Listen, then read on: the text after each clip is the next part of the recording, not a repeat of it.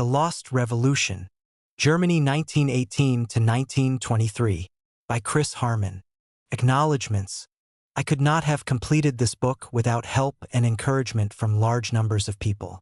In particular, thanks are due to Alex Kalinikos, Tony Cliff, Lindsay German, Pete Goodwin, Donnie Gluckstein, and Colin Sparks for comments on the manuscript, to Colin Barker for the arduous job of going over it, to Sybil Koch for helping with translations with the German, and to Pete Marsden for seeing the final draft through to publication. Introduction. The Kaiser Alexander Regiment had gone over to the revolution.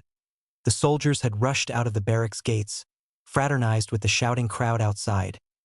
Men shook their hands with emotion, women and girls stuck flowers in their uniforms and embraced them. The officers were being stripped of their cockades and gold lace. Endless processions of workers and soldiers were passing without break along the road. Army lorries passed by with red flags. They bore soldiers and red-ribboned workers, crouching, kneeling, or standing alongside the machine guns, all in some fighting attitude, all ready to fire. All the men around the machine guns on the lorries or resting their rifles on their knees in commandeered private cars were manifestly filled with iron revolutionary determination. The Hotel Escherhaus is now the headquarters of the Red Army. The hotel rooms are stuffed full of red troops.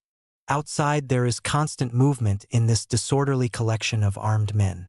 Sailors, civilians with hardly any sign of the military on them, armed men in uniforms or in civilianized military clothing, with caps, hats, or bare heads, with rifles, guns, hand grenades.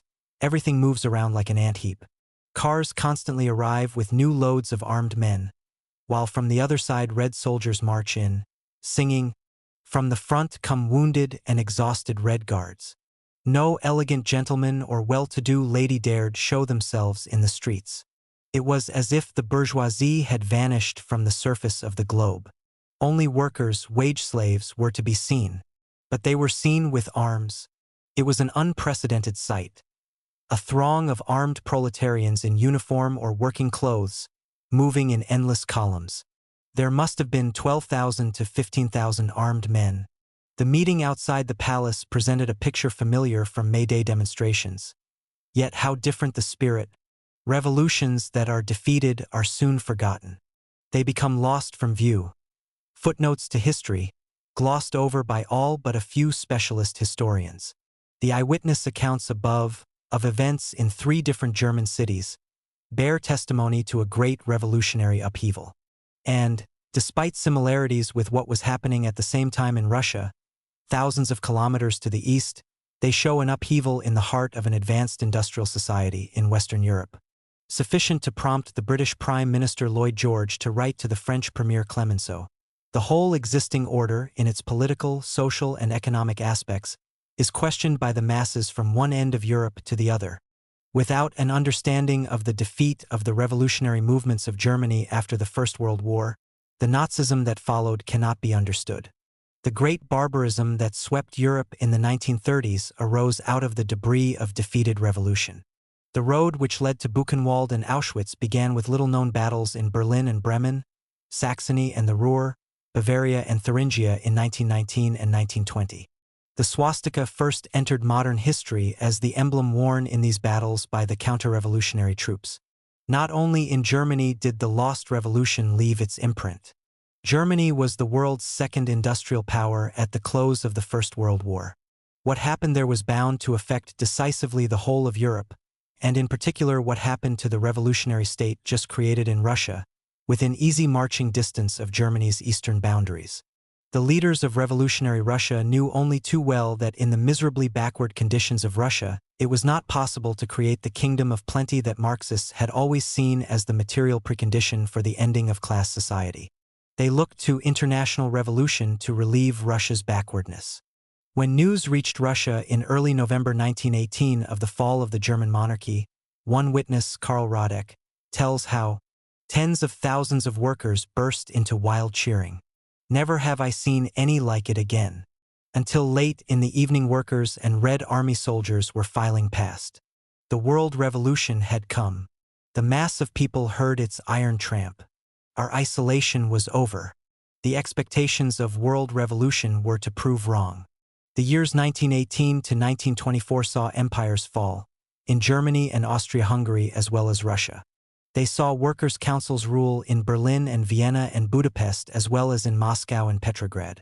They saw some of the biggest strikes in British history, guerrilla war and civil war in Ireland, the first great national liberation movements in India and China, the occupation of the factories in Italy, bitter, bloody industrial struggles in Barcelona. But it was a period which ended with capitalist rule intact everywhere except Russia. A central argument of this book will be that this was not inevitable. But it happened. And having happened, it undercut all the premises on which the Russian Revolution was based. Without the revolution in Germany, we are doomed, Lenin declared in January 1918. Doom struck in a way that Lenin had not expected. He had thought that an isolated Soviet Russia would eventually collapse under the sheer pressure of hostile forces from outside. These it survived, but only at enormous cost, as isolation produced economic devastation and economic devastation led to the closure of all the great factories, bringing appalling hardship and starvation to cities and villages alike. Above all, it led to the disintegration of the industrial working class that had made the revolution in 1917. The Bolsheviks who had led the workers in 1917 were forced to change from being the representatives of the working class to being a sort of Jacobin dictatorship acting in their place. And in a backward country pushed still further backward by long years of World War and long years of civil war, a new bureaucratic dictatorship could all too easily crystallize out of that revolutionary dictatorship. Isolation begot devastation and devastation begot bureaucracy, bringing a new form of class rule. To tell that story would take us right away from the theme of this book. But the crucial point is that the starting point for the process of degeneration of the Russian Revolution lay outside Russia. Stalinism, as much as Nazism, was a product of the lost German Revolution. There is another reason for looking at the defeat of the revolutionary movement in Germany. Since 1968, the world has entered a new period of revolutionary explosions. France in 1968, Chile in 1972–73, Portugal in 1974–75, Iran, Nicaragua and El Salvador in 1979–80. In each of these, the force which was central to the events in Germany in 1918–23, the industrial working class, played a key role. A knowledge of what happened in Germany, of the mistakes made by the revolutionaries and of the maneuvers made by their opponents, throws useful light on what is happening in the world today. It is no accident that so many of those who argue over the possibilities of working-class revolution in the world today, whether American liberals such as Barrington Moore, former communist militants such as the Spaniard Fernando Claudin, or the revolutionary socialists of every country, refer for evidence to the events of the lost revolution. The aim of this book is to present the history of the period in a readily accessible form to an English-speaking audience. It is for all those who are, like myself before I started work on the book, frustrated by the need to pull together a fragmentary knowledge of the German Revolution out of a plethora of different sources, some out of print and many of the best only available in German or French. This is not an original work in the sense of breaking new academic ground. I think, however, it will be useful for those who recognize that you need to understand history in order to change it. One final point. This is not one of those works in which the author makes an unsuccessful attempt to hide his own prejudices. I write from a standpoint of sympathy with those who fought desperately to make the German Revolution a success, for the very simple reason that I believe the world would be an immensely better place had they not been defeated. Chapter 1. Before the storm. Social upheavals do not begin because political organizations summon them. Governments and oppositions alike usually fear the unleashing of the passions of the masses. If the state is torn asunder, it is because the very development of events confronts millions of people, peripheral to the old political institutions, with no choice but to change things. Germany in the summer of 1914 was apparently the most stable of societies. Two forces contended for the allegiance of the population: the Prussian state and the million-strong Social Democrat Party, SPD. Each regularly abused the other, and on occasions engaged in carefully restricted forms of direct action against its antagonist. Neither recognized the legitimacy of the other, yet neither thought seriously of upsetting the stable framework within which they both operated, a framework whose main components had endured for nearly half a century without serious challenge, and which the state and social democracy alike assumed would circumscribe their actions into the indefinite future. The German state. The German state was not a conventional bourgeois democracy. In Germany, unlike France, the middle class had not fought an all-out battle to bring power into its own hands, and after its miserable failure in 1848, it had meekly subordinated itself to the Prussian monarchy. The result was a compromise in which the old monarchic structure continued, but adapted itself increasingly to serve the ends of big business. Concessions were made to the middle classes, and in a very limited form to the working class, but the state machine continued to be run by the Prussian landowning aristocracy, a governing class whose allegiance was to the emperor and not to any elected parliament. This compromise involved a welter of hybrid political institutions. Germany was a unified empire, or Reich. Yet, in addition to the Prussian state, more than half the territory of the empire, there remained a motley patchwork of kingdoms, principalities, free states, and free cities, all accepting Prussian rule, but each with its own local powers and distinct political structures. The empire had a parliament, the Reichstag, chosen by male suffrage, but its powers did not go beyond vetoing government bills, and the choice of the government rested with the emperor. Each local state had its own form of democracy, in the most important instances involving a restricted franchise based upon a 3- or 4-class system of voting. In this, the upper class held most of the votes, and those for a parliament whose powers over the hereditary monarchy were severely restricted. There was freedom of speech, but only within tight limits. The Social Democrats, despite being the largest political party, had been formally banned until the early 1890s, and the law was used with great frequency against the socialist press on one pretext or another in what one study has called a policy of persistent guerrilla war against the party by the authorities. The Social Democrat Max Beer described how, during a 22-month spell as an editor in Magdeburg, he spent, all told, 14 months in prison. Between 1890 and 1912, Social Democrats were sentenced to a total of 1,244 years in prison, including 164 years of hard labor. As late as 1910, the Bremen City Senate sacked some school teachers for the heinous crime of sending a telegram congratulating the Social Democrat leader Bebel on his 70th birthday. The use of police and troops against demonstrations and strikes was frequent, as in 1912 when cavalry used sabers and bullets against striking miners in the Ruhr. The middle classes had originally been hostile to the Prussian state, but in the 1860s and 1870s Bismarck had used it to advance the interests of German industry and, in the process, won the collaboration of the bourgeoisie. Most of the old liberal opposition to the monarchy now swung behind the pro-monarchist National Liberal Party, later the German National People's Party, which took a position on the question of subversion barely distinguishable from that of the Prussian aristocracy. Authentic liberal democracy was a feeble force, and the only other bourgeois opposition was a Catholic party in parts of southern Germany which distrusted the Protestantism of Prussia. By and large, the children and grandchildren of the bourgeois revolutionaries of 1848 were ardent supporters of the empire. In some states, the result was that the regime became more illiberal as time passed. Yet it would be wrong to imagine Imperial Germany as a grim, totally oppressive despotism. German capitalism had experienced more than 40 years of sustained economic expansion, overtaking Britain in industrial capacity. A byproduct of this success was the state's ability to make economic concessions to the lower classes. Large sections of the population experienced the years before the First World War as a period in which their lives had become a little less burdensome. Real wages had risen in the 1880s and 1890s from the very low levels of the 1860s and 1870s, even if they stagnated or fell a little after 1900 when a minority of workers suffered an actual decrease in their living standards. The majority experienced stability or moderate wage rises. One element in Bismarck's attempt to weaken the socialist opposition had been his provision of limited welfare benefits to the working class. There was a general reduction in working hours during the first decade of the 20th century. In many older established industries, employers had reluctantly recognized unions and allowed employees a limited degree of control over their pace of work. And if the working class movement was prevented from exercising its full political clout both nationally and in most of the states, it could still organize, still temper the wilder excesses of those who ran the empire, and thus wield a certain influence in many localities. It might not enjoy the same degree of freedom as its fellows in France or Britain, but it still operated in a markedly more favorable environment than that of the neighboring Tsarist Empire. German social democracy.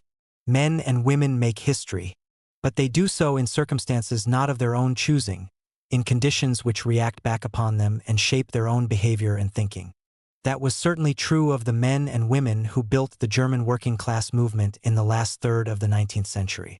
The Social Democratic Party embodied the political aspirations of nearly all organized workers.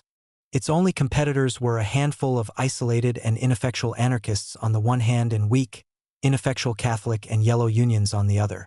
The party is usually characterized by historians as being revolutionary in theory, gradualist in practice. It had originated from two rather different movements within the young working class of the 1860s and 1870s. An openly revolutionary current inspired by Marx and a current inspired by Lassalle, who envisaged winning reforms through a compromise with the Prussian state. But the experience of organizing within that state had pushed the two currents together.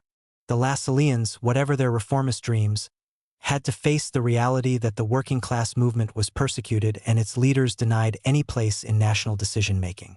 As for the Marxists, their revolutionary aspirations were tempered by the fact that the state was too powerful to overthrow, thus forcing them to avoid policies of open confrontation. The whole movement was driven to the expedient of acting as a cast-out minority within German society, laboriously using every opportunity to build up its strength through those legal means permitted to it by the state. It contested elections, held meetings, sold its newspapers, distributed its propaganda, built up trade unions. But it was never able either to infiltrate its way into the corridors of power, nor to storm the buildings through which they ran. The party activists responded to state persecution by accepting the revolutionary notions argued by the Marxists. In the 1880s, the party had declared itself revolutionary, with no illusions in parliamentary methods. These notions were embodied in the General Declaration of Principles, the maximum demands, of the program adopted by the party at its 1891 Erfurt Congress. At the same time, however, the leeway available in society for the party's operations also influenced the views of its members. They were able to construct powerful institutions, which seemed inexorably to increase in might from year to year. Even if they could not overthrow the state, the socialists could erect their own state within the state. With its million members, its 4.5 million voters, its 90 daily papers, its trade unions and its co-ops, its sports clubs and its singing clubs, its youth organization, its women's organization and its hundreds of full-time officials, the SPD was by far the biggest working-class organization in the world. The activists treasured this achievement and continually searched out ways to develop it further by involving working-class people in the party's organizations, even if on the basis of activities that seemed a million miles from the struggle for state power. But decades of working through legal aid schemes and insurance schemes, of intervention in the state-run labor exchanges, above all of electoral activities, inevitably had an effect on the party membership. The revolutionary theory of the Erfurt program came to seem something reserved for May days and Sunday afternoon oratory, hardly connected with most of what the party actually did. The scope for forms of action which involved direct clashes with the state was limited. In the 1890s, strikes were few and far between, involving only 500,000 workers in the whole decade, fewer than those involved in strikes in the very non-revolutionary conditions of Britain in the first month of 1979. There was a certain upturn in strike activity in 1905–6, but of the 3 years that followed, the best historian of German social democracy concludes, not even the most militant revolutionary could discover a concrete opportunity for radical action. The Erfurt program itself had contained a program of minimum demands as well as the maximum principles. It was these minimum demands that became the real concern of SPD party activists on a day-to-day basis. The theory of the party came to reflect its practice. The party's leading theorist, Karl Kautsky, author of the Erfurt program, defended Marxist orthodoxy and gained the title the Pope of Marxism. But for him, the goal of revolution was something that had shifted into the indefinite future, an inevitable occurrence to be waited for, but to which it would be quite wrong to try to find a shortcut. In the meantime, party members had to commit themselves totally to the decidedly non-revolutionary round of daily party activities. Political lessons did have to be drawn from agitation, but the key lesson was the need to win a majority of votes in elections before socialist change could begin. The transformation of socialist activity involved in all this was not something imposed on the party by treacherous leaders. It followed from the circumstances in which the membership found themselves. But it did produce within the party an increasing number of activists for whom the daily non-revolutionary routine became the be-all and end-all. This was especially the case with the band of full-time administrators that arose around the collection of finance, the running of election campaigns, the production of newspapers. These people came very much to control the party, especially when the veteran Marxist Bebel handed over the party secretaryship to the administrator Ebert in 1906. Yet until 1914 there was no real alternative, even for this group, to their continued exclusion from the mainstream of imperial politics, so their experience gave them little reason to jettison Marxist principles.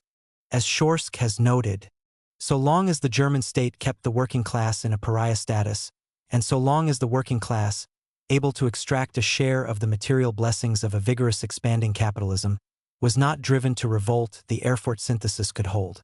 There had been an attempt to revise the party's revolutionary principles at the turn of the century by Eduard Bernstein, a former disciple of Engels. This received substantial sympathy from some party functionaries, especially in southern Germany where there were more opportunities for the Social Democrats to influence local parliaments. But the national leadership soon crushed the revisionist moves. In the year 1907, the national leadership itself briefly seemed to be turning to the right. After the pro-monarchist parties had won almost all the middle-class votes in an election campaign in which a key issue was the German colonization of Southwest Africa, a section of the leadership, including Bebel, began to seek justifications in Marxist terminology for national defense and even colonialism. But the formation of a government of all the bourgeois parties, including the democratic ones, soon revealed the isolation of the Social Democrats and took away any possibility of playing parliamentary games. Social democracy returned to the Erfurt policy of pure, but actionless, opposition. The party center defended this policy against the left, as well as against the right. It had supported the left in the arguments against Bernstein's revisionism. But when Rosa Luxemburg, the leading figure on the left, under the influence of the strike wave of 1903–6 and the 1905 Russian Revolution, argued that the party should push for mass strikes against the state, she found the national leadership doing its utmost to stop these. And when she returned to the argument again after a new wave of strikes and clashes between the police and demonstrators for the vote in 1910–12, it was the Pope of Marxism himself who took up cudgels against her. Yet to those who were not privy to all the leadership's internal maneuvers, the party seemed still committed to socialist revolution. Even Lenin continued to regard Kautsky as a final authority on Marxism right up to the outbreak of the war in August 1914. The revolutionary left. There were a few individuals within the German working class movement who were aware of the inadequacies of the leadership. The most significant was the Polish exile Rosa Luxemburg. But to most SPD activists, the left's criticisms seemed rather remote. After all, any activist spent most of his or her life engaged in exactly the routine activities that the bureaucracy extolled. There was little else to do, given the low level of industrial struggle. Even Luxemburg's main activities were not that much different: giving Marxist lectures in the party school, writing for party papers, making propaganda in election campaigns, arguing at internal party meetings and conferences. Rosa Luxemburg herself certainly felt helpless to change things. The number of people who shared her extreme doubts about the leadership was very small, and she felt they could not get any mass following for their views. Under such circumstances, her greatest fear was that they might become cut off from the mass of workers inside the social democratic organizations. Such a separation, she felt, would be the greatest imaginable mistake. So she opposed any notion that the radical wing of social democracy might form an organization of its own, inside or outside the party. That would make them too easy a target for the party leadership. As one of her biographers records, not even later communist historians, looking hard for traces of emerging left-wing organization before the war, were able to make any case for the existence of an organized radical group.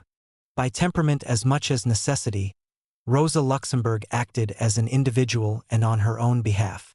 Instead of organizing such a group, the only hope she saw was to wait until a mass, spontaneous upsurge of working-class struggle smashed through the complacency of the social democratic apparatus. She wrote to her friend, Clara Zetkin, leader of the social democratic women's movement, in 1907, "I feel the pettiness and the hesitancy of the party regime more clearly and more painfully than ever before. However, I can't get so excited about the situation as you, because I see with depressing clarity that neither things nor people can be changed until the whole situation has changed. And even then we shall have to reckon with the inevitable resistance of such people if we want to lead the masses on. Our job will take years. The left was forced to pull itself together a little in the years after 1910, when the revival in the level of working-class struggle gave its arguments more significance and when the party center began attacking them seriously. There began to develop in the party a loose network of people who more or less agreed, who would vote together at party meetings and conferences, and who would try to get articles by the leaders of the left into local party papers. The intensification of the debate in the party even led Rosa and her friends to form, towards the end of 1913, a weekly review in which to air their own ideas. But this was still a long way short of anything like an organized faction. There was no disciplined body of adherents organized around the review, discussing the interrelation between their theory and their practice, establishing criteria for membership. At the first serious test, the network was to prove completely inadequate. Some of its members swung immediately to the right. The majority lacked any central direction for intervention and organization. Nor was this all. Reliance on the Social Democratic Party as the organization of the working class meant acceptance of its disciplinary norms, to the extent that in 1912 Rosa Luxemburg was prepared to resort to the party center in an effort to drive out a fellow exiled Polish revolutionary Radek for alleged breaches of discipline in Warsaw 7 years earlier. One byproduct of this episode was to intensify mutual suspicions and hostilities among different sections of the left. Rosa Luxemburg was a great revolutionary, but there was to be a high price to pay for this failure to draw her followers together into a minimally cohesive force before 1914. Germany in 1914. On the one hand, the Prussian state, a capitalist state with feudal trimmings, manned by reactionary officials from the landed aristocracy. On the other, the social democratic working-class movement, preaching a revolutionary doctrine, very non-revolutionary in practice, with only a small disorganized minority of radicals noticing the contradiction. These were the actors who were to fill the major roles in the great post-war upheavals. But before we see how the drama unfolded, let us briefly examine the stage on which it was played. Germany in 1914 is usually reckoned to have been an advanced industrial country. So it was, by the standards of the time. It was the world's second industrial power, with huge electrical engineering works in Berlin, giant iron and steel plants of the Ruhr, mines in central Germany and the Ruhr, shipyards and docks at Hamburg and Bremen, and a large textile industry in Saxony. But by today's standards, Germany was still relatively backward. A third of the population still lived on the land. The East, an area later mostly incorporated into the USSR and Poland, was dominated by huge landed estates and the South by medium to small, conservative-minded peasant farmers. Much of the industry even was not what we would think of today as large-scale. Mass production, with its assembly lines and masses of semi-skilled workers, was only just getting off the ground, and much production was still by local firms with only a few hundred workers. Significantly, Germany's largest factory during the period of the Revolution, the Luna Works near Halle, had not been built until 1916. Only 1,378,000 out of a total industrial workforce of 11 million worked for firms with more than 1,000 employees. Most workers still lived in towns or even industrialist villages, rather than cities, and remained subject to the pressures of local middle-class opinion. It was still the exception rather than the norm for working-class women to work in production. In the engineering town of Remscheid, a significant proportion still went into service. This was not a fixed state of affairs.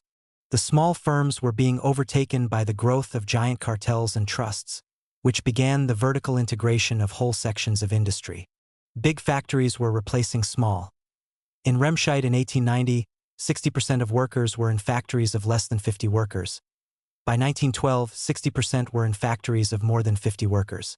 New mammoth industrial complexes were developing in which old skills often counted for nothing. 3 great enterprises in the Ruhr town of Hamborn employed 10,000 workers between them in 1900 and 30,000 in 1913. All these changes had been taking place for decades without the fundamental structure of German society being threatened. The successful expansion of German capitalism enabled it to make enough concessions to the different sections of the population to ensure decades of social peace. By 1914, revolution seemed the most distant of distant prospects. But the very successes of German capitalism had the inevitable effect of destabilizing the international environment in which it existed. British and French capitalism, though weaker economically, had much more powerful global presences, with empires on which the sun never set.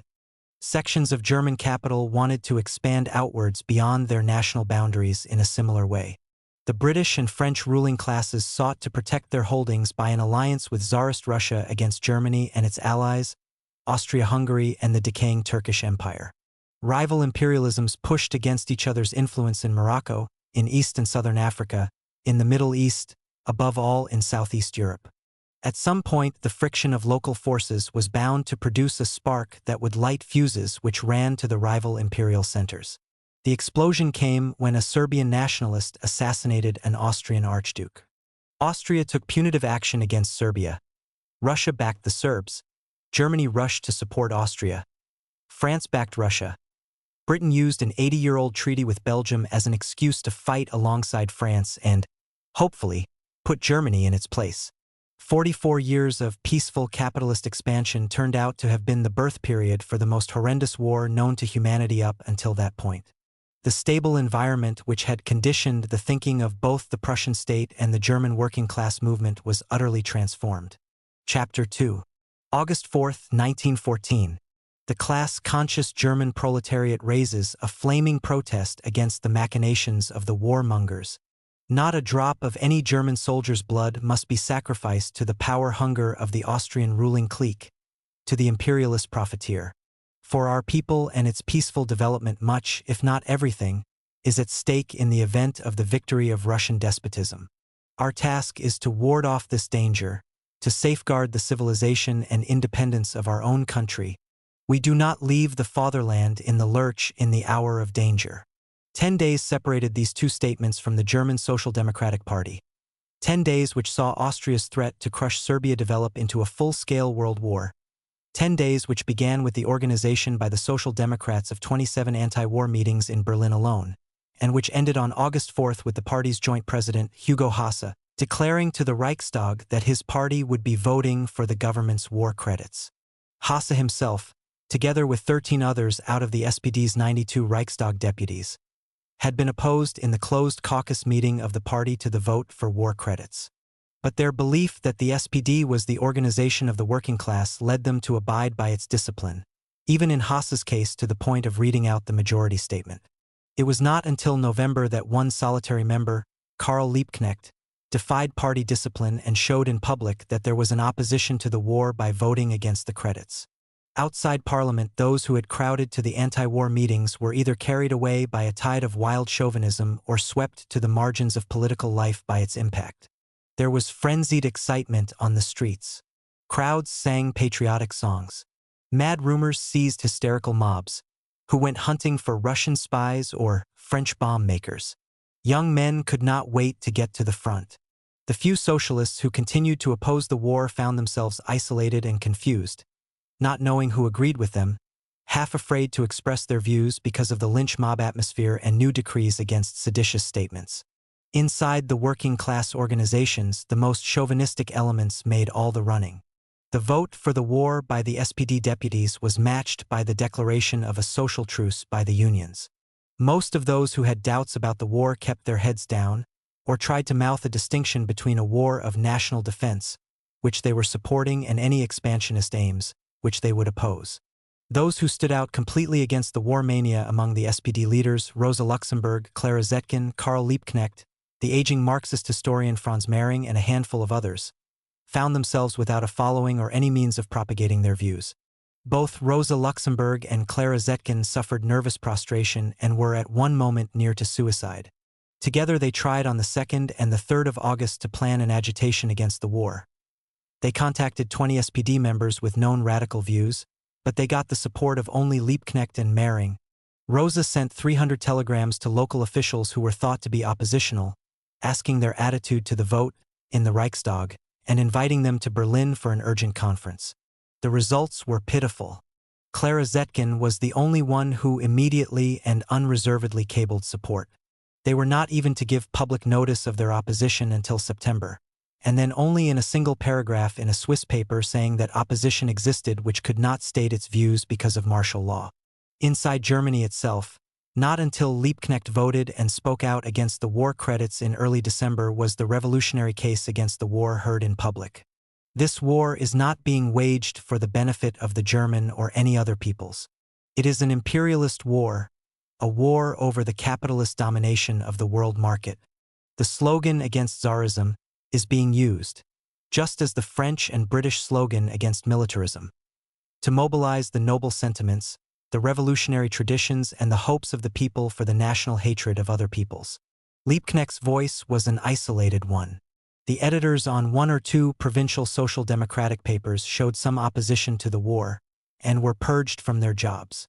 Otherwise, only a handful of socialists gathered around Luxemburg and Liebknecht, and their members were further decimated by the state.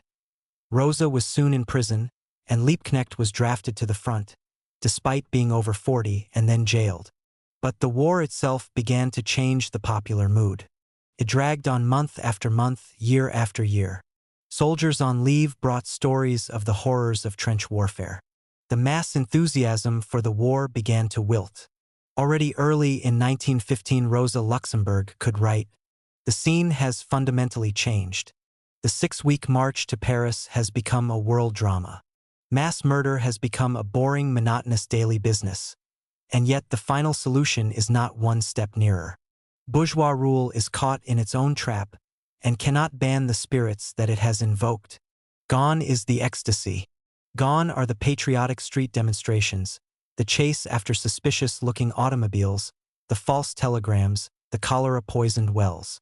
Gone the excesses of a spy-hunting population, the coffee shops with their deafening patriotic songs. The show is over. No more do trains filled with reservists pull out amid the joyous cries of enthusiastic maidens. We no longer see their laughing faces, smiling cheerily at the people from train windows. They trot through the streets quietly, with their sacks on their shoulders. And the public, with a disturbed face, goes about its daily tasks. More than just enthusiasm was being lost. The war was undermining the very conditions that had allowed the working-class movement to adapt to the Prussian state for so long. The economic and social impact of the war. When the war started, the politicians and military commanders on all sides thought it would be over within a matter of months. Schlieffen, the first German chief of staff, thought a long war inconceivable.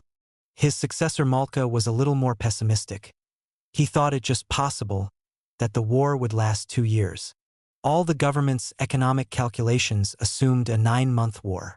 So no provision was made for the economic burden of a war that just dragged on, using up undreamt-of amounts of munitions, a war in which each side resorted more and more to blockades to try to crack the other's economy. The problems of waging economic warfare in a conflict having an industrial character had not been even remotely anticipated. As the rival armies became bogged down in the fields of northern France, the whole German economy had to be raided to keep the war machine going. First to be hit were the living standards of workers. Food supplies slumped, partly because of the blockade, but more importantly because of the conscription of agricultural labor into the forces. By late 1916, the meat ration had fallen to less than a third of the pre-war average, the egg ration to a fifth, the bread ration by nearly half, and milk became available only through the black market. The weekly diet of most workers was restricted to 4 pounds of bread, 3 ounces of butter, half a pound of meat. Its calorific value, 1,313, was half what a normal adult needed. Things reached an all-time low in the winter of 1916-17 when food distribution to the cities broke down. In the turnip winter, elements of the staple diet were replaced with turnip bread, turnip marmalade, even turnip coffee. Hunger stalked most working-class districts. In its train, almost any epidemic disease took a fatal toll. The town of Hamborn alone experienced 854 cases of typhus in 1917. In the space of a few months, the German working class found life transformed. 40 years of slow improvement gave way to a nightmare deterioration. Not only material conditions suffered. Millions of workers had, of course, been conscripted and sent to the front. Those who remained in the cities found that the tenuous civil rights that had been extracted from the state in the previous decades were torn from them by wartime regulations against sedition. An auxiliary labor law in late 1916 provided for industrial conscription of male workers, tying them to their employers and putting them under military jurisdiction.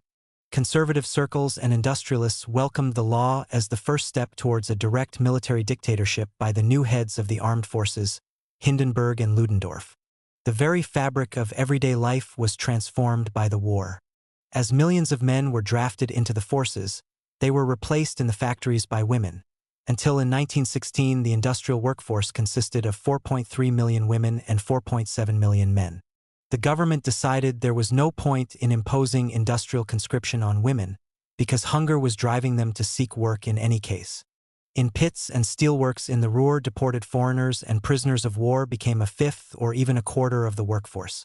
The immediate effect of such changes was to increase the confusion within the working class and to weaken its inner organization.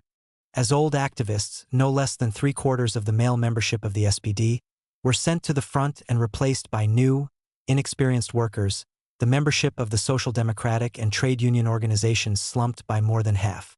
The task of those who wanted to campaign in these organizations against the war remained very difficult, even after the fading of pro-war enthusiasm. But the cumulative effect of the war economy was to create a greater than ever potential for working-class organization. Germany in 1914 was still, by present-day standards, a country of relatively small factories and relatively undeveloped production.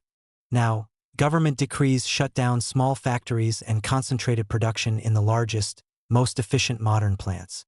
In plant after plant, the techniques we associate with mass production, the breaking down of individual skilled tasks into a multiplicity of semi-skilled ones, became the norm for the first time. The backbone of pre-war social democracy had very much been the skilled workers in industries such as engineering, where the unions were strongest. Above all, their experience of rising real wages had provided the material base for the reformism in practice of social democracy. Now inside the factory, the skilled workers were under threat from new forms of industrial discipline, even though they were most able to avoid the front because of their importance to the war industries. What is more, they really felt the impact of the war on living standards. Until 1914, because of differentials, they had found life easier than the unskilled. Now all workers were forced down on the minimum rations needed for physical survival.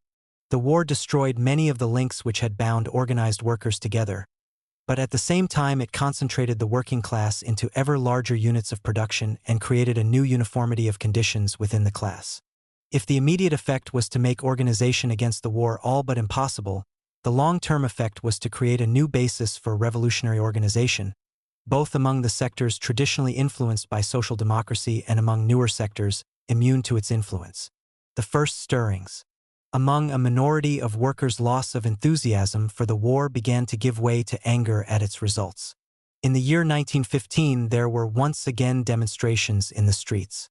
But they were no longer the patriotic demonstrations of August 1914. That mood had evaporated. People no longer looked for spies, but for bread. Hunger drove people, especially women, into the streets. In the course of the year, there were demonstrations for peace in Berlin. At first, a few hundred people took part, and then thousands. These comparatively small numbers signified a great deal at the time, when everyone stood beneath the rod of the military dictatorship. Some of the demonstrations were more or less spontaneous outbursts by unorganized groups of people, usually women. Anger would flare when a shop ran out of food, or put its prices up, or when rations were suddenly cut. There was a rash of such demonstrations in the winter of 1915-16 and again in the following winter, often leading to bitter clashes between non-political workers and the police. But there were more overtly political demonstrations as well. The change in the popular mood gave new heart to those within social democracy who had opposed the war. At SPD meetings, people would demand that the local Reichstag deputy vote against the war credits and that the local party paper carry discussion on the war. For instance, in Bremen in 1915, the left had been only 15 strong and held only private discussions. In the winter of 1915-16, there were aggregate meetings of the local party, with an attendance of up to 1,100, a quarter of the total membership, where views on the war were openly argued. In Berlin, the left was strong enough for the Internationale Group of Luxembourg and Liebknecht to call a demonstration on May Day 1916. Liebknecht was arrested as he began to speak to several thousand workers and young people. On the day of his trial, 55,000 workers struck in solidarity with him. By now, Liebknecht was no longer a lone voice even in the Reichstag. In December 1915, 19 other deputies had joined him in opposing war credits. The anti-war feeling was given further impetus by the growing openness of military and industrial circles about their war aims. The preservation of Germany's old frontiers would not satisfy them. They demanded the incorporation into the Reich of Belgium and northern France, the setting up of a puppet government in Poland, and hegemony over the other states of Eastern and Central Europe. As Hindenburg and Ludendorff took command of the armed forces and the war economy, in the summer of 1916, the military and the industrialists were more and more openly running things. Even if the government did not itself endorse their aims for fear of upsetting its Austro-Hungarian ally, their aim was for Austria-Hungary to be hegemonized. The arguments of the right Social Democrat leaders about a war of national self-defense sounded even more hollow after the collapse of Tsarism in Russia with the February Revolution of 1917. Russian tyranny could no longer be presented as a menace. To a growing minority of workers, the real menace was seen as the expansionist war policy of the Prussian state and big business. April 1917 saw a 200,000-strong strike of metal workers against a cut in the bread ration, led by opponents of the war. Spontaneous unrest over food shortages was beginning to merge with political opposition to the war. But only just beginning. Events in the summer of 1917 and the beginning of 1918 showed both the potential impact of the spontaneously fermenting discontent and the inner political limitations it had yet to overcome. The class structure of German society found its perfect reflection in the relations of officers and men in the armed forces. The privileges of the officers stood in permanent contrast to the low rations and harsh discipline imposed on the other ranks. At the front, the camaraderie that came from a common danger often blunted the resulting resentment. Not so in the fleet, which sheltered in the ports of the northwest coast for fear of an open confrontation with the British fleet at sea. The men slaved and engaged in perpetual drill, but the officers sat about idle, cleaning and polishing their fingernails and combing their hair. The difference between the living conditions of the officers and the men was emphasized by their close proximity on the ships. The crew saw that their superiors ate better food, went ashore whenever they pleased, had special clubs for their entertainment. Resentment gave way to organization as food rations were cut to a minimum in the aftermath of the turnip winter.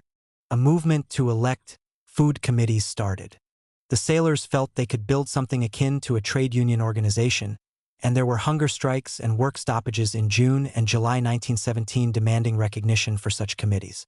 But at the beginning of August, the authorities arrested a number of sailors. The crew of one ship took protest action, only to abandon it almost immediately. Their passive trade union notions of action were impotent against the armed might of the state and its military justice. The movement collapsed.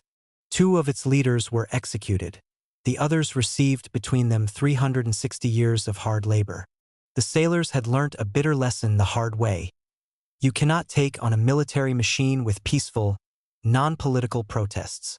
They were to remember that lesson 14 months later. But first it had to be learnt by the workers of Berlin. The January strikes. The growing discontent with the war received a political focus in November 1917.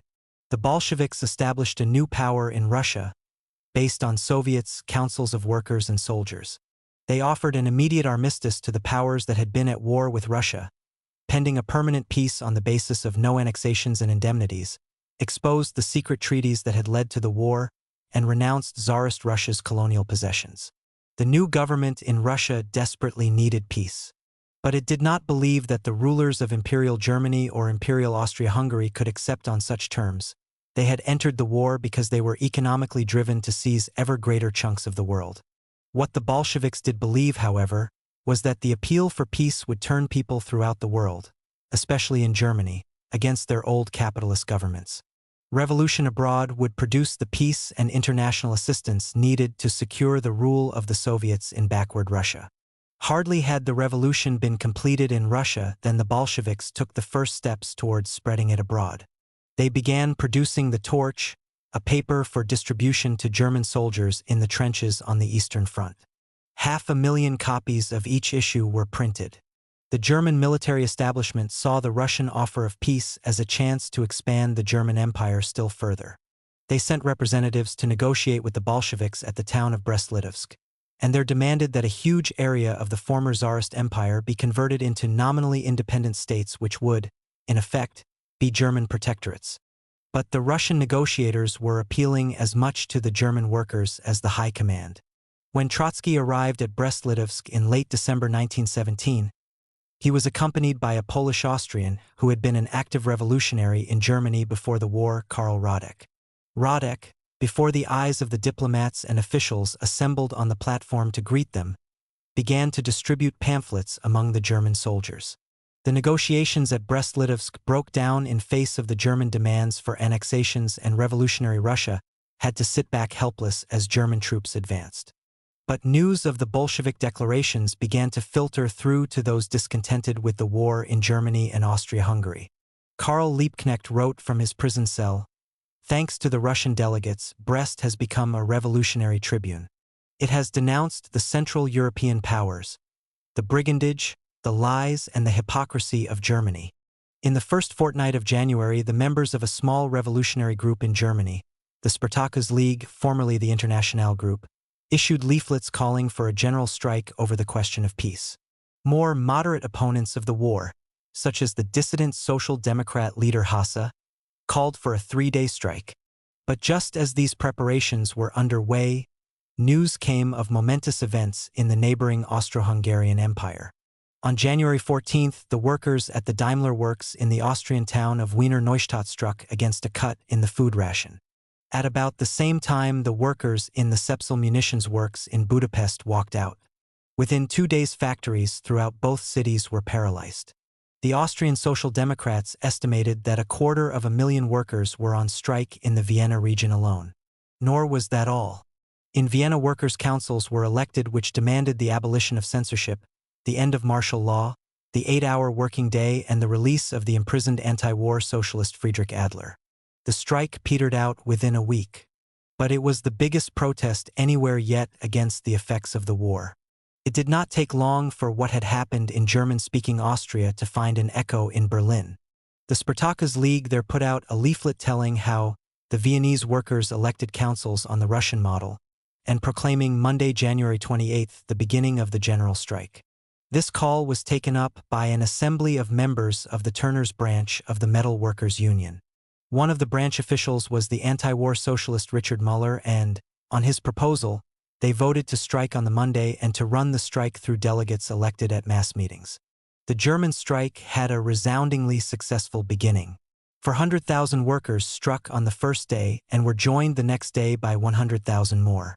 The movement stretched well beyond the confines of the capital and involved Kiel, Hamburg, Danzig, now Gdansk, Magdeburg, Nuremberg, the Ruhr, Munich, Cologne, Mannheim, and Kassel. At first, too, the organization of the strike seemed perfect. 414 factory delegates met in Berlin and appointed an action committee of 11. But the authorities did not sit back. They broke up the next meeting of the delegates, forbade mass meetings in the factories and occupied trade union buildings. By the Thursday, Berlin was plastered with official posters reinforcing the state of siege and announcing extraordinary military courts. There were clashes between strikers and the police, who were joined by 5,000 reinforcements from outside the city. Even the official, pro-war, Social Democrat paper Vorwärts was banned by the authorities for spreading false information. They printed the number of strikers. The clashes left the workers bitter. One of the Spartacist leaders, Jagashes, described how after each clash with the police you heard, "Comrades, tomorrow it will be a matter of arms." But there were basic weaknesses within the strike movement. The militants leading it had not given much thought as to what to do once it was successful. As Jagashes wrote shortly afterwards, they did not know what to do with the revolutionary energy. In order to establish the unity of the whole working class in the strike, the Action Committee had insisted, against some opposition, on 3 representatives of the pro-war Social Democratic Party joining the committee. But these leaders were only prepared to join for one reason, as they explained several years later. Ebert insisted, "I joined the strike leadership with the clear intention of bringing the strike to a speedy end to prevent damage to the country." His colleague Scheidman added, "If we had not joined the strike committee, law and order would not now exist here." Ebert and Scheidman went out of their way to introduce confusion into the strike. Victory is the dearest goal of all Germans. For speaking at this meeting, the left socialist Dittmann received a 4-year prison sentence. Ebert, of course, was not touched. The Social Democrat leaders took confusion into the heart of the Action Committee itself. They offered to mediate with the government over the strikers' purely economic demands, as if the strikers did not have political motives, however confused these might be. The strike leadership were unhappy with this Social Democrat suggestion, but had no clear alternative. They recognized the war as the crucial issue, even though they had used economic questions to mobilize workers. Yet to end the war they needed revolutionary action as well as strikes, and they had not prepared themselves for this. In the end, they found themselves with little choice but to recommend a return to work, despite the massive numbers who had joined the strike. The government seized the opportunity presented by the resulting demoralization to decapitate the working-class movement. Many strike leaders were arrested, and in Berlin 1 worker in every 10 was sent to the front. The vanguard of the anti-war movement was physically removed from Berlin's factories. Like the Kiel sailors the previous summer, the strike was smashed because it attempted to use purely trade union tactics to deal with a question of political and military power. As Jagesh summed it up, because they could not imagine the strike wave as more than a simple protest movement, the committee, under the influence of the Reichstag deputies, tried to enter into negotiations with the government, instead of refusing all negotiations and directing the energy of the masses. The left. None of these movements had been directed by a revolutionary organization. Individual revolutionaries played a key role at certain points. They gave expression to the anger of much larger numbers of workers against the hunger, the low wages, and the futile bloodshed of the war. But these workers were not themselves revolutionary socialists, nor were they following the discipline of a revolutionary organization. Most simply wanted a return to pre-war conditions. They still retained a certain faith in the Social Democrat leaders, even while striking against the war that those leaders backed. The growing discontent had a significant impact on the Social Democratic organization itself. Even the extreme right-wing leaders of the party, such as Ebert, could not stand completely apart from the great strike movements. They knew that to do so would mean losing their influence over the masses, the sole influence which, they thought, could prevent a breakdown of law and order. The change in the popular mood had an even greater impact on thousands of lower Social Democrat functionaries. Many had not been exactly enthusiastic about the war in 1914, but they were members of a party with millions of pounds of funds, hundreds of union and co-op buildings, dozens of daily papers, hundreds of employees. All, they feared, would be destroyed by repression if the party opposed the widespread pro-war hysteria. It was much easier, as they saw it to be realistic, to go along with the pro-war mood while resisting its worst excesses. So they supported the war, but opposed the demands of the General Staff and big business for the annexation of huge tracts of foreign territory. Trotsky, who was in Vienna when the war broke out, described attitudes within the Social Democratic Party there. What he wrote applied equally in Germany. What attitude toward the war did I find in the leading circles of Austrian Social Democrats? Some were quite obviously pleased with it. These were really nationalists, barely disguised under the veneer of a socialist culture which was now melting away as fast as it could. Others, with Victor Adler at their head, regarded the war as an external catastrophe which they had to put up with. Their passive waiting, however, only served as a cover for the active nationalist wing. This was very much the situation inside the German party. Reluctant acquiescence was rife. But now that anti-war sentiments were again popular, these people felt it expedient to voice their previously secret doubts. They could do so now without breaking with the mixture of cowardice and careerism that had kept them silent in 1914. So it was that in 1916 a current developed within the Social Democratic Party in opposition to the pro-war leadership. The mood of rank-and-file workers who had had enough of the war but did not yet want revolution was matched by many party functionaries who did not like the war either and were as hostile to revolution as they had ever been. This current became known as the center or the centrists because of its midway position between the leadership of the party and the revolutionary element around Rosa Luxemburg and Karl Liebknecht. The center's leaders wanted an end to the war, but they did not want any great social upheaval. They saw peace as coming through good faith within the contending powers and tended, as the war proceeded, to place their hopes in the policy of the American President Woodrow Wilson. They were careful to keep their distance from the slogans of the Spartakists. The enemy is at home. Peace through socialist revolution. They insisted they did not believe in seditious acts, such as advising the sailors to mutiny. The most they were prepared to do was to operate as a parliamentary group distinct from the right within the SPD. But the bureaucratic leadership of the SPD was not prepared to tolerate any opposition to its pro-war policies, even this half-hearted opposition. It seized from the oppositionists' newspapers under their influence, most importantly the Berlin Daily Vorwärts, and then expelled the minority N-Block early in 1917, forcing them to form a party of their own whether they wanted to or not. The Independent Social Democratic Party, USP, or simply the Independents, was born. This was by no means a revolutionary party. Its leaders were united by only one thing: their desire for an end of the majority Social Democratic Party's support for the war. Over most other things there was the same range of differences that had existed inside the SPD. Some were for revolution, others for reform, most preferring to speak in revolutionary language and to act in a reformist manner. Some wanted a negotiated end to the war, others spoke of turning the war into a civil war.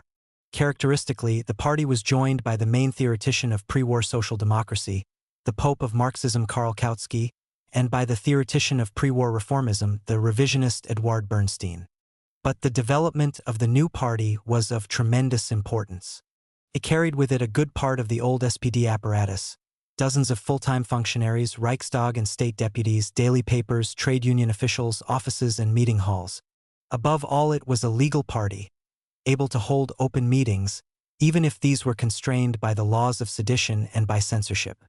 The USP provided a mass focus for the aspirations of tens of thousands of people who were, however hesitantly, beginning to question the war. 6 months after the split, it could claim 120,000 members as against 150,000 in the SPD. Many of the strike leaders of April 1917 and January 1918 were in its ranks, and the rest of sailors of August 1917 began to identify with it and made contact with its local and national leaders. The real revolutionaries were further to the left. In place of the vague demand for peace voiced by the independents, these demanded revolution as the only way to end the capitalist war. But around them were still little more than small, isolated groups of activists. True, Liebknecht was nationally known and widely admired as the Reichstag deputy who had first spoken out against the war and as the victim of government persecution since. But repression made it virtually impossible for his colleagues to explain to more than relatively restricted circles of workers what he stood for in detail. Liebknecht himself was conscripted to the front. Despite his age, he was well over 40, and then imprisoned. Rosa Luxemburg, too, was imprisoned. Their contacts in the factories were the first to be victimized and conscripted after the strike of January 1918.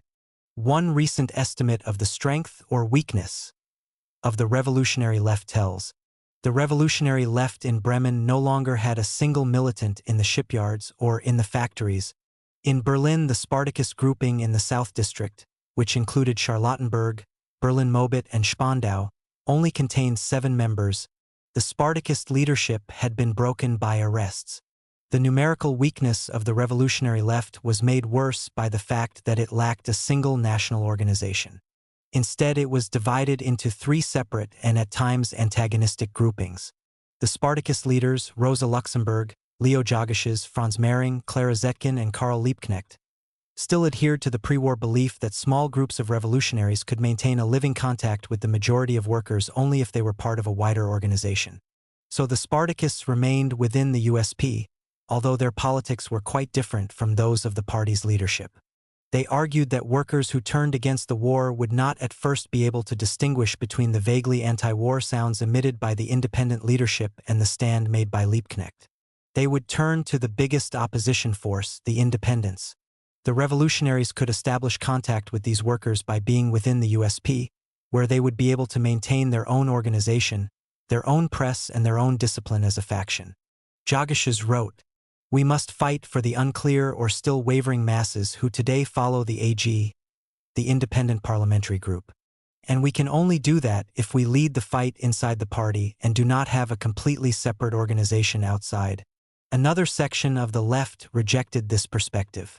Based mainly in Bremen, they had relations with the Russian Bolsheviks through one of their pre-war associates, the Polish exile Radek, who was now working with Lenin.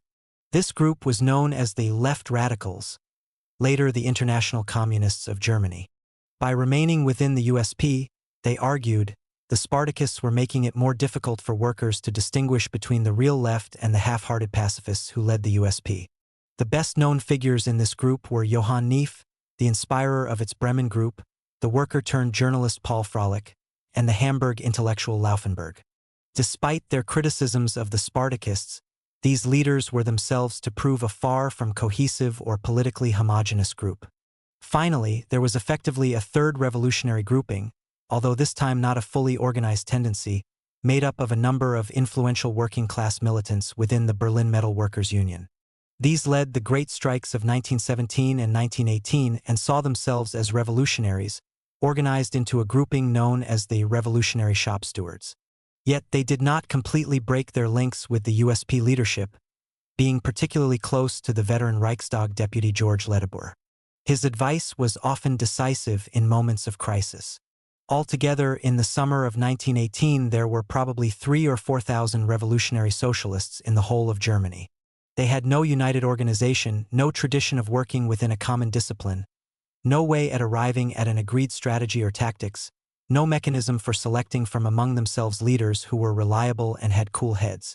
Yet these revolutionaries were about to enter one of the most intense periods of class struggle in the history of capitalism. In the summer of 1918, the German army launched a massive offensive on the Western Front. This stretched the resources at the disposal of the generals beyond breaking point. As the initial gains were rolled back by a counteroffensive by the Allied forces, it became apparent to the German High Command that defeat was staring them in the face. They were stunned. Only a few weeks earlier they had been talking confidently of victory.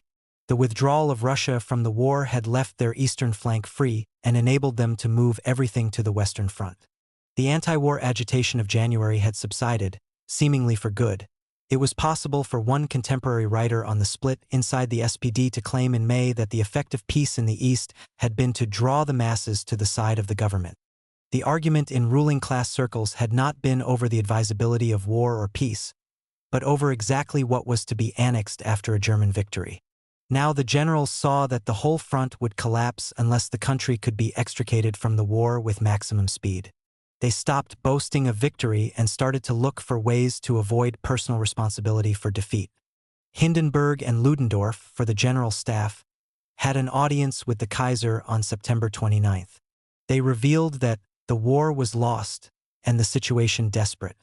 Immediate negotiation of a compromise peace was the only alternative to shattering defeat. The only way to guarantee social stability was to replace their own absolute power by that of a new, liberalized government including social democratic ministers. The Kaiser was astounded. The representatives of the Prussian military elite were suggesting that its traditional enemy be brought into the government. They insisted there was no choice. As the Secretary of State, Hinze, put it, "It is necessary to prevent an upheaval from below by a revolution from above." So, with the blessing of the most illiberal sector of German society, a new liberal coalition government was formed. The chancellor was the Kaiser's cousin, Prince Max of Baden. Its program concession both to the German workers and to the Allied powers. Its aim to preserve the monarchy. One of the basic principles of the SPD had always been republicanism. Now, however, the party's leaders agreed to join a government whose reason for existence was to preserve the monarchy.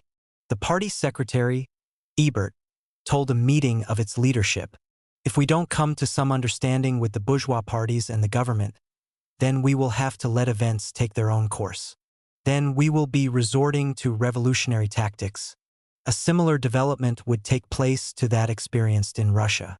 That was enough to convince Ebert's colleagues that he was right to support the efforts of Prince Max. But it was too late for such support to lay the specter of revolution. The talk of an armistice had an immense impact within the army. Rank-and-file soldiers saw little point in fighting anymore. As one historian of the German army has noted, already in the spring of 1918 many new, young recruits were infected with leftist, anti-war propaganda. The mood was less prevalent at the front than in the home army. Nevertheless, there were more than 4,000 desertions to the enemy in 1918. Now the soldiers had been told that all their previous efforts had achieved nothing. Desertions among the ranks grew after Ludendorff's hasty request to the Allies for a compromise. The turn in the political situation opened new opportunities to the forces of the far left. The feeling that the old order was in crisis grew among a significant layer of workers and found expression on the streets. The month of October was a time of the awakening of wide sections of workers, of stormy mass meetings and spontaneous demonstrations. The impression that the government was unsure of itself was increased when, on October 23, Liebknecht was released from jail, a concession made under Social Democrat pressure in an attempt to take from him the martyr's halo. But the concession was not enough to stop the growing unrest. People were only too aware that the old repressive machine and the old laws remained intact. Sentences were still being handed out to those involved in the January strikes. Above all, the war was not over. The German High Command had hoped for an easy compromise peace. But the Allied powers, especially France, were determined to treat Germany as the Germans had treated Soviet Russia earlier in the year, to smash its power, to grab for themselves areas of its territory, to take over its colonies, to loot its economy. Rather than accept these terms, the High Command preferred to send out its troops to fight lost battles. Finally, in a desperate attempt to change the odds, they ordered to sea the very fleet which they had kept hidden from the risks of battle through most of the war. The mood among the rank-and-file sailors was more bitter, if anything, than the year before.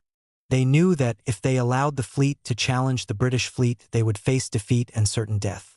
When sailors in Wilhelmshaven were ordered to move their ships at the end of October, they responded by putting out the boilers.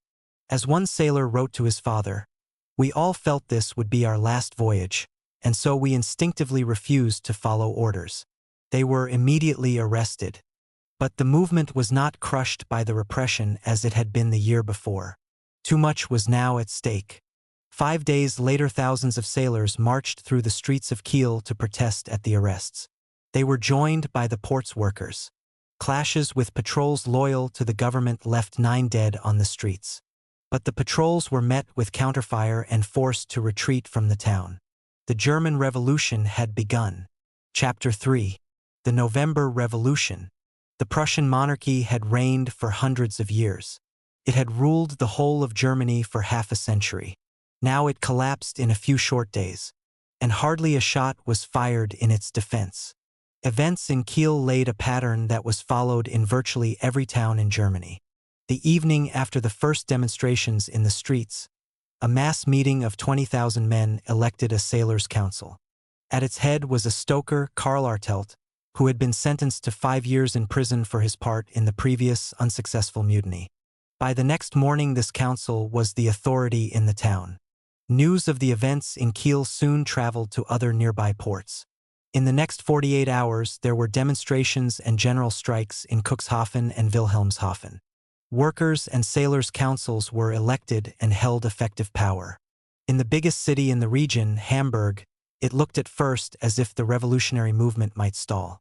A meeting of the independent socialists on November 5 called for the liberation of the imprisoned sailors, but rejected a call for the election of a workers' council. One of the sailors, Friedrich Zieler, then took things into his own hands. He collected 20 others and went along the harbor seeking support. By midnight, they were 100 strong, had taken over the Union headquarters to call for a demonstration the next day, and had sent delegations off to all the barracks. The mood in the city was such that 40,000 joined this improvised, unofficial demonstration and voted for a republic of workers' councils. That evening a workers' and soldiers' council was formed, headed by the revolutionary Laufenberg. Meanwhile, a group of armed soldiers, headed by another revolutionary, Paul Frolic, took over the printing works of the daily paper, the Hamburger Echo, and produced a paper for the Workers' and Soldiers' Council titled Rote Fahne, Red Flag. This is the beginning of the German Revolution, of the World Revolution, it proclaimed. Hail the most powerful action of the World Revolution. Long live socialism. Long live the German Workers' Republic. Long live world Bolshevism. The first great city in Germany had fallen to the revolution. Now nothing could stop its spread. Already there had been demonstrations in the southern cities of Munich and Stuttgart. Now sailors from the northern ports acted as a bacillus carrying the revolutionary infection from town to town. Once the Baltic fleet had risen, many of the sailors wanted to return to their homes. There was no longer any authority to stop them beginning their homeward journeys. But when they arrived, they found that the local military authorities still regarded them as deserters. The sailors faced the choice: spread the revolution in their hometowns or face arrest and imprisonment. On November 6th, the revolution was successful throughout the Northwest. Councils took power in Bremen, Altena, Rendsburg, and Lockstedt. On the 7th, it was the turn of Cologne, Munich, Braunschweig, and Hanover. The remaining large towns fell to the revolution on the 8th. Oldenburg, Rostock, Magdeburg, Halle, Leipzig, Dresden, Chemnitz, Dusseldorf, Frankfurt, Stuttgart, Darmstadt, and Nuremberg. Berlin remained as an isolated center of imperial power, where, as one newspaperman described it, news is coming in from all over the country of the progress of the revolution. All the people who made such a show of their loyalty to the Kaiser are lying low. Not one is moving a finger in defense of the monarchy. Everywhere soldiers are quitting the barracks. Yet the authorities still seem to hold the capital. The soldiers remained in their barracks, dutifully saluting their officers. The workers clocked on and off at the factories as if nothing was changing. Only a narrow stratum of their leaders were involved in frenetic activity. The Social Democrats had been doing their best to head off the revolution by pressing for the Kaiser to abdicate voluntarily in favor of some other member of the royal house. As their leader Ebert told the Prime Minister, Prince Max, "Unless the Kaiser abdicates, a revolution is inevitable. But I will have none of it. I hate it like sin." Meanwhile, the Spartakists, the revolutionary shop stewards, and the independent Social Democrats had been arguing about when to unleash the revolutionary movement in Berlin. Already, several days earlier, there had been a meeting of the leaders of these three groups. The revolutionaries had proposed a mass strike and a demonstration to be led by units of sympathetic troops. The meeting turned it down. The main opposition to action came from the independent Social Democrat leader Hasse, who feared anything which might upset his desire for unity with the majority Social Democrats. He called the Kiel uprising an impulsive explosion, and said that he had promised the SPD leader Noske to do nothing that might make unity between the two parties more difficult. So, while revolution swept from one end of the empire to the other, the question of action in Berlin was left in the air. What is more, in the capital the machinery of repression remained intact. The police moved to nip any rising in the bud. On November 6th, they prevented a meeting of the revolutionary shop stewards, then arrested one of their leaders, Domig. Effectively, they prevented coordination between the various groups that wanted action. They broke up a meeting to celebrate the anniversary of the Russian Revolution on November 7th. The next day, armed police patrolled the streets and guarded all public buildings. A meeting of majority Social Democrat activists in the factories on the evening of November 8th told their leaders that the workers could no longer be held back, that they wanted action the next day. Liebknecht, for his part, was desperate. It seemed impossible to get the revolutionary shop stewards to move in solidarity with the other German cities. They were still influenced by the independent Social Democrat leaders who claimed an armed uprising was not technically possible yet. Liebknecht's great fear was that the SPD leaders, although in the government, would call for action so as to put into power a new, revamped anti-revolutionary government. Finally, on November 8th, Liebknecht issued a leaflet calling for revolution with just two names on it, his own and that of another member of the Spartacist League, Ernst Mayr. It appeared in the streets just as the revolutionary shop stewards and a number of independent social democrats had also decided not to wait any longer and had issued a leaflet of their own. The military high command were still of the belief that any disturbances in Berlin could be crushed by using frontline troops. Their confidence was short-lived. The scene at the barracks of one of the reliable regiments the next morning was described by the editor of Berlin's leading news agency. The Kaiser Alexander Regiment has gone over to the revolution. The soldiers had rushed out of the barracks gates and fraternized with the shouting crowd outside. Men shook their hands with emotion and girls stuck flowers in their uniforms and embraced them. Members of my staff told me that officers are being stripped of their cockades and gold lace. The call for the general strike was followed in all the factories. Those who had hungered and bled for 4 years of war now poured from the suburbs into the center of the city, led by groups of armed soldiers and red flags. Endless processions of workers and soldiers were passing without a break along the road.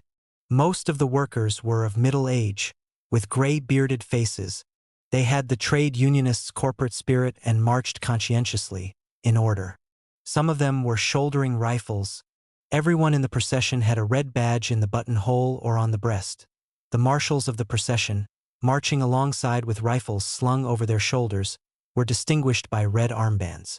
In the midst of this slow marching throng, great red flags were carried. The initiative in directing this vast marching horde was taken by the persecuted minority of the day before, the Spartakists, and the revolutionary shop stewards. The words they had been scratching out on rough leaflets for 4 years were now taken up by hundreds of thousands of voices. Now they could call for action and tens of thousands would hear the call.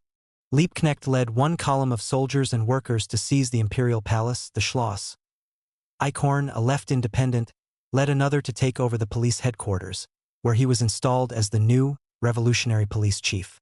Power seemed to be passing straight from the Kaiser's officials to proponents of revolutionary socialism. While the masses were taking over the city, the majority Social Democrat leaders were conferring with the rulers of the old regime.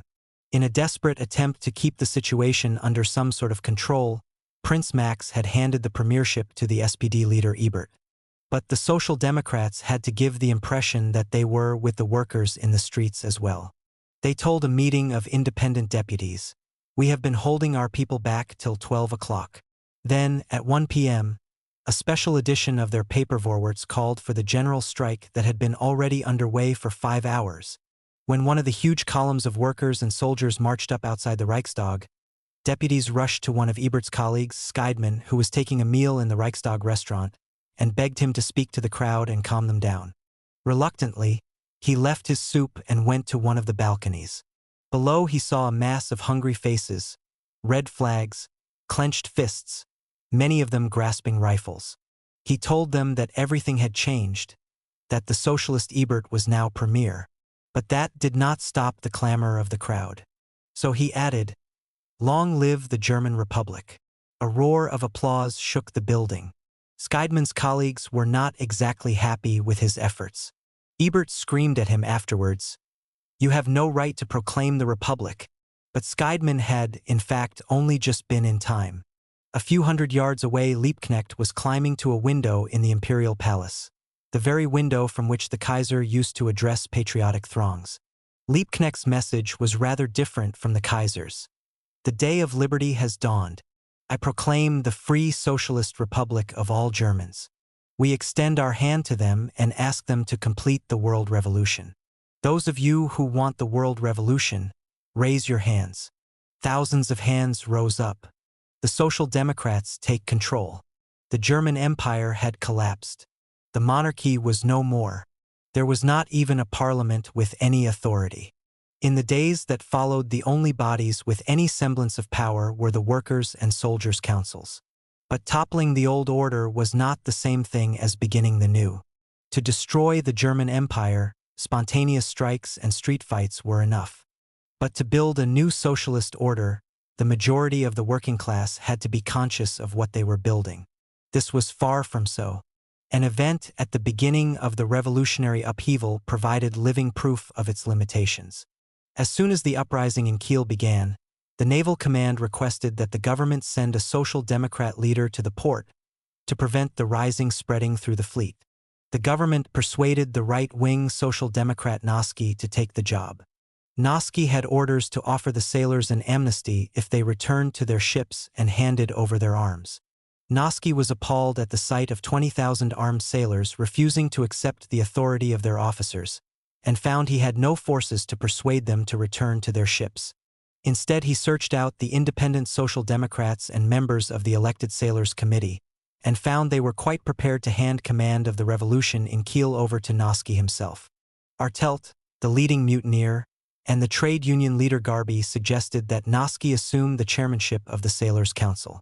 Noski mounted the hood of a car and announced to the crowd that he was taking charge. The crowd cheered. The revolt had found its master. Noski emerged as the representative of the government charged with putting down the revolution in Kiel, and as the representative the sailors and workers expected to carry the revolution forward. In the days that followed, he used his position to prevent a destruction of German capitalism or of the structures, the hierarchies in the army, the police, the civil service that had protected it for so many years. Noski's success in Kiel was repeated when the monarchy collapsed in Berlin. The Social Democrats had not initiated the revolution. But in Berlin, as in Kiel, the vast mass of workers, and even more the vast mass of soldiers, were entering into political action for the first time in their lives. Many had previously been supporters of the openly capitalist parties and regarded the Social Democrats as the extreme left. They did not yet differentiate between one socialist party and another. The mass of workers and soldiers did not know of the Social Democrats' support for the monarchy.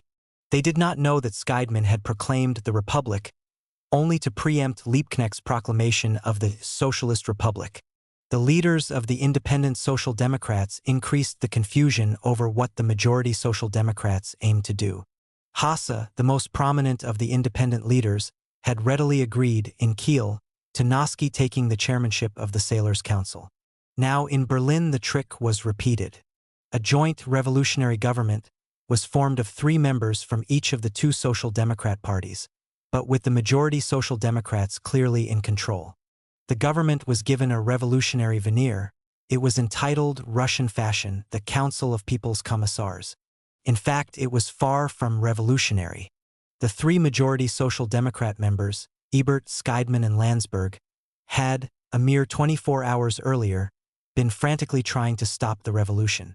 2 of the independents, Hasse and Dittmann, were on the right wing of their party, whose aim was not revolution, but the reuniting of social democracy, as if the war had never taken place.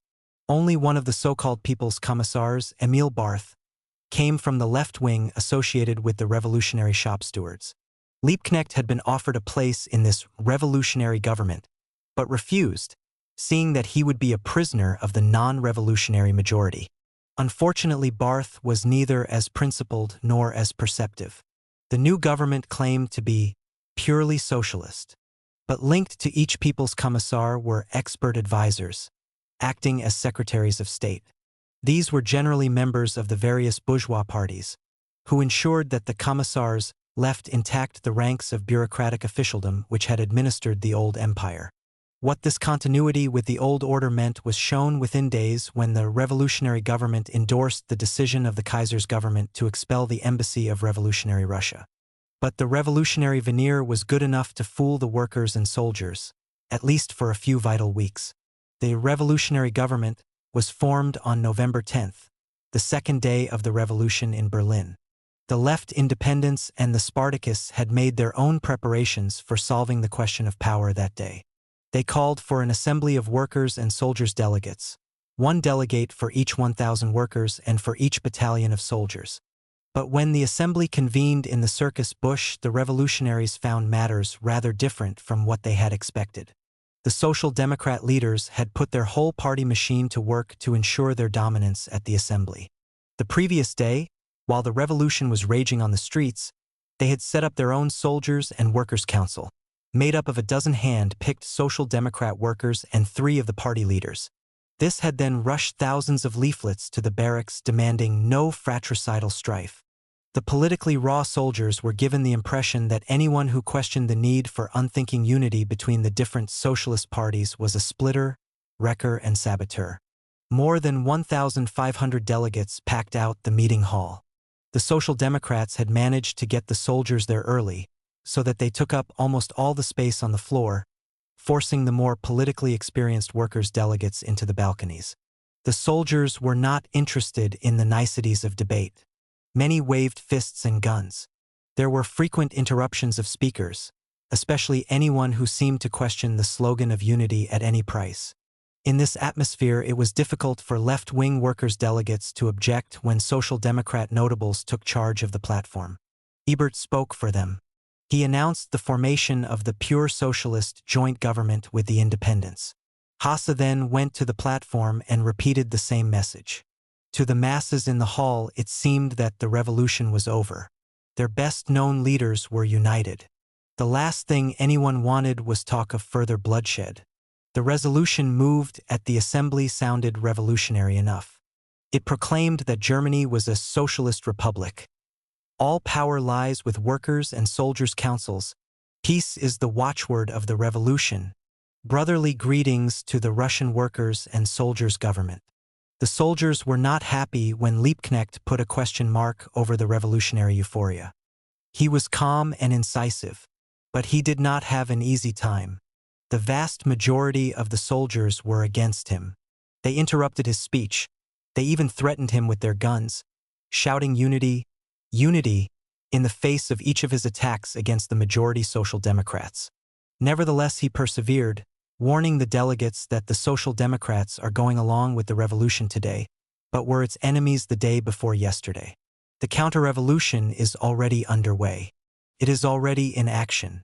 It is already among us. Liebknecht's warnings had no effect on the soldiers. They insisted on putting 12 majority Social Democrat soldiers on an executive for the Workers' and Soldiers' Council of Berlin, alongside 12 workers, of whom 6 came from each of the Social Democrat parties. The newly elected Berlin executive of the councils claimed the right to control the government. It was, for the time being, the sovereign power, but it was controlled by supporters of the Social Democrat Party. The organ of revolution was controlled by those who feared the revolution. In mid-December, the Berlin executive handed its sovereignty to a Congress of workers and soldiers delegates from the whole of Germany. But the Social Democrats' efforts were crowned with still further success. The delegates voted to relinquish this sovereignty to the Reichstag to be elected within 4 weeks, to a parliament for which the classes that had opposed the revolution had the same vote as those that had made it. In the first weeks of the revolution, there had been real fear among the old bourgeois politicians that they would be excluded by the councils from political power forever after. Now they were reassured. They could with confidence face elections in which big business control of the press and finance would give them a head start over the socialists. The elections could be used to destroy the revolutionary power that had called for them. The maneuvers of the Social Democrats played into the hands of the old possessing class. But these maneuvers were only possible because of the contradiction that always appears at the beginning of any great revolution. Revolutions throw into political life people who have previously sat in their homes, on the margins of history, ignoring the great questions of society. When they move, they often identify with those who the old society itself allows to be prominent, the official opposition. The ex-minister is likely to be much better known than the ex-political prisoner. His vague mumblings of opposition are likely to connect at first with those who have not yet learnt why they are fighting. Only bitter experiences can bring millions of people to turn from the official opposition and move further to the left. Of course, in the heat of an insurrection against an oppressive system, it is those who are most outspoken and most courageous, the Rosa Luxemburgs and the Karl Liebknechts, who call hundreds of thousands on to the streets. But when the dust settles a little, it is those still half connected with the old order who command mass support, for the masses do not abandon overnight the prejudices hammered into them over a lifetime. There is no easy path by which the hard lessons of experience, that alone will change their views, can be evaded. That is why the first successful, spontaneous upsurge against the old order is almost invariably followed by a period of exhilaration, when the underlying tensions in society are forgotten. Journalists seize on poetic epithets to describe such times: the revolution of the flowers, the spring in October, the revolution of fraternity. So it was in Berlin in November 1918.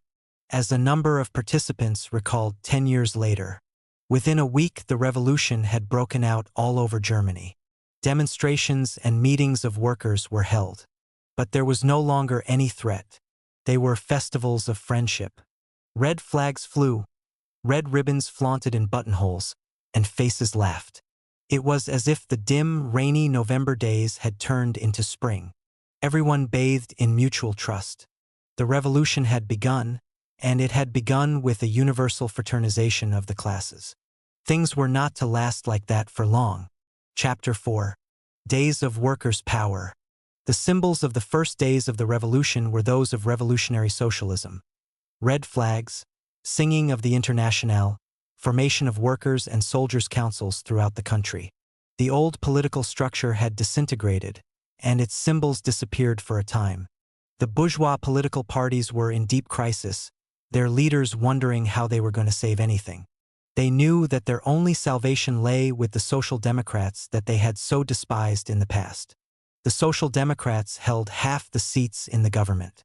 But to get these they had had to voice slogans of the extreme left.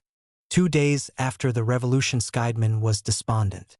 "Yes, the independents now have the power," he told the Berlin newspaper editor Theodor Wolff. "I have no soldiers." Scheidman's fellow commissar, Landsberg, added, "We are in an impossible situation. Hesse is much stronger than we are. If things go on like this, we will have no choice but to resign." Government office meant little if it could not command those who had armed power. In the past, this had meant the officers of the armed forces.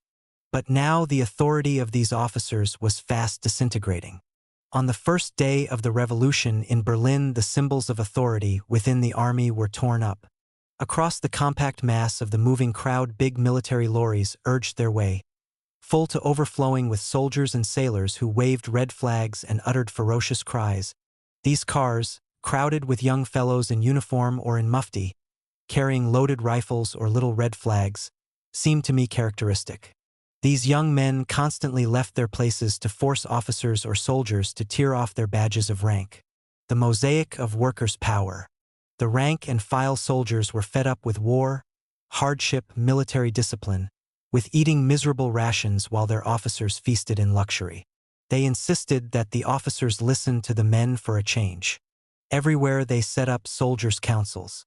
In the days of November, soldiers' councils sprang up spontaneously not only in all major German towns, but also in the field armies in Belgium and France, as well as in Russia. In Brussels, a communication center of vital importance for the retreat from occupied France and Belgium, a soldiers' council was formed on November 10th and took over control of all military and civil authority in place of the government. In Malines on the same day, a soldiers' council of 20 was elected for the Fourth Army, among them 2 lieutenants. It issued a proclamation which abolished the separate officers' messes and the duty to salute when off-duty. In occupied Poland, the soldiers' council elected at Grodno proclaimed on November 12 that it was taking the power of command within the government of South Lithuania. The army in Germany itself tended to be much more radical than that at the front. It had had much closer contact with the organized working class and much more opportunity to discuss politics. In one industrial center after another, the soldiers' councils joined with the workers' councils in putting their elected leaders in charge of state and city governments. In Cologne, for instance, a council made up of equal numbers of workers and soldiers delegates established subcommittees for security, food and accommodation, demobilization, the press, sanitation, and transport. Members of the council were appointed as supervisors over the mayor, who was later to become premier of West Germany, Konrad Adenauer, the railways, the post and telegraph, the police, the courts, the National Bank, and the Army Command. In a number of places, the new Workers' Council, which took over local government, hardly recognized the Ebert government in Berlin. In Saxony, the Workers' and Soldiers' Councils from Dresden, Leipzig, and Chemnitz met together and announced that the revolutionary proletariat was taking power in order to abolish capitalist exploitation. The old government of Saxony was replaced by a joint socialist one, with most of the main posts in the hands of independents. In the small state of Braunschweig, a radical socialist government was similarly formed. The most significant autonomous council government was in Germany's second largest state, Bavaria. The new premier, the independent Social Democrat Eisner, even negotiated with foreign powers independently of Berlin. Bavaria had long had aspirations towards separatism. In the army things were even more accidental. Until November 9th, discussion in the barracks or the trenches had to be secret. Lacking experience, soldiers could not know who could provide trustworthy leadership to their fellows, and who was merely on the make or even a raving lunatic. The soldiers tended to turn to those who were most outspoken and most articulate, providing they promised peace, a quick return home, better food, and an end to military discipline. So in one key military center, the leaders of the councils would be majority Social Democrats, in another Spartacists, in a third demagogues and adventurers, in yet another the most sympathetic of the officers. There were even cases of soldiers electing their commanding officers to the councils, and of soldiers' councils appointing old bourgeois politicians to run towns. In Berlin itself, the workers of the largest factories tended to align with the independents, as even the pro-Social Democrat historian Landauer admits. But this was compensated for by the balance of power in the army. The majority of soldiers returning from the front sympathized initially with the majority Social Democrats, as shown in the Circus Busch Assembly of Delegates. The old Social Democrat Party had shrunk numerically in the big cities, and the independent Social Democrats had the upper hand. But the Social Democrat activists could use the promises of the government to grab hold of the unpolitical, inactive, and slow-thinking masses and get their votes. Above all, the soldiers' councils came to their help. Out of the heterogeneous, confused mass of soldiers, the most valuable elements of the middle class came to the fore: clerks, intellectuals, NCOs, and even officers, to the greater part fresh-baked November socialists, who spoke political gibberish and who always worked for their middle-class interests. But an army in decomposition does not remain frozen in its attitudes. Soldiers who were breaking with the old discipline soon began to break with the old views as well. A rapid political polarization began to take place. The Social Democrat-dominated soldiers' councils did not for long command allegiance in the barracks of the great cities, and large numbers of soldiers had abandoned the barracks, taking their guns with them. These soon discovered they could not find work. Hunger and anger radicalized them, and in Berlin they swarmed behind demonstrations led by Karl Liebknecht and the Red Soldiers League. To the question, who rules Germany? There was only one possible answer: the councils did. But they only half reflected the confused, half thought out and rapidly shifting aspirations of the armed masses who controlled the barracks and the streets. And they were certainly not organized into any ordered system for running the country on a new basis. Instead, there was a patchwork of different councils, possessing different powers, pursuing different goals, owing varying degrees of allegiance to the Ebert government, which was itself half appointed by the old imperial order, half subject to the executive of the revolution in Berlin. The Social Democrats could not ignore the power that lay with this mosaic of councils. They attempted to win control of the movement in order to destroy its power. Partly this meant using the soldiers' councils against the workers' councils, even to the extent of armed clashes between the retreating army and the local workers. Partly it meant preventing the changing mood of the masses from finding a reflection in the councils. Social Democrat functionaries thrust into the councils in the euphoric mood of November 9th refused to allow fresh elections in December and January. The workers' attitudes could not be frozen in a period of revolutionary upheaval. But the attitudes of the councils could be. The National Congress of Workers' and Soldiers' Councils, held in mid-December, was an assembly of those who exercised revolutionary power locally throughout the country. But it was also an assembly mainly of those whose preoccupation was to destroy the revolutionary basis of power. Of 499 delegates, only 179 were manual or white-collar workers. 71 were intellectuals, while no fewer than 164 were journalists, deputies, trade union, and social democratic officials or professional men. Not surprisingly, an overwhelming majority of 288 supported the Social Democrats, compared to 90 for the independents and 21 for the revolutionary left. Those who called most loudly for the establishment of workers' power, Rosa Luxemburg and Karl Liebknecht, were not even allowed into the hall. The other power. The majority Social Democrat leaders were perceptive enough to see that with time the rank and file of the army would grow more radical and their power base in it would disintegrate. From the first day of the revolution they began to look for a different sort of support. They made sure that responsible, conservative experts were appointed as assistants to the people's commissars. They used these to prevent any dismantling of the administrative machine that had run Germany for the Kaiser. As a far from revolutionary historian of the Council movement wrote, "What changed least was the bureaucratic apparatus which had governed Prussia for centuries. This machine was created by the Hohenzollerns, the Kaiser's dynasty, and served them loyally and devotedly. The large majority of the higher civil servants who administered the country, as well as the judges, police officers, and the secondary school teachers, all of whom were state officials, were firmly conservative and monarchist, as all dissidents had been carefully weeded out. Their emotional ties linked them to the old order and not to the new government and republic."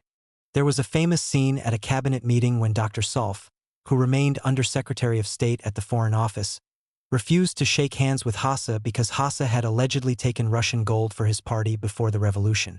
Not only Solf remained in office, but equally the secretaries in the ministries of Justice, Finance, Labor, Posts and Telegraphs, the Secretary of the Navy and the Prussian Minister of War, General Stuch, although the Social Democrats had at first thought it essential to remove Stuch.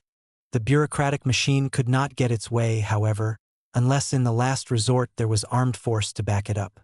Its counterpart under the Empire had been the High Command of the Imperial Armed Forces.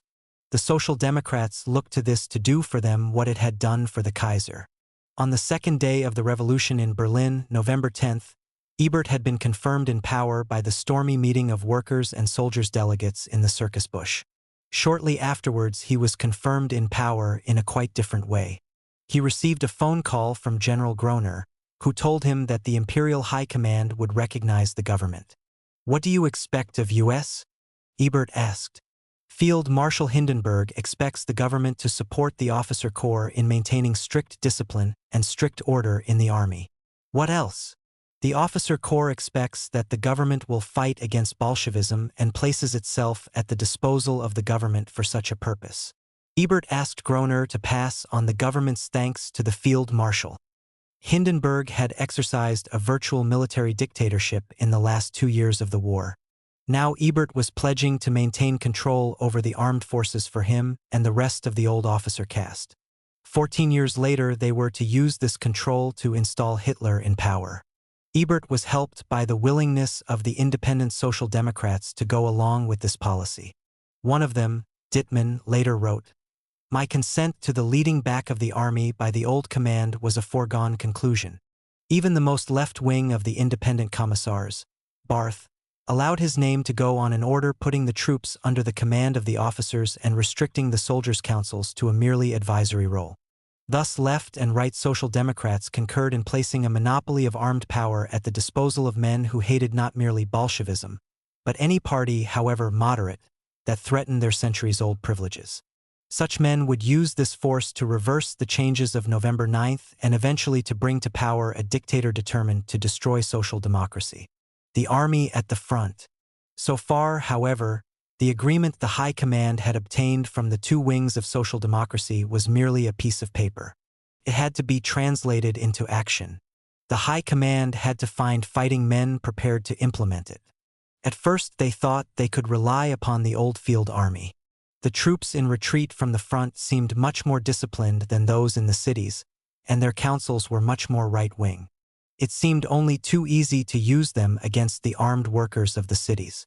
In later telephone conversations with Groener, Ebert fully approved of this aim. A scheme was planned, Groener told a court 8 years later. 10 divisions were to march into Berlin to take power from the workers' and soldiers' councils. Ebert was in agreement with this. The independents had asked that the troops retreat without ammunition. Ebert insisted that they retreat with plentiful ammunition. "We worked out a program for the cleaning up of Berlin and the disarming of the Spartakists. These agreements were made against the danger of the Bolsheviks and against the council system. But Ebert and Groener were to be disappointed. The discipline of the field army lasted only until it had retreated back across the border into Germany. Then it began to fall to pieces. Even the divisions of professional soldiers would not stick together. They had accepted discipline because they wanted to get home as soon as possible. Now they were home, they began to listen to the Bolshevik agitators. The reliable troops were soon abandoning the barracks, refusing to salute their officers and joining the demonstrations called by the League of Red Soldiers. But the plan misfired. The only left independent in the government, Barth, managed to get to the platform. He seems to have had second thoughts about his acquiescence in the government's call for discipline. He told the soldiers that they were being duped by the officers. The soldiers listened to him. They were prepared to accept the propaganda against Bolshevik subversives in general terms, and voted for the calling of elections to the National Assembly and for a ban on strikes in essential services, but they were not prepared to go back to the old system of blind obedience to a privileged officer caste inside the army. They voted to abolish all external marks of rank and to re-elect the soldiers' councils. The rank-and-file soldiers had had enough of military discipline. For many, the main thing was to get back to civilian life as soon as possible. Every attempt by the officers or the Social Democrat leaders to subject them to discipline only radicalized them further. The march of the army from the front into Berlin was more like a sugar lump going into hot water than a knife going into butter. The disciplined units simply dissolved into the vast mass of hungry, cold, bewildered, gray uniformed figures that crowded the streets. In the first week of December, there was a full-blooded attempt to use the army against the revolution. The bourgeois press began a hysterical campaign against the left, claiming that the Allied powers had told the German government no food could be supplied to their starving country until the workers' and soldiers' councils were dissolved. Thousands of anti-Bolshevik posters began to appear, with messages such as, "Kill Liebknecht." On December 5th, a mass meeting of NCOs was led in a demonstration to the Chancellor's office, where they told Ebert they were ready for the word to deal with a coup from Liebknecht or his comrades. The next day, troops from various barracks in Berlin marched on the Reichstag building. They had been told that the executive of the Berlin councils had embezzled 2.5 million marks, and they arrested its members. Other troops marched to the Chancellery, where they called for the dissolution of the Executive Committee and the declaration of Ebert as president with full power. Ebert did not say yes and he did not say no. He merely said that he would have to consult his colleagues. He was not prepared to throw his weight behind a military movement whose outcome was uncertain. But he was not prepared to disavow it either. The coup collapsed. The troops involved were not clear what they were fighting for, and their leaders had not prepared any detailed plans for the seizure of power. They had assumed that if the troops moved, everything else would simply fall into place. But Ebert's hesitation stopped that happening.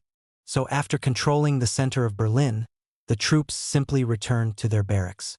Not, however, before 200 of them had opened up with machine guns against a Spartacus demonstration, killing. The immediate aftermath of this attempted coup was to radicalize Berlin even more. The most reactionary agitators in the garrison were compromised. The soldiers who had followed their lead on December 6th now began to ask what it was all about. One of the units involved in the action, the Marine Division, was at the center of disaffection from the government by the end of the month. The new defense forces. The army was visibly disintegrating. Whoever wanted to control Berlin had to look elsewhere. The revolutionary left had called at the beginning of the revolution for the formation of a Red Guard to keep order and to deal with any attempts at counter-revolution. This had even been passed by the executive of the Berlin councils on November 12th, but they dropped the plan under pressure from the right wing within the government. The revolutionary left did, however, retain control of one force, the security force which the left independent Eichhorn had built up within the police headquarters. 2/3 of its members were revolutionary volunteers, a third the remnants of the police. The majority Social Democrats set out to counter this force and to sidetrack any further call for Red Guards. They began recruiting their own Republican soldiers' corps from their sympathizers within the disintegrating army. The first moves were made by Noske when in charge of Kiel. He had picked out 3,000 of the sailors who were loyal to him and dispatched them to Berlin. Ensconced in the imperial palace, the Schloss, under the command of an old monarchist, Wolf Metternich, they seemed to guarantee protection for the government against any renewed revolutionary disturbances. But after their involvement in the abortive coup of December 6th, the arguments of the left-wing Berlin workers began to influence them. A large number deserted to return to their homes, and the remainder followed the lead of a revolutionary, the former Lieutenant Dornbach. The Prussian Social Democrat Minister of the Interior, Wels, and his military governor of Berlin, Anton Fischer, raised the Republican Soldiers' Corps as a second force, financed by donations from big business, in the hope that it would supplant their first, now unreliable, instrument. As Fisher later wrote, already on November 17, Wells and I had taken the steps to get together an armed force which would be to some extent reliable. The problem was finance. But this was solved by a certain foreigner who said he thought all Berlin was interested in the reestablishment of order and offered financial assistance to Wells. When the money was forthcoming, Wells, Colin Ross, later a supporter of Hitler, Streamer and I went to the barracks to recruit from the best elements among the soldiers. The Republican Soldiers' Corps was soon involved in street clashes with the revolutionary left, often leaving dead in the streets. But in the long run, it was itself to cause headaches for the majority Social Democrat ministers. Its members were, by and large, fairly conservative-minded Social Democrats. They did not like the apparently wild and undisciplined behavior of the Spartakists.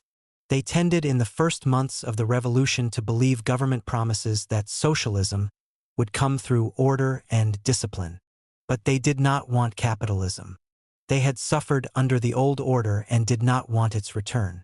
The Social Democrat leaders, by contrast, had made an agreement with the military high command and the old imperial bureaucrats, men to whom the old order was sacrosanct and to be restored as soon as possible.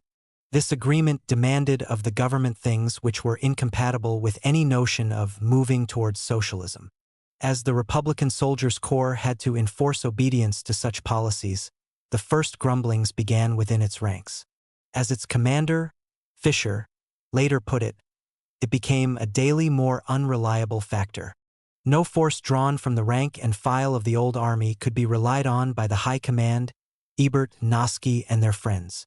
They had instead to create what became known as the Free Corps or the Noske Guards. The Free Corps.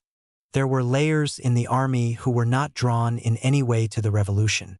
There were the tens of thousands of officers who identified with the upper class and had nothing to gain from demobilization. Alongside them were a number of privileged and highly trained troops, called the stormtroopers, who had not suffered from the same rigors of discipline, hardship, and bad food as the mass of the army. They were bound together by an array of privileges on the one hand, and a fighting camaraderie on the other. They stood to lose all this if demobilized, and leapt at the chance to gain a living by fighting the Reds. On December 22, the Social Democrat government agreed that one of the imperial generals, Marcher, should organize these officers and stormtroopers into a highly paid mercenary force, the Free Corps. Most of the leaders were monarchist in spirit. Conspicuously lacking were the moderate, organized workers. After seeing the Free Corps on the march, the conservative historian Meinecke commented, "It was as if the old order rose again." Yet when he first saw these troops on parade on January 4th, the majority Social Democrat Noske turned to Ebert and said, "Just be calm. Everything is going to be all right again." The first clashes. In Berlin, the months of November and December were marked by a growing radicalization, especially among sections of the soldiers and the vast numbers of unemployed ex-soldiers. The daily demonstrations of the Red Soldiers League drew increasing support. As a hostile witness tells, the Spartacist movement, which also influenced a section of the independents, succeeded in attracting a fraction of the workers and soldiers, and keeping them in a state of constant excitement, but it remained without a hold on the great mass of the German proletariat. The daily meetings, processions, and demonstrations which Berlin witnessed in November and December 1918 deceived the public and the Spartacist leaders into believing in a following for this revolutionary section which did not exist.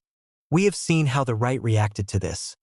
The officers tried to turn the garrison against the left on December 6th, and the Social Democratic press added to the hysteria by accusing the Spartakists of planning a coup. The aim was to isolate and smash the revolutionary left, before the majority of less militant workers realized that the government was out to destroy the gains of November 9th. But things did not develop according to plan. The idea spread among the masses of the workers that the right socialists had delivered up the revolution to the reaction, that the independent members of the government feebly allowed themselves to be kept in tow, and that the revolutionary workers would be obliged to take up the defense. These sentiments found a strong expression in the protest meeting of December 8th. The Spartacist demonstration was attended by a vast crowd. 30,000 workers and soldiers marched through the town on this day, under the leadership of Liebknecht. Several motor loads of soldiers were disarmed by demonstrators. The Spartacus paper, wrote Fahn, claimed 150,000 people joined this demonstration, and 250,000 for another a week later when the National Congress of the Councils gathered in Berlin. The Congress ignored the demands of the demonstration and, as we have seen, agreed to hand its power over to a parliamentary assembly, but it was not able to dismiss so easily pressures from within the Berlin garrison against any resurrection of an army of the old sort. After hearing a report from Dornbach on behalf of the units of the garrison, it adopted a resolution from Hamburg that called for abolition of external signs of rank, for the election of officers, for discipline to be under the control of soldiers' councils, and the rapid replacement of the regular army by a militia-based People's Army. But the biggest rebuff for the government came over Christmas. The People's Marine Division was still stationed in the Imperial Palace, right at the heart of Berlin's government buildings. The government, fearing that this force, designed to protect it from the revolution, would now overturn it on behalf of the revolution, attempted to get the sailors to disperse by withholding their pay. The angry sailors responded by seizing the Prussian Social Democrat leader Wels on December 23. He would not be released, they insisted, until they got their pay. The government seized upon this action as an excuse to destroy the division. They sent into action the next day the apparently reliable Horse Guards, commanded by General Liquis and based outside Berlin and away from its subversive atmosphere. An officer gave the sailors an ultimatum. If they had not laid down their weapons and surrendered within 2 hours, he would open fire with artillery. In fact, the bombardment began even before the time limit was up. Meanwhile, groups of civilians had joined in the fighting, members of the Spartacus League and other organizations, as well as sections of Eichhorn's security force and the Republican Soldiers' Corps who also backed up the sailors. Above all, working-class women, ignoring danger, had infiltrated the ranks of the guards and made clear to them the outrage that was taking place. That broke the cohesion of the besiegers. The guards threw their guns down and arrested their officers. By midday, the sailors had won an all-out victory. The struggle had cost 11 dead on the side of the sailors and 56 on the side of the guards. The majority Social Democrats' grip on Berlin was fast slipping. The special detachments they had built up in the city had sided with the sailors against the government. The Social Democrat-dominated Berlin executive of the councils condemned the attack on the Marine Division. The Social Democrats did not even have the forces to prevent several thousand revolutionaries seizing the premises of the Social Democrat paper Vorwärts that night. Their isolation was accentuated in the following days when the independent ministers resigned from the government. They had stood by helplessly during the Christmas fighting, while Ebert colluded with Liquis. They could not afford to be compromised anymore, for fear of losing their support in Berlin. Among a growing layer of workers, soldiers, and unemployed in the capital, there was the feeling that the government was helpless, that with a little effort they could reignite a movement like that of November 9th and replace it with a government of their own choosing. But the government was already reaching for another weapon, the Freikorps detachments gathering outside Berlin, and its opponents had one great weakness it could take advantage of: extreme disorganization. The founding of the Communist Party. In the rapidly developing revolutionary situation, the left suffered from one great lack. There was no powerful revolutionary party capable of binding the revolutionary soldiers and the armed workers into a force based on voluntary acceptance of a common discipline. Both the Spartacus League with its 3,000 or so members and the smaller left radical group, the International Communists, were lost among vast numbers of workers and soldiers who believed that their own enthusiasm could act as a substitute for strategy and tactics. Pierre Bru, the French historian of the Revolution, may paint an exaggerated picture, but his account contains a very important element of truth. Liebknecht, an untiring agitator, spoke everywhere where revolutionary ideas could find an echo. Entire columns of Rote Fahn were devoted to the appeals, meetings, demonstrations of soldiers, unemployed workers, and deserters. These demonstrations, which the Spartacists had neither the force nor the desire to control, were often the occasion for violent, useless, or even harmful incidents caused by the doubtful elements who became involved in them. Liebknecht could have the impression that he was master of the streets because of the crowds which acclaimed him, while without an authentic organization he was not even the master of his own troops. To these hard and impatient men who had just returned from the war, it was not a question of having conferences or courses in theory. There had to be action. Indeed, the Spartacus League itself was hardly a coherent force, despite its small size. As Paul Froelich has described it, the Spartacus League was still rudimentary and consisted chiefly of innumerable small and autonomous groups scattered all over the country. It was a loose organization of a few thousand members only. A later biographer of Rosa Luxemburg tells how, organizationally, Spartacus was slow to develop. In the most important cities, it evolved an organized center only in the course of December, and in many cases not until February or March 1919. Attempts to arrange caucus meetings of Spartacus sympathizers within the Berlin Workers' and Soldiers' Council did not produce satisfactory results, and an independent communist caucus within the Berlin Council was only formed on February 20, 1919. Such an organization was neither powerful nor cohesive enough to provide a disciplined core to the rapidly growing ranks of revolutionary soldiers and workers. For days after the Christmas fighting, 112 delegates from different parts of Germany came together in an attempt to deal with this deficiency by turning the Spartacus League into a fully independent communist party, the KPD. Rosa Luxemburg had decided on this course of action after her call to the Independent Social Democrats for a special party conference had been rejected. Most of the delegates were from the old Spartacus League, but a minority were from the Bremen-based left radicals who decided to join the new party, despite the forebodings of their ableist leader, Neef. Also present as a representative of the Russian Communist Party was the pre-war Polish-Austrian associate of the Bremen group, Karl Radek.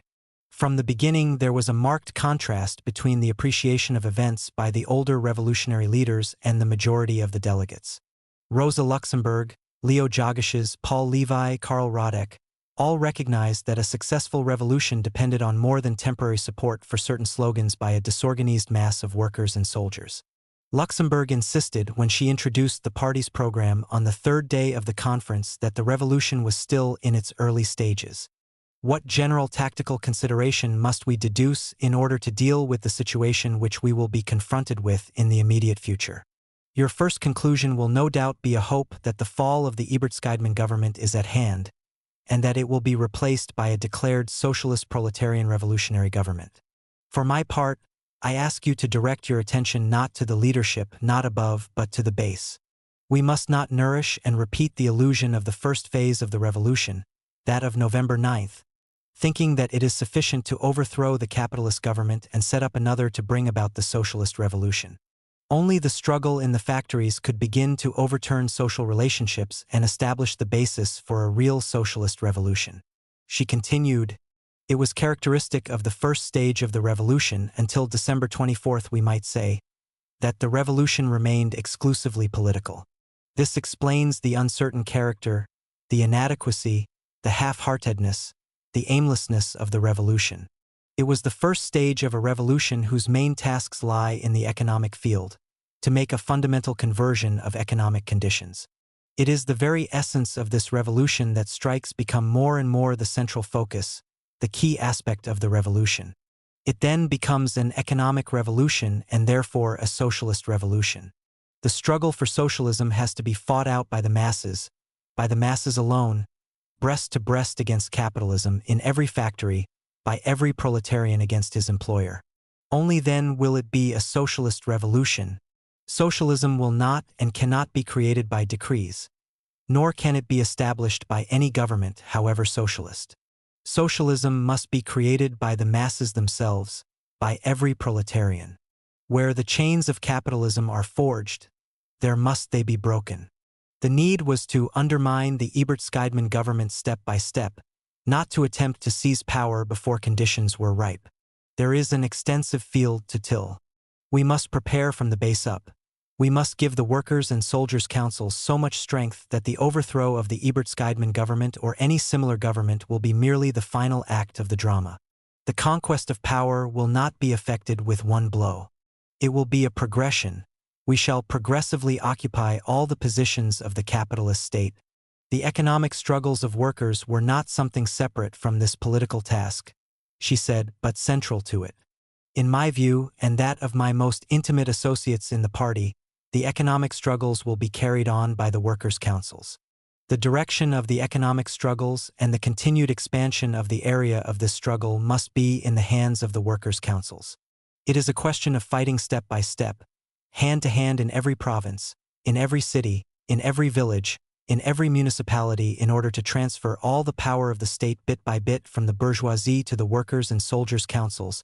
History is not going to make our revolution an easy matter like bourgeois revolutions in which it suffices to overthrow the official power at the center and to replace a dozen or so persons in authority. We have to work from beneath, there at the base where the individual employer confronts his wage slaves, where all the executive organs of political class rule confront the object of this rule, the masses. There, step by step, must we seize the means of power from the rulers and take them into our own hands. Rosa Luxemburg was received with rapturous applause. Yet the majority of the delegates did not understand fully the key point of her analysis, that the decisive conflict for national state power was still a considerable distance away, that there could not be a successful taking of power in Berlin until the workers' councils were really struggling for control of society in each locality, drawing the broad masses into the struggle and not only the most advanced section in the capital. Nonetheless, they voted for the party program, which insisted, the Spartacus League will never take over governmental power except in response to the clear, unambiguous will of the great majority of the proletarian mass of all Germany, never except by the proletariat's conscious affirmation of the views, aims and methods of struggle of the Spartacus League. The Spartacus League will never enter the government just because Ebert and Scheidman are going bankrupt and the independents, by collaborating with them, are in a blind alley. But the majority of the delegates were far from accepting Rosa's patience with the revolutionary process, her conviction that it was necessary to win the masses for an all-out seizure of power before trying to take over the government. This had been shown in the previous discussions of the Congress over participation in elections for the National Assembly and on the economic struggle. On these, most rejected Rosa's caution. The whole Congress accepted that the elections were part of the overall plot against the revolution. As Rosa Luxemburg had put it a week before, we are now in the midst of a revolution, and the National Assembly is a counter-revolutionary fortress erected against the revolutionary proletariat. Our task is to take this fortress by storm and raze it to the ground. The leaders of the Spartacists were certainly not partisans of the nonsense preached by the Independents and the Social Democrats, and by present-day communist parties, to the effect that somehow socialism can be introduced by parliamentary means. But they did believe that revolutionaries could use the elections as a tactic in the struggle to destroy workers' illusions in Parliament. In order to mobilize the masses against the National Assembly and lead them in a decisive struggle against it, wrote Rosa, we must utilize the elections and the platform of the National Assembly itself. Our aim in participating in the National Assembly must be to expose and roundly denounce all the tricks and machinations of this fine assembly, to reveal its counter-revolutionary activities step by step to the masses, and to appeal to them to intervene and force a decision. The point was hammered home at the Congress by Paul Levi, who argued that the communists could only ignore the elections if they felt powerful enough to overthrow the assembly. But although they might be that strong in Berlin, the Ruhr and Upper Silesia, in the rest of Germany conditions were very different. We regard the question as very serious. The decision on this question can determine for months the destiny of our revolution. Think of the situation as it is. The National Assembly is going to meet. You cannot stop it. For months it will dominate the whole of German political life. You will not be able to stop all eyes being fixed on it. It will be in the consciousness of the German workers, yet you want to stay outside it, to work from the outside. But the delegates were unmoved. They had seen only a few days earlier the humiliation of the Ebert government as it failed in its attempt to crush the Marine Division. They did not believe that it could divert attention, even temporarily, along parliamentary channels. Paul Levi himself later described the mood. The air of Berlin was filled with revolutionary tension. There was nobody who was not convinced that, in the immediate future, there would be new mass demonstrations and new actions. The delegates, who represented the unorganized masses who had just come to us through action alone, by action and for action, could not understand that a new action, easily foreseeable, could end not in victory but in a setback. They could not even dream of following a tactic that would leave room for maneuver, just in case there was a setback. The mood of the majority was expressed by the former Social Democratic deputy Otto Rühl, who insisted there was no need to use the assembly as a tribune. We have other tribunes. The street is the great tribune that we have conquered and that we will not abandon, even if they shoot at us. The revolutionaries did not need a new corpse, he said. They had finished with compromises and opportunism. There was no need to worry. Perhaps the assembly would flee to some provincial town to escape the revolutionary atmosphere of the capital. We will be able to establish a new government in Berlin. In any case, there were a full 14 days before the elections were due. Not all the delegates who opposed taking part in the elections expected a battle for power in so short a time. But many did. Their support for Rosa Luxemburg's program 2 days later did not constitute any real agreement with the perspective contained in it. The same impatience was displayed in the discussion on the economic struggle. Lang, who introduced the session for the leadership, did not take a position on whether revolutionaries should remain inside the unions. But many other delegates had no doubts that communists should break with such reformist institutions. Paul Froelich raised the slogan "Out of the Unions," calling instead for workers' unions which would end for once and for all the distinction between the party and the trade unions. He was attacked by Rosa Luxemburg, but for not putting the emphasis on the workers' councils. She was not happy with the slogan "Out of the Unions," but still suggested that the liquidation of the unions was the order of the day. Only Heckert pointed out that the unions were far from finished, that they still embraced vast numbers of workers, and that the slogan "Out of the Unions" was extremely dangerous. The impatience with trade union organizations dominated by right-wing bureaucrats was natural for a conference taking place in the midst of repeated strikes and street demonstrations. But there was little doubt that it was mistaken. The militant workers in the big Berlin factories might not look to the national union organizations before moving into action, but for workers in many smaller factories with less experience of struggle, the unions were more important than ever. Even while the Spartakists were discussing how quickly to write off the unions, workers were joining unions as never before. Union membership grew by 50% in the first month of the revolution alone, and trebled in the next 12 months. As Radek insisted some months later, the masses who are developing through the revolution go as a determined force into the unions to abuse their leaders. About 4 million new trade unionists since the revolution. That is the answer for the masses on the question of the need for unions, which no revolutionary can overlook. There was an important contrast between the attitude of the majority of the Spartakists and the attitude of the Bolsheviks in Russia. The Bolsheviks found it necessary to put an effort into trade union work even after the October Revolution. It was a way to bring to political activity whole new layers of workers. The discussions at the Spartacus Congress all revealed the same impatience, the same inability to take seriously the task of winning the broadest layers of workers to the revolution. Many of the most experienced leaders of the new party were dismayed. The veteran revolutionary organizer and lifelong colleague of Rosa Luxemburg, Leo Jogashes, saw the Congress decisions as proof that it had been called prematurely, in isolation from the masses who still trusted the independents. He was deeply pessimistic about the future, despite the rising tide of struggle outside the conference hall. He voted, alone, against the founding of the party. That did not, however, stop him becoming its key organizer. His doubts were shared by Radek, who wrote in his memoirs, "The Congress showed in an acute way the youth and inexperience of the party. I did not feel I was in the presence of a party." Rosa Luxemburg was less pessimistic, although she did not doubt that her opponents at the Congress had been wrong. "Our defeat," she wrote to her old friend Clara Zetkin, "was merely the triumph of a somewhat childish, half-baked, narrow-minded radicalism. In any case, that happened at the beginning of the conference. Later, contact between us, the leadership, and the delegates was established. The Spartakists are a fresh generation, free from the cretinous traditions of the good old party, the SPD. We decided unanimously not to make the matter of the boycott into a cardinal question and not to take it too seriously. What mattered most for Rosa was that the newly founded Communist Party was attracting the best of the younger generation to its ranks. Their inexperience and their ultra-leftism was the other side of their youth and fighting spirit. But she underestimated the impact of this inexperience in a party that lacked a reliable and experienced cadre. This was to prove fatal in the days that followed, even though the old leadership was re-elected in its entirety at the end of the Congress.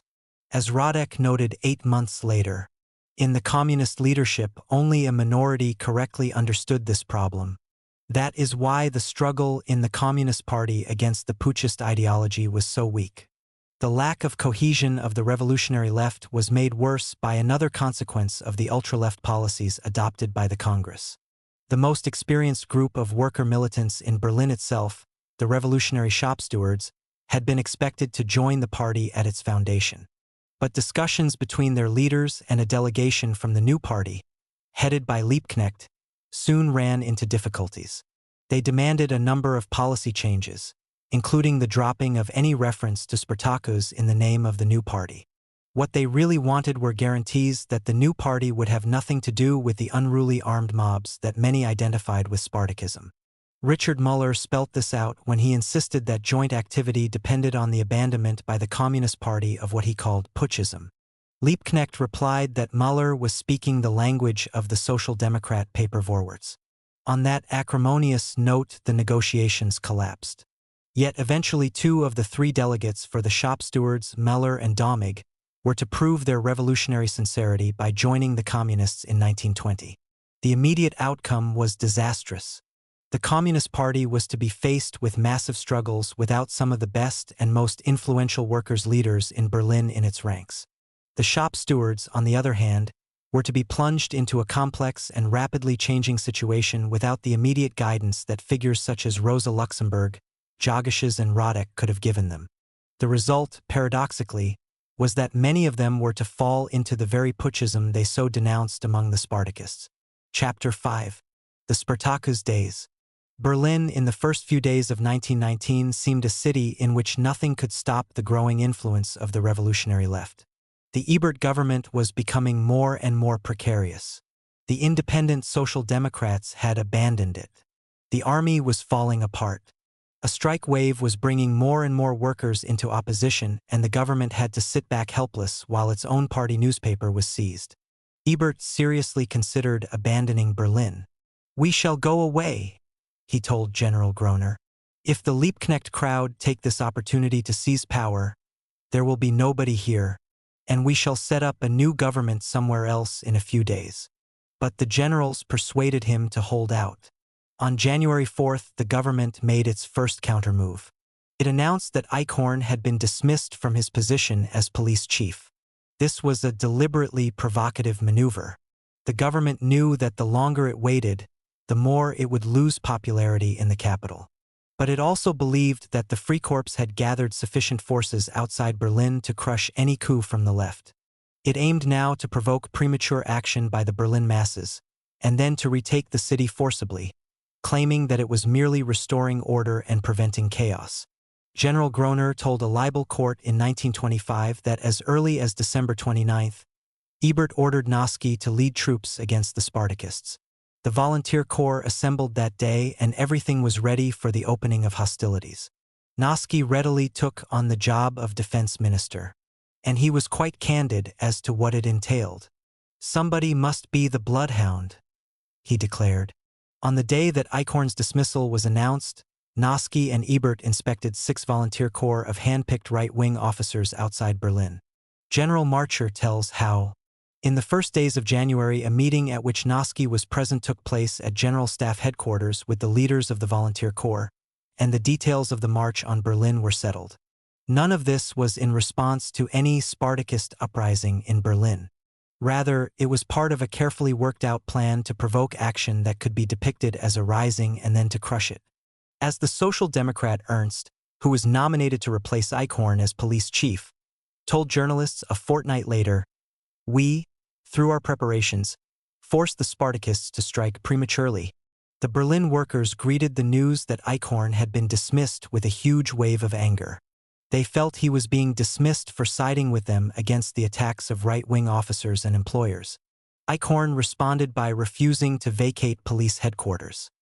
He insisted that he had been appointed by the Berlin working class and could only be removed by them. He would accept a decision of the Berlin executive of the Workers' and Soldiers' Councils, but no other. If the government had been concerned only with Eichhorn's post, they would have taken up this offer, since the Berlin executive contained a Social Democrat majority. But something else was at stake. a battle to the death with the revolution and with its organizations, even if these were temporarily under social democratic control.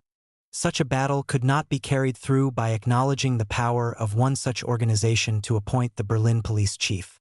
The independent Social Democrat leaders met representatives of the revolutionary shop stewards and the newly formed Communist Party to discuss how they should react to the sacking of one of their members from such a key post. It was agreed that it should be resisted with a peaceful demonstration the next day, a Sunday. A leaflet was distributed which spelt out what was at stake. The Ebertskydman government intends not only to get rid of the last representative of the revolutionary Berlin workers, but to establish a regime of coercion against the revolutionary workers.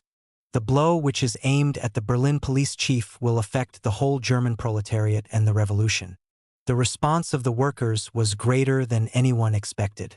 A huge mass of hundreds of thousands responded on the Sunday to the call of the organizers to show that the spirit of November is not yet beaten. The workers, many armed, responded enthusiastically to militant speeches from Liebknecht, from Domig of the revolutionary shop stewards, and from Ledebour for the independent leadership. The organizers had intended this to be a peaceful protest. But the angry crowd were not willing merely to demonstrate and then return home. With a little encouragement, it was claimed later that this came from paid right-wing provocateurs out to provoke a premature rising. They rushed off to seize control of the newspaper buildings, and an entire issue of the Social Democrat papervorwarts was dumped in the river. Other groups began to seize the railway stations.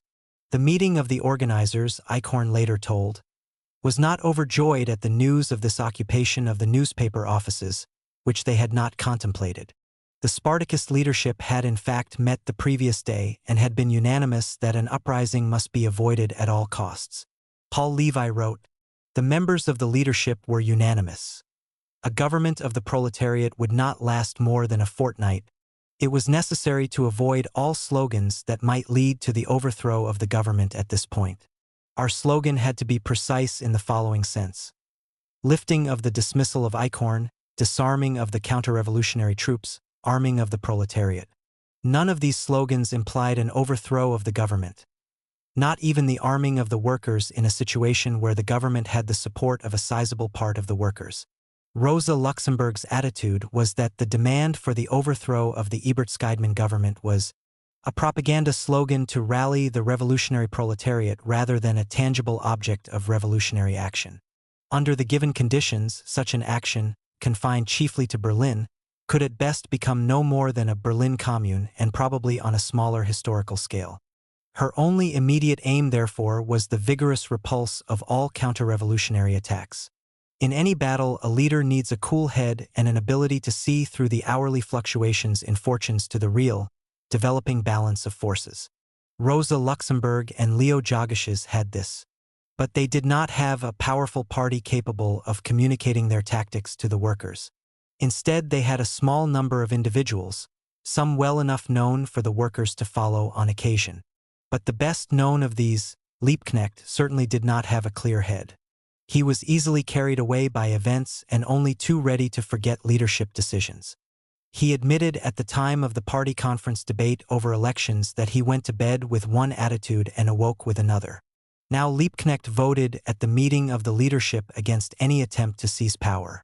But he privately admitted to having reservations. Our government is impossible, yet it is true. But a government of Ledebour supported by the revolutionary shop stewards is possible. Yet it was Liebknecht who, with Wilhelm Pieck, represented the Spartakists in the crucial discussions with the independents and the revolutionary shop stewards on the tactics in the aftermath of the Sunday demonstration. The leaders of the Berlin independents were not, by and large, revolutionaries.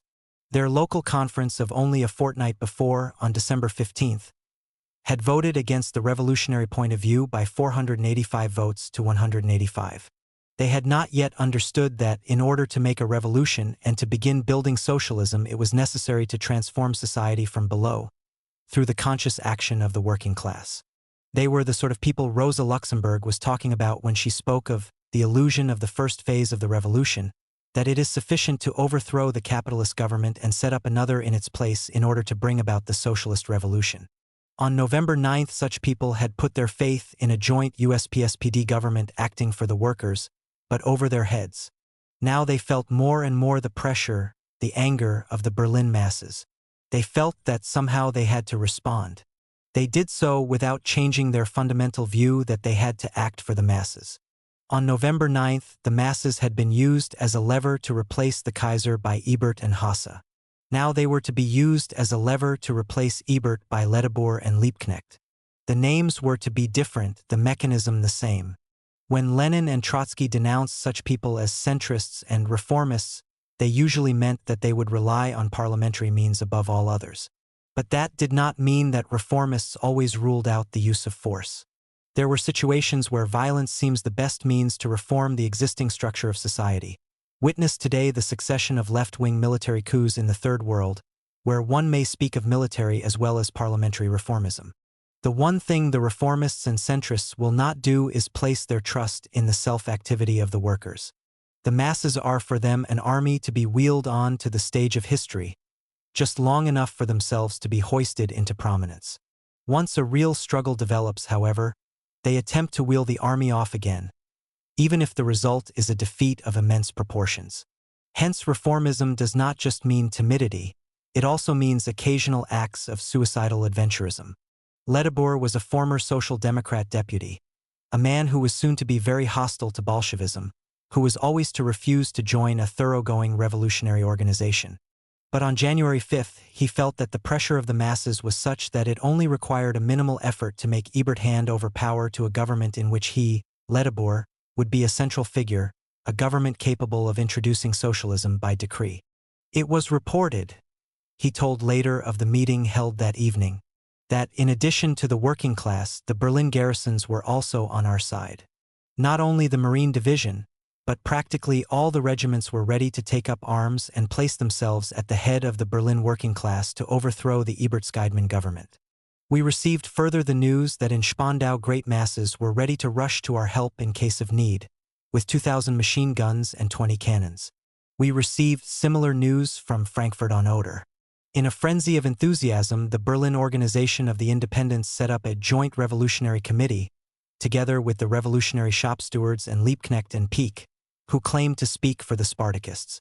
They issued a leaflet which called for a general strike and mass demonstrations the next day, concluding, "Throw yourselves into the struggle for the power of the revolutionary proletariat. Down with the Ebert-Scheidman government." A second leaflet, which never seems to have been distributed, made the committee's intentions even clearer. The Ebert-Scheidman government has become intolerable.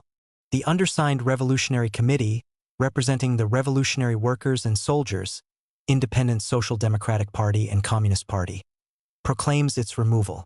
The undersigned Revolutionary Committee assumes provisionally the functions of government. Comrades, workers, form ranks around the decisions of the Revolutionary Committee. Signed, Liebknecht, Ledebour, Scholz. At first everything seemed to go perfectly for the revolutionaries. The general strike was a massive success. Even the right-wing independent Heinrich Strobel had to admit, the general strike made a good start. Rosa Levine-Meyer, who was in Berlin at the time, writes, "The response of the workers, right down to those in the SPD, was overwhelming and the government was utterly helpless." Another massive demonstration paraded through the streets. Revolutionary workers seized all the bourgeois papers, as well as Vorwärts.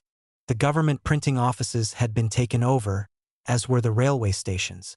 Snipers on the Brandenburg Gate dominated the whole center of the city. Only a few strong points in the government quarter remained in government hands. At a meeting in the Chancellery Landsberg reported, "The Spartakists have taken over the Railway Administration building, the Ministry of War is next, and then it is our turn."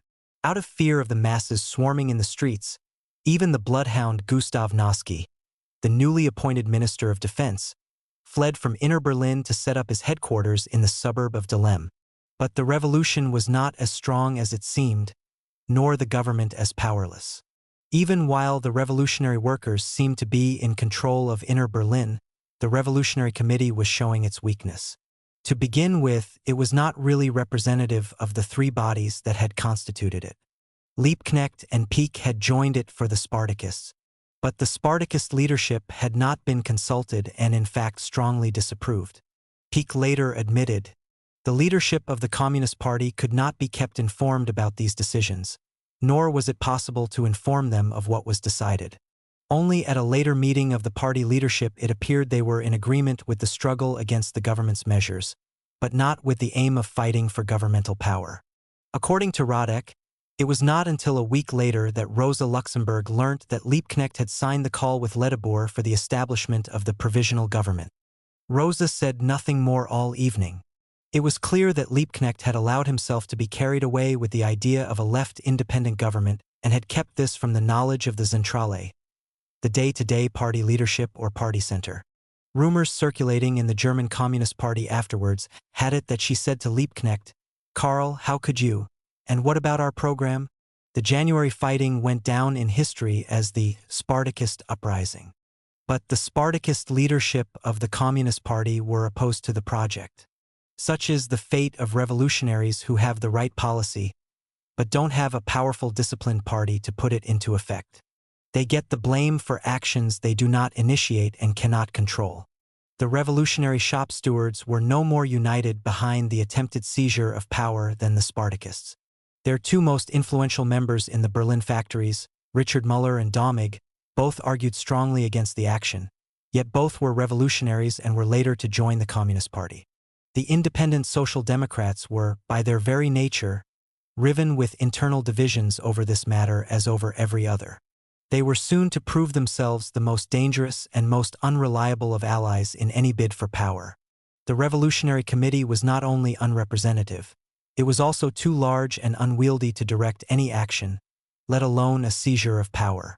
With 52 members, it was a mini-parliament, not an executive capable of coordinating the movements of revolutionary troops and armed workers. Instead of acting, it debated endlessly what to do. The effect on the morale of those fighting on the streets was catastrophic.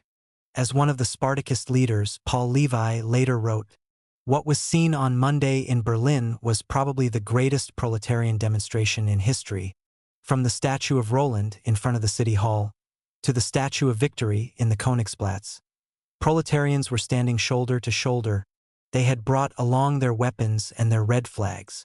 They were ready to do anything, to give everything, even their lives. There was an army of 200,000 such as Ludendorff had never seen. Then the inconceivable happened. The masses were standing from 9 in the morning in the fog and the cold. Somewhere their leaders were sitting and conferring. The fog lifted and the masses were still standing. Their leaders conferred. Noon came and in addition to the cold, hunger came. And the leaders conferred. The masses were feverish with excitement. They wanted one deed, even one word to calm their excitement. But nobody knew what to do because the leaders were conferring. The fog came again, and with it the dusk. The masses went home sadly. They had wanted great things, but they had done nothing, because their leaders conferred. They sat the entire evening and the entire night and conferred. When dawn came, they were still conferring or were conferring again."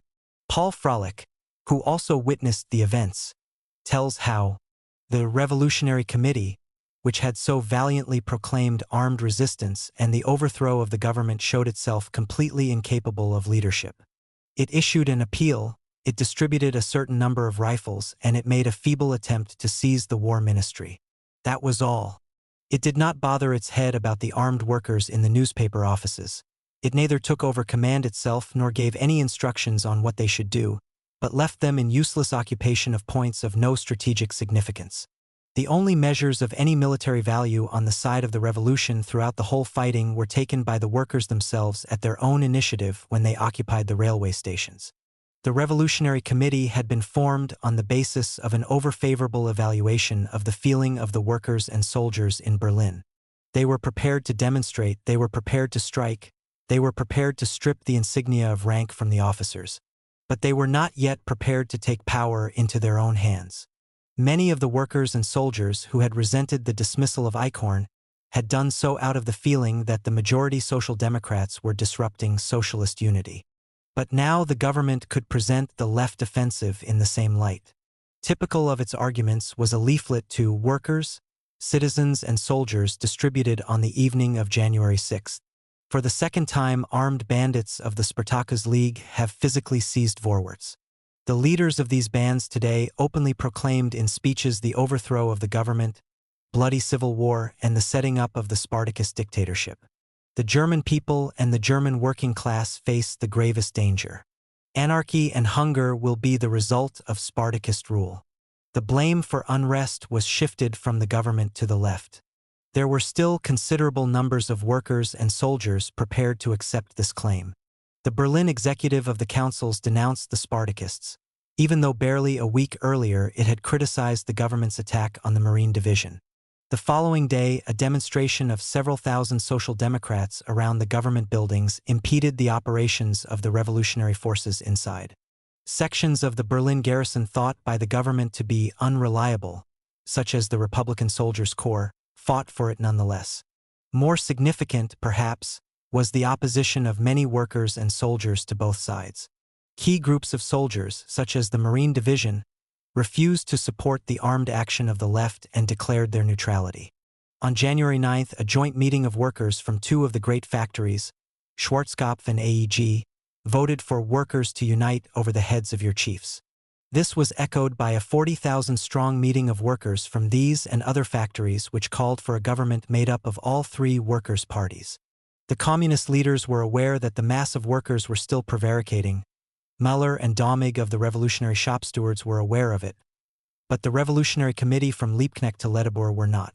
They ignored the neutrality of the key sections of workers and soldiers. They refused to see that despite the general strike and the huge demonstrations, the number of soldiers and workers prepared to fight was a few thousand only. Yet, even when the decision to fight was taken, all was not lost.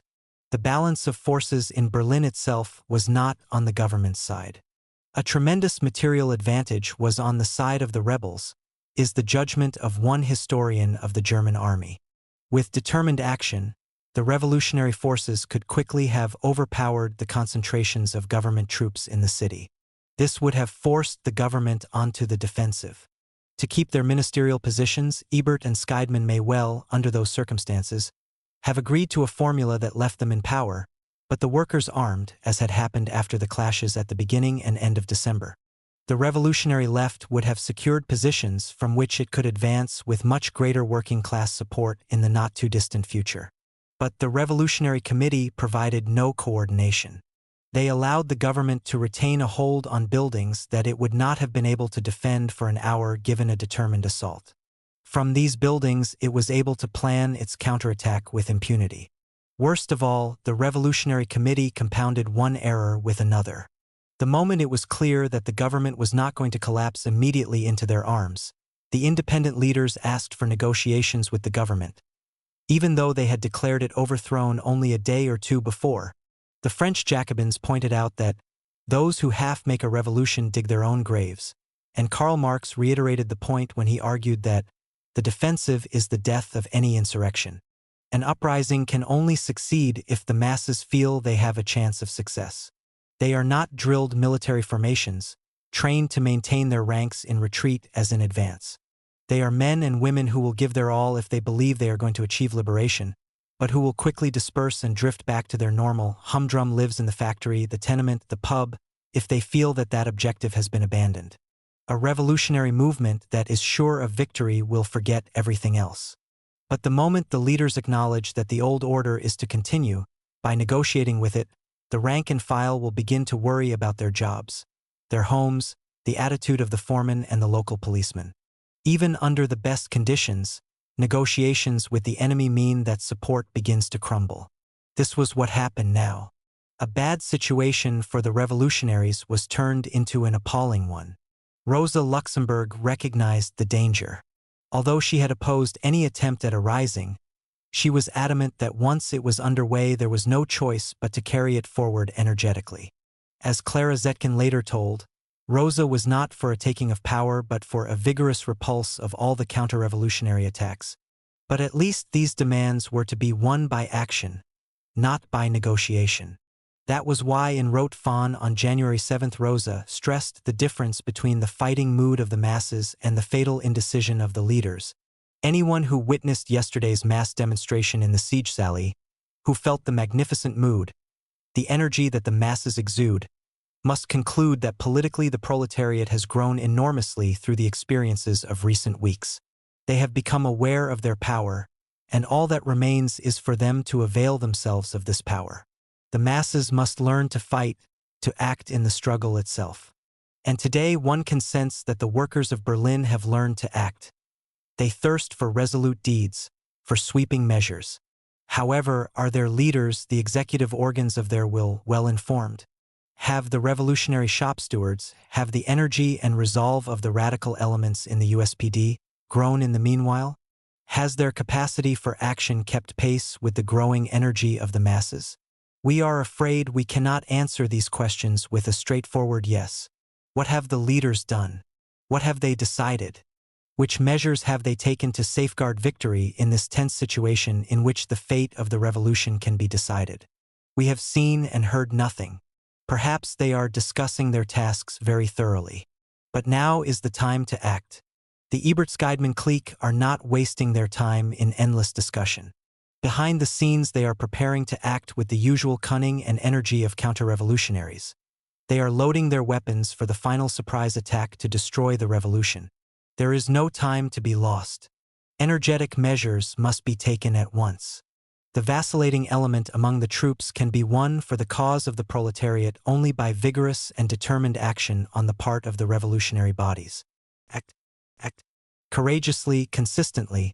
That is the accursed duty and obligation of the revolutionary shop stewards and the sincere leaders of the USPD. Disarm the counter-revolution. Arm the masses. Occupy all positions of power. Act quickly. But the Spartakists were not capable of giving the movement the determination, organization, and direction it needed, any more than they had been capable previously of restricting it to defensive demands. They were just too small to wield the necessary influence. Individual Spartakist militants could make an impact. Levine, for instance, who only a few days before had been sent by the leadership to stop a premature uprising in Upper Silesia, now took charge of the military operations in and around the Vorwärts building. But that was not at all the same thing as being able to impose some overall strategic and tactical organization on the revolutionary forces. The government was only too ready to take advantage of the disorganization and indecision of its opponents. Already on January 6, Noske had delegated his police powers to General Luttwitz in preparation for the use of the Freikorps from outside Berlin. But the disorganization of the revolutionaries allowed the creation of a pro-government force in the heart of Berlin itself.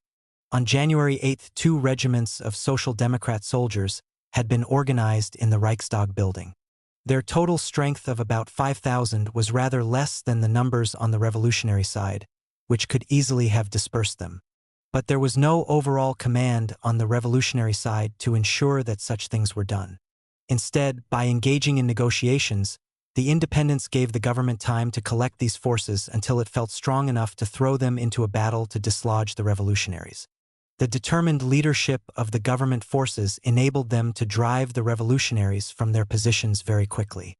The commander of the pro-government Republican Soldiers Corps tells that by January 13th, I was in a position to report to Noske that there was nothing more to be done, except to maintain the order that had been restored and to continue the process of disarming. The Berlin troops of the Republican Soldiers Corps and the volunteers, the Social Democrat soldiers under Kuttner and Baumeister, who captured the Brandenburg Gate and defended the Reichstag, had re-established the reign of order in Berlin.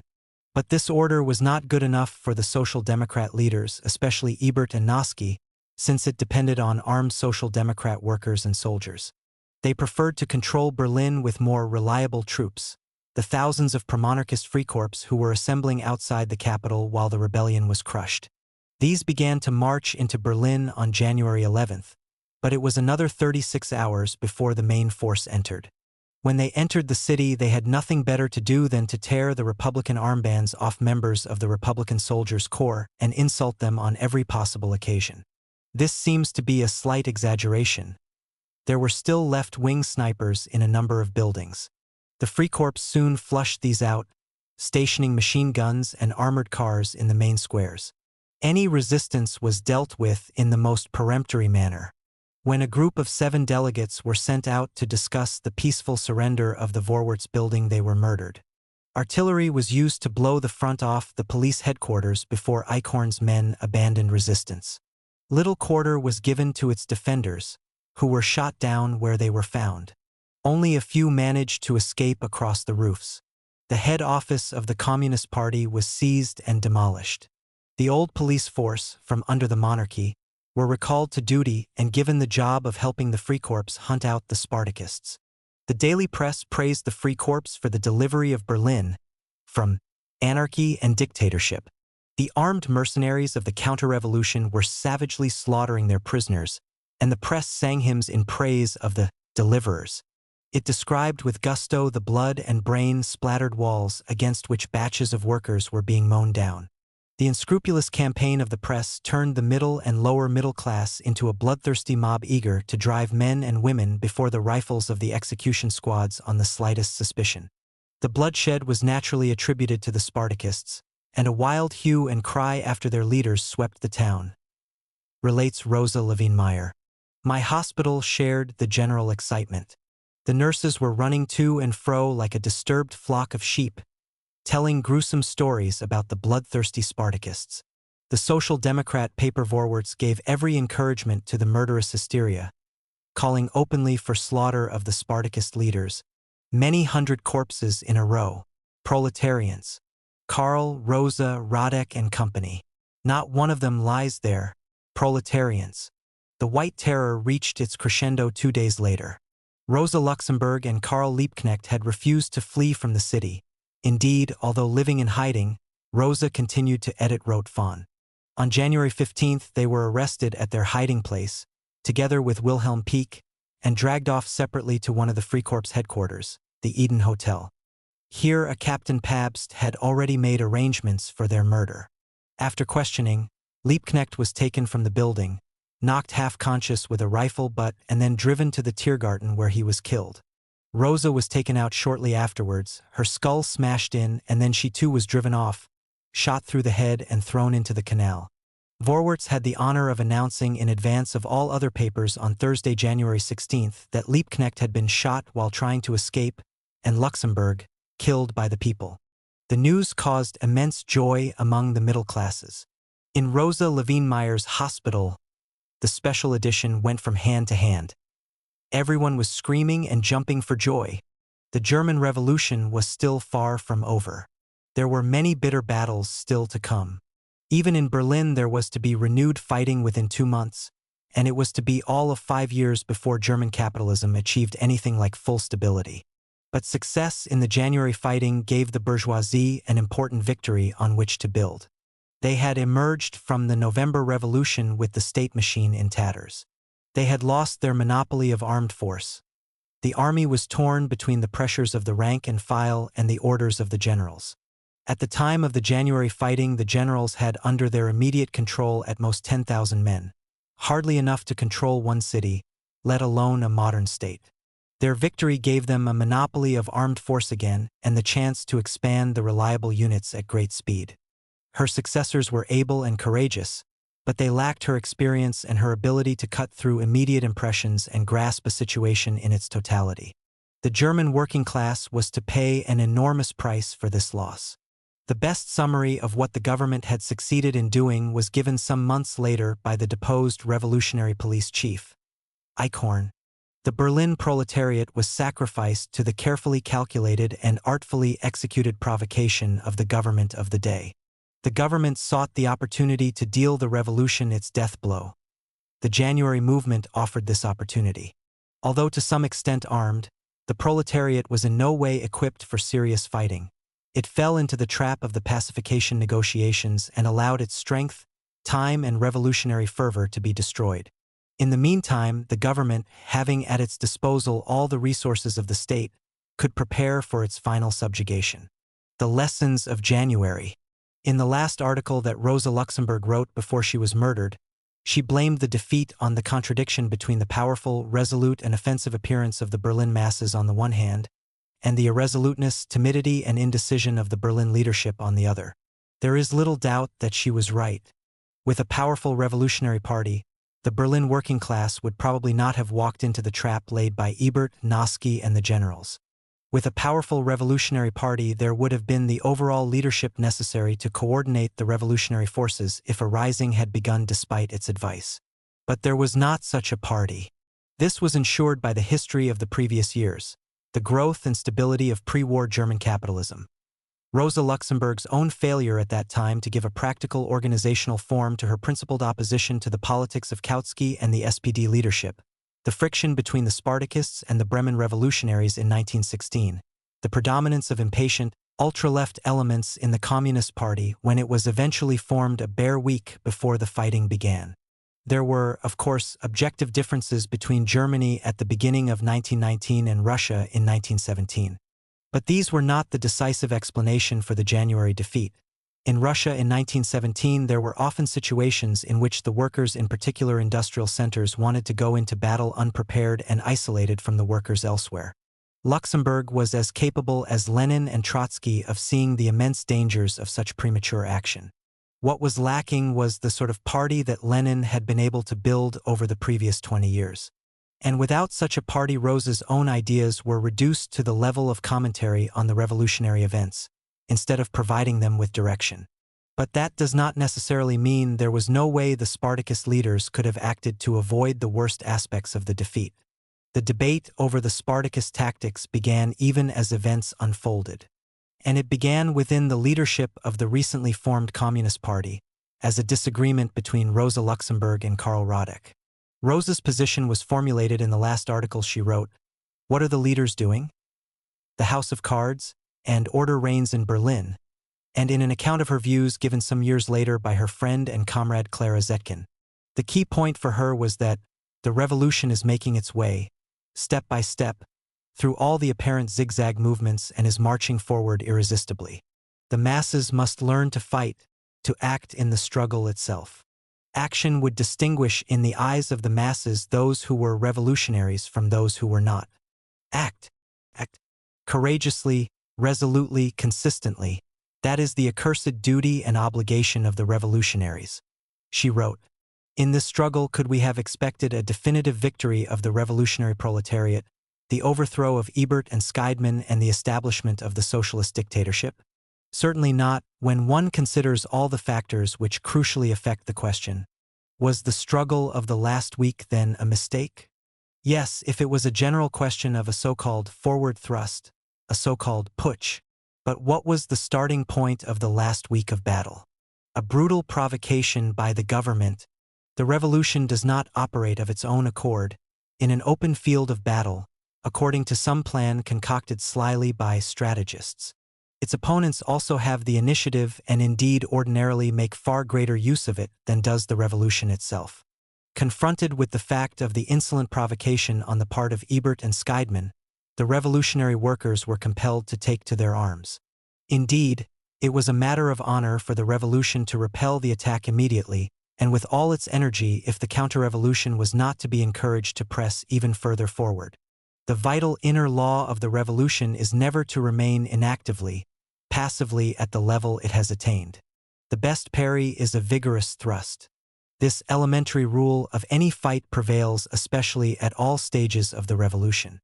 The contradiction between the demands of the task and the inadequacies of the preconditions for its fulfillment in the initial phase of the revolutionary development results in the individual struggles ending formally in defeat.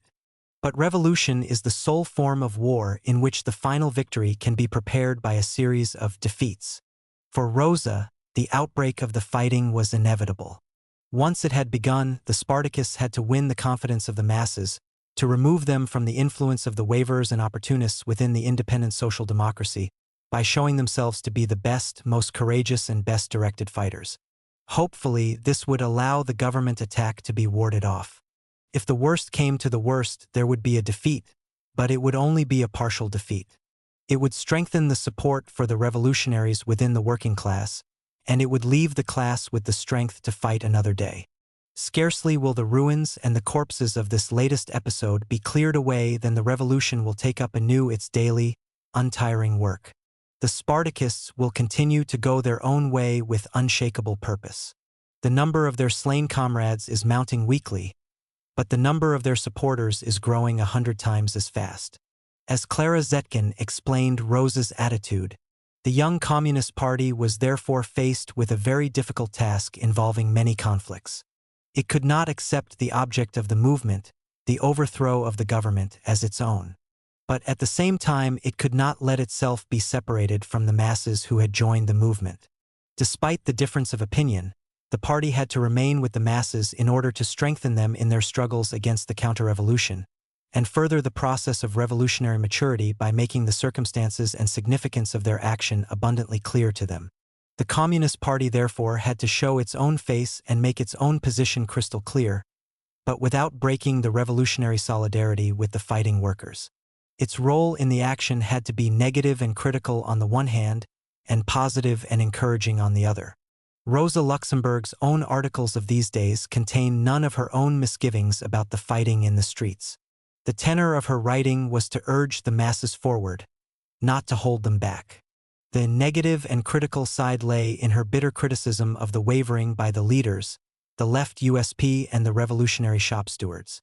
Radek said the tone of Rote Fahn was as if the final battle was taking place. Radek himself had a markedly different approach to Rosa's.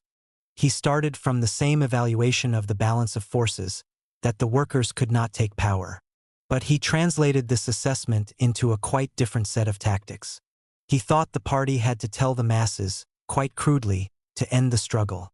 On the third day of the fighting, he wrote in a letter to the Spartakus Zentrale, the 9-strong central leadership body. In your party program, what does the Spartakus League want? You declare that you would not take power unless you had the masses behind you. This completely correct standpoint has its basis in the fact that the workers' government is inconceivable without existing mass proletarian organization. At present, the only mass organizations to be considered, the workers' and soldiers' councils, are only of nominal strength. Consequently, they are not dominated by the Combat Party, the Communist Party, but by the Social Patriots and the Independents. In such a situation, there can be no question of thinking of a taking of power by the working class. If the government fell into your hands after a putsch, you would be cut off from the provinces and strangled within a few hours. In such a situation, the action decided by the revolutionary delegates in reply to the attack of the Social Patriot government against the head of police should have simply had the character of a protest action. The proletarian vanguard, exasperated by the politics of the government, and badly led by the revolutionary delegates whose political inexperience made them incapable of weighing up the balance of forces throughout the country, in their enthusiasm transformed the movement of protest into a fight for power. It is this which is allowing Ebert and Scheidman to give a blow to the Berlin movement that can completely weaken the movement. The only force capable of restraint and of preventing this disaster is you, the Communist Party. You have enough clarity to know this is a battle without hope. You know it, your comrades Levi and Dunker told me. Nothing can prevent those who are too feeble to fight from retreating in the face of a superior force. In July 1917, when we were infinitely stronger than you are today, we restrained the masses with all our force, and when we did not succeed in that, we led them to retreat from a battle without hope. Radek was calling on the Spartakist leaders to tell their followers to abandon the battle. His arguments were defended within that leadership by Paul Levi and Leo Jagesches. But although Rosa Luxemburg had said, according to Levi, that it would no longer be possible to work with Liebknecht, after his call for the fight for power, she was not prepared to give the order for the retreat. She knew that the independents were negotiating for a retreat of their own, and did not want the Spartakists to provide an excuse for them. She felt that only by standing firm while the independents led the retreat could the necessary polarization within the masses take place, with the most militant being drawn to the Communist Party. The danger with Radek's formulation was that it would involve the Spartakus League members fleeing for cover, while the most radical workers and soldiers kept fighting by themselves. This would only strengthen ultra-left, anarchistic anti-party attitudes, rather than build the party. January 1919 and July 1917. Radek compared the January fighting with the July days in Russia in 1917. There were close similarities. In Petrograd in July 1917, as in Berlin in January 1919, the workers and soldiers felt very powerful. The government staged a provocation, ordering the machine gun regiment to the front, and the workers reacted by pressing for a seizure of power. And just as Liebknecht and Pieck took part in the insurrectionary call in January 1919, notwithstanding party discipline, so in July 1917, The leaders of the Bolshevik military organization were instrumental in fanning the flames of revolt. The soldiers I.M. Golovin, K. Kozakov, K.N. Romanov, and L. Linsky, all members of the Bolshevik military organization collective, spoke out in favor of an immediate coup d'état. The Bolshevik military paper, Soldatskaya Pravda, called openly for the workers to remove from power the bourgeoisie. But Lenin held firmly to the view that the movement was premature and extremely dangerous. We must be especially attentive and careful, so as not to be drawn into a provocation. One wrong move on our part can wreck everything. If we were now able to seize power, we would not be able to hold it. The attitude of the Bolshevik leaders was expressed clearly in a speech given by Tomsky when the Petrograd conference of the party heard of moves by the machine gun regiment. The regiments that have come out, he declared, have acted in an uncomradely manner, not having invited the Central Committee of our party to consider the question of a manifestation. It is impossible to talk of a manifestation at this moment unless we want a new revolution. The Bolshevik leaders were not able to hold the masses back. The demonstrations took place despite them. Should they have simply ordered their own party members not to take part in the demonstrations? To have done so would have been fatal. It would have confused and demoralized vast numbers of workers who only the day before had broken with the Mensheviks and identified revolutionary militancy with taking part in the demonstrations. They would not in the future have looked upon the Bolsheviks as their party if Lenin had given orders to withdraw from battle without the masses. Party members had to be with the masses on the streets, raising slogans which would hold the masses together and express their combative spirit, while avoiding anything that could be construed as a bid to seize power. As Kamenev, for the Bolsheviks, told the workers' section of the Petrograd Soviet at the height of the demonstrations, "We did not summon the manifestation. The popular masses themselves came into the street. But once the masses have come out, our place is among them. Our present task is to give the movement an organized character." Lenin was adamant that the party could not simply leave the masses to fight it out. Had our party refused to support the 3 to 4 July mass movement, which burst out spontaneously despite our attempts to prevent it, we should have actually completely betrayed the proletariat, since the people were moved into action by their well-founded and just anger. As he wrote 2 years after the event, "Mistakes are inevitable when the masses are fighting, but the communists must remain with the masses, see their mistakes, explain them to the masses, try to get them rectified, and strive perseveringly for the victory of class consciousness over spontaneity." In practice, when the Bolsheviks saw that any attempt to argue against an action by the workers would be useless, they issued their own call for armed demonstrations, but for peaceful and organized demonstrations. Trotsky tells how, under the walls of the Tauride Palace during the July days, Zinoviev was extraordinarily active, ingenious, and strong. He raised the excitement of the masses to its highest note, not in order to summon them to decisive action, but, on the contrary, in order to restrain them. After 3 days of such demonstrations, the enthusiasm of the masses exhausted itself. It was at that point that the Bolsheviks were able to call for the masses to withdraw, knowing that vastly greater numbers than merely their own members would obey the call. They could get a hearing because the Bolsheviks themselves had shared all the risks of the struggle on the previous days, while the Mensheviks had not. Looked at in this light, it is possible to see more clearly the mistake made by the Spartakists in January 1919. It was not that they took part in the movement.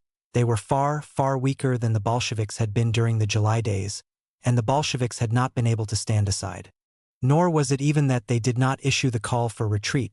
The Bolsheviks had not been able to do so until they felt the masses would follow, and the weakness of the Spartakists made them less able to do this. The real mistake was that the Spartakist leaders did not make sufficiently clear, in their paper and in their speeches, that they regarded the movement as having strictly limited objectives.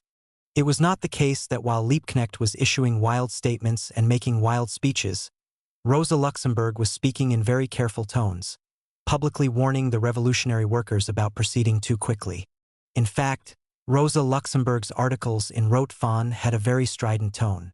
When Radek reproached her with this, she insisted that she had to match the mood of the masses. When a healthy child is born, it struggles and yells, it does not simply bleat. But this meant there was no way for the masses to hear Rosa's realistic assessment of the movement. She issued the call for the overthrow of the government as a propaganda slogan, aimed at educating the masses, not at moving them straight into action. But the strident tone in which she issued it must have given a very different impression to many newly militant, inexperienced workers. Here was the real contrast with Lenin in 1917. He insisted that a slogan should not be raised if there was the danger that the workers would not understand what it was possible to achieve immediately. The slogan "Down with the provisional government" is an incorrect one at the present moment because in the absence of a solid majority of the people on the side of the revolutionary proletariat, such a slogan is either an empty phrase or objectively amounts to attempts at adventurism. Such a mistake by a great Marxist and revolutionary such as Rosa Luxemburg cannot be explained by saying she had a different temperament to Lenin. Her real problem was that she was afraid to be too hard in her criticism of the actions of the recently radicalized groups of workers, because she was trying to build a party from these groups. By contrast, Lenin had already built a party. Its militants were already so widely respected within the class that they could afford to risk temporary unpopularity among the newly radicalized workers, provided that they participated in mass actions alongside them. Anyone who ends up in Rosa Luxemburg's position of trying to build a revolutionary party out of next to nothing in the course of the revolution itself will face extreme difficulties.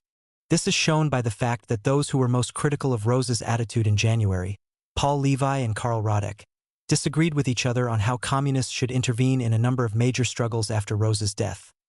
Levi criticized Hungarian and Bavarian communists for prematurely taking power, while Radek defended them. Radek encouraged the March Action of 1921, an adventure if there ever was one. Rosa Luxemburg made a tactical mistake in the first week of January 1919 by adopting too strident a tone in her writings. Yet her overall assessment of the situation was correct. Her tactical error is not to be explained by anything that happened in December or January, but by a much earlier error, when in 1912 and 1916 she underrated the importance of building an independent revolutionary socialist party. She had written in March 1917, "The Spartakus League is only another historical tendency in the whole movement of the German proletariat. It is characterized by a different attitude on all questions of tactics and organization. But the view that therefore it is necessary to form two carefully divided parties, corresponding with these two aspects of the socialist opposition, independents and Spartakists, rests on a purely dogmatic interpretation of the function of parties." The contrast with Lenin's repeated insistence on the political and organizational independence of revolutionaries from centrists could not have been sharper, and helped prepare the ground for the tragic quandary faced by Rosa Luxemburg and the German Revolution in January 1919. Chapter 6. The Months of Civil War. The military and the bourgeoisie who are today helping Ebert and Scheidman out of the mire want to enjoy the fruits of the bloody harvest themselves. These elements support the socialist government only so long as they believe they can keep a tight rein on the proletarian masses by waving the false banner of socialism. But now the spell has been broken. The past week has torn open the abyss that yawns between the Ebert government and the revolution. Today it is obvious that Ebert and Scheidman can only rule by the bayonet. If this is the case, however, then the bayonet will rule without Ebert and Scheidman. Thus, the counter-revolutionary officers' corps is rebelling against Ebert's government. Whatever may come about tomorrow or the day after as a result of and solution to the crisis, it will be a provisional arrangement, a house of cards. In the shortest time, the primeval force of the revolution, namely the economic struggle, will put an end to all these games. Scarcely will the ruins and corpses of this latest episode be cleared away than the revolution will take up anew its untiring daily work. Thus Rosa Luxemburg, only a couple of days before she was murdered, pointed to the problems facing the victors of January 1919. It was not long before her predictions were proved correct. The crushing of the revolutionary left in Berlin had enabled the Social Democrat leaders and the military high command to achieve their first goals. They had created conditions in which the January elections to the National Assembly could safely take place. They ensured that the elections were dominated by the old established SPD party machine on the one hand and the massive funds given by big business to the bourgeois parties for propaganda on the other, and they left intact the old structures of power in the press, the civil service, the army, and the judiciary. But their victory over the revolution was precarious. Much of Germany was still under the influence of the workers' and soldiers' councils. The civil service still depended on their goodwill to get things done. The only effective police forces in many localities were the security detachments, or people's armies operated by these councils. In the early days of the revolution, the Social Democrats had usually been able to dominate these councils, because many of the workers and soldiers were completely new to politics and believed that the Social Democrats were following a realistic socialist strategy. But the Social Democrats could hold on to this support only if they made verbal concessions to the workers. They did not sail into battle under the banner of counter-revolution. Quite the opposite. They made promises that, in normal times, would have sounded revolutionary. The first proclamations of the government stressed its purely socialist composition, and that it set itself the task of carrying out the socialist program, as a historian sympathetic to the SPD leaders noted. Above all, this was true in the economic sphere, where there was continual talk of socialization. The same National Congress of the councils that voted to hand power to the National Assembly also voted for the socialization of industry, especially the mines. And the Congress was dominated by the Social Democrats. The Social Democrats also had to make verbal concessions over the workers' councils themselves. The councils were extremely popular among wide sections of workers, including those who backed the government. Again, the National Congress of the Councils had voted for the Hamburg Resolution giving great powers to the soldiers' councils. One reason why the government had found it so easy to suppress the January movement in Berlin was that a sizable section of the city's workers were still prepared to help actively put down the revolution. The biggest factories and some of the key regiments remained neutral, urging peace between the two sides. The executive of the Berlin councils denounced the rising. But this meant that the smashing of the left forces did not destroy the power of the working class as a whole, but only of its most revolutionary elements. A complete decimation of the workers would have meant not merely the smashing of the Spartakists and left independents, but also of some of the very social democratic forces that had fought against the revolutionaries. There were tens of thousands of workers and soldiers prepared to countenance the disarming, even the shooting of Reds, yet who were far from ready to accede to the other demands of the counter-revolution: the restoration of the essentials of the pre-November regime, the destruction of the power of the unions, the return of old-style military discipline, and for wage rises to be less than the rise in the cost of living. Hence, it was possible for the Social Democrats to take by far the majority of working-class votes in the elections to the National Assembly, held less than a week after that first bloodbath in Berlin. They got 11.5 million votes, against the independents' 2.3 million, out of a total electorate of 30 million. Only one voter in 13 showed any sign of sympathy with revolutionary socialism. Most workers wanted socialism, but they still thought they could get it through non-revolutionary means. However, once Berlin had been crushed and the assembly elections safely held, the Social Democrat leaders began to make it obvious that they were moving away from rather than towards socialism. They formed a coalition government with the bourgeois parties, and then, on January 19th, Noske issued a decree destroying the power of the soldiers' councils and reinvesting the officers with all their old authority. The feeble policy of the right socialists, and the subsequent policy of the coalition government, excited resentment in the degree that the conditions of the laboring masses worsened, wrote one contemporary observer. In addition to the number of unemployed, which assumed powerful proportions with the demobilization of millions of soldiers and the cessation of the war industries, the employed section of the proletariat suffered more and more from the unceasing rise in prices. The efforts of workers to compensate themselves by wage increases were unavailing. In November and December, while the independents were still in the government, they had denounced strikes which aimed to maintain living standards. In much the same way that some would-be Marxists denounce economism today, the left-wing independent Emil Barth, for instance, attacked the attempt to degrade the revolution into a great wages struggle. Rosa Luxemburg, by contrast, had insisted that it was only through economic struggles that the political struggle would be raised to a higher level. She was now vindicated. In one part of Germany after another, the struggle for a livelihood led workers to turn to the institutions thrown up by the Revolution of November, above all the councils, against the government that most workers had voted for. The Social Democrat leaders responded by turning to their military friends to destroy the power of the councils and the local worker-based security forces. The Freikorps were now sent on a march through Germany to clean up, just as they had cleaned up the left in Berlin. It took them from Berlin to Bremen, from Bremen to the Ruhr, from the Ruhr to central Germany, from central Germany back to Berlin, from Berlin once more to the Ruhr and yet again to central Germany, from there to Munich, from Munich to Chemnitz and Hamburg. The Freikorps were increasingly directed against any working-class organization, not just the revolutionary minority. Thousands of workers were killed, and by the end much of Germany's working class felt as if they were living under military occupation. Bremen. The revolutionary left had achieved an influence in Bremen unmatched anywhere else. The city, on Germany's northwest coast, had been a center of opposition within the SPD even before 1914, its local party publishing articles by Luxemburg, Mehring, and Radek. The split inside the SPD in 1917 was on terms much more favorable to the opposition in Bremen than elsewhere, leaving the old party with only a few hundred members. Meanwhile, the revolutionary left, under the very able leadership of Johann Neef, had succeeded in producing a weekly paper from the city, Arbeiterpolitik. They countered the repression of the imperial state by building up an illegal organization rooted in the workplaces. In the first week after the revolution, the Social Democrats were able to gain control. In the general euphoria, many people felt that the councils were quite compatible with the old Senate that had run Bremen as a city-state within the empire. But attitudes soon began to change, especially after Neef arrived in the city on November 16 with a detachment of revolutionary sailors, determined to build a kernel of armed workers' power.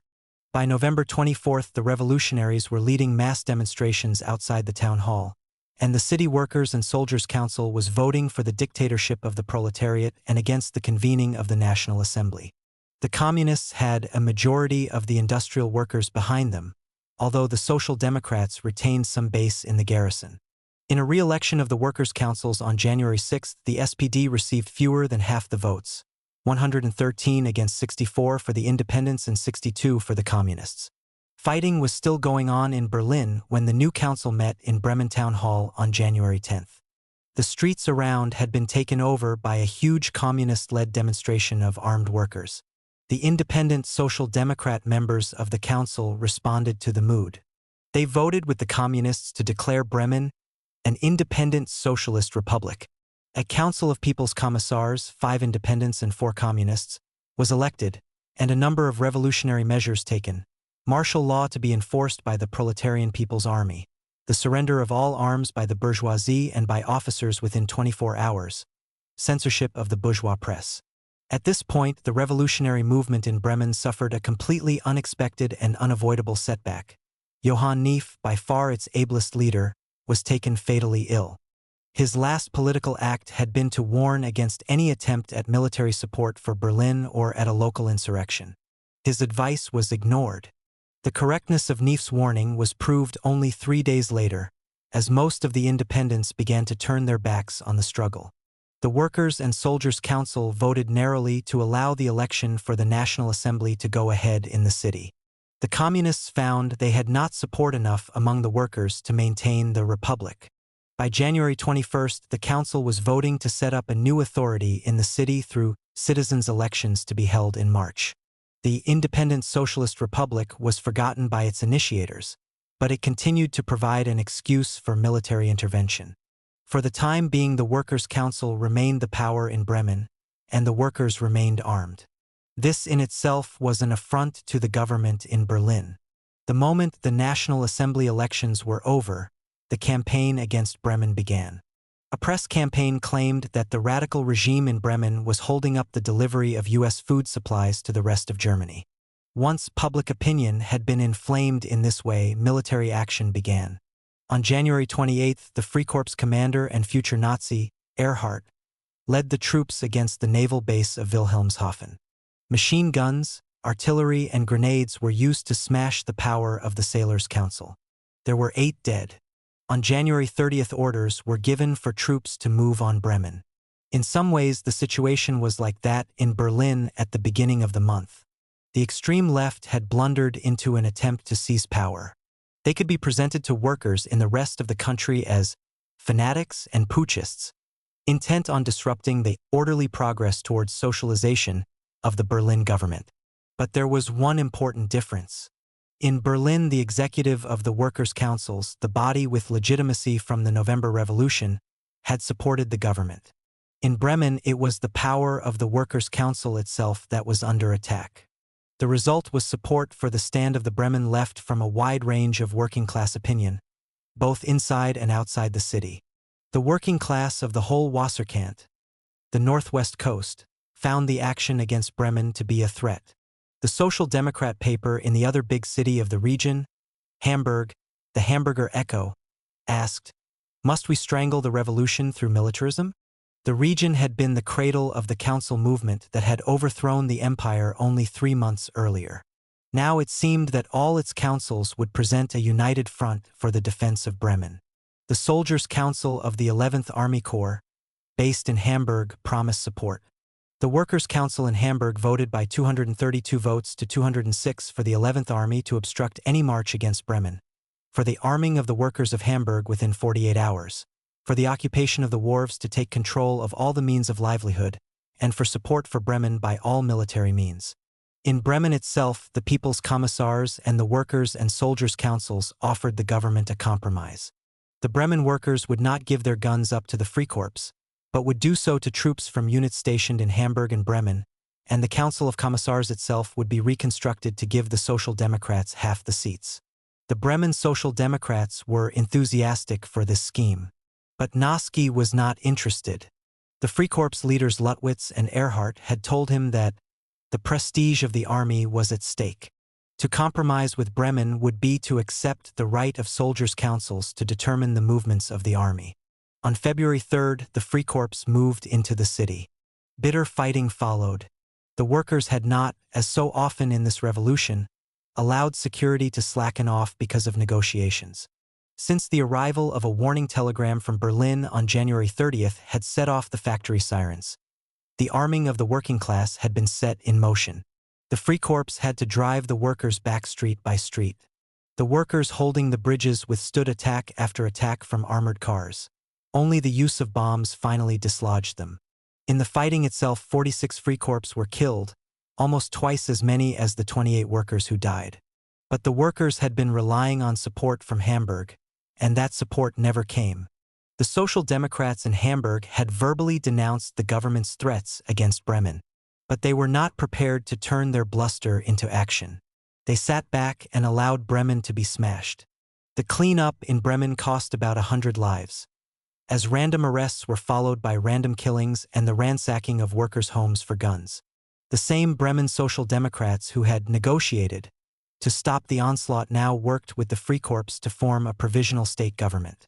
The revolutionary mood of the workers was not, however, completely broken. The city was paralyzed by a general strike in April for the release of the prisoners taken in February. Further military intervention was necessary to smash it, with shooting in the streets, mass arrests, military trials, and sentences for looting of up to 15 years. The Ruhr. In revolution, as in war, timing can be all-important. A few days, or even a few hours, can spell the difference between victory and defeat. Had the Social Democrats and the High Command faced a simultaneous revolt against their policies in all parts of the country, they could not have survived. But their centralized organization enabled them to keep the initiative. That could not prevent the revolt, but it could ensure that workers in different towns and regions rebelled separately and were defeated separately. This was particularly important in February, for just as the Freikorps were moving from Berlin to Bremen, the Ruhr began to erupt. Ebert and Noske were threatened with a battle on two fronts, which might easily engulf them. It took all their skill at verbal concessions to postpone confrontation in the Ruhr until Bremen had been smashed. The Ruhr was the industrial heartland of German capitalism. Its mines and steelworks were the launching ground for the great trusts run by Krupps, Thyssen and Stinnes, which had been the driving force behind the war, which were to dominate the economic life of the Republic, and which eventually were to pay for Hitler's accession to power. The workers of the region were already in a bitter mood when the empire collapsed on November 9th. 6 years earlier, a miners' strike had been smashed by the use of police and troops, and the miners ended up with worse wages and longer hours than before. During the war, the miners had been subject to military regulations and even longer hours. Their union organization had not traditionally been strong. It was split 4 ways, with a Social Democratic Free Union, a Christian union that was fairly strong in the Essen area, a liberal, non-political union, and a special union for Polish immigrant workers. In the war, union organization was further weakened by the use of war prisoners as workers without rights. Nonetheless, there were growing strikes in 1916, 1917 and 1918. The November Revolution itself was peaceful in the Ruhr. There was virtually no opposition for it to overcome. And the Social Democrats tended to dominate the newly elected workers' councils. But it was not long before the workers began to use their newfound freedom to push the economic claims that had been suppressed in the past. Already in October, the employers had rushed to recognize the unions for the first time. They had agreed to an 8-hour day in an attempt to calm the miners down. But the miners were already demanding more than this. They wanted the 6-hour day, pointing out that malnutrition made 8 hours work impossible. The number of strikes multiplied. On top of hunger, there was bitter anger at the employers, who raised the price of coal by 50% in December. The unions warned against unofficial strikes, and the workers began to turn against the union leaders, first the Christian Union and then the Old League, the Social Democrat Union. Inevitably, they also became disenchanted with the mentors of the unions, the Social Democrat officials who dominated the workers' councils. The workers' councils ran improvised security forces or people's armies in most towns, and had purged the revolutionary elements from them back in November. Now they were used against strikers. In Gladbach, the security force shot dead 3 demonstrators on December 17th and another 2 on January 13th. Such incidents caused growing numbers of workers to demand the re-election of the councils. These were effectively the first elections in many places, for the Social Democrats had simply nominated their officials as workers' councils in the early days of the revolution. In Gladbach, the Social Democrats were forced to appease the anger over the shootings by admitting 3 communists to the Workers' and Soldiers' Council. In Oberhausen, a council, appointed by representatives from the majority Social Democrat and bourgeois parties, was forced to give way to one made up of communists and independents, under pressure from radical elements in the local security force. Similar developments led to changes in the councils in Hamborn, Duisburg, Ickern, and Hervéus-Dorstein. In Buer, after new elections, a state bureaucrat who had been a member of the old workers' council persuaded disgruntled soldiers to surround the town hall and open fire on a meeting of the new council, killing 5 people. The growing bitterness of the miners found its expression in the political demand for socialization of the mining industry. This had always been in the program of the Social Democrat parties and gained widespread popularity after the collapse of the empire. It seemed only a matter of time. But the miners did not just wait for Berlin to act.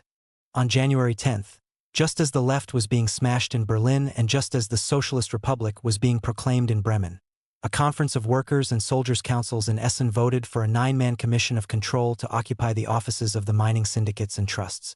Their aim was preparation for the socialization of the mines in collaboration with the Berlin Minister for Socialization. The decision was endorsed by the local Social Democrats as well as by the Independents and the Communists, and all 3 parties were equally represented on the 9-man commission. As one of the leaders of the movement said later, while in Berlin, Bremen, and other places bloody street battles were taking place between the troops of the Social Democrat People's Commissars and the revolutionary workers, in Essen the leaders of the Social Democrats, the Independents, and the Spartacus League sat peacefully together and took votes through the pit councils. A joint statement from the 3 parties declared that the conference had decided to take in hand the socialization of the mines, and that, with this, the revolution moves from a political to a social revolution. But the attempts to supervise the mining offices ran into sabotage from all sides. The companies and the state bureaucracy made the task of the 9-man commission as hard as possible, while the union leaders thought up all sorts of reasons for not cooperating with it. The government seemed at first to go along with the socialization movement. It appointed its own commission of experts to produce a scheme for socialization, which commission of course took many weeks to report. This was enough to prevent an eruption in the Ruhr in the crucial weeks in which Berlin and Bremen were crushed. But by early February, even the government's own supporters in the coalfield were beginning to think it was a bit slow over socialization. A new conference of the Workers' and Soldiers' Councils appointed the Communist Karski as economic and journalist advisor to the 9-man commission and gave the government a week's ultimatum. If the 9-man commission was not given full powers to carry through the socialization, there would be a general strike. The following day, the miners' position was strengthened by a decision of the Soldiers' Council of the 7th Army Corps based on Munster, just north of the Ruhr, to ignore the government regulation of January 19th restricting their power and to retain a veto over all military orders in the region. It seemed that any refusal by the government to proceed with socialization would meet solid opposition from all the councils and all the workers' parties in the Ruhr. But the government, while pretending to draw up its own plans for socialization, had been making careful preparations with the military high command. Freikorps units began to move from Bremen towards the Ruhr, and General Water used them to disarm the local security force in Munster and arrest the soldiers' council. From Munster, the units crossed into the Ruhr itself, entering the mining village of Hervéus-Dorstein. Their entry was resisted by a group of about 100 armed miners. But Freikorps artillery soon smashed such resistance, and the mining villages of the area were occupied, with the usual mass arrests. At the end of the day, 40 miners were dead, including Fest, the leader of the Workers' Council, who was battered to death while hiding in a church. Such brutal actions aroused bitter anger even where Social Democrat influence still prevailed. A hastily convened but unrepresentative Workers' Council conference called for immediate general strike. As work began to stop, a more representative meeting endorsed the decision, but not before the majority of the local Social Democrat leaders had walked out, denouncing a movement they had previously claimed they supported. Large numbers of Social Democrats joined the strike, but others were still sufficiently influenced by their leaders to aid them in trying to restore order, in opposition to those the Social Democrat press referred to as bandits. The Social Democrat security detachments attacked workers in a number of places. In Elberfeld, railway patrols fired on workers. In Dortmund, the security force arrested workers calling for the general strike. In Essen, a company of sailors shot dead 2 workers. In Barbeck, the local People's Army killed another 2, and further clashes in Elberfeld left 12 dead. But not everything went the authorities' way. In Bottrop, armed workers seized the town hall and took the members of the security force prisoner after a pitched battle in which 72 workers died. What has sometimes been called the First Ruhr Red Army came into being for a few days, as armed workers acting for the various workers' councils fought the advance of the Freikorps into the western Ruhr coal and steel towns. As one detailed study has recently concluded, on February 19th, the forces of the left were at their strongest. They controlled the whole western region with the exception of Duisburg.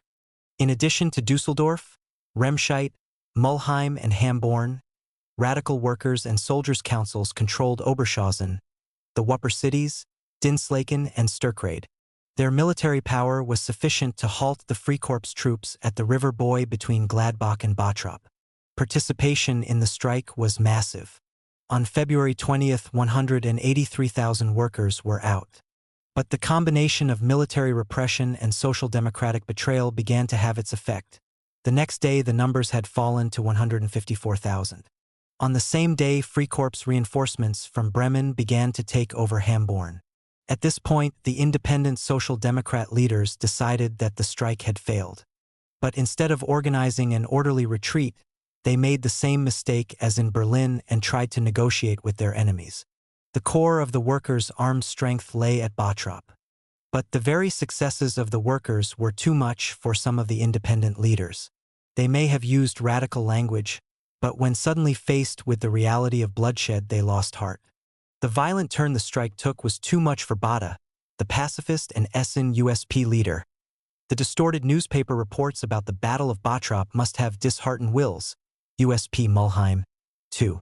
The two men began to negotiate with the army authorities at Munster. Water, still waiting for all of his reinforcements from Bremen, was only too happy to oblige, but went back on the deal 2 days later and recommenced his march from town to town, entering Bottrop on February 23rd to the usual accompaniment of mass arrests and summary executions. The first stirrings in the Ruhr had been crushed, but at the cost of radicalizing a wide layer of workers, as both the government and the high command were to discover to their cost on 2 later occasions. Before the struggle, the central and eastern Ruhr coalfields were still a Social Democrat stronghold. Afterwards, they were no longer so. Central Germany. Within days of the defeat of the general strike in the Ruhr, Central Germany was aflame. The region was one of the main mining areas and stood, geographically, in an important strategic position, separating Berlin from the south and southwest of the country, from Munich, Frankfurt, Stuttgart, and the Ruhr. Its governmental structure under the Empire had been complex, and this continued in the early years of the Weimar Republic. The empire had been made up from a multitude of petty principalities, kingdoms, and free states. In central Germany there was the Kingdom of Saxony, which included Leipzig, Dresden, and Chemnitz, a plethora of free states that made up Thuringia, which included Weimar, Gotha, and Erfurt, and the Prussian province of Saxony with Halle and Magdeburg, itself often confusingly referred to as Mid-Germany. Early in 1919, this fractured geography was matched by wide political variation. In Halle, Leipzig, Magdeburg, and the towns and industrial villages of Thuringia, the independent Social Democrats had been strong even before the revolution. By contrast, in Dresden and Chemnitz, the majority Social Democrats initially had the main support within the working class. Where there was a predominant independent influence, the machinery of local government, including the police power of the security detachments, remained in the hands of the workers' councils even after the elections to the National Assembly. The Berlin government set out to end this, but in such a way as not to take on the Central German councils at the same time as Berlin or Bremen or the Ruhr. The first problem was Thuringia, for the simple reason that the National Assembly had fled there to Weimar to escape the pressures of the Berlin workers. Noske sent a section of the Freikorps to Weimar to protect the National Assembly. The Thuringian Soldiers' Council objected, saying that it was quite adequate to do the job itself and resented alien troops. General Marcher duly dissolved the council at the beginning of February and sealed off an area 10 kilometers around Weimar. Then he directed his attention to the other towns, starting with Gotha, where he occupied the government building and the Freikorps fired on protesting demonstrators. Meanwhile, workers elsewhere in central Germany were moving into action over a quite different issue. There had been a growing agitation, especially in the coalfields, over the power of factory and pit councils, which the independent Social Democrat leaders presented as the first step towards socialization. The government was doing its utmost to delay things through negotiations. It was the third week of February, and with the agitation in the Ruhr, it did not want a war on two fronts. By February 23, the issue could be deferred no longer, especially after Marcher had dissolved the council-based government in Gotha. A conference of delegates from the Erfurt and Merseburg workers and soldiers' councils, from the pits, from electrical workers, chemical workers, and railway workers voted for all-out strike action. Half the delegates were independent Social Democrats and a quarter communists. But, an important point, the rest were SPD. The call for strike action was a call from the leadership of the whole working class in the area. The strike was tremendously effective. Not only did it shut down the region's industry, it also stopped power supplies to Berlin and cut the rail link between the capital and the south. The deputies of the National Assembly in Weimar were cut off from the ministries in Berlin. The National Assembly that had fled to Weimar to get away from the influence of the streets now sat besieged by a strike. The Freikorps could not by itself deal with this crisis. Only the socialist credentials of the SPD ministers could calm the workers. The government resorted to a maneuver designed to split the strikers. It issued a leaflet full of left-wing phraseology. We are going to create a statute book of industrial democracy. We will rebuild on the basis of industrial democracy and factory councils. A headline proclaimed, "Socialization is underway, especially in the mines." But, the government leaflet warned, all this was being put in danger by terrorists who have besieged the National Assembly and who would destroy the country through political and economic anarchy. While this leaflet was having its effect on those workers who still believed in the socialist intentions of the government, Noske ordered the Freikorps to move on from Gotha to Halle. This town, close to the Luna Works, the biggest factory in Germany, was run by a workers' council of left independents, with a security detachment under communist influence. Faced with attempts by the local middle class to starve the workers through a counterstrike, the Workers' Council had censored and then banned the bourgeois press. The Workers' Council decided that the odds were against effective resistance when the Freikorps entered the town on March 1. But the outrageous behavior of the troops soon led to bitter fighting in which 27 workers and 7 Freikorps were killed. Marcher then set up a local version of the Freikorps, a watch regiment of the middle class and students, to keep down the workers when his own troops had left. Yet the government was still trying to present a left face to the strikers. In negotiations, it agreed to legislation for the anchoring of factory councils in the Constitution. Although the agreement carefully restricted the powers of the factory councils, reducing them to harmless bodies for participating with the employers, the workers' delegates, influenced by the independents, felt that enough concessions had been made. They called off the general strike on March 6th, at the very moment when the Freikorps were returning to Berlin to deal with a movement that had begun in part with a call for solidarity with the workers of Central Germany. Berlin again. The January Rising in Berlin had been crushed because its supporters were a minority within the working class. They were mostly disarmed by soldiers under the influence of the Social Democrats before the Freikorps entered the city. But the aims of the Freikorps and of the soldiers who wanted orderly progress to socialism were diametrically opposed. There was very soon open antagonism between the two armed groups who had crushed the Spartakists. According to the commander of the Social Democratic Republican Soldiers Corps, among the Nazi troops a persistent propaganda was carried out against rebellious Berlin and its socialist defenders. When they entered Berlin, they had nothing better to do than to tear the Republican armbands off the members of the Republican Soldiers Corps and to insult them on every possible occasion. The behavior of the Freikorps worried even one of their own generals. Marcher wrote to his superior Luttwitz on January 25. In actual fact, the population of Berlin were kept for 10 days in terror of their lives by irresponsible elements of the Freikorps. The latter are becoming a danger to the capital, and I consider it quite probable that before long fighting will take place between the various corps. One historian has claimed, on the other hand, that sections of the Freikorps began to hesitate in the execution of their duties. The experience of firing on German workers, of searching their flats for arms and facing the hate-filled glances of the workers in the streets, was too much even for the Freikorps.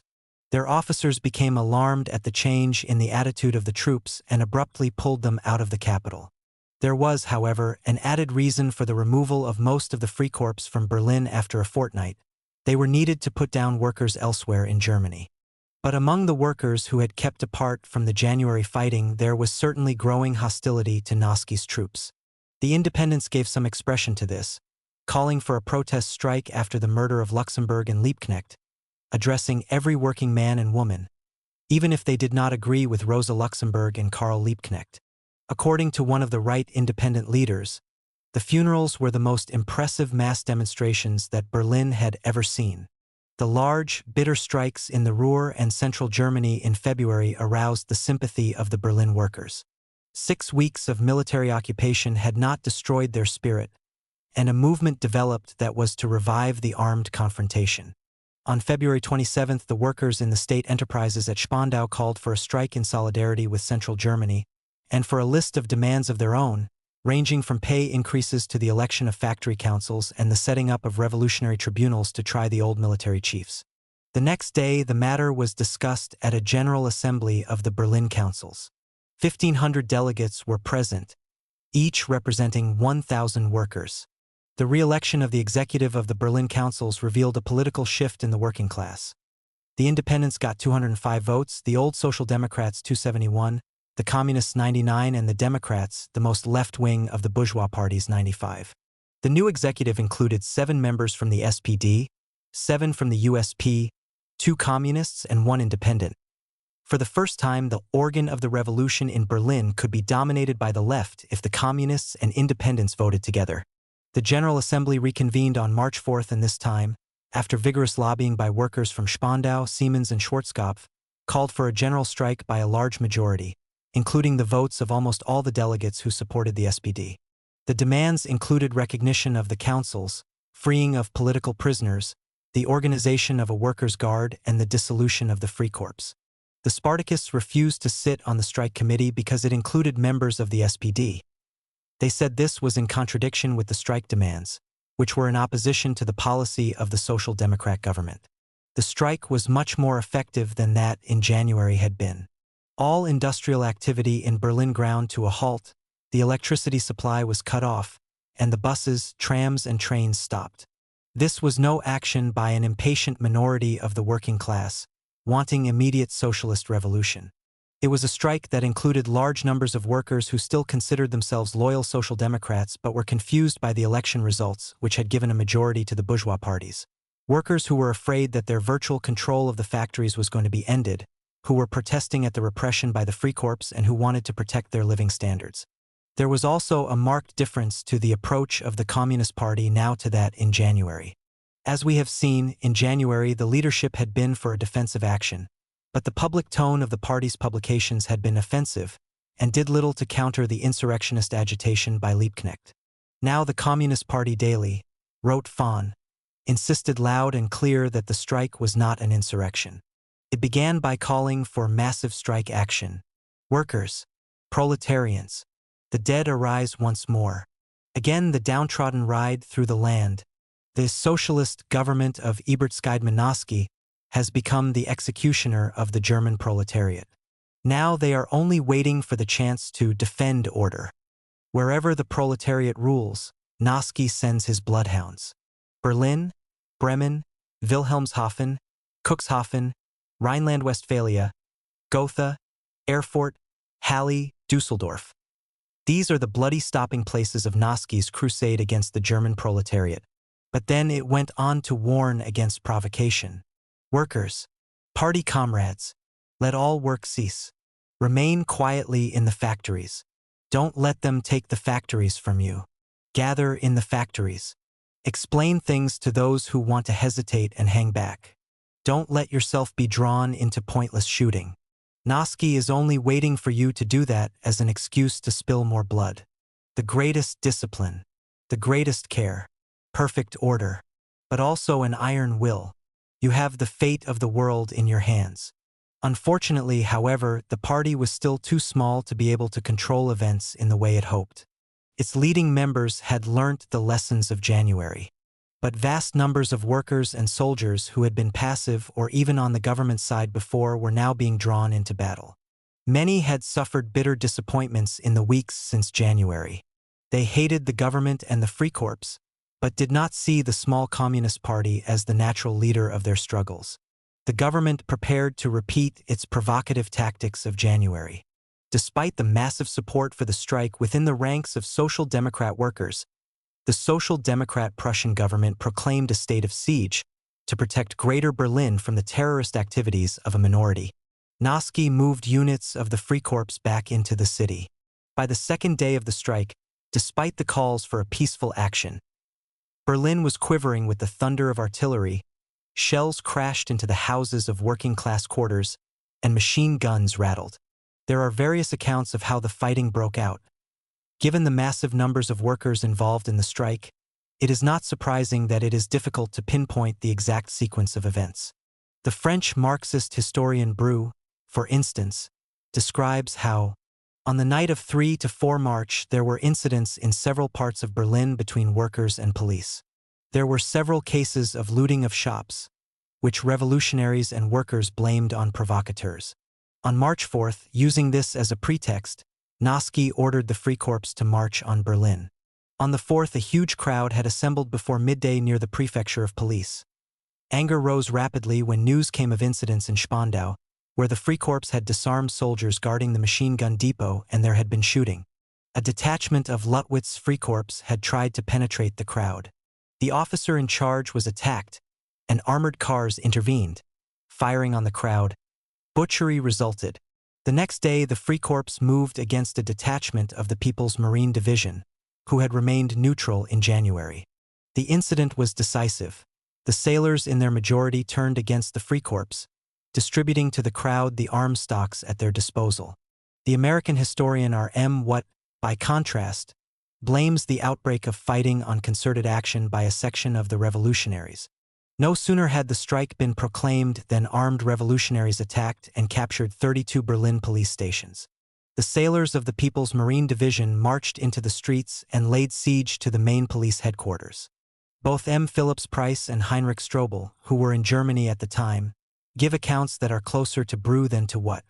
Philipps Price writes, "It soon turned out that the fighting was going on not between the volunteer corps of the old army and the armed Spartacist forces, but between the former on the one hand, and the People's Marine Division and the Republican Soldiers' Corps, which had always been regarded as a loyal force to the government." And Strobel writes, "The March struggle in Berlin originated in the petty jealousies and the mistrust between the Noski troops in Berlin, the Marine Division, and the Republican Guard. These troops were a thorn in the side of the generals who were at the head of the Noski volunteers, and they had to be dispersed at all costs. These struggles arose out of conflicts between these two bodies of troops. The Communists had as little to do with it as the independents. On March 5th, a crowd collected in the Alexanderplatz, in front of the police headquarters, and some of its disorderly members began to plunder a warehouse. The Marine Division sent 800 men and 2 motor lorries in answer to a telephone request to re-establish order. This detachment caught 20 plunderers and placed a guard on the warehouse. As a deputation of the Marine Division was leaving the police headquarters, run by the right since January, the leader of the deputation was wounded by a shot. In a twinkling of an eye, shots were exchanged between the Marine Division and the police headquarters. And now the events of Spartaka's week were repeated with slight variations.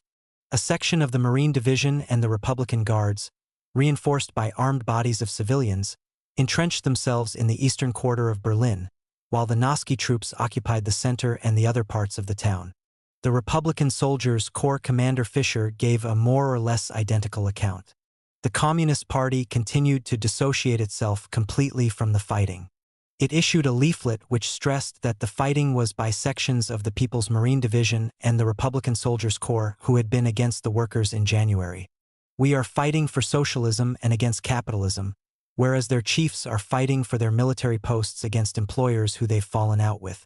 It is that, and much more besides, that separates us. Between us and them, there is no solidarity. If anything, the communist leaders were abstaining too much from the struggle. The fact that the sailors and the rank-and-file Social Democrats of the Republican Corps had taken the wrong side in January did not mean that they could not learn the errors of their ways through hard experience. But the statements of the Communist Party made little difference anyway. The Social Democrat union leaders in Berlin, who had felt compelled to support the strike because of the pressure of their own rank and file, now seized on the fighting as an excuse for changing sides. On March 6th, they called for an end to the strike. When they found themselves a minority in the Assembly of Workers' Councils, they simply withdrew from it and issued their own leaflets and posters calling for a return to work. The Freikorps immediately took advantage of this betrayal and the splits within the workers' ranks. They began to break the strike, ensuring the distribution of supplies to the bourgeois part of the city. Within 2 days, the strike was no longer effective, and the strike committee felt compelled to call for an unconditional return to work. By March 9th, the strike and the fighting were over. But Noski and his friends were not satisfied. They were out to win a war, not merely a battle. And they felt that neither the revolutionary left nor the working class movement were now in a position to defend themselves. The attack which followed far exceeded in frightfulness that which Berlin had experienced in January.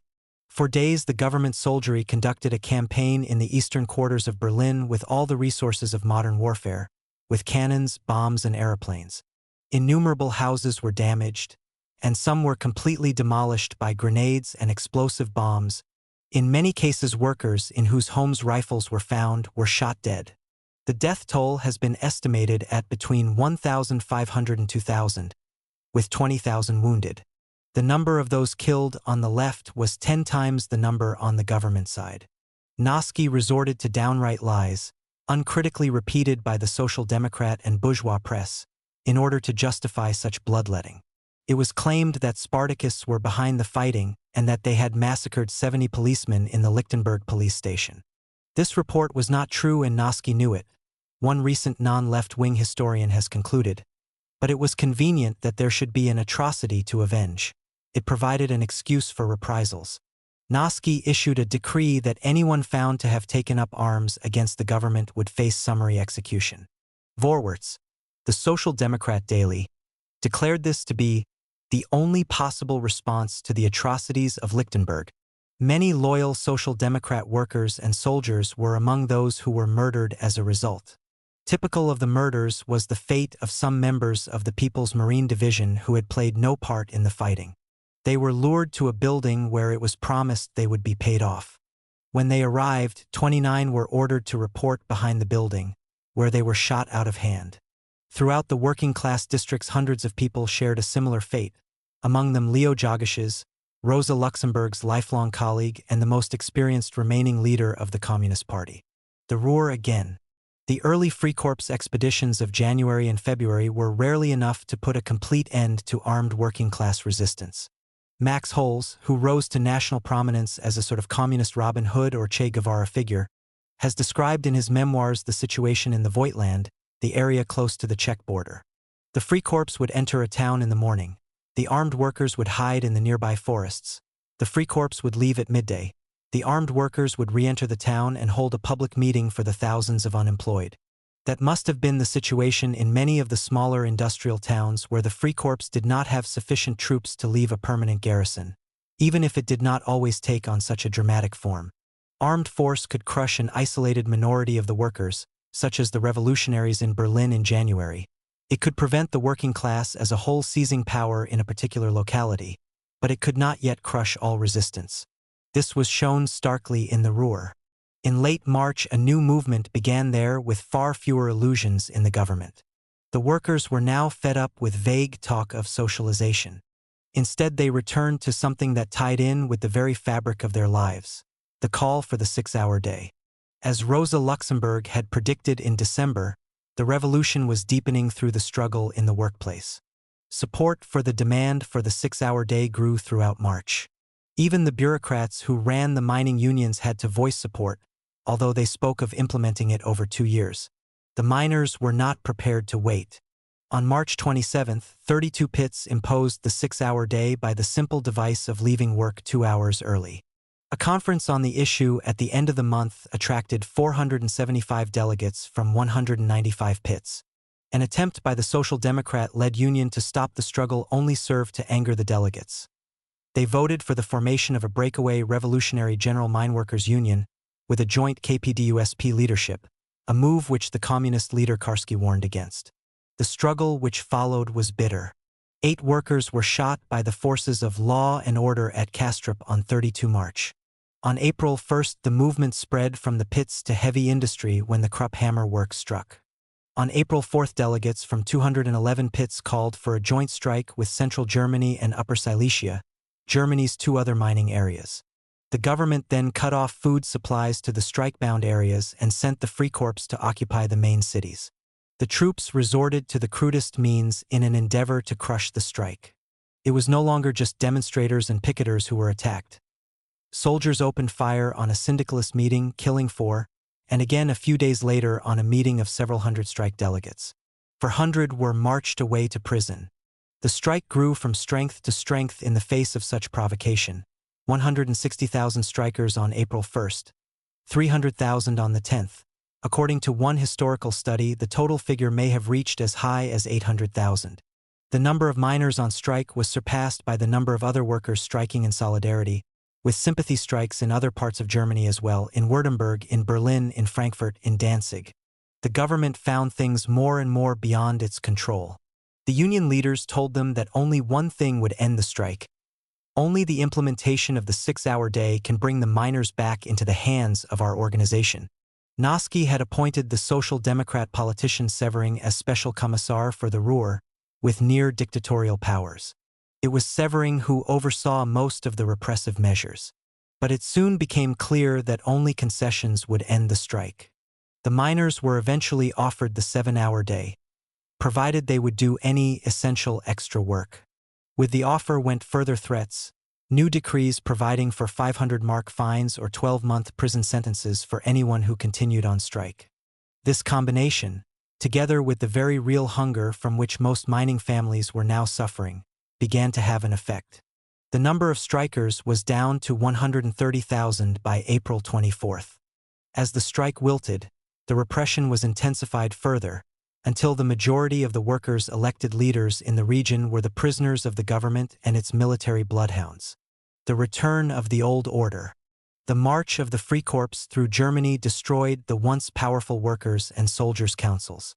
The power of the councils, especially of the armed soldiers' councils and the left-wing sections of the security detachments, was replaced by the old state structure of Germany under the Kaiser, manned by bureaucrats, officers, judges, and police chiefs. By and large, they had the same political views as the members of the Freikorps who had reinstated their power.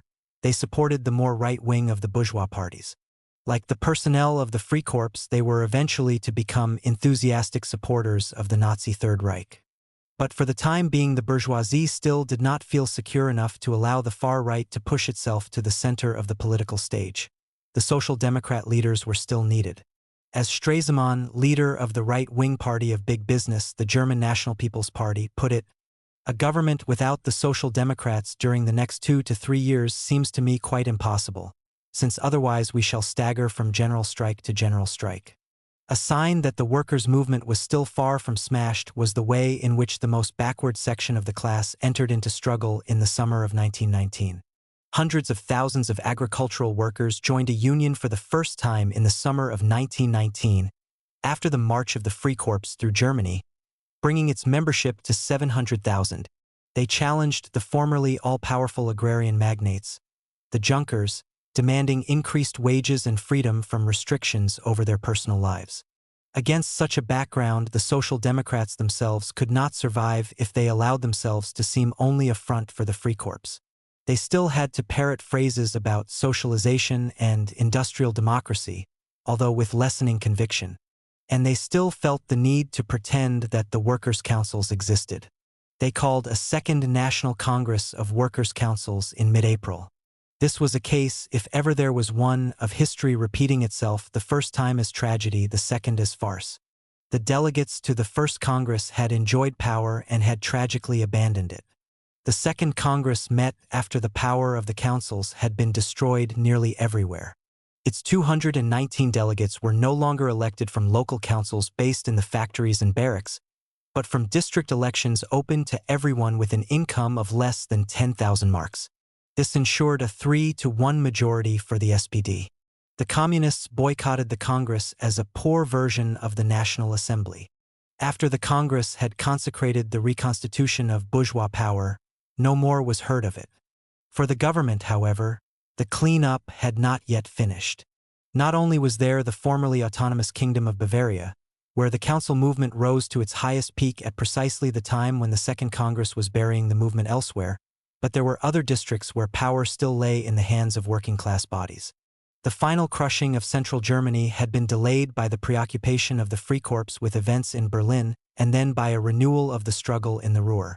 Magdeburg was still run by an independent-led workers' and soldiers' council. The area had been quiet since the revolution and had not joined in the February strike. But that did not stop Noske giving a local liquor manufacturer, and later Nazi, full power to build a middle-class home guard to restore order. Nor did it stop him dragging 3 of the leaders of the Workers' Council, including a Social Democrat, off to Berlin under arrest. On April 9th, the Freikorps entered the town, fired into a crowd of demonstrators, killing 7, arrested the Workers' Council and set up armed middle-class forces, the Home Guard, and a Magdeburg regiment. Next, it was the turn of the town of Braunschweig, where the workers had joined an all-German general strike in support of the Ruhr in April. The strike leaders were effectively the power in the town for several days, controlling food distribution and enforcing a curfew.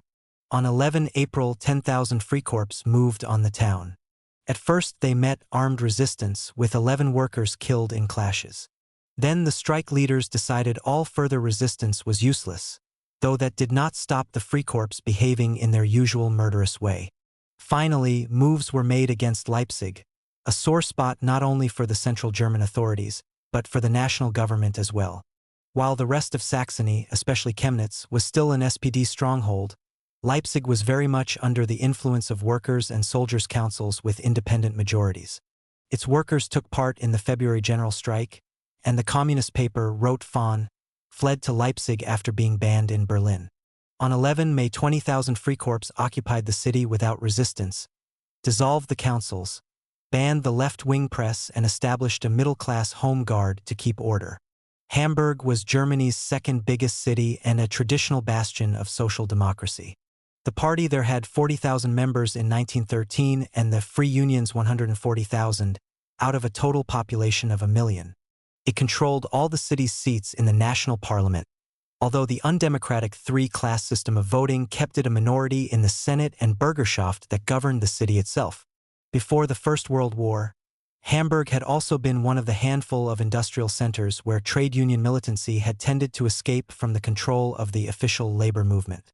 There had been bitter strikes in 1896 to 97, in 1906 and in 1912.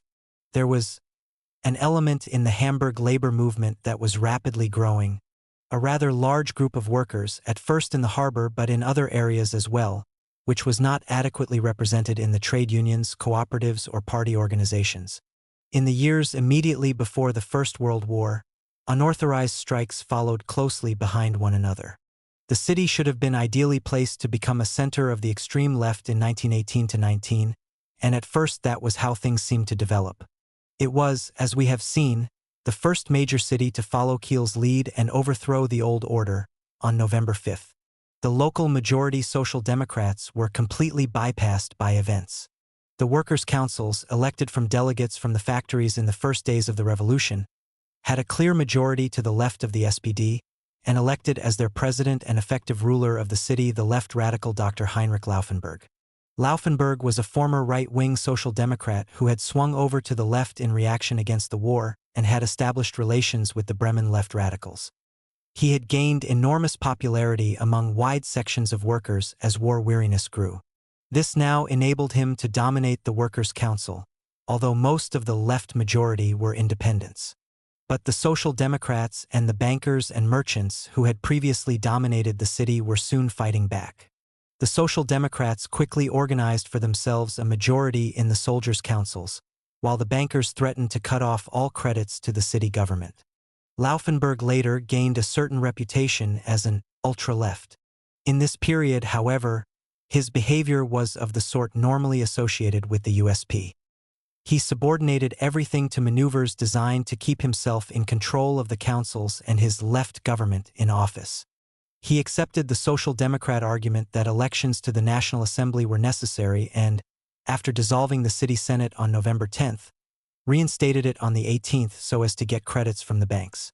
Laufenberg continued to make use of the established ministries and their bureaucratic staffs. Much of the real power in Hamburg resided exactly where it had always resided, in the hands of the leaders of business, finance, and the state bureaucracy. Laufenberg did not even ensure the existence of an independent revolutionary press. Instead, he negotiated with the Social Democrats for joint control of a paper printed on their presses. A government based on conciliation with the bankers and the Social Democrats could take no real action to deal with unemployment and food shortages. It was easy for the Social Democrats to blame all the problems of the working class on the left figurehead of Laufenberg.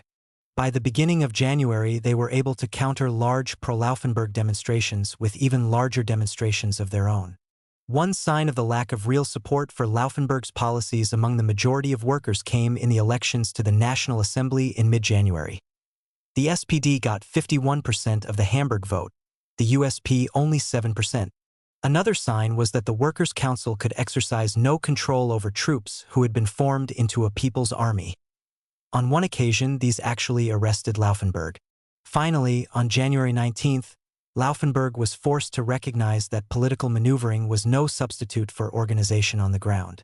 He resigned as president of the councils and allowed a re-election of the councils that produced an SPD majority. That majority soon handed over power to a new Senate jointly run by the old oligarchs of the city and the SPD electoral majority. The Social Democrats still had one major crisis to surmount, however.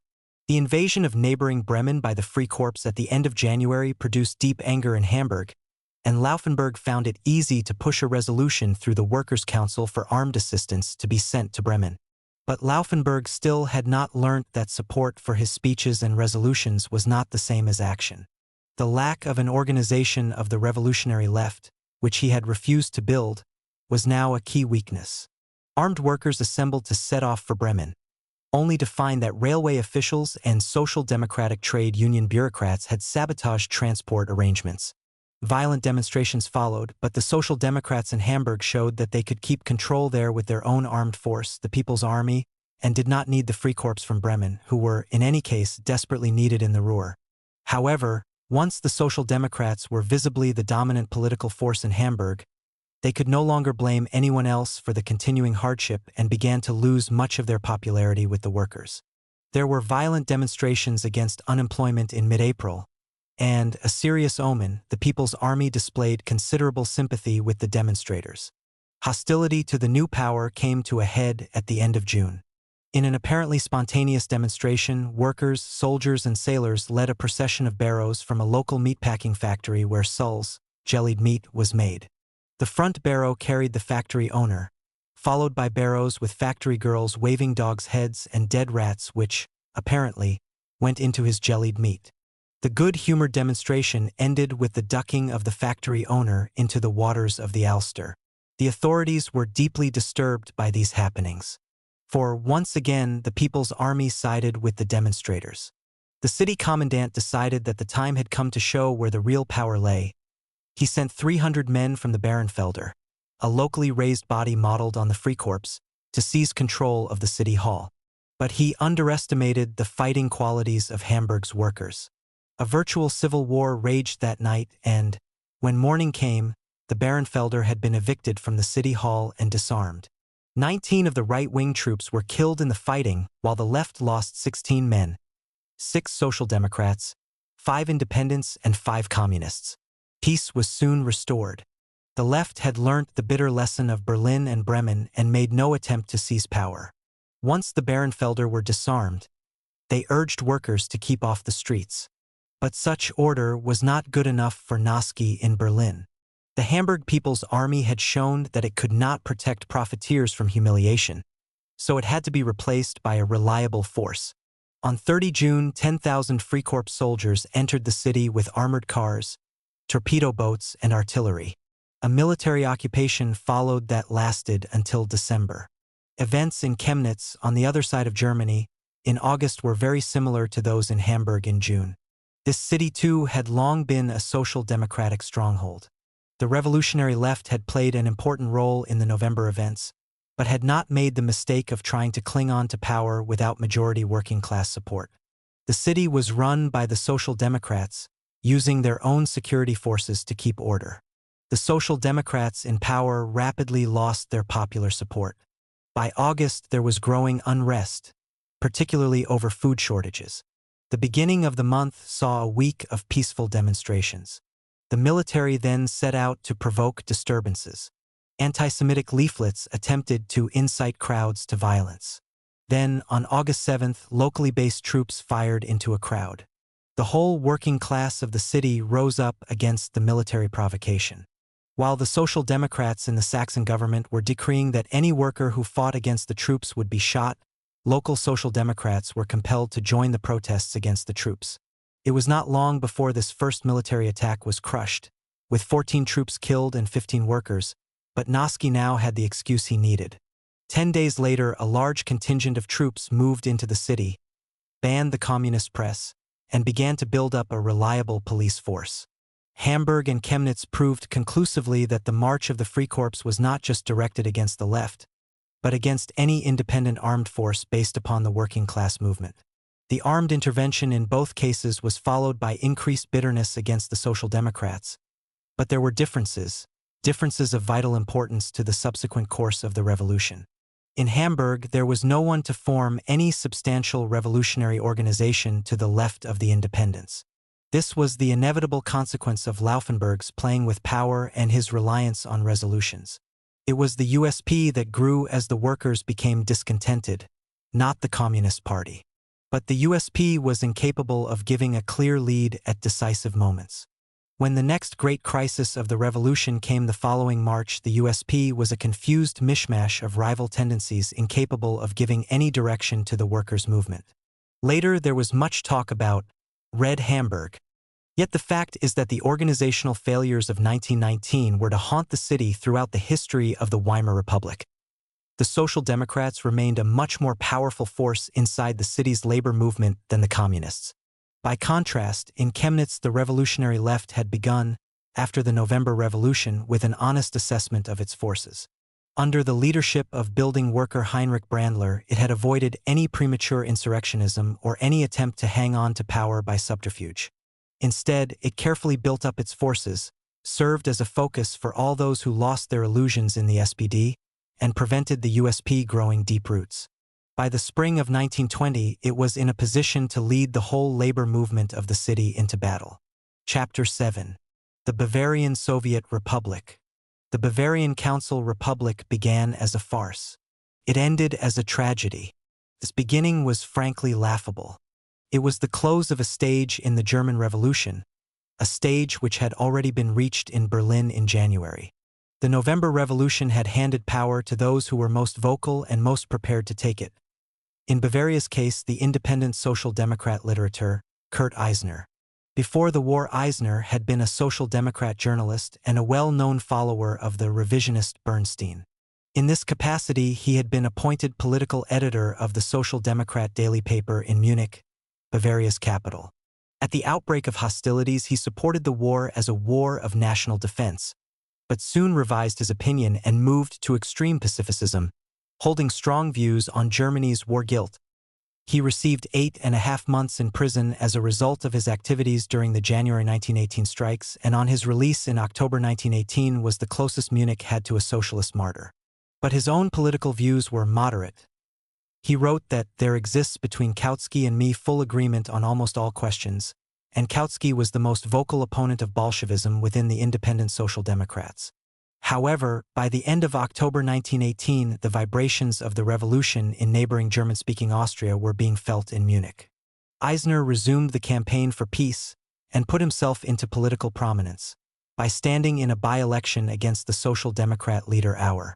Then, early in November, news filtered through of the rising in Kiel, just as some hundreds of German sailors stopped off in Munich on their way home from their base in now revolutionary Austria. A new mood began to grip Munich's workers. Hundreds turned up to meetings for peace, at which only dozens had been expected. Eisner, with virtually no organization to back him, became virtually a political force in himself, to such an extent that Auer, for all his powerful Social Democratic Party apparatus, could not refuse to sign with Eisner a joint call for a general strike. On November 7th, the city was paralyzed by the strike. Auer turned up to address what he expected to be a peaceful demonstration, to find the most militant section of it composed of armed soldiers and sailors, gathered behind the bearded bohemian figure of Eisner and a huge banner reading "Long Live the Revolution." While the Social Democrat leaders stood aghast, wondering what to do, Eisner led his group off, drawing much of the crowd behind it, and made a tour of the barracks. Soldiers rushed to the windows at the sound of the approaching turmoil, exchanged quick words with the demonstrators, picked up their guns and flocked in behind. Now Eisner led them straight into the local parliament building, proclaimed the Bavarian Free State, the overthrow of the monarchy, and the end of the war. That evening the king and his old ministers fled the city. By taking the initiative at the right moment, Eisner had effectively seized state power. The Social Democrat leaders had little choice but to throw their lot in with him, at least for the time being, if they were not to lose all control over events. To most historians, the new regime had seemed an anomaly. It gave the appearance of being among the most radical state governments to emerge from the November Revolution. Yet Bavaria was among the most conservative, clerically dominated parts of Germany, with its 8 million population made up chiefly of deeply Catholic peasants. Not one of the towns of Bavaria, a communist leader noted a few months later, is characterized by big industry, least of all Munich. This was reflected in the right-wing character of Social Democrat organization there before the war. The anomaly was the result of the shaking that the war had given to the whole social structure. By November 1918, everyone wanted change. Even those who had supported the monarchy, and who were later to flock to the banners of Nazism, felt that things could not go on in the old way. Among the peasantry, resentment at the war economy and rationing had encouraged the growth of a radical peasant league. Although only a minority of peasants ever joined it, the league did challenge the age-old conservatism of the countryside. In Munich itself, a new working class had been created. Krupp had built a new munitions factory employing 6,000 workers, a large number in a city of 600,000. Some of these workers were brought from northern Germany and came with much more radical traditions than those of Bavaria. The Krupp workers had been in the forefront of the January 1918 strike and were now an important political force. What was more, Munich was a staging post for troops withdrawing from the front. By mid-December, there were 50,000 of them lodged in temporary accommodation, equivalent to a fifth of the city's adult population. The resulting concentration of industrial workers and soldiers undergoing rapid radicalization more than compensated for the political weight of rural Bavaria. One further factor enabled Eisner to play a role apparently independent of the balance of social forces. The Bavarian middle class and peasantry had a strong separatist tradition.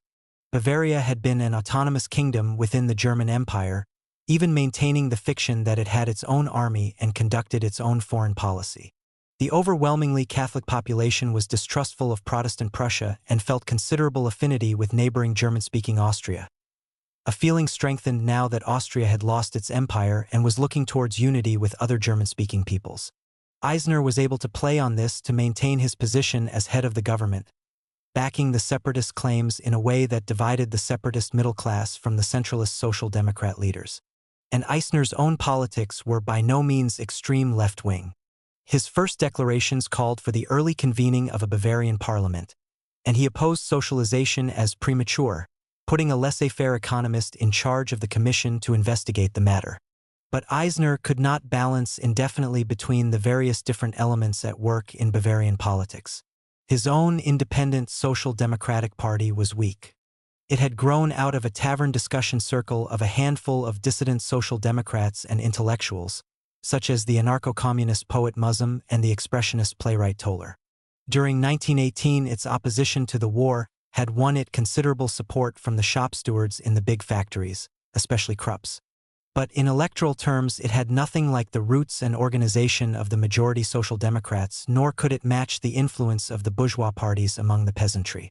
There cannot have been many occasions in history like that of January 12, 1919 in Bavaria, when the head of the government's party received only 2.5% of the total vote. Yet he continued in office. It wasn't even that Eisner could claim an alternative base of support through the backing of a system of workers' councils. 6,000 different councils were said to have been formed in Bavaria in the November days, but their strength varied enormously. They virtually ran the textile center of Augsburg, and in other places took over the powers of the old municipal authorities. But most seemed to have represented little apart from a vague aspiration for change after the jubilation of the first days of revolution. The Soldiers' Council in Munich, for example, still left the Social Democrat war minister in real control of the army. Above all, there was little in the way of council organization to coordinate the different forces that had brought about the revolution. The various executive bodies for the councils formed in November had usually been self-appointed, with little base in the factories and barracks. Then the Social Democrats had set up an allegedly unified council for Munich. Their own supporters had a 50-to-1 majority, and its statutes declared that it had no executive power. Already in December, Eisner's position was weak. He could hang on to power only by making concessions to his Social Democrat coalition partners, for instance by agreeing to the establishment of some sort of regular security force to keep order. The election result pushed him more into their hands. While Eisner was moving to the right, the living conditions of the Munich workers and soldiers were rapidly deteriorating. The municipal council announced that it could procure no more vegetables for sale. The number of unemployed grew. Inflation destroyed the value of wages. There had already been rioting in mid-December, in protest at a public meeting by the sociologist Max Weber in favor of elections to the National Assembly.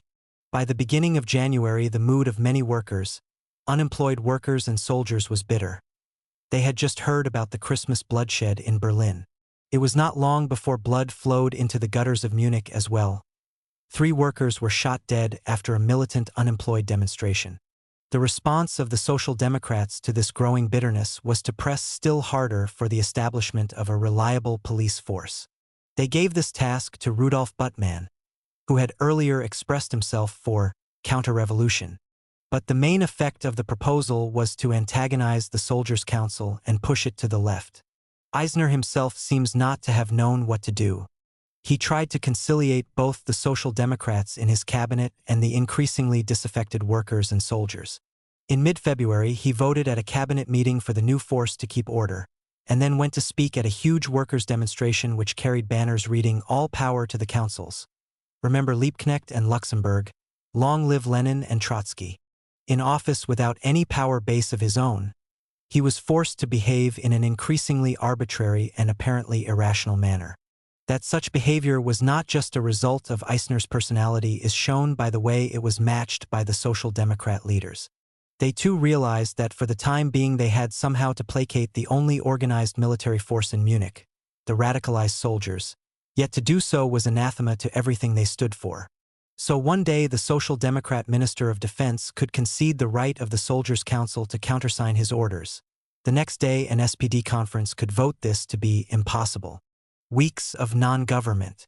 Eisner himself finally decided to resign in an effort to allow the Social Democrats to form a stable government. But he did not tell anyone.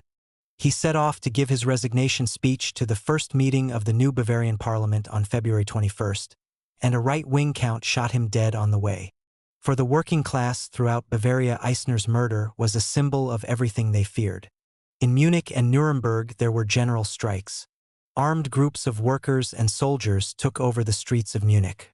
One armed worker simply walked into the assembled parliament and shot down the right-wing Social Democrat, Auer, who many thought was behind Eisner's murder. The deputies fled in terror from the city. Now the only power in the state was the armed workers and soldiers of Munich, and whatever bodies could hold their allegiance. Effectively, decisions were taken by a newly formed central executive for the Bavarian councils, headed by the left Social Democrat Nikisch and including the communist Levine.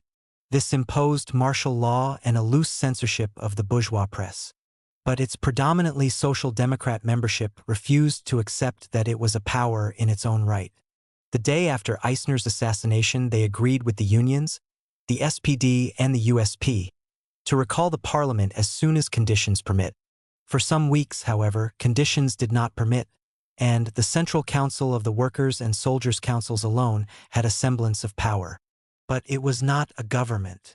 A Congress of the Bavarian councils met, and kept talking for 2 weeks without coming to any conclusion, except to vote by 23 votes to 70 against the establishment of a Workers' Council government.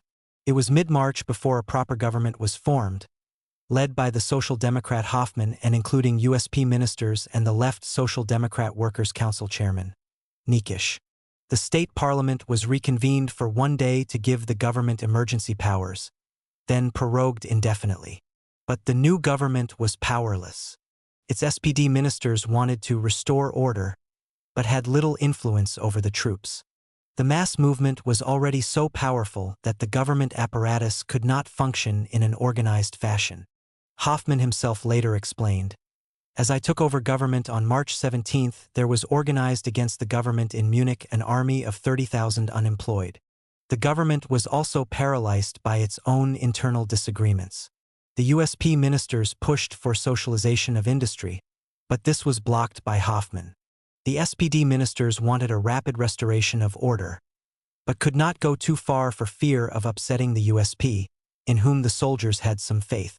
The biggest party outside the government, the Bavarian People's Party, was demanding a declaration of independence from Berlin. Hoffman said this was impossible, but the pressure for independence was strong enough to stop him turning to the Berlin-run Freikorps to suppress the left. Meanwhile, conditions for the mass of the population were getting worse daily. There were now some 40,000 unemployed in the city. A bitterly cold March had depleted coal stocks and caused a cancellation of all fuel rations. The city municipality was bankrupt, with its own employees refusing to accept its paper currency. If domestic conditions were driving workers to despair, external events soon turned them to revolutionary hope. On March 22nd, a workers' republic took over in Hungary. The workers' councils remained an important force in Austria, where the dominant politics remained a left-wing version of social democracy. To many workers it seemed that Bavaria could provide one pole in a line of workers' republics stretching through Austria into Hungary and on to Moscow. Such visions seemed still more possible in the last days of March as the Ruhr moved into general strike. A state of emergency was proclaimed in Stuttgart and there were riots in Frankfurt. Things finally erupted at the beginning of April. There were rumors that Parliament was to be reconvened with its bourgeois majority. The soldiers were saying they would not oppose the workers if there was a general strike. Nightly meetings of thousands of unemployed warned Hoffman that they would help themselves unless he cancelled increases in the gas and electricity charges and tram fares. Then a meeting of workers' councils in Augsburg addressed by the left Social Democrat minister Nikisch voted overwhelmingly for the foundation of a council republic. It was a motion that enjoyed the support of the rank-and-file Social Democrats of southern Bavaria, as expressed at an SPD conference 2 days earlier. The pseudo-Soviet republic. The most amazing scene followed. A meeting was organized to discuss the formation of a council republic by the right-wing Social Democrat war minister Schneppenhorst in his own office. 100 people were present from the workers' and soldiers' councils, from the SPD, from the independents, and from anarchist-influenced Bohemian circles. All seemed most enthusiastic for a scheme by which the government crisis would be solved by forming a council-based government of the three workers' parties, the SPD, USP, and KPD. But then the communist Levin, recently arrived from Berlin, turned up at the meeting. He rejected the scheme and warned perceptively, "I have just learned of your plans. We communists harbor profound suspicion of a Soviet republic initiated by the Social Democrat minister Schneppenhorst and men like Durr, who up to now have combated the Soviet system with all their power. At best, we can interpret their attitude as the attempt of bankrupt leaders to ingratiate themselves with the masses by seemingly revolutionary action, or worse, as a deliberate provocation. We know from our experience in northern Germany that the Social Democrats often attempted to provoke premature actions which are the easiest to crush. A Soviet republic cannot be proclaimed at a conference table. It is founded after a struggle by a victorious proletariat. The proletariat of Munich has not yet entered the struggle for power. After the first intoxication, the Social Democrats will seize upon the first pretext to withdraw and thus deliberately betray the workers. The independents will collaborate, then falter, then begin to waver, to negotiate with the enemy and turn unwittingly into traitors. And we as communists will have to pay for your undertaking with blood." The speech provoked an explosion of anger. Schneppenhorst screamed, "Punch the Jew on the nose!" But it was not enough to stop the dangerous games. On April 7th, the citizens of Munich were amazed when they went onto the streets to discover that the Bavarian Soviet Republic had been proclaimed. The communists referred to this as the pseudo-Soviet Republic. It was a caricature of the real thing, one of those comedies whose collapse was required in the interest of the progress of the revolution. The Soviet Republic did not arise from the immediate needs of the working class. The establishment of a Soviet republic was to the independents and anarchists a reshuffling of political offices. For this handful of people, the Soviet republic was established when their bargaining at the green table had been closed. The masses outside were to them little more than believers about to receive the gift of salvation from the hands of these little gods. The thought that the Soviet republic could only arise out of the mass movement was far removed from them. While they achieved the Soviet Republic, they lacked the most important component, the councils.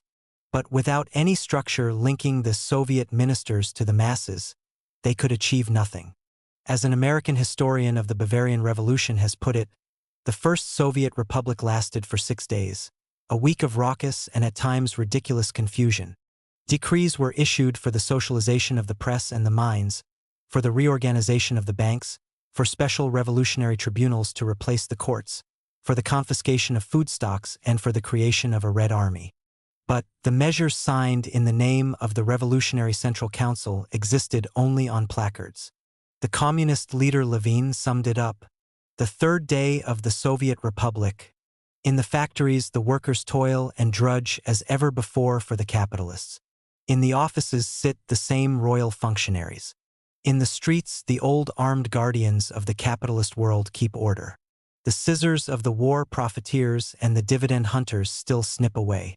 The rotary presses of the capitalist press still rattle on, spewing out poison and gall, lies and calumnies to the people craving for revolutionary enlightenment. Not a single bourgeois has been disarmed. Not a single worker has been armed. The government itself was as much a farce as its measures were ineffectual. The man who had presided over its formation, Schneppenhorst, had decamped to Nuremberg. Allegedly, this was to get support for the council government.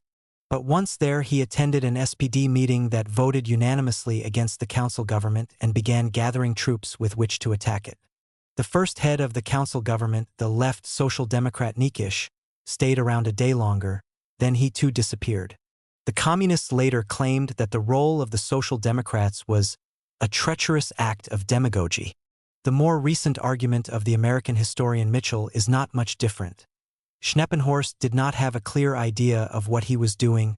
By inviting the KPD into a coalition government, he hoped to commit its leaders to official responsibility for their words and deeds, which could then, by some means or other, be vigorously opposed.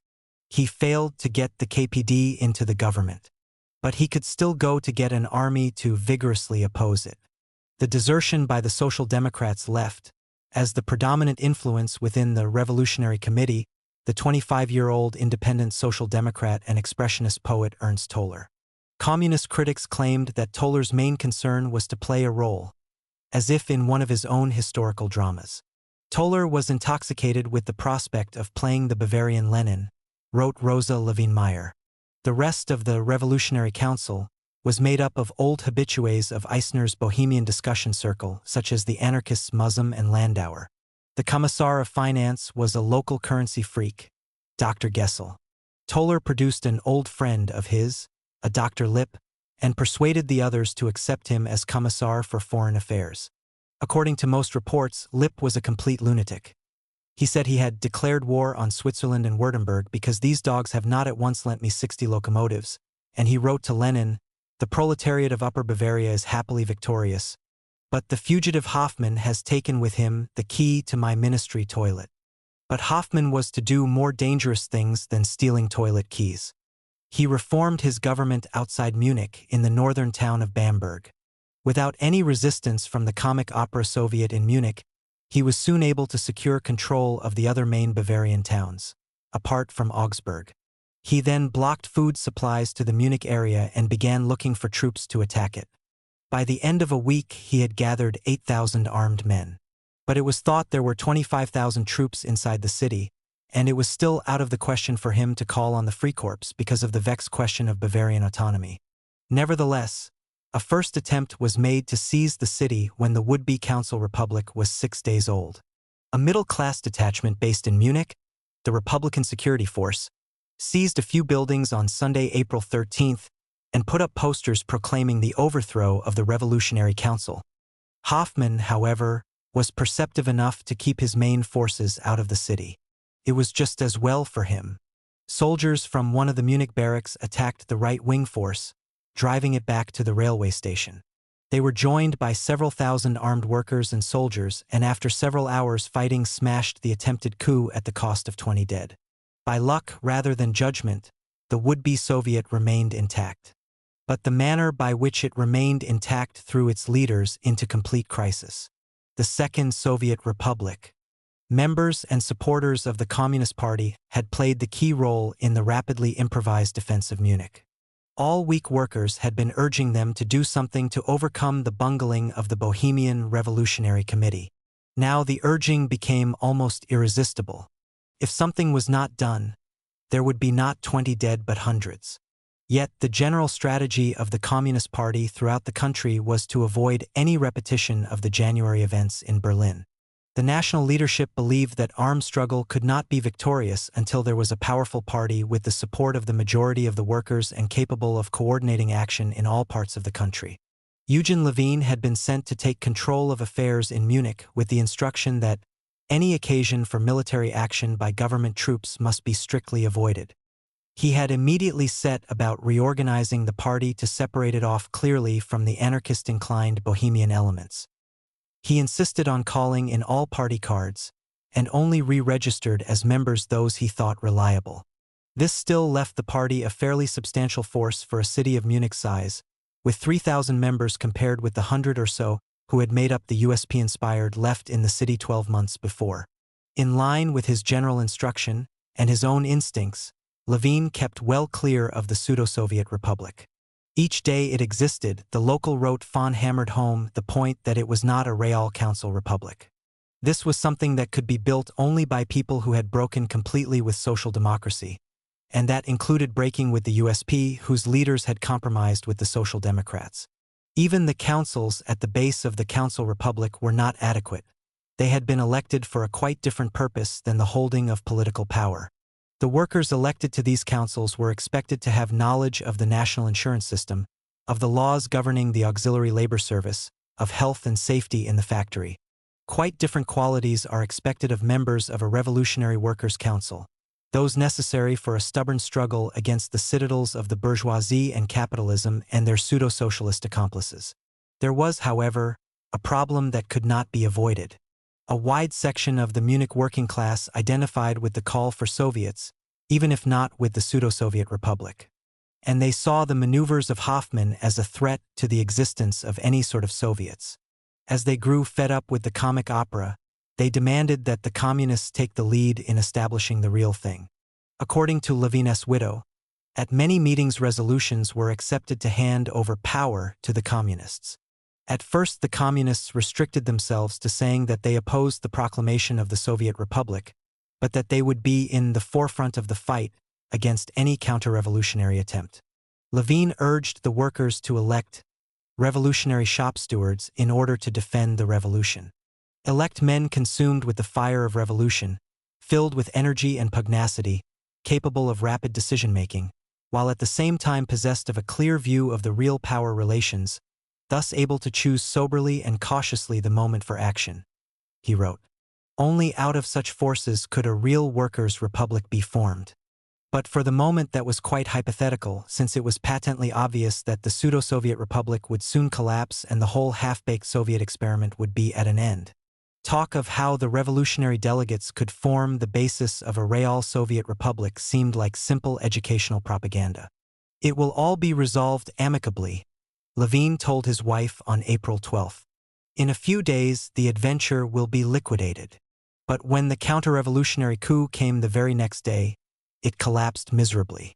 What is more, it transformed the previously passive mood of the mass of workers.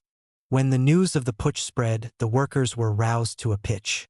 The indignation against Hoffman's government was universal. The Social Democrat executive did not dare appear at meetings for fear of its own rank and file. The appeal of the Revolutionary Council for protest demonstrations only evoked scorn and contempt. The unity was born in one single movement out of the will, to conquer or to die. The workers now had the energy to create the real workers' councils that Levine had been telling them about. They urged him and the Communist Party to take the lead of a second, genuine council republic. He agreed. The communists threw all their energy into creating a real council system and a real government out of the shambles of the previous week. The Second Soviet Republic was everything its predecessor had not been. It was based upon newly elected councils in the factories. These enabled it to implement its decisions with ease. It decreed the arming of the workers. 10,000 to 20,000 rifles were distributed. It ordered the disarming of the bourgeoisie. The Ministry of War was positively besieged and swarms of people kept thronging towards it. There were people who had come to surrender their arms. They were pressing forward to get rid quickly of the dangerous objects concealed under their coats. "This is the vote of confidence of the bourgeoisie in the new government," remarked Levine. The executive of the new workers' councils ordered a general strike. Not a wheel turned in the city. Armed workers' patrols began to search bourgeois houses for hidden food supplies for the hungry population, to confiscate motor cars, at that time, of course, an upper-class luxury, to install revolutionary delegates charged with supervising the banks. From 14 to April 22 there was a general strike, with the workers in the factories ready for any alarm. The communists sent their feeble forces to the most important points. On their proposal, a military commission, a commission for the disarming of the counter-revolution, a propaganda committee, an economic commission, and a transport commission were appointed. The sailor Rudolf Egelhofer, who had led the fighting on April 13, carried through as commandant of the city and commander of the Red Army in the disarming of the bourgeoisie. The administration of the city was carried on by the factory councils. The banks were blocked, each withdrawal being carefully controlled. Socialization was not only decreed, but carried through from below in the enterprises. The bourgeois press was banned. The telephone and telegraph services were carefully supervised. The efficiency of the new council republic even won the respect of sections of the middle class. White-collar workers and petty functionaries who were far from communism joined in the general strike. as an official report to the Hoffman government told on April 23. Time and again one could hear in the discussions in the streets that Bavaria was called upon to promote the world revolution, that the whole world now looked to Bavaria, etc. The speakers were often quite reasonable people. Time and again it was also emphasized that Bavaria should have nothing to do with the Reich government. It would be a fateful error if it were assumed that in Munich the same clear division between Spartakists and other socialists exists as, for example, in Berlin. For the present policy of the Communists aims constantly at uniting the whole working class against capitalism and in favor of world revolution. In an impressive show of strength, the last day of the general strike saw an armed demonstration of the Munich proletariat. 12,000 to 15,000 marched with arms through the streets.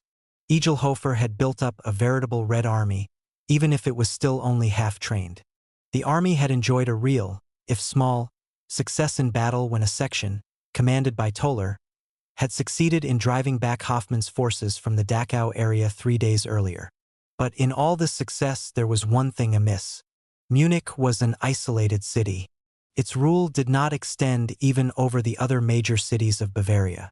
Elsewhere the bourgeois and social democrat press was portraying the city as all over. Free Bavaria placards proclaimed, "The Russian terror rages in Munich unleashed by alien elements. This shame must not endure for another day, another hour. Men of the Bavarian mountains, plateaus and woods, rise like one man, head for the recruiting depots." Signed Hoffman, Schneppenhorst. It could be only a matter of time before the isolated revolutionary citadel was taken. A few weeks later, the communist Paul Froelich wrote an article defending the decision to proclaim the Second Soviet Republic. He described the proclamation of the First Republic as an absurdity. Bavaria is not economically self-sufficient. Its industries are extremely backward and the predominant agrarian population, while a factor in favor of the counter-revolution, cannot at all be viewed as pro-revolutionary. A Soviet republic without areas of large-scale industry and coalfields is impossible in Germany. Moreover, the Bavarian proletariat is only in a few giant industrial plants genuinely disposed towards revolution and unhampered by petty bourgeois traditions, illusions, and weaknesses. But all these deficiencies were still there during the Second Soviet Republic. The only change was that growing numbers of workers had seen through the Social Democrats and the anarcho-independent poseurs. The objective, material conditions had actually gotten worse, as food and fuel supplies began to run out. It did not take much effort by the Hoffman government to put the economic squeeze on the city. Without food, without coal, it was bound to be only a matter of weeks before the Council Republic collapsed. For all the marvelous efficiency of the Second Republic could not create food and fuel out of nothing. The food patrols did manage to grab a certain amount from the rich, but that was hardly enough to feed the Red Army, let alone the mass of workers. Efforts to get more food for the poorest could lead only to clashes with the lower middle classes, which the counter-revolution was only too happy to exploit. By the end of the second week, resentment began to build up even among the most radical sections of workers. They were suffering acute privation and felt the end of the Soviet Republic was near. The ousted leaders of the First Soviet Republic were only too eager to take advantage of the developing defeatist mood. Toller spoke at a vital meeting of the Assembly of Factory Councils on April 26. Only a fortnight earlier he had urged the Communists to take over to repair the disaster of his own days in power. Now he denounced them bitterly. "I consider the present government a disaster for the Bavarian toiling masses. To support them would, in my view, compromise the revolution and the Soviet Republic." His friend, the independent social democrat Klingelhofer, claimed, "The communists are whimsical terrorists. Their immediate policy, with its provocative demands, is bound to have dangerous consequences." Rumors were circulated. One witness reports, the communist leaders had secured for themselves 50 faked passports together with a large sum of money and an aeroplane, ready to flee. The speeches, even of Toller and his friends, bristled with suggestive terms, alien elements, Prussians, Russians. Even the inevitable epithet Jews could be heard. It was clear that the communists had lost the confidence of a now demoralized and defeatist working class. Levine insisted on the factory councils accepting the resignation of his government and immediately tried to initiate negotiations to end the Council Republic. This might have been possible 3 weeks before, but not now. For, after the failure of his first attempts at armed action against Munich, Hoffmann had dropped his Bavarian scruples and turned to Noske for help. Now 30,000 Freikorps were heading for Munich under the leadership of General Oven. And he was in no mood for compromise. The independents' attempts at compromise did not hold off the onslaught of the Freikorps. Instead, they ensured a further collapse of morale in the city, with continual bickering between Toller's supporters and the communists, with a flood of rumors against the people who had held the Council Republic together for the previous fortnight, including the claim that Levine had embezzled war cripples' funds, and with a relaxation of controls over the bourgeoisie and their press that enabled the counter-revolution to organize openly within the city once more. When the Freikorps eventually moved into Munich on May 1st, there was little remaining of the Council Republic. But already the Freikorps had murdered 20 unarmed medical orderlies at Starnberg, and the members of the Red Army knew that the choice was armed resistance or being shot out of hand. They could not but agree with a final communist declaration. The White Guards have not yet conquered and are already heaping atrocity upon atrocity. They torture and execute prisoners. They kill the wounded. Don't make the hangman's task easy. Sell your lives dearly.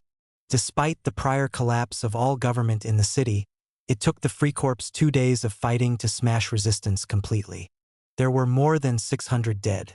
The most vicious repression followed, as the most thorough academic history of the revolution in Bavaria tells.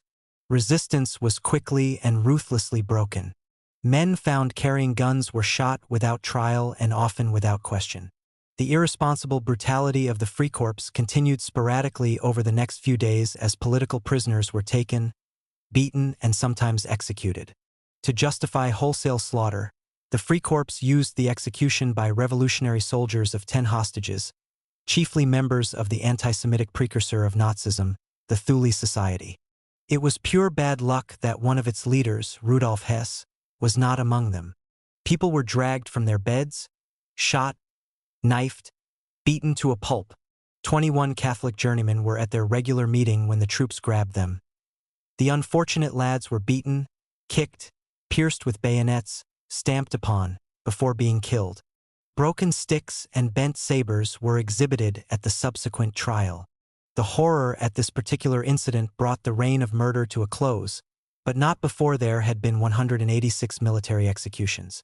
For the Hoffmann government, one grisly incident only was now needed to close the chapter on the Bavarian Council Republic that its own Minister of War had inaugurated, the trial and execution of Eugen Levine. Yet even that rebounded against the Social Democrats. For although Levine was judicially murdered in the end, he first made a brilliant speech justifying his actions, a speech that must have led many German workers to break with social democracy once and for all. One phrase from the speech has entered into revolutionary mythology, perhaps because it seems to have an almost existentialist tone if taken by itself. But it is worth quoting in context, for it sums up not only the Munich experience, but the whole course of the German Revolution in the first half of 1919. The Social Democrats start, then run away and betray us. The independents fall for the bait, join us and then let us down, and we communists are stood up against the wall. We communists are all dead men on leave. Of this I am fully aware. A correct choice?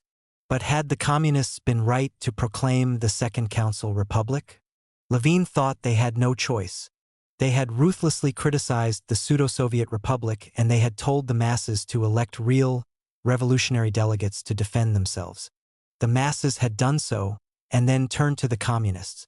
Levine felt that for the communists not to take power would be to let the masses down. His widow, Rosa Levine-Meyer, asserts that he took on the responsibility of power knowing that defeat was inevitable. But, he estimated, this physical defeat with the communists at the head of the movement would be better than a moral defeat, with the communists leading the rout. Levine himself seems to have developed illusions in the possibility of a victorious way out. He told a meeting of the workers' councils, "The danger is not past. The White Guards might assail us. Hunger might knock at the gates of Munich. But Ebert, Noske, and Scheidman can only hold out for a matter of weeks. Saxony is in ferment. In Braunschweig, a Soviet republic has been proclaimed. Abroad, the news of the establishment of the first Soviet republic has been greeted with jubilation.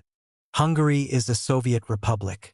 Italy looks with joy and hope to Bavaria. We are holding an advanced post. The Russian proletariat also held a front-line position. They persevered and proved right.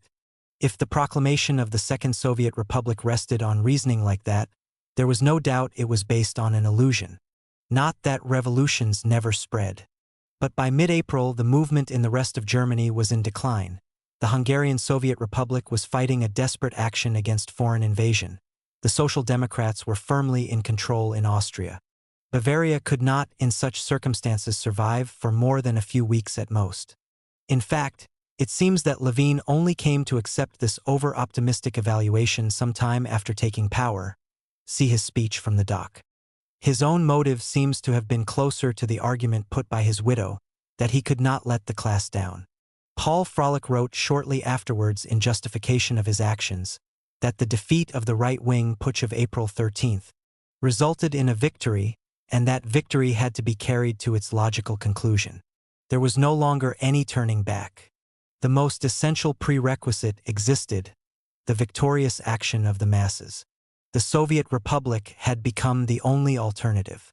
We placed ourselves without reservation at the disposal of the working class. This defense of Levine's decision drew a powerful rebuff from the then most eminent leader of the KPD, Paul Levi. He distinguished three phases in the struggle. In the first, there was the pseudo-Soviet Republic, he said. The Munich communists quite rightly denounced it. Then there was the attack by Hoffman. The communists were again right in opposing this, not because they were fighting for the pseudo-Soviet Republic. The Tolermuslim Soviet Republic was a nothing. One does not defend a nothing. But because it was a defensive action on behalf of certain real positions of power attained by the proletariat during the months of revolution. The peculiarities of Bavaria meant that even armed defense, ruled out elsewhere in Germany, was possible. The situation in Munich was such that the proletariat did not have to stand by while its rights were being wrested away from its hands. The Hoffman government was without strength, yet was reluctant to call in Noski. Therefore, the Hoffman government might well have been obliged to come to terms with the Munich proletariat. But Levi judged it was a fundamental mistake to declare the Second Council Republic. If the masses proceed with actions which are only pseudo-revolutionary and in reality can only lead to setbacks, it is our duty to step forward with warnings and criticisms, even though it is particularly hard for us when the masses proceed with an action while we have to tell them the action is useless. There can be little doubt that Levi's criticisms were essentially correct, even though he underestimated the importance of the communists showing solidarity with the impatient elements who wanted to fight, while making the necessary criticisms of their action, a fault of Levi's that we will return to in later chapters. Levine showed how communist leadership can transform the capacity of the masses to act. The Second Bavarian Council Republic was a shining example of how workers can organize the life of modern cities. In that respect, it was like the Commune of Paris. But shining examples do not ensure the victory of the new society. In Munich, the outcome was a disastrous defeat for the whole working class. From that point on, the Freikorps and the extreme right had a free rein in Bavaria. 10 months later, they removed the Hoffman government that had led them into Munich. There was, of course, no guarantee that a different decision by Levine would have avoided defeat. In this respect, his decision was hard to take and not at all in the same class as Liebknecht's folly in January. Hoffman might have turned to the Freikorps in any case, and the Freikorps might have wreaked a vicious revenge without any need for excuses. But those were not certainties. What was certain was that once proclaimed, the Second Bavarian Council Republic was bound for defeat, and with it the Bavarian working class. Chapter 8. Balance of the first year. The new bourgeois republic seemed to have stabilized by the late summer of 1919. The workers' councils had been eliminated, the armed groups of workers disarmed, the talk of socialization had receded. The red flags and the mutinous soldiers seemed to the middle classes just a distant nightmare. Things were not so comfortable, however, for the Social Democrats in the government. They had been able to put down the various risings and general strikes because their influence had been sufficient to keep the majority of workers passive while the Freikorps took on the different areas one by one. But as the year proceeded, the SPD's hold over the majority of workers began to weaken. Partly this was because more and more began to see with their own eyes that the Freikorps, not the Spartakists and Bolsheviks, were the creators of disorder. More important, however, was that more and more workers were being driven into wages struggles by the economic situation.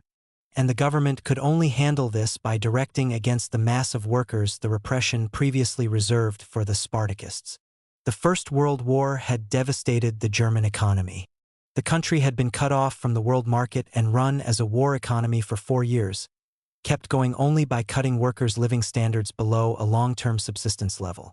When the war ended, Germany's old markets had been taken over by the victorious powers. Industrial production in 1920 was half the pre-war level. Germany also found itself forced under the Treaty of Versailles to hand over a quarter of its coal supplies as reparation to France, Belgium, and Italy. This meant that for German workers, wartime living standards continued, with acute shortages of food and heating fuel. Meat consumption was only 37% of the pre-war level, flour consumption 56%, coffee consumption 28%. And prices rose tenfold between 1913 and 1920. On top of that, unemployment was rising rapidly as the army was demobilized. Yet workers emerged from the November Revolution with the conviction that at last their traditional economic demands would be granted. They flooded into the unions. Before the revolution, there had been 1.5 million trade unionists. By the beginning of December 1918, there were 2.2 million. By December 1919, 7.3 million. Strike figures shot up as well. No of struggle's factories affected strike days. 1918, 773, 7,397, 5,219,290. 1919, 4,970, 51,804, 48,067,180. 1928, 800, 197,823, 54,206,942.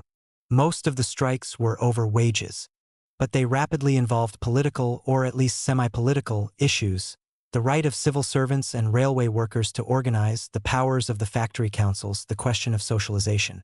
Above all, a government committed to the restoration of the fortunes of German capitalism soon took political action against the strikes. We have seen how troops occupied the pitheads during the Ruhr 6-hour strike.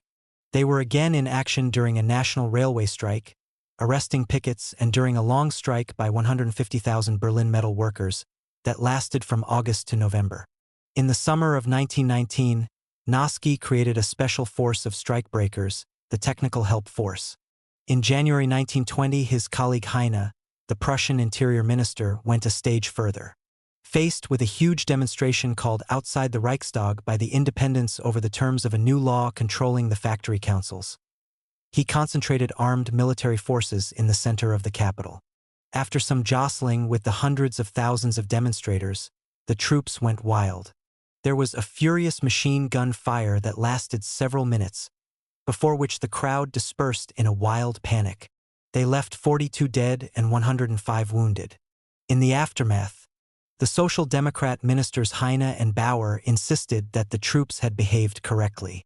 They shifted the ultimate responsibility on to the independents and the communists.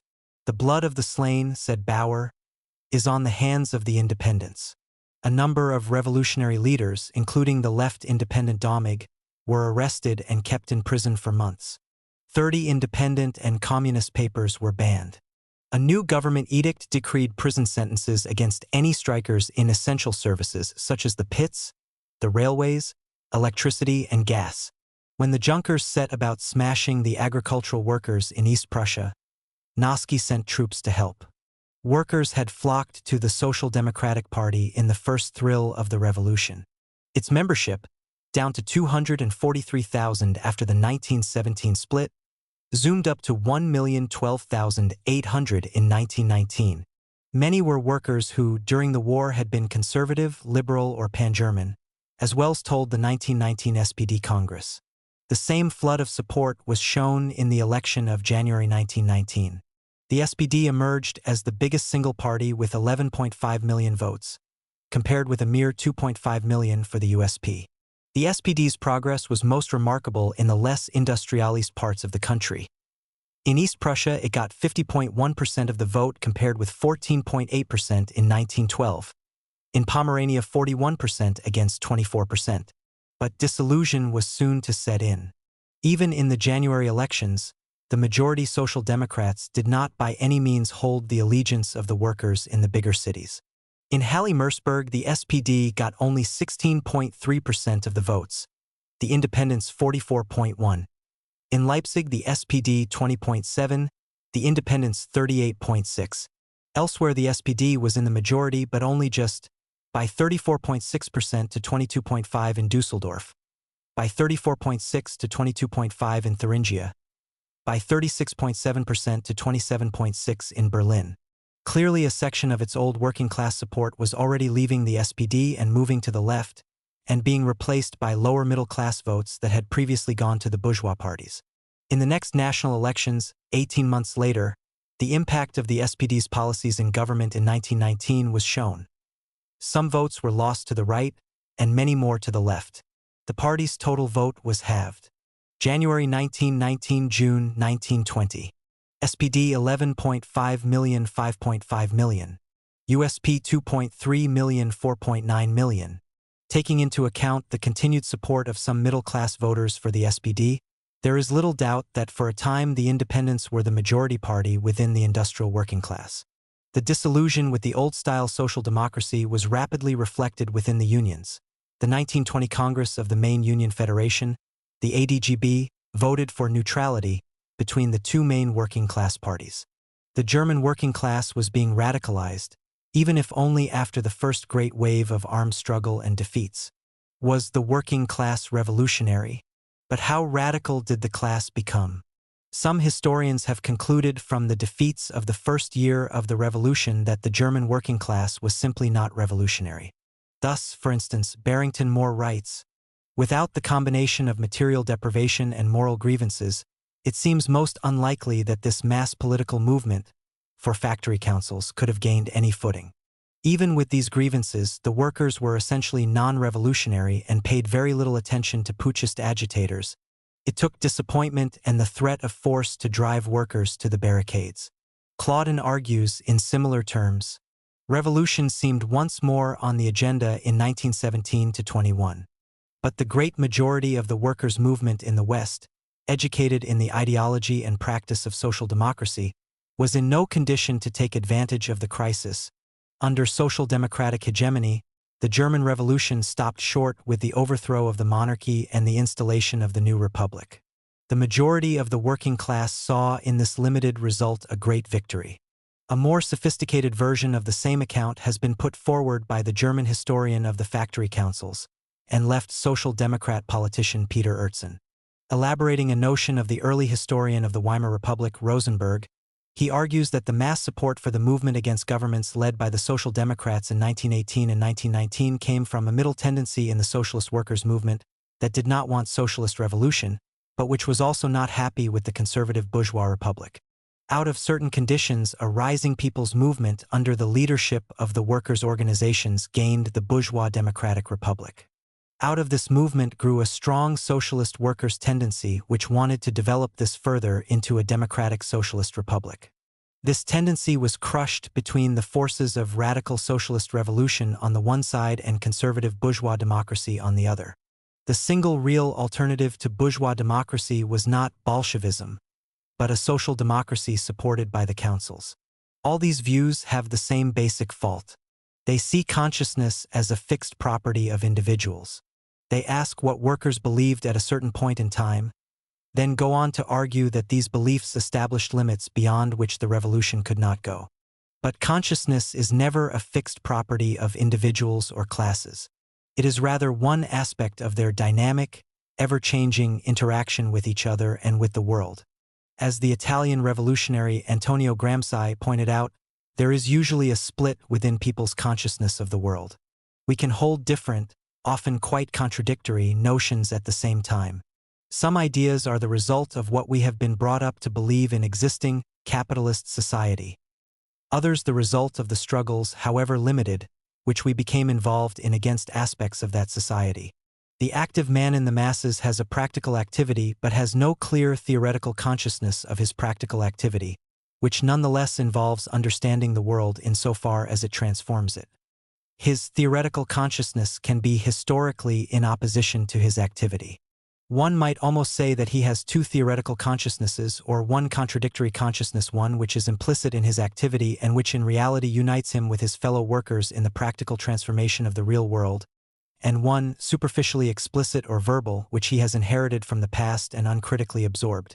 The German working class entered the revolutionary period with a range of explicit, verbal political theories: the social democracy of the SPD and the USP right wing, the Christian democracy of the Catholic Center Party, the liberal democratic notions of the Democratic Party. Each told workers that the discrepancy between their desires and the harsh, war-devastated world of the German Empire would be overcome in a full-blown bourgeois democracy. In addition, the social democratic ideology indicated that through bourgeois democracy something even better could be achieved: the social democracy, for which Herzen speaks. Democracy and social democracy were ideologies, and like all ideologies, they did not exist in a vacuum, but made sense to millions of people because, for a period, they seemed to provide a mechanism for adjusting an unpleasant reality to the needs of those living within it. The harsh realities of Germany in 1918–19 were, however, not to be changed merely by fulfilling the demands of democratic ideology. Workers' living conditions did not improve under the Democratic Republic. They tended, if anything, to get worse. And when workers did attempt to bridge the gaps between the new reality and their desires by moving forward from democracy to social democracy, for instance with the socialization movement in the Ruhr, or with the council movement in central Germany or Bavaria, they soon found all the old forces of Germany still in existence and arrayed against them. When old beliefs no longer fit circumstances, the result is always ideological turmoil. That does not mean that workers automatically abandon their old beliefs. They try to cope by using the old ways of thinking. They attempt to explain away the wrecking of their expectations as an accident, which won't last long. They adjust their old ideas as little as possible, in an attempt to reassure themselves that nothing important has happened. But eventually these adjustments no longer make any sense of events, and a complete revolutionizing of ideas becomes necessary. This is certainly what happened all over Germany in 1918 and 1919. There is no other way to explain how the once solidly social democratic metal workers of Berlin took up arms against a social democrat-led government in March 1919. How the attitude of social democrat workers was such in Munich in April that their political leaders played with the pseudo-Soviet republic. How the workers of the Western Ruhr moved from being non-political, through social democratic politics, to syndicalist or left communist notions in a matter of months, so that an observer of the Eastern Ruhr could write in the summer of 1919. When I left Hamborn in the later summer of 1918, the workers almost to a man were majority social democrats. When I went there recently, the workers to a man were communists. The process of movement from democratic and social democratic ideologies to revolutionary socialism was by no means as complete everywhere as in Hamborn. Different traditions and different struggles interacted in different parts of Germany to produce differing degrees of radicalization. There is always a relation between the readiness of people to envisage social change and the possibilities of success in the struggle for it. An experience of successful struggle opens the minds of large numbers of workers to the notion that their class can go further and revolutionize society. By contrast, struggles that end in defeat can all too easily rob such ideas of any credibility. People feel that if they cannot act together to change small things, then they certainly cannot change big ones. Even people who previously believed in a total transformation of society can retreat. As a defeated, demoralized class fights among itself for day-to-day survival, former revolutionaries can all too easily come to think that the best that can be done is to cling to what is rather than fight for what might be. Hence it is that after any great revolutionary period, only a minority of the participants continue to adhere to explicit, thought-out revolutionary theories. The rest will be won back to such ideas only when they gain new credibility from fresh achievements of collective struggle. Thus, the question of whether the working class was revolutionary in Germany in 1918–19 has, then, to be posed in a way quite different from that of Barrington Moore, Claudin, or even Herzen. The key question is, Was there a momentum to the workers' struggles of the period that led workers who initially were far from revolutionary to make revolutionary challenges to existing society? The answer is clearly yes. In town after town, the majority of workers came to make such challenges, even if only for a short period. In Bremen, in the Ruhr, in central Germany, in Munich, in Berlin, such struggles were fought. But they could not survive, because they were uncoordinated and isolated from one another. And as each local experiment died, the workers involved began again to lose faith in their power to reshape society. That does not mean that, in any one of these local struggles, the revolutionizing of consciousness had gone all the way. The contradiction between the ideas that workers held and their actual challenge to bourgeois society remained. But their ideas were in flux as they began to comprehend new possibilities, and a further forward march of the revolutionary process would have transformed their ideas still more. The argument about the revolutionary consciousness of German workers in 1918–19 is really an argument about revolutionary potential. Those who claim that the workers were not revolutionary are saying, in effect, that ideas must always be fixed, frozen into the pattern engraved on people's minds by existing society. In fact, the whole experience of Germany in 1918–19 brings out the phenomenal fluctuations in consciousness that take place at a time of great social struggles. The growth of the USP. The beneficiaries of this radicalization were not the communists, but the independents. In the eyes of most workers who left the SPD, the USP was the revolutionary party. Yet its leaders were still very unrevolutionary figures such as Hasse, Hilferding, Dittmann. So why did the newly revolutionary workers go to the USP? Part of the reason was the illegal conditions under which the Communist Party had to operate after the first weeks of January. Its press was banned in much of the country. Its meetings and conferences were broken up by the police. Many of its ablest national and local leaders had been murdered. Many others were in prison. The USP, by contrast, was a well-organized legal party with a powerful press and an efficient apparatus. It was the only party to the left of the SPD that most workers came across, and they joined it in droves. But there was another reason as well. The KPD's initial supporters had not, by and large, been factory workers with established trade union traditions. They had been young people radicalized by the war and the bitter armed struggles that had followed. Many had moved straight from school to the front and from the front to the dole queue. As the organization report to the Second Congress of the KPD noted, they had come to the party in the height of the struggle, expecting imminent revolution. They saw little point in the regular day-to-day activity in the factories and the unions, in the apparently tedious round of meetings and education circles, in the systematic labor of enrolling party members and building organizational structures. The sheer excitement of the revolution attracted them much more than the effort needed to bring it about. They wanted street fighting, not boring meetings. But in action on the streets, it was not always possible to tell who were impatient, but serious revolutionaries, and who were unstable, overexcitable, and completely unreliable. The organization report noted, as in any organization of the extreme left, we found many doubtful elements, political eccentrics, adventurers, riff-raff. In the early months of 1919, the membership of the party was prone to ignore instructions from the leadership against armed actions, petty putsches, food riots, and looting. By early summer, these activities were glaringly futile. As Radek noted in a pamphlet written in prison in September, it was necessary that Bremen, the March disturbances in Berlin, and the Munich catastrophe happened in order to make an end to the impatience in the vanguard of the proletariat. But often the impatience continued. Now it found its expression in an attitude to the economic struggle. If the union leaders were selling out strikes, then break from them and form new unions free of their influence. Just as the proponents of immediate street fighting had forgotten that the majority of workers still at least half supported the Social Democrats, the proponents of breakaway unions forgot that most workers still half agreed with the reformist approach of the trade union bureaucracy. They looked at the minority of revolutionary workers and forgot the millions who were just joining the unions for the first time. The Hamburg district of the Communist Party went as far as to order its members to leave the old unions and to form a new organization, the Allgemeine Arbeiter Union (AAU), based on the pattern of the American Industrial Workers of the World (IWW).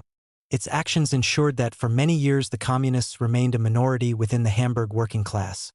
Much weaker, for instance, than they were in Chemnitz, which had initially been a social democratic fortress. Splitting from the unions was not likely to appeal to the mass of workers who were gradually losing their faith in social democracy, but who still had to be convinced that a revolutionary alternative was possible and quite different from the popular image of bomb-throwing anarchists. So although the Communist Party grew many times over, from 3,000 or 4,000 members at its foundation to a claimed membership of 106,656 in the late summer of 1919, its influence where it mattered, in the factories and mines, was very small. The majority of workers who broke from the SPD were attracted by the apparently sane and realistic politics of the USP, rather than to a KPD that they thought of as putschist, and in favor of breakaway unions. The USP had majority working-class support, with many tens of thousands of activists, in industrial centers like Berlin, Leipzig, the Southern Ruhr, Hamburg. The Communist Party was usually a small minority with only hundreds or even dozens of activists. The Communist Party leadership made a desperate bid to remedy this fault in October 1919. They called a party congress, ensured by a bit of rigging of delegations that they had a narrow majority, and then voted through a list of political points that defined conditions for continued membership of the party. Especially recognition of the need to work inside the established unions, acceptance of participation in parliamentary elections as a means of making communist propaganda, and support for the building of a democratic centralist party. Nearly half the delegates, and more than half the local organizations, objected to these points. By doing so, they automatically disqualified themselves from membership of the party. Many of these later joined together to form a rival ultra-left party, the Communist Workers' Party, KAPD. The conditions themselves were undoubtedly correct. The party could not develop meaningful influence outside a narrow circle of highly radicalized young workers without them. But the immediate result was to split away from the KPD most of the important local groups. In Hamburg, Bremen, Berlin, the Rhine, and the Ruhr, the party was left with a fragment of its former membership, 50,000 at most. The party leadership would have done better to have pushed through its own policies at the Congress and then taken on and removed the most irreconcilable opposition figures in the localities one at a time, especially since in the months that followed it became clear that different forms of impatience were driving the different oppositionists in completely different directions. As it was, the cure was worse than the disease. The KPD was a very small, very ineffective party when the next great crisis racked German society 6 months later. Versailles. The position of Ebert and Scheidman is shaky. They are living off the grace of the bourgeoisie, which cannot last long. The Spartacist leader Levi wrote to Lenin in March 1919. The more they lost their working-class base to the left, the more their own future depended on the goodwill of the High Command and the bourgeois parties. But if they could no longer control the workers, why should they be granted that goodwill? The first major issue to split the counter-revolutionary allies was external. The Treaty of Versailles, which formally ended the First World War.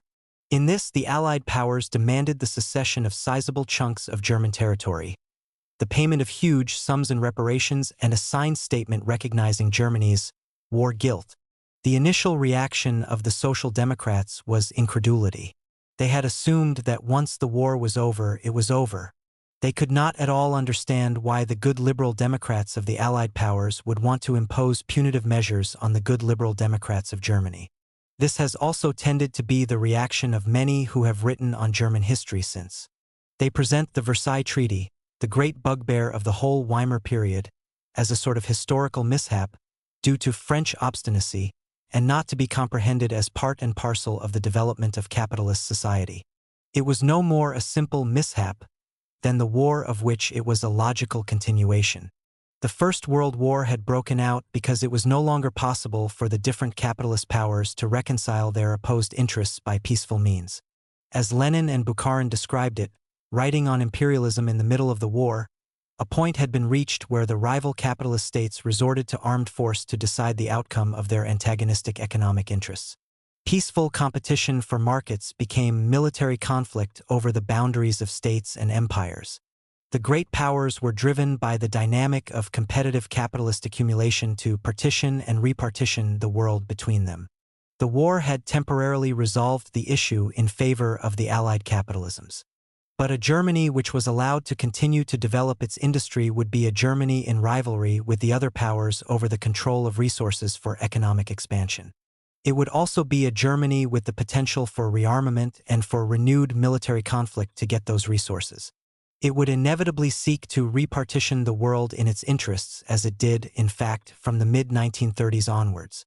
The only question for the Allied powers was whether, like France and Belgium, they preferred to loot and cripple Germany, or whether, like Britain, they favored redirecting German capitalism's partitionist aspirations against Soviet Russia. In neither case was there any future for the social democratic dream of a reborn 19th-century capitalism not racked by external power struggles. The Versailles demands of 1919, and the occupation of the Ruhr by French troops 4 years later, were the price Germany paid for remaining part of the capitalist world. Even after the first announcement of the Versailles terms, the Social Democrats tried to stick by their illusions in the Allies' benevolence. They believed that a show of token resistance would obtain a mitigation of the Allied demands. So they joined the right-wing parties in a nationalist campaign of opposition to the treaty terms, calling massive SPD meetings on nationalist slogans. But the Allies would not give an inch. The Social Democrats faced an acute dilemma. German capitalism, having just lost the war, had no means to resist the Allies. Any attempt at resistance would have plunged Germany back into chaos, and probably revolution. In desperation, the SPD did a complete 180-degree turn, adopted the position previously held by the independents, and voted for the treaty. The representatives of the bourgeoisie within the government, the leaders of the center and democratic parties, adopted essentially the same position. They knew that German capitalism had no option but to give in. But that did not mean that the German bourgeoisie wanted to bear the responsibility for this capitulation. The non-government parties could make great headway by nationalist agitation against the treaty, financed by the great industrial and agrarian interests. It was so easy to blame the misery of the workers and a growing section of the middle class on foreign exploitation, and to blame this in turn on the November traitors whose peace agitation had stabbed the army in the back and led to defeat. Hunger, misery, poverty, unemployment, inflation all could be blamed on the Marxist SPD and USP. By voting for the treaty, these parties proved the point. The impact of this argument cannot be overestimated. In November 1918, there had been widespread support for massive social change, even within the middle classes. Now these classes were convinced that it was the attempt to change things that had created all their problems. From acquiescing in revolution, they became the fodder of counter-revolution. As Rosenberg put it in his early history of the Weimar Republic, it was the hesitancy of the Republican leaders that alienated the middle classes. If a great and decisive action had been taken, for instance the expropriation of the great landowners and the nationalization of the mines, if the government had shown the people that a new era had actually dawned, the government would have carried the middle classes along with it. Since, however, everything remained unchanged, enthusiasm for the revolution evaporated and the republic and democracy were blamed for all the trials of everyday life. Students, for instance, became the vanguard force of the counter-revolution. The great majority of the students were bitterly disappointed by events after November 9th. They saw the economic misery and the national humiliation, and laid the blame for existing conditions upon the governing Republican parties and upon the events of November 9th. But the greatest resentment against the Versailles Treaty came from the one social group whose interests were directly hit by its terms, the professional soldiers of the army that was being rebuilt around the Freikorps. The Freikorps had grown rapidly in the first half of 1919 until it was some 400,000 strong. Now the treaty terms stipulated that Germany's armed forces had to be cut to 200,000 by April 1920 and 100,000 by July. 3 of every 4 soldiers had to be dismissed. Hundreds of thousands of those who had waged the war against the workers' councils suddenly faced a threatened loss of livelihood. The wave of nationalism was a wave of battles for their existence by 100,000 soldiers, NCOs and officers. Resentment was particularly strong in the 40,000-strong Baltic Corps, who had been waging a vicious war on the eastern borders partly against the Poles but especially against the Bolshevik Revolution in the Baltic states and the Ukraine. They were withdrawn to Germany in the second half of 1919 to find that the Marxist government was preparing to sack them at the request of the Allies. The resentment provided a focus to draw together all those who wanted to eradicate the last vestiges of the November changes. The ground was prepared for a great new upheaval that was to shake the November Republic to its foundations and raise again the specter of an armed, revolutionary working class, and this time a class with few illusions in the majority Social Democrats. Chapter 9. The Kapp Putsch 1920. On March 13, 1920, at 4 o'clock in the morning, a column of heavily armed troops marched into Berlin and declared the government overthrown. Not a shot was fired against them. Most of the army and police units guarding the city greeted them with enthusiasm. Noski, the Minister of War and nominally in charge of the armies of the Republic, had tried desperately to stop the marching column. He had sent senior officers to order the troops to halt. The officers had had amicable discussions with the rebellious troop commanders, then allowed them to continue on their way towards the capital. Noski had ordered the police to make arrests.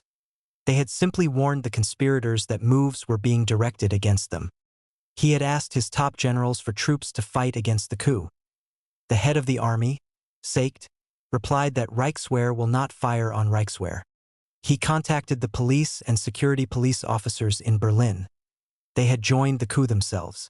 The Noski guards had turned against Noski. "Everyone has deserted me," declared the dauntless bloodhound of a year before.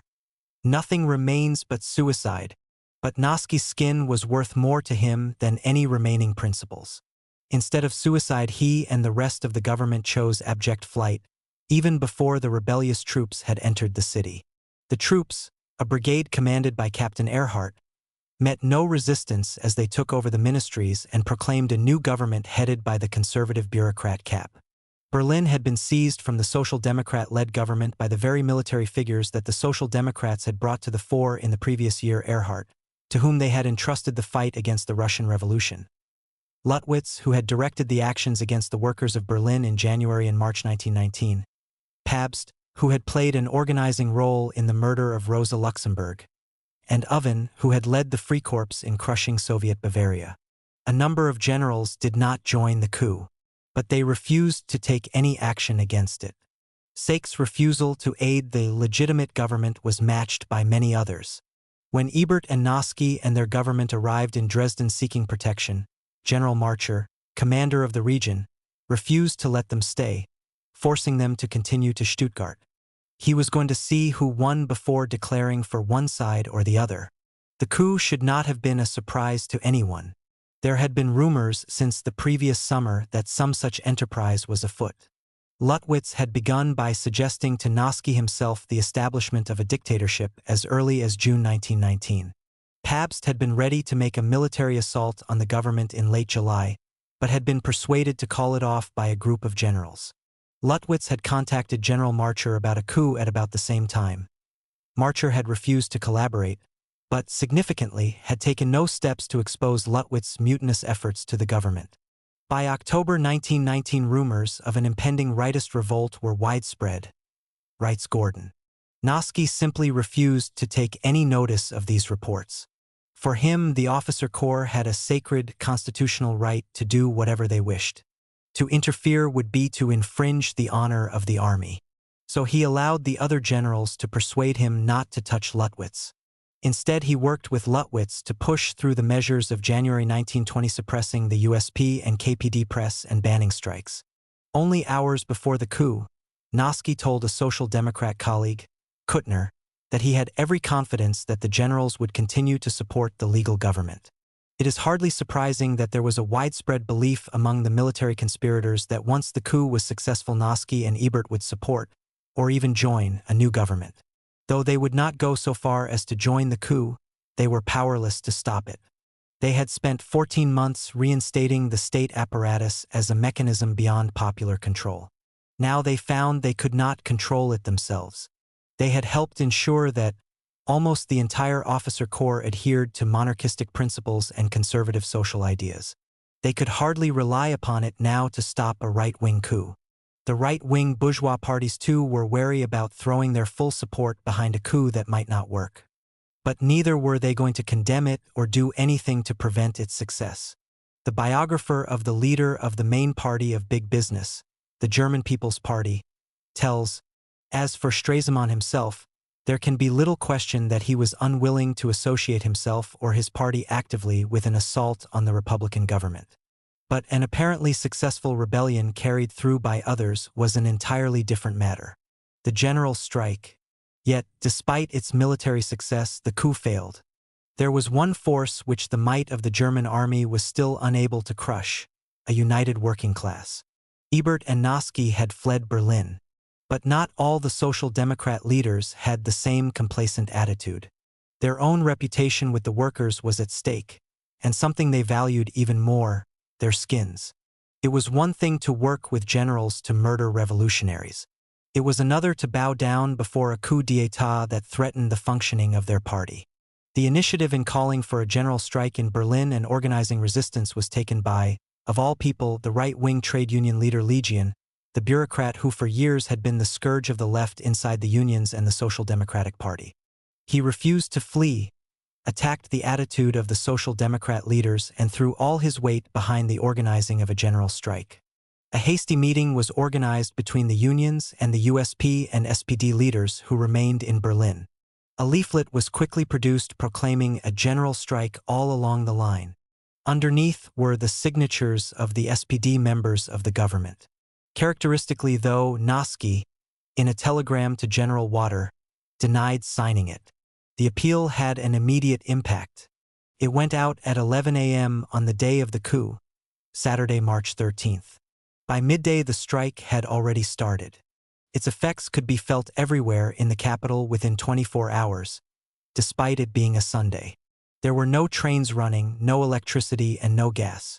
Kapp issued a decree threatening to shoot strikers. It had no effect. By the Monday, the strike was spreading throughout the country: the Ruhr, Saxony, Hamburg, Bremen, Bavaria, the industrial villages of Thuringia, even to the landed estates of rural Prussia. And it was not a movement only of industrial workers. Although the middle class was already swinging to the right, the determined response of the industrial workers pulled many of the traditionally conservative white-collar workers with it. As the Communist Party Congress was told a month later, the middle-ranking railway, post, prison, and judicial employees are not communist and will not quickly become so. But for the first time, they fought on the side of the working class. Kapp and his supporters found, according to the Belgian socialist De Bruckere, the general strike now bound them with a terrible, silent power. From this has developed a myth that the putsch was defeated by a peaceful strike alone. For instance, Richard Watt, in his otherwise useful popular history of the revolutionary period, writes, "The Kapp putsch was brought to an end by a combination of the Chancellor's, Kapp's total incompetence, and the astonishing effectiveness of a general strike which the socialists called. But the putsch was, in fact, confronted by something far more threatening. In place after place, workers turned the strike into an armed assault on the power behind the putsch, the structure of armed power built up so laboriously by Noske and the High Command in the previous 14 months. How could it be otherwise, since the Kapp government had ordered the army to shoot at peaceful strikers? Either the workers disarmed the troops, or the troops would kill the strikers. In 3 parts of Germany, the industrial heartland of the Ruhr, the mining and industrial areas of central Germany, and the northern region between Lübeck and Wismar, the armed working class effectively took power into its own hands. The Red Armies of the Ruhr. The workers of the Ruhr had already experienced the full brutality of military occupation by the Freikorps and army. The savage restoration of order in February and April 1919 was followed by a further period of military rule at the beginning of 1920. In response to a railway strike and renewed agitation for the 6-hour shift in the pits, the Social Democrat Minister Severing had given General Water full power to break up mass meetings, dissolve strike committees, and arrest pickets. The communist and independent presses were banned and hundreds of left-wingers thrown into prison. Workers knew what it would mean if the generals were to be able to rule without even the pretense of democratic forms. As news of events in Berlin came through, meetings were called of representatives of the working class parties and the unions to take up the call for the strike. Already at these meetings, many talked of action that went far beyond simply beating off the coup and returning to the situation as before. At a meeting of delegates from the Lower Rhine, the southern Ruhr region, in Elberfeld, the left independent Otto Brass moved a resolution calling for the disarming of the middle classes and the establishment of a proletarian dictatorship based upon workers' councils. The local Social Democrat leaders were at a loss for words, in face of the collapse of all their arguments about trusting in the military authorities. To everyone's amazement, they voted for the resolution. But even now, some workers were still under Social Democrat or right independent influence. In Essen, when communists and left independents called for the dictatorship of the proletariat, the Social Democrat leaders walked out and formed their own strike action committee with members of the democratic bourgeois parties. This did not happen at Hagen, an independent stronghold, but only because the demands of the action committee were restricted to a call to defeat the putsch, secure the republic, restore rights to workers. Under such circumstances, the call for the general strike went out, and the industry of the Ruhr ground to a halt on the Monday morning. Armed action against the military authorities was slower in developing. In Dortmund, the Social Democrats managed to fob off such demands by saying that the local Home Guard was 90% Social Democratic and could be relied on. In Hagen, the independent leadership agreed to the arming of the workers, but set about doing so slowly in a typical bureaucratic way. What changed such attitudes rapidly was the behavior of the authorities. In Hagen, the slow moves to arm the workers were replaced by spontaneous mass action when a local right-wing paper appeared supporting Kapp. Within hours, crowds of workers had taken over the center of the town, seizing arms from the police and imposing a worker censorship on the press. But it was the action of the army command which most radicalized workers. The Freikorps General Water was stationed outside the Ruhr proper in Munster. He was wise enough not to commit himself either to Kapp or the government until he could see who was going to win. He stood on the sidelines, even getting the agreement of the Social Democrat leader, Severing, to issue joint calls for peace and order. But for Water, peace and order meant a continuation of the military repression of the local working class movement, while taking no action against his own subordinate officers who were openly for Kapp. Part of the national plan for the coup was for the Lutzow Corps, based in Remscheid, to march on Berlin, and the monarchist flag flew over the Mulheim barracks. As part of his efforts to keep peace and order, Water sent 2 brigades under a Captain Hasenclever to take the guns away from the Hagen workers. A leader of the Red Armies later described what happened. The battery of Captain Hasenclever arrived at the station of Wetter on Ruhr at 10 in the morning of the Monday. The local action committee, made up of independents and Social Democrats, shouted to the captain, "Which side are the military on?" And then came the portentous words, on which the whole development of the armed action in the Ruhr coalfield hung. "We come on the orders of General Water and stand on the side of General Luttwitz." Then began a struggle that has never been surpassed in the history of the German workers' movement. The workers attacked with their few guns. The mountainous terrain was favorable to them. From behind every rock and tree, from out of every bush and hiding place cracked Red Death. Fellow workers came to join in from Bommern, Walmerstein, Wengern, Hagen, Witten, in their hands captured weapons. By the time the murderous battle was over, the hopes of Kapp, Luttwitz and Water lay slain on the station. Slain by the blazing spirit of the workers, 64 dead, among them 4 officers including Captain Hasenclever, 100 prisoners. The workers lost 7. Meanwhile in Dortmund, the 90% Social Democratic Home Guard opened fire on a workers' mass meeting, killing 6 people. Antagonism to the Social Democrat leaders grew. It became even more powerful the next day, when 2 local Social Democrat leaders joined the Freikorps Lichtschlag in a march in the direction of Hagen. This was the break between the Social Democrat masses and their leadership. Now there was no holding back a more or less spontaneous rising, a movement that was to develop into coordinated frontal attacks that drove the army right out of the Ruhr. In Hagen, a central military leadership for the area was set up under the independent Joseph Ernst. While electric trains were used to send armed worker reinforcements to help out in Wetter, all other transport was stopped to prevent the troops getting any reinforcements. Dortmund, a few miles to the north, was still in military hands. When Water tried to send reinforcements to the garrison, they faced first a sabotaged railway system, then attacks by armed workers at Berghofen and Eplerbeck. Meanwhile, armed workers marched on Dortmund itself, where an action committee of independents, communists and syndicalists, the Social Democrats refused to join in, was directing the attack on the troops. After a bitter battle, the army was forced to abandon its positions and retreat back to its base at Remscheid, only to be attacked on all sides. Workers who had only 50 guns between them when they began the attack on the Tuesday had, by Thursday, forced the troops to withdraw, until, attacked again by workers in Moorspachtel, many surrendered and were disarmed. 33 workers were killed in these battles. The workers now held the whole of the eastern part of the Ruhr, with a front facing Munster to the north and Essen to the west.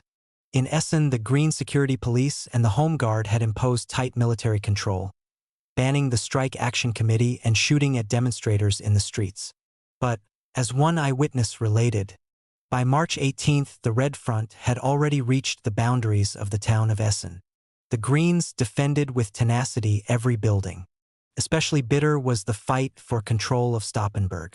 In the night of 18 to 19 March, the Red Army crossed the northeast boundary of the town. The occupying forces hastily made preparations to halt the Red Army. In the early hours of the morning, there was a bitter battle for the slaughterhouse. There were many losses on both sides. Between 9 and 10 a.m., the first Red Guards appeared in the Bustrasse. They were received with jubilation. The slaughterhouse was now under fire from two sides. Now the green occupants of the slaughterhouse knew that further resistance was useless. They poured back into the city in a rout, leaving huge supplies of weapons and munitions to the workers. The Essen workers could now join in the battle for the first time. Thousands armed themselves and joined the Red Front. But it was a long time yet until the town of Essen was in the hands of the workers. The Greens put up considerable resistance. It was midday when the red flag was raised over the town hall, and big battles were still raging around the station and the post office. With the loss of Essen, Water saw that his other garrisons in the area were not going to last long. He ordered his troops to withdraw from Düsseldorf, Mulheim, Duisburg, and Hamborn. As he explained to his officers in an order on March 22, 7 days after the attempted putsch, "We are dealing with a purely military operation, the battle of government troops against the Revolutionary Red Army." What had begun as a series of isolated uprisings had developed in less than 5 days into a frontal confrontation between two armies, the Reichswehr and the Red Army, 50,000 strong according to some estimates and equipped with the most modern weapons, including artillery. And the Reichswehr had been defeated. As it fled, the only power now within the industrial region of the Ruhr was the power of the Red Army. Yet, in one sense, the words Red Army are mistaken. This was workers' power, but there was no single command structure to unite it. The workers' uprisings had started in response to attacks from the right in various areas. The workers got their first arms from the police, the bourgeois members of the Home Guard, etc., as a defensive response in the local cities. Often they were taken by surprise by the military. The more the troops moved into towns, the more the workers began to coordinate with each other, with the big towns becoming the coordinating centers. The workers who began the struggle, spontaneously chasing the Reichswehr and the police from place to place, did so in more or less organized groups, perhaps from one factory, from a union branch or workers' party branch. Soon these began to be organized by local centers under the control of the action committees. One bourgeois observer described a recruitment office for the workers' army. In front of the recruitment office, people gather in exemplary silence. The handing out of weapons takes place in another spot where captured weapons appear. The first payment for each volunteer is counted out. The roll calls, the dividing up of the troops, the distribution of weapons, the checking of them by the weapon master, the distribution of bread, the marching off of units. It looks the same as the mobilization of 1914. Ordered troops, in columns with a leader at the front of them, march in the greatest discipline through the streets. Minimum qualifications began to be laid down for membership of the Red Army, usually 12 months membership of a workers' party or trade union and 6 months fighting experience at the front during the war. But the growing organization locally was not matched by any centralization. In each town, the action committees tended to transform themselves into executive workers' councils as the police and Reichswehr were driven out. But only in Dortmund and Mulheim were these subordinated to delegate bodies elected from the factories. Elsewhere they remained coalitions of party nominees. The battle had been raging for 10 days before any serious attempt was made to coordinate the action committees of the whole Ruhr. What is more, the organization of the armed struggle tended to separate itself off from these bodies. The bigger the workers' army was, the less were the executive councils in charge of it, and the more did the organization of the Red Army come from itself. Leaders emerged who commanded the units in each section of the front. But, as a leading member of the Dortmund Executive Council pointed out, the leading men had only a more or less local impact. No better placed were the parties, the USPD, the Spartacusbund, and the syndicalists. Around Dortmund the USPD ruled. From Dortmund the organizationally weak Spartacusbund sought with clear, historically grounded slogans, for a central council, for a council dictatorship, to organize and solidify the power of the workers. Around Mulheim flourished an anti-centralist, anti-leader syndicalism. In both Mulheim and Hagen attempts were made to establish a centralized military leadership for the whole of the Ruhr. The Mulheim leaders formed a headquarters of the Red Army, declaring the dictatorship of the proletariat. But the influence of neither extended beyond a few towns in its own area, and between the two there was little communication. In the initial reaction to the Kapp putsch, these deficiencies did not matter much. Despite them, the armed workers chased out the police and troops, seized their arms, including heavy artillery and even a couple of planes, and established what was effectively workers' power. The Red Armies controlled the front, while the Executive Councils organized local policing by armed workers, censored the bourgeois press, tried to negotiate for food supplies to prevent starvation, released political prisoners, and supervised the activities of the local authorities. But the lack of central coordination was to become all-important once the first stage of the struggle was over and the question arose, what to do next? To see why, we have first to look at what was happening elsewhere in Germany. Central Germany. In 1919, the miners' struggles in the Ruhr had been followed quickly by similar struggles by miners and industrial workers in central Germany.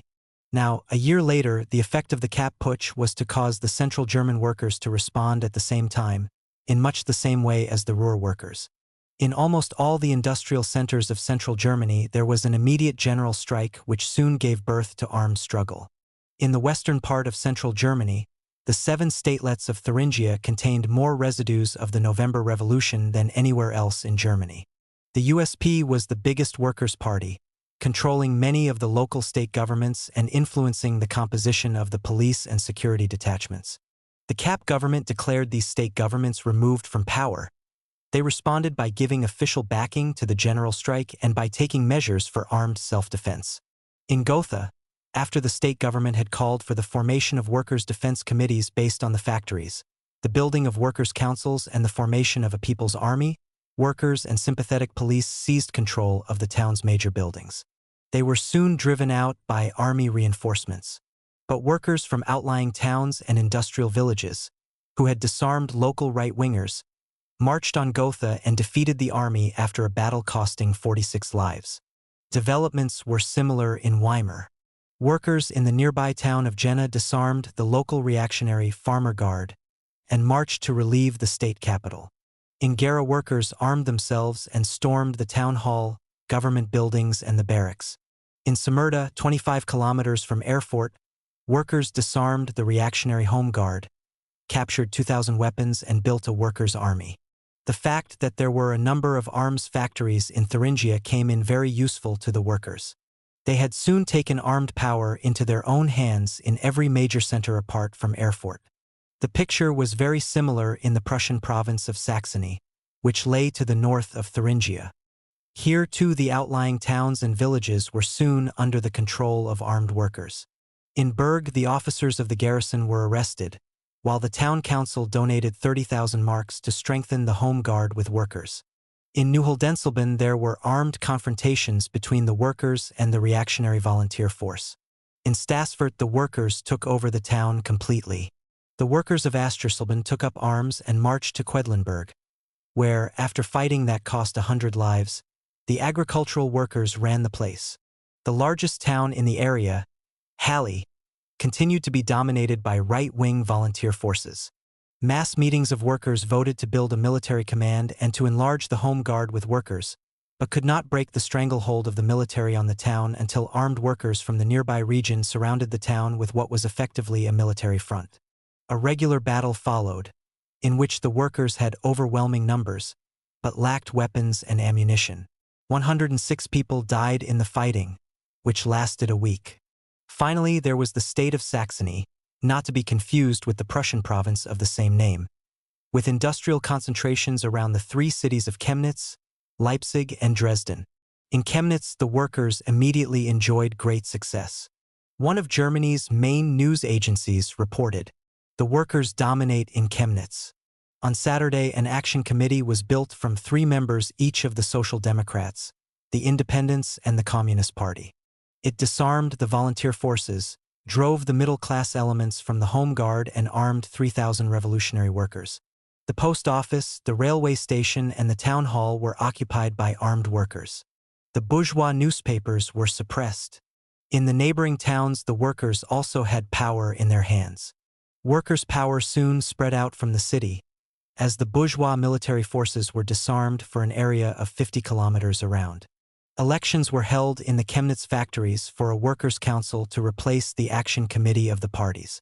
The 1,500 delegates, one for each 50 workers, appointed an executive of 10 communists, 9 social democrats, 1 independent, and 1 Democrat. A workers' army was set up, made up of roughly the same number from the 2 main parties, the Communists and Social Democrats. The Chemnitz Council soon became the hub for a structure of workers' power right across the region, calling a conference of workers' council delegates from the rest of Saxony and neighboring parts of Thuringia and Bavaria. Indeed, the actual organization of workers' power was at a higher level than in the Ruhr, where little such centralization took place. The reason for such success lay partly in the relative weakness of the reactionary armed forces in the city at the time of the coup. Disarming the enemy was not the major problem that it was, for example, in Halle. But probably more important was the political leadership within the working-class movement. Chemnitz had the most powerful Communist Party in Germany, as a result of the activities of Heinrich Brandler and Fritz Heckert, activists in the local socialist and trade union movement since before the war. They had built up the local Spartakus League, even during the grimmest days of the war, and had not made the mistake of launching a premature bid for power in 1918-19. They took seriously Rosa Luxemburg's insistence that the communists could not take power until they had majority working-class support, and had set out to build that support by working politically to break the workers' illusions in social democracy. In terms of the response to the Kapp Putsch, that meant that they did not attempt to seize power themselves, or to insist that the Social Democrats fight around a program for the dictatorship of the proletariat. Instead, they proposed joint action to the Social Democrat leaders around a list of demands which these leaders could hardly refuse if they were serious about resisting the putsch: purging of the middle class from the Home Guard, the transformation of the rest of the Home Guard into a workers' army, a takeover of Freikorps barracks and dissolution of the Freikorps, a takeover of all official buildings, and the election of delegates to a workers' council from all the factories. The Social Democrat leaders were forced to agree to these demands by pressure from their own supporters.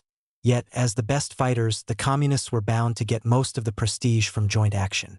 The implementation of the demands meant the erection of a de facto structure of workers' power involving Social Democrat as well as communist workers, and opened up the prospect of persuading workers influenced by the Social Democrats that this was how society should be run in future. Unfortunately, the development of the Chemnitz region as a nucleus of workers' power was not matched by developments in the 2 other cities of Saxony, Dresden and Leipzig. Dresden was the military center of the state, and its commander, General Marcher, had, like water in the Ruhr, declared himself neutral between the government and the supporters of the putsch. The local working-class movement did not know how to respond to this politically. The USP was almost as influential as the Social Democrats, but also almost as bureaucratic. So all that took place was a one-day general strike, which in itself led to no conflict with Marcher's forces, though 50 people were killed after troops fired on a small group of workers who had tried to seize the postal building. The communist group in the city was incapable of a realistic intervention, since its leading figure, Otto Rühl, refused on principle to call for joint action with the SPD or USP. Leipzig was a stronghold of the USP. It was also the base of 4,000 pro-Kapp troops. On the second day of the putsch, these fired on a workers' demonstration, killing 15 people. Workers seized arms from wherever they could, getting hundreds from Chemnitz and the arms factories of Thuringia, and besieged the troops in the inner city. Bitter fighting raged for 3 days, until a Social Democrat minister from the state government in Dresden arranged a ceasefire with the agreement of the independent leaders. As so often in the history of the German Revolution, negotiations were used by the military as a cloak to strengthen its positions. As the vigilance of the workers on the barricades relaxed, the troops moved in to attack, smashed their way through and took control of the city, North Germany and elsewhere.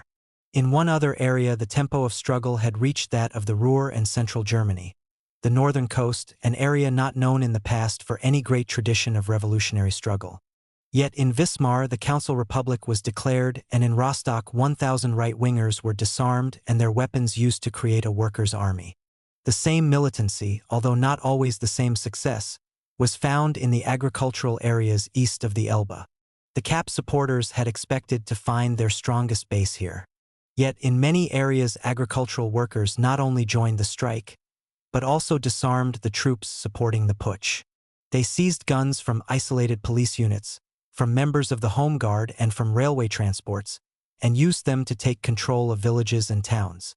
The significance of these actions was that Social Democrat workers, the communists hardly existed in such areas, were behaving in ways previously characteristic of the communists and left independents only. They had been called on to strike by their Social Democrat trade union leaders, yet in rural areas military repression made a strike impossible unless it involved armed resistance. Everything Social Democrat workers had been told by their leaders about the need to respect the forces of law and order had to be forgotten if the general strike called by those same leaders was to take place. This was true through much of Germany. In place after place, the strike inevitably led to armed clashes with the military, even if these did not reach the scale of central Germany and the Ruhr. In Nuremberg, for instance, 22 demonstrating workers were shot down by the army, and infuriated workers attempted to storm police stations. In Stuttgart, 47 factories elected workers' councils. In Hanau, workers tried to turn round troop transports heading for the Ruhr. In Kiel, workers fought with guns against supporters of the putsch, and in doing so won the support of the lower ranks in the navy, who mutinied against their officers. The picture was not uniform. In two of the storm centers of 1918–19, Hamburg and Bremen, very little happened. In Hamburg, the ruling Social Democrat state government merely incorporated an extra 1,000 workers into the Home Guard. In Bremen, only the railways joined the general strike. Surprisingly, Berlin too was relatively quiet. The strike was absolutely solid there, but it was not until the fourth or the fifth day that armed risings began in the working-class suburbs, and none reached the level of the Ruhr or central Germany. Yet overall, the right-wing generals had prompted the beginnings of a new revolution in their efforts to bury the last remnants of the old. The situation was rather similar to that in Spain in July 1936, after Franco's military uprising. The right-wing army coup provoked a counter-rising of the workers. But this could not content itself with merely attacking the open supporters of the coup. The workers understood that if Kapp and Luttwitz were successful, the rest of the military would soon swing behind them. The whole officer corps yearned for the days before the November Revolution, not just a few backwoodsmen. Many workers had opposed the Spartakists in January 1919, had stood back when the Freikorps marched into Berlin and Bremen, had considered the Ruhr strikers extremists, and had accepted the Social Democrats' reasons for crushing the Bavarian Soviet Republic.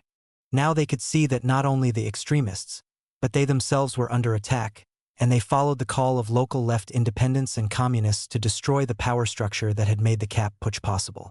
In doing so, they began to create new alternative power structures, structures of workers' power alongside the old. Within 3 or 4 days of the coup, the authority of the state no longer held sway in some of the main industrial centers of Germany. The military forces that had lorded over the country as they marched from one end to the other in 1919 had suffered defeat in battle. They began to lose all confidence once they faced not one section of workers fighting while another section a few miles away stood back, but simultaneous risings in many different places. What is more, the railway strike prevented them from moving fresh troops to aid besieged local garrisons. Kapp backs out. In Berlin, Kapp's supporters found themselves in a bewildering position. They had carried through a highly effective military coup. In military terms, it was not a putsch, a failure, but a very successful operation. Half the army was supporting them, and the other half was merely waiting to make sure the coup was a success before doing so. The right-wing parties recognized their rule. Yet they could not cope with the general strike and the local insurrections, because the whole power of the army could not cope with a united, determined working class. In a desperate attempt to smash the strike, Cap issued a leaflet on the third day decreeing the execution of strikers, and, unable to implement the measure, withdrew it only a few hours later. The strong state, built up by Noski, had feet of clay which were fast crumbling. Cap and Luttwitz had proclaimed a government of action, but could not put into action the simplest measure. Cap and his supporters had hoped to get the allegiance of a section of workers through the collaboration of the extreme right-wing Social Democrats.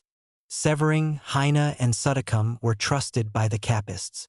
But the strength of feeling within the SPD prevented the Social Democrat leaders from responding to that trust, with the exception of Winnig, the Social Democrat who presided over East Prussia. The Capists were left isolated, unable to act, in a deteriorating military situation. The right-wing bourgeois parties that had recognized the Cap government began to have second thoughts. Stresemann's biographer tells how the spokesman of the bourgeois parties became alarmed at rumors of a communist rising in Berlin. They pressed the insurgent generals to come to a settlement with the Social Democrat government before it was too late. Luttwitz was the military head of the coup, but similar fears had taken hold of many of his officers by the end of the third day. That evening, the Guards Engineering Battalion in Berlin mutinied, arrested its officers, and declared for the Ebert government. The security police began to switch sides. Luttwitz was warned by his officers that other troops were on the verge of mutiny, and that he ought to resign. Then Cap himself lost his nerve and fled, leaving Luttwitz to hold the dying baby. What then followed was of decisive importance for the whole subsequent history of the Weimar Republic. The government parties, headed by the Social Democrats, had an opportunity to smash for once and for all the hold of the far right over the armed forces. They did not take it. Instead, they proceeded to bail out most of the figures who had made the coup possible. Ebert, Noski, and their friends, even as they fled in terror from Berlin, had not completely abandoned faith in the generals who headed this right-wing coup. They had issued a call to the workers that there should be no bloodshed, after themselves presiding over government policies that had led to an estimated 20,000 dead at the hands of the Free Corps in 14 months, and they had left behind in Berlin as intermediary between the rival governments the Democrat Vice Premier Schiffer. Severing, the Social Democrat Minister of the Interior in exile, actually issued an instruction on March 16 to workers of the Ruhr not to obstruct the movements of the troops trying to take over the region. In the interests of the old government, troop movements must not be interfered with. Why? Because the head of the Ruhr army, Water, had not declared himself for Cap. But he did not declare himself for the government either, until it was clear that Cap was doomed to failure. And his subordinate officers had been enthusiasts for the coup. Together they had given orders to their troops to harass and repress the general strike called by the legitimate government. If Severing's order had been obeyed, it would have decisively shifted the balance of forces in favor of the coup. The leaders of the bourgeois parties, including those in the government, had remained in Berlin throughout the coup. At the first opportunity, they opened negotiations with Luttwitz for a peaceful solution of the conflict. They soon came to a verbal agreement with him that some of the putschists' demands be granted new elections, which the right expected to win. Even though there had been elections only 13 months earlier, the right-wing parties saw new elections as a constitutional right, and an amnesty for the officers who had supported the putsch. But the popular movement was now too far advanced for the government itself formally to concede these demands. Luttwitz himself seems to have grasped at this point that if he stayed in power, he would be overthrown within hours by a repeat performance of November 1918. He relied on the vague promises of the bourgeois parties and fled. The Social Democrat-led government had survived its most difficult moment.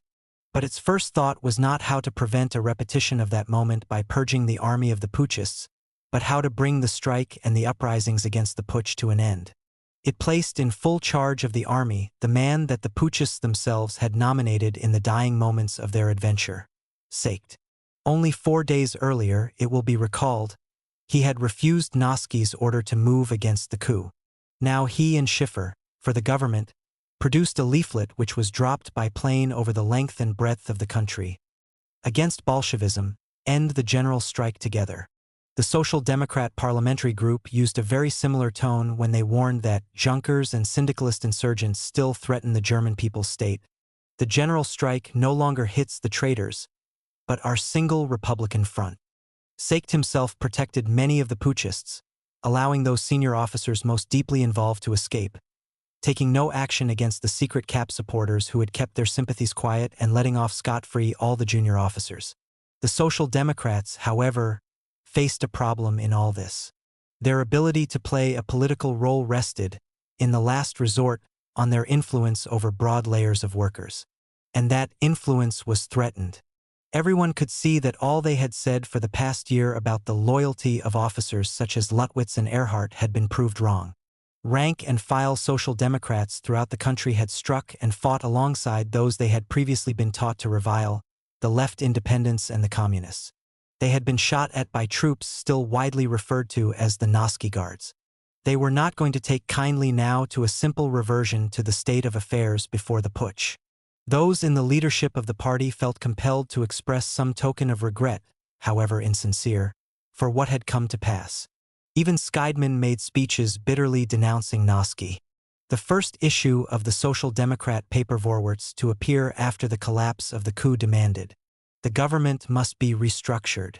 Not to the right but to the left. We need a government committed without reservation to fight the nationalist, militarist reaction, and which does its utmost to get the confidence of the left-wing workers." A fortnight later, the Social Democrat Minister Wells described his party's problem as how to get the party out of the confusion it had fallen into with the common struggle against reaction. In other words, how to get the members to identify with their national leaders and not with the left-wing elements alongside whom they had just been fighting. The problem was most acute in the first few days after the collapse of the putsch. The flight of Kapp and Luttwitz did not bring an automatic end to the general strike in much of Germany, including Berlin. And in the Ruhr the fighting continued. By and large, the workers wanted to win some concrete guarantee against another right-wing attack. The climate was such that trade union leaders did not feel they could yet give the order for a return to work. Instead, Legion suggested to the Social Democrats, the independents and the communists that the precondition for a return to work should be a complete break with the past pattern of government, with a new workers' government made up of all three parties and the unions. Legion may or may not have been sincere in this suggestion. He was certainly distressed at the trouble caused to himself personally by the gallivanting of the Social Democrat ministers with the right-wing generals. But probably he also felt, as the Bavarian Social Democrat leaders had felt the previous April, that the easiest way to stop the continual criticisms from the extreme left was to put them in government, so as either to temper their actions or to put them in a position where it would be easy to develop moderate opposition to them. The workers' government offer was both a way out of a difficult situation for Legion and his friends and a possible trap for the left. But it could also be an opening towards something far more radical despite Legion, since such a government would be responsible to the working class organization and not to the bourgeois majority in parliament. Which combination of possibilities resulted depended on the response made by the left and the clarity with which they explained it to the mass of workers. Fortunately for German capitalism, the left made no clear response at all. The Communist Party did eventually make a coherent reply, but only after disagreement within the leadership had led to the position adopted at a meeting of the party center being rejected by another meeting the next day, and that position in turn being reversed a couple of days later. The final position was that, as a Communist Party, it could not join such a government, since the majority of workers were not yet convinced of the communist viewpoint. But it would view a government of the two Social Democrat parties and the unions in a different light from an Ebertnovsky government. As Roth-Fahn said on March 26, "At the present stage there does not yet exist a solid base for the dictatorship of the proletariat. The proletariat does not dispose of sufficient military force, the majority Social Democrats still have a big influence over the civil servants, the white-collar workers and other sections of workers, the independents still influence the majority of the urban workers. In order that the great mass of the proletariat can come to accept the communist doctrine, it is necessary to create a situation of almost complete political freedom and to prevent the bourgeoisie exercising its capitalist dictatorship. The KPD estimates that the setting up of a socialist government, without the least bourgeois element in it, will create extremely favorable conditions for the energetic action of the proletarian masses and allow them to reach the maturity they need to establish their political and social dictatorship." The party went on to declare that it would act as a legal opposition to that government, provided that government did not break its guarantees to the working class and fought by all means the bourgeois reaction and did not prevent the strengthening of the social organization of the working class. To be a loyal opposition, it said, meant not to prepare coups d'états, while retaining complete freedom of action as regards political propaganda for its ideas. The formulation was well designed. It provided a basis for joint action with Social Democrat workers against the right-wing ministers, without making the communists responsible for the actions of a left government that still acted within the confines of capitalism. This was very similar to Lenin's offer in August-September 1917 to support the Menshevik Social Revolutionary majority in the Russian Soviets if they replaced the coalition government with the bourgeois parties with an all-socialist government responsible to the Soviets. As Lenin explained it to his fellow party members, we may offer a voluntary compromise to our nearest adversaries, the ruling petty bourgeois democratic parties, the social revolutionaries and the Mensheviks. We may offer a compromise only by way of exception and only by virtue of the particular situation which will obviously last only a very short time. The Bolsheviks, without making any claim to participate in the government, which is impossible for internationalists unless a dictatorship of the proletariat and the poor peasants has been realized, would refrain from demanding the immediate transfer of power to the proletariat and the poor peasants and from employing revolutionary methods of fighting for this demand. The Mensheviks and the social revolutionaries would then agree to form a government wholly and exclusively responsible to the Soviets, the latter taking over power locally as well. Unfortunately, the Central Committee of the KPD did not finally agree to its version of the compromise until the negotiations over the form of government following the Kapp Putsch were completed. The independents were even more confused. Both their right and left wings were split by Legion's offer. One part of the right wing, led by Hilferding, wanted to accept. They saw the chance of ministerial office and of stopping new attacks by the military right. The other section, led by Crispian, protested that they would not even sit at the same table as the murderers of workers. Crispian seems to have been motivated by fear of upsetting his supporters rather than by principle, since only 2.5 years later, he rejoined the party of the murderers of workers and shook the blood-stained hand of Otto Wels. On the left of the independents there were those, like Conan, who opposed simply rejecting the notion of an all-socialist government, fearing that this would not be understood by Social Democrat workers fed up with Ebert, Noske, Wells and company. There was, of course, that danger. Hilferding was to join a government just as bad as that in 1923, but when the question was raised in March 1920, such a government would have been judged by the mass of Social Democrat workers, many of them armed according to a simple criterion. Would it use the strength gained in the past few days to smash the officer corps and the armed forces of the right?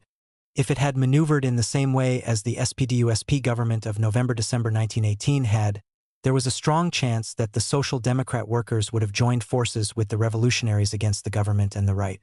They would have been prepared to follow the lead of the left and take into their own hands the task of disarming the counter-revolution, and the working class would have remained united in defense of the positions gained in the fight against Kapp. But none of this could even be put to the test. The independents failed to make any positive response to Legion's offer.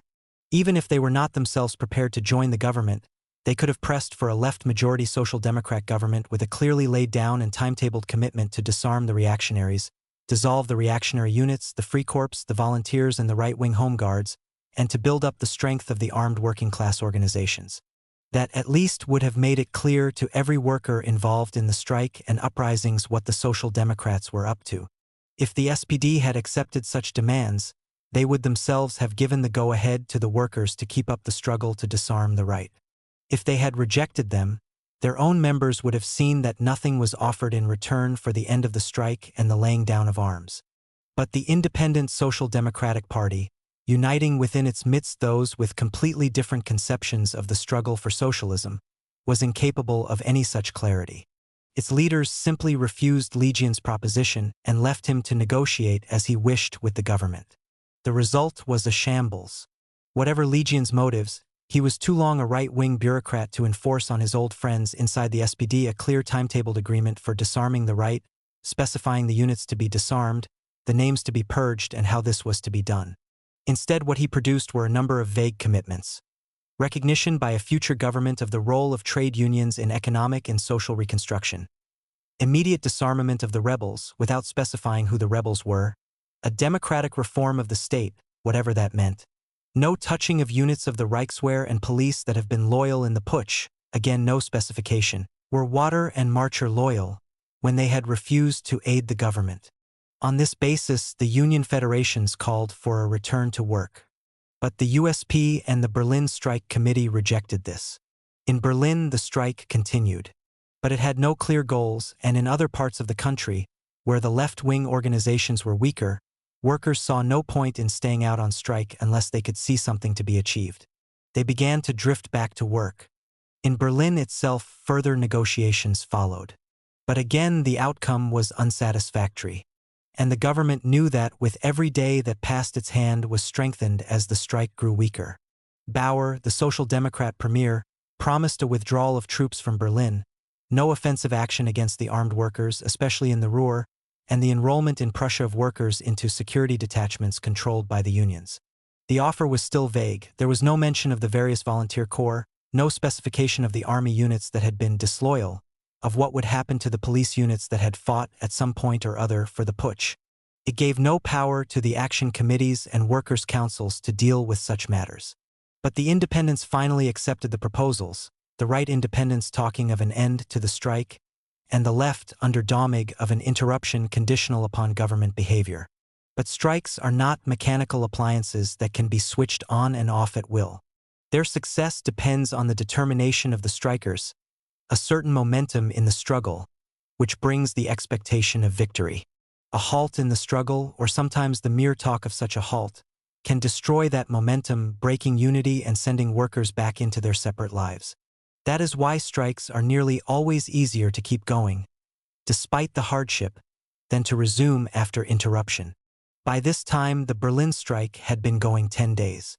The confused negotiations had left many workers unclear about its objectives. Many of the provincial centers had already withdrawn from the movement.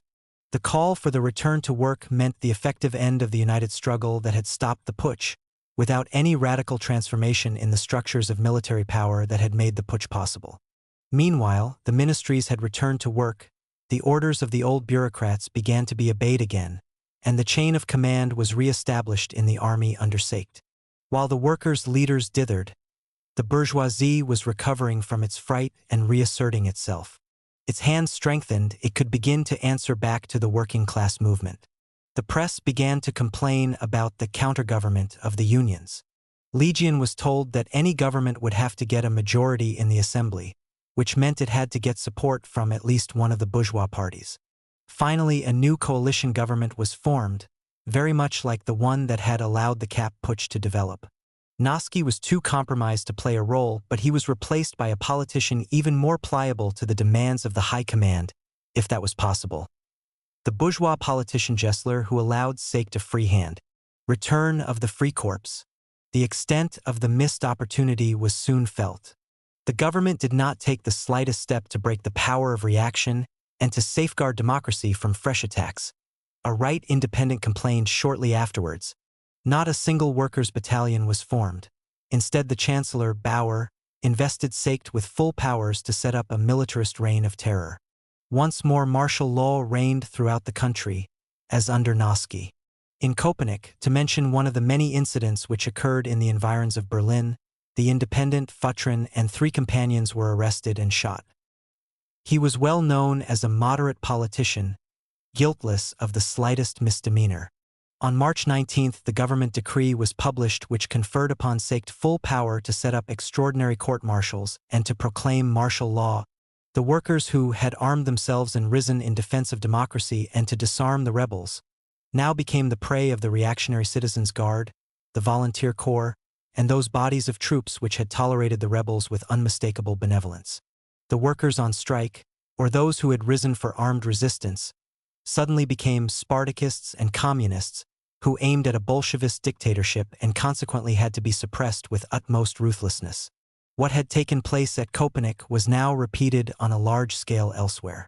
An incident in Thuringia may be mentioned as an example. On March 24, Bad Thal in Thuringia was occupied by volunteer students from Marburg, and the mayor of the district was summoned to indicate the residences of 15 citizens, who were thereupon arrested and removed.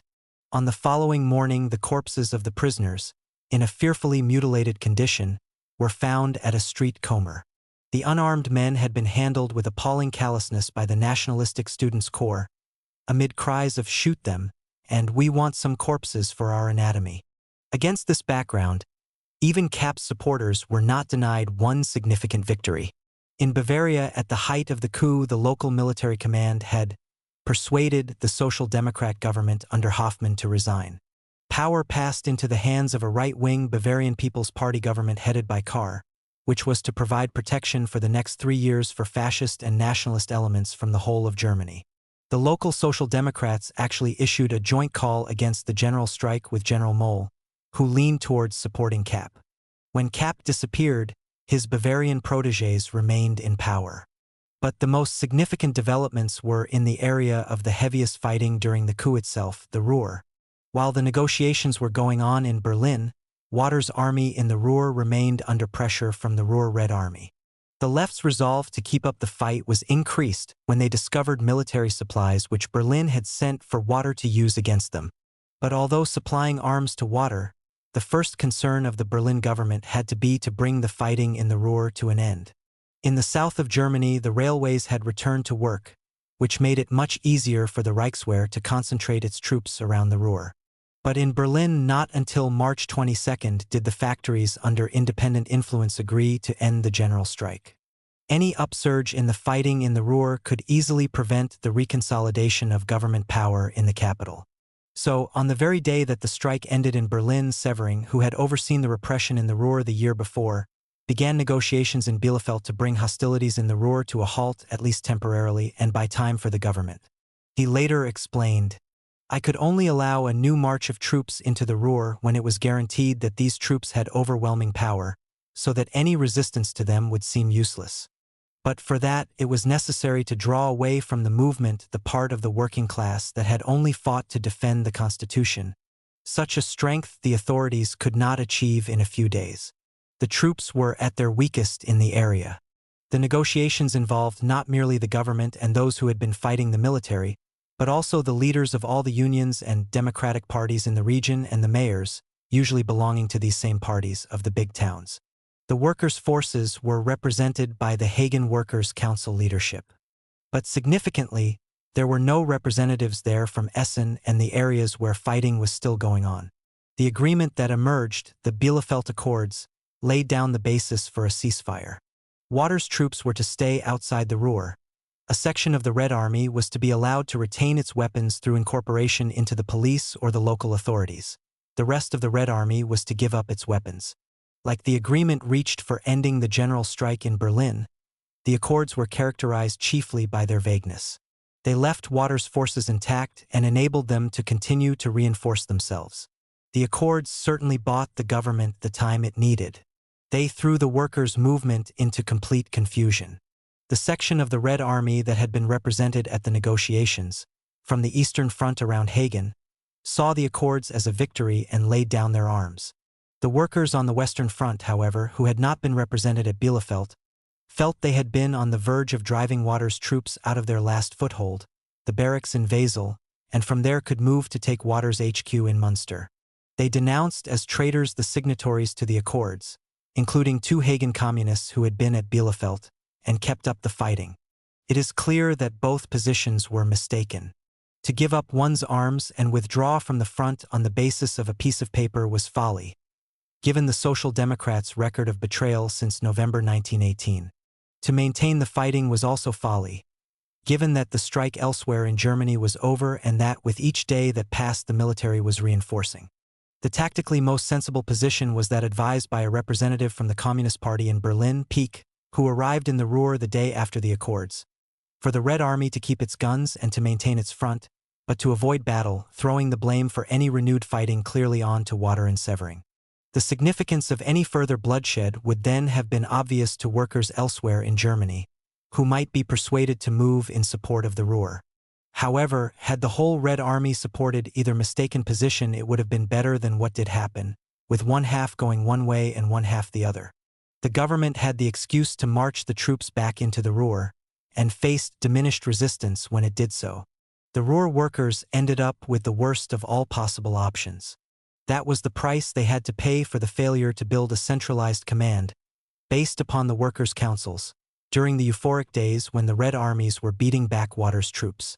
Some sort of central structure did come into existence the day after the signing of the Accords. Delegates from 70 councils met in Essen with the main leaders of the Red Army and elected a central leadership. But it was another 2 days before it could agree to the policy of holding on to the guns but avoiding armed clashes. And it could not enforce this policy on the front at Wesel. By now it was too late. The balance of forces had shifted towards the government, and the government knew it. Its own forces were growing stronger by the hour, and it was able to present the continued fighting to workers elsewhere in Germany as nothing but a rerun of the Spartacist Putschism of 1919. The Chancellor, Müller, informed the Essen Central Council that there could be no negotiations until the workers had laid down their arms, and that the Bielefeld Accords no longer held, since the Red Army had broken them.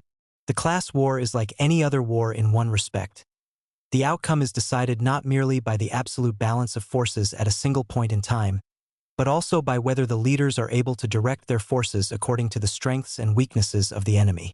In a war between more or less evenly matched armies, a single misjudgment can lead from the verge of victory to disorder and disintegration.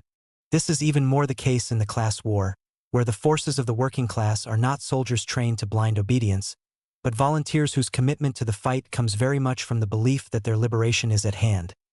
They are quickly thrown into disarray when the forward momentum of the struggle is lost.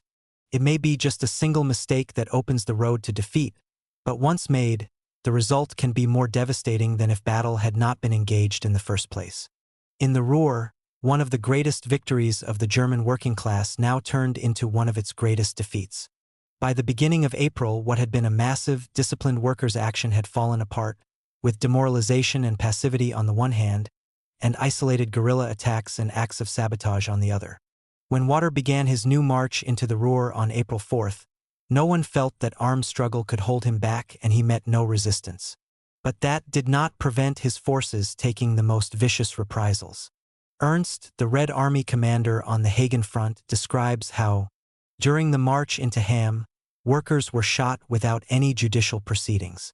There was a method to the behavior of the troops. On the first day when they occupied places, everything was peaceful.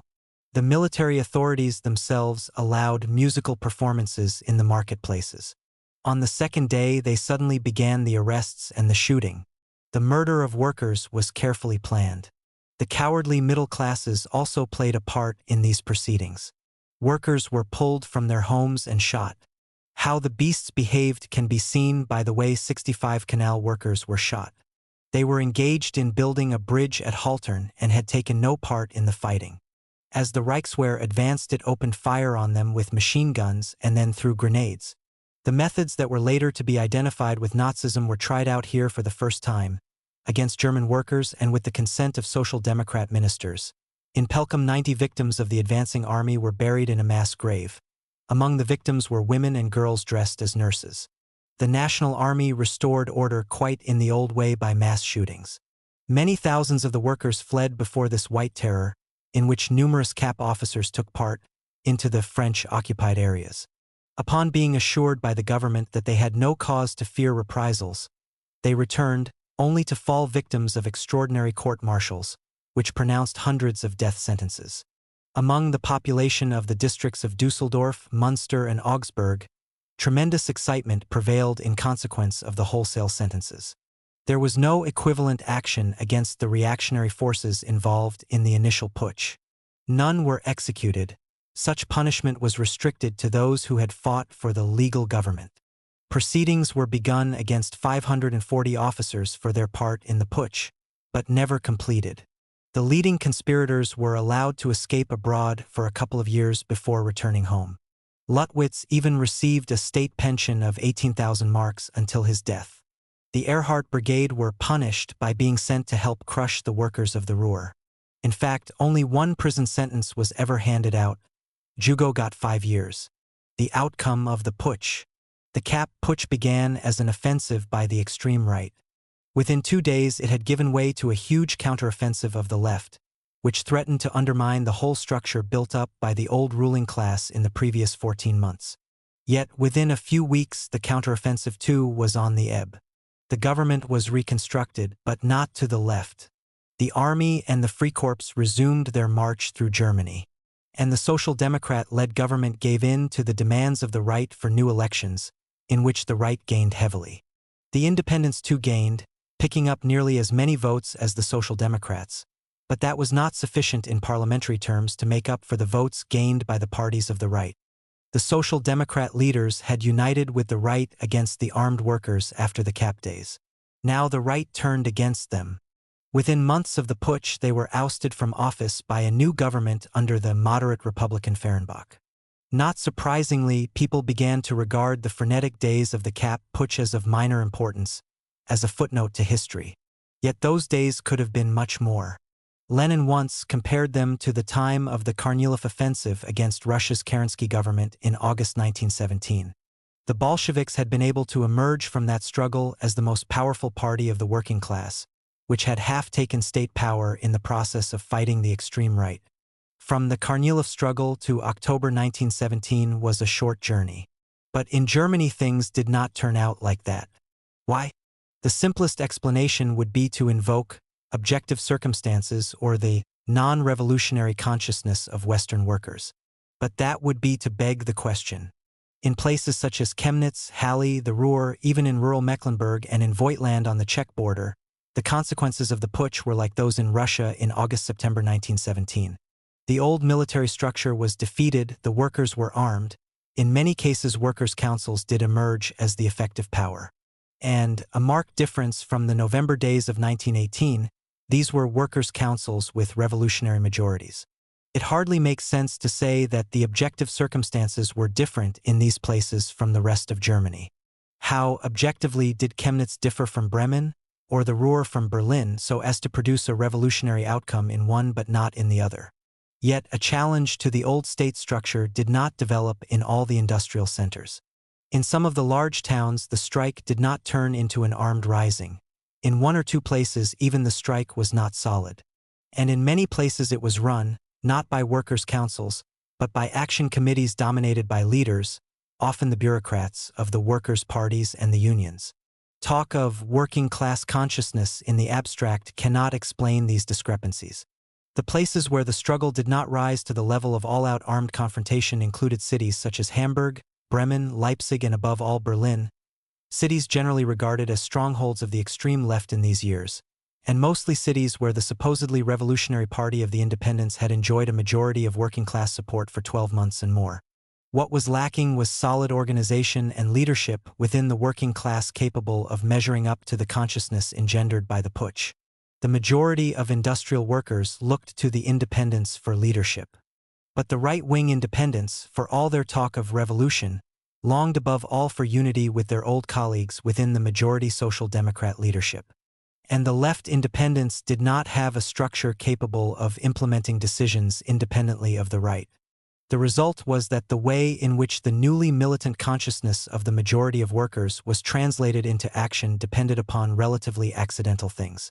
The subjective factor was decisive. Whether there were in a particular district or big factory revolutionaries capable of taking the initiative in calling for the election of councils to lead the armed struggle, and with sufficient influence to get such a call accepted. Objectively, for instance, the working class in Chemnitz was not more revolutionary than that in nearby Leipzig. Indeed, in the early part of 1919 it seemed the other way round. Leipzig was a bastion of independent support while Chemnitz was still dominated by the SPD. The difference was that the Chemnitz communists had in the course of 1919 been able to build up their influence in the local working class movement through participation in and leadership of partial economic struggles until they put the independents in the shade and directly challenged the influence of the SPD. Hence they were able to take the lead on the first day of the putsch in calling for the general strike, and to extend it into a call for the election of political workers' councils, the disarming of the middle class and the building of armed workers' detachments. By contrast, in Leipzig, as the Chemnitz communist Brandler told a congress of his party a month later, the left-wing independents allowed Lipinski, a right independent, to take over the leadership and negotiate with the government. They sabotaged the voting in of workers' councils on the grounds of pure party egoism. The working class was split, allowing the Cap forces to enjoy success. The result of this one accident of influence was of major national importance. Brandler pointed out that Leipzig and Chemnitz together would have controlled much of central Germany. Together we would have been able to put pressure on Dresden, where the government had first fled and where the key wait-and-see general Marcher was based. We would not only have demanded the unmaking of the old government, but would have carried it through. As it was, the Leipzig independents called with the local Social Democrats for a return to work and an end to confrontation with the troops the moment that Kapp himself had decamped. They gave no thought to the need for guarantees that action would be taken against the old military structures. The picture in Hamburg and Bremen seems to have been even more dismal. In Hamburg, 1,500 Social Democrat and USP workers were armed, but they were kept under the tight control of the Social Democrat state government through incorporation in the Home Guards and the police. The strike there had lacked any real enthusiasm. In Bremen, an action committee, set up by the three workers' parties, seems to have done next to nothing.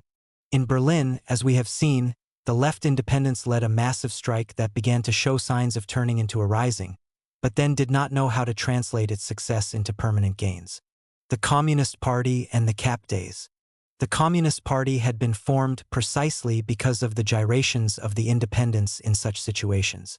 But it was in no position to counter them on a national scale in the spring of 1920. It was an extraordinarily weak organization. Although it had grown from a membership of 3,000 or 4,000 at its inception to 110,000 in the summer of 1919, it had then split. The fragment that remained with the party leadership had very little strength indeed outside Chemnitz and Stuttgart. It had virtually no membership in key cities such as Hamburg, Bremen, Hanover, Dresden, and Magdeburg. In Berlin, it had only a few hundred members, according to speakers at its fourth Congress, compared to 100,000 held by the independents. Brandler told the party's third Congress, a bare month before the putsch, "In general, we have no party yet. I say this after visiting the Ruhr, where there is no communist movement. It won't be possible to put one together in the near future. The things that have happened have discredited our party. When the miners' and the railway workers' strikes broke out, we had no influence on the workers. In the few places where the party did exist, it did usually give some sort of lead which workers followed during the days of the putsch. We have seen how it put itself at the head of the movement in Chemnitz. In Stuttgart, the party called for the general strike and the arming of the workers within half an hour of hearing the news of the putsch from Berlin. Even in the Ruhr, the isolated party members were able to exercise some influence over the course of events. The weakest spot was Berlin. A depleted meeting of the party center, Levi, for instance, was in prison. Brandler was in Chemnitz. Took place on the day of the putsch. It made a catastrophic error. It issued a statement opposing the general strike. It defined the struggle as a fight between two counter-revolutionary wings, and went on, "Ebert Bauernowski are dead and helpless in their graves. Just as it is foundering this society of bankrupts calls on the working class for a general strike to save the republic, the revolutionary proletariat will not lift a finger for the government that murdered Rosa Luxemburg and Karl Liebknecht. It will not raise a finger for the democratic republic, which is only a mask for the dictatorship of the bourgeoisie." Rote Fahn the next day explained that the workers were not powerful enough for a general strike. Must the workers in this situation go into a general strike? The working class, which was still being attacked by Ebert and Noske yesterday, is disarmed, in the worst condition and not ready for action. It is our duty to speak clearly. The working class movement will take up the struggle against the military dictatorship at the time and with the means that appear right to it. This moment has not yet come. On the 14th and the 15th of March, the party center swung over to supporting the strike. It could hardly do otherwise, since the strike was now a growing success. But it still did not call for the arming of the working class, even though the best communist militants in the provinces were not merely calling for this, but putting it into practice. Even on the Monday, the third day of the putsch, when the first armed battles were breaking out in central Germany and the Ruhr, the party did not go beyond calling for the general strike and the election of workers' councils. Instead of calling for the workers to take up arms, it warned, "Workers, do not go into the street. Meet daily in the factories. Do not be provoked by the White Guards." The main way in which the party centrally tried to distinguish itself from the Social Democrats, the independents and the union leaders was through verbal attacks on Ebert and Noske. for the general strike. Down with the military dictatorship. Down with bourgeois democracy. The communists are against the Ibertnovsky government, against the re-establishment of a government with a bourgeois basis, with parliament and the state bureaucracy. The best comment on these statements came in a letter to the center from one of its members, Paul Levi, who was temporarily imprisoned. I have read the leaflets this minute. My judgment, the KPD is threatened with moral and political bankruptcy.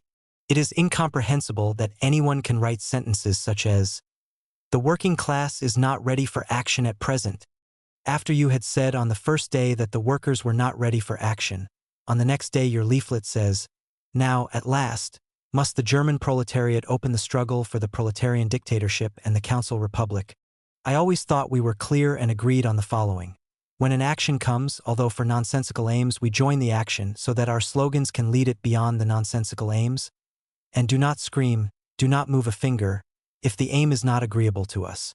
We have to give concrete slogans to tell the masses what must be done immediately.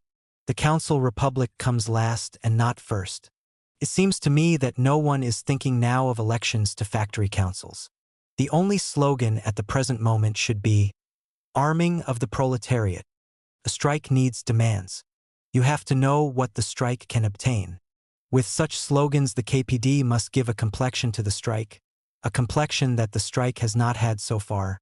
Then and only then, when the masses have taken up our demands and the leaders refuse them, then there arises from the action other demands, for example about councils, a council congress, a council republic, down with the democratic republic, etc. All these demands arise if the strike demands are fulfilled. Once the strike demands are met, the force holding up the republic is the proletariat, and its government, whatever it calls itself, is a child of these completely changed social forces. From there to the Council Republic is a span of only 6 months of normal development. Levi's judgment on the inanity of the center's leaflets was without doubt correct. But how did the center come to make such mistakes? Afterwards it was said, within the party, that the leadership had been slow and out of touch, located in Berlin where the party membership was small and not rooted among the mass of workers. On top of that, there was the memory of the oft-repeated sequence of events in 1919, when the Social Democrats enticed the Communists to put their heads on the chopping block. A leadership that lacked immediate access to the class through a network of experienced militants could not sense that this time millions of previously passive workers would respond to the call of the union leaders and not leave the communists to act and die alone. We must not forget that only 12 months earlier, in March 1919, what had begun as a united movement of the whole Berlin working class had ended in a bloody massacre, with communists and left independents being slaughtered wholesale. To this extent, the mistake of the center was a mistake that repeatedly plagued the German Revolution: overcompensation for past errors. Instead of learning enough from the past to be able to cope in the present, the revolutionary leaders seemed doomed to endure a vicious circle, by which one defeat created the confusion that made the next defeat inevitable. But timidity cannot be the only explanation for the statements issued. For that does not explain the equation of social democratic government, however miserable and murderous, with an all-out right-wing dictatorship. The explanation lies in the still strong temptation to ultra-leftism within the party leadership, which the split from half the party had not eliminated. This was especially true in the weak Berlin district, led by Ernst Friesland. At the party conference a month later, there was much discussion over the party's response to the Kapp Putsch. Most of it was about whether it had been right to join in the call for a SPD-USP Union workers' government. Paul Levi, however, made the point that by the time the party was asked its opinion on this subject, it had very little pulling power. It had not had anything to say at the beginning of the struggle. Why should anyone listen to it now? Did the KPD, he asked, give slogans that created for it political and moral credit, so as to allow it to lead when other factors prevented it? The failure to take the lead on the Saturday of the putsch meant that, by Sunday, March 14th, the leadership was in the hands of the 5 union federations and the USP right wing. The masses were not going to be won to another leadership. And now, after 5 days of strikes in which the entire city was shut down, with not a single wheel turning, with no movement of food or fuel, with no light, no gas, a completely dead city, after 5 days, could the party center that had not played a predominant role now move the strongest forces in the struggle? If we had taken the leadership in the beginning, then all sorts of things might have been possible when the unions called for the end of the strike. The dissident communists, those who had broken with the Communist Party because it was too right-wing, were themselves incapable of giving any national leadership. In Hamburg, the breakaway communist district under Laufenberg and Wolfheim put out a leaflet saying, "The general strike is general nonsense," and never reversed its position. The result was no communist presence in the city to counter the passive response of the Social Democrats. In Mannheim, the syndicalist-influenced Workers' Council told the workers to keep off the streets and to take power at the point of production, by running the factories under workers' control. Effectively, this meant refusing to challenge the power of CAP supporters, the troops, the volunteers, and the police. In the Ruhr, many of the breakaway communists played a very positive and courageous role in organizing the fighting detachments and building them into the Red Army. What they lacked was any notion that each military battle had to be part of a unified struggle, taking into account strategic and political considerations. At the end of the day, they cut themselves off from the workers' councils and engaged in isolated, guerrilla-type actions that played into the hands of Water and Severing. Paul Levi claimed that by threatening to blow up the pits, they turned many of the miners against them to the point that some of these were prepared to regard Water's troops as liberators. You could not expect the miners to welcome the destruction of the only jobs in villages where they worked like their fathers and grandfathers before them. In Rhineland-Westphalia, in other words, the Ruhr, a fully developed council system was built that fully reflected the will of the workers, Levi argued. But against the will of the councils, some comrades thought they could make a revolution over the heads of the working class. What can be said with certainty is that if the Communist Party did not rise to the moment on March 13th, those who had split from it to the left failed to provide any clear strategy and tactics at all. A missed opportunity. The struggle against the CAP Putsch joined the long list of might-have-beens in the history of the German Revolution, a list which ends in 1933 with the greatest tragedy of the 20th century. And the basic reason was the failure of revolutionary organization and leadership to measure up to the sudden leap forward in working-class consciousness. As an account written by some of the leading revolutionaries concluded, 8 years later, in the ranks of the Spartacus League, and above all in the leadership around the CAP Putsch, was reflected all the organizational and ideological weakness of the German Revolution. The lack of a strong, ideologically mature Communist Party rooted in the masses was one of the determining causes of the setbacks suffered by the German Revolution in the CAP Putsch. Chapter 10. The March Madness 1921. The history of the German Revolution until 1920 is a history of more or less spontaneous struggles, which individual revolutionary socialists could influence, but which no one could direct. By contrast, after 1920, it is to a large extent the history of a single party, the Communist Party, KPD. At the beginning of the year, the KPD was pitifully small. Only in Chemnitz was it a mass force. In many of the most important cities, it was a complete nullity. The initiative shown by its members outside Berlin during the CAP days did improve matters a little. The membership grew, and the party began to sink roots in most districts. But with 78,715 claimed members, it was still smaller than it had been before the split with the ultra-left. It claimed 9,200 members in the Rhineland, 17,500 in mid-Germany, 4,200 in Württemberg, Stuttgart, but only 1,700 in Berlin and 1,850 in Thuringia. Nor could it boast any great influence outside its own ranks, if its press was anything to go by. Its daily papers sold 58,000 copies, with an additional 17,000 copies of local weeklies, a combined sale of less than 1 copy per member. Throughout 1919 and the beginning of 1920, the party had had to operate illegally. Only for 3 weeks in December was there not a state of emergency in Berlin. But illegality could no longer explain its small size, since the KPD had been able to return to open work after the CAP days, and its leaders boasted that it had held 3,000 meetings during the June 1920 election campaign. Its vote, like its membership, was pitiful for a revolutionary party after 18 months of mass strikes and local uprisings, a mere 500,000, with a smaller percentage of the poll than the revolutionary left received in the state atmosphere of France in March 1978. Its influence in the trade unions seems to have been virtually nil. The dissident communists who had left the party did even less well. At the time of the split, the leaders of the opposition to the party leadership were the Hamburg communists Laufenberg and Wolfheim. Their criticisms of the leadership won wide support from those regarded by the KPD leaders as putschist and impatient, not willing to wait for revolution until the majority of workers were ready. These impatient, but instinctively revolutionary elements were further convinced of the correctness of their criticisms of the KPD leaders by the events of the Cap days. They saw a connection between the KPD leaders' abstention from the struggle in the first days with its later talk of a workers' government, and its insistence on holding back the Ruhr struggle once the rest of Germany had returned to work. In this atmosphere, the various local groups forced out of the KPD met at a conference in April 1920 and formed the Communist Workers' Party, KAPD, with a claimed membership of 38,000. The KAPD has occasionally been represented as the first anti-Moscow opposition to break with Orthodox communism. This was not so. The Communist International, proclaimed only 6 months before the split and with as yet virtually no structure or apparatus, opposed the expulsion of the ultra-left from the German party. And the founding Congress of the KAPD declared itself for the dictatorship of the proletariat and applied to join the International, an application which the Russian Bolsheviks thought should be accepted. Nor is it entirely correct to describe the KAPD as ultra-left. Certainly all its members shared a leftist opposition to work in the unions or parliamentary elections.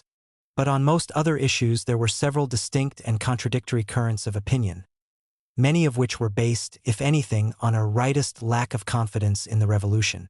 Laufenberg and Wolfheim, on breaking with the KPD in the autumn of 1919, had developed a theory that led away from militant class struggle. They declared that Germany was a proletarian nation and that what was needed was a national war of liberation against the Allies. If the proletariat led such a struggle, the bourgeoisie would accept a class truce. Their slogan became a national liberation war, not a class war. The old notion of revolution through insurrection could be abandoned.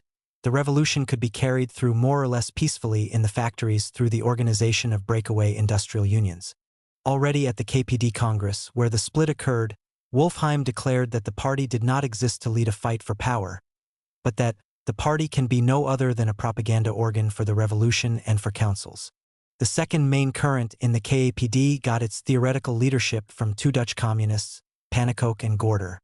Pannekoek's starting point, again, was not ultra-left, but rather the rightist view that the time for revolution in Western Europe had not yet come.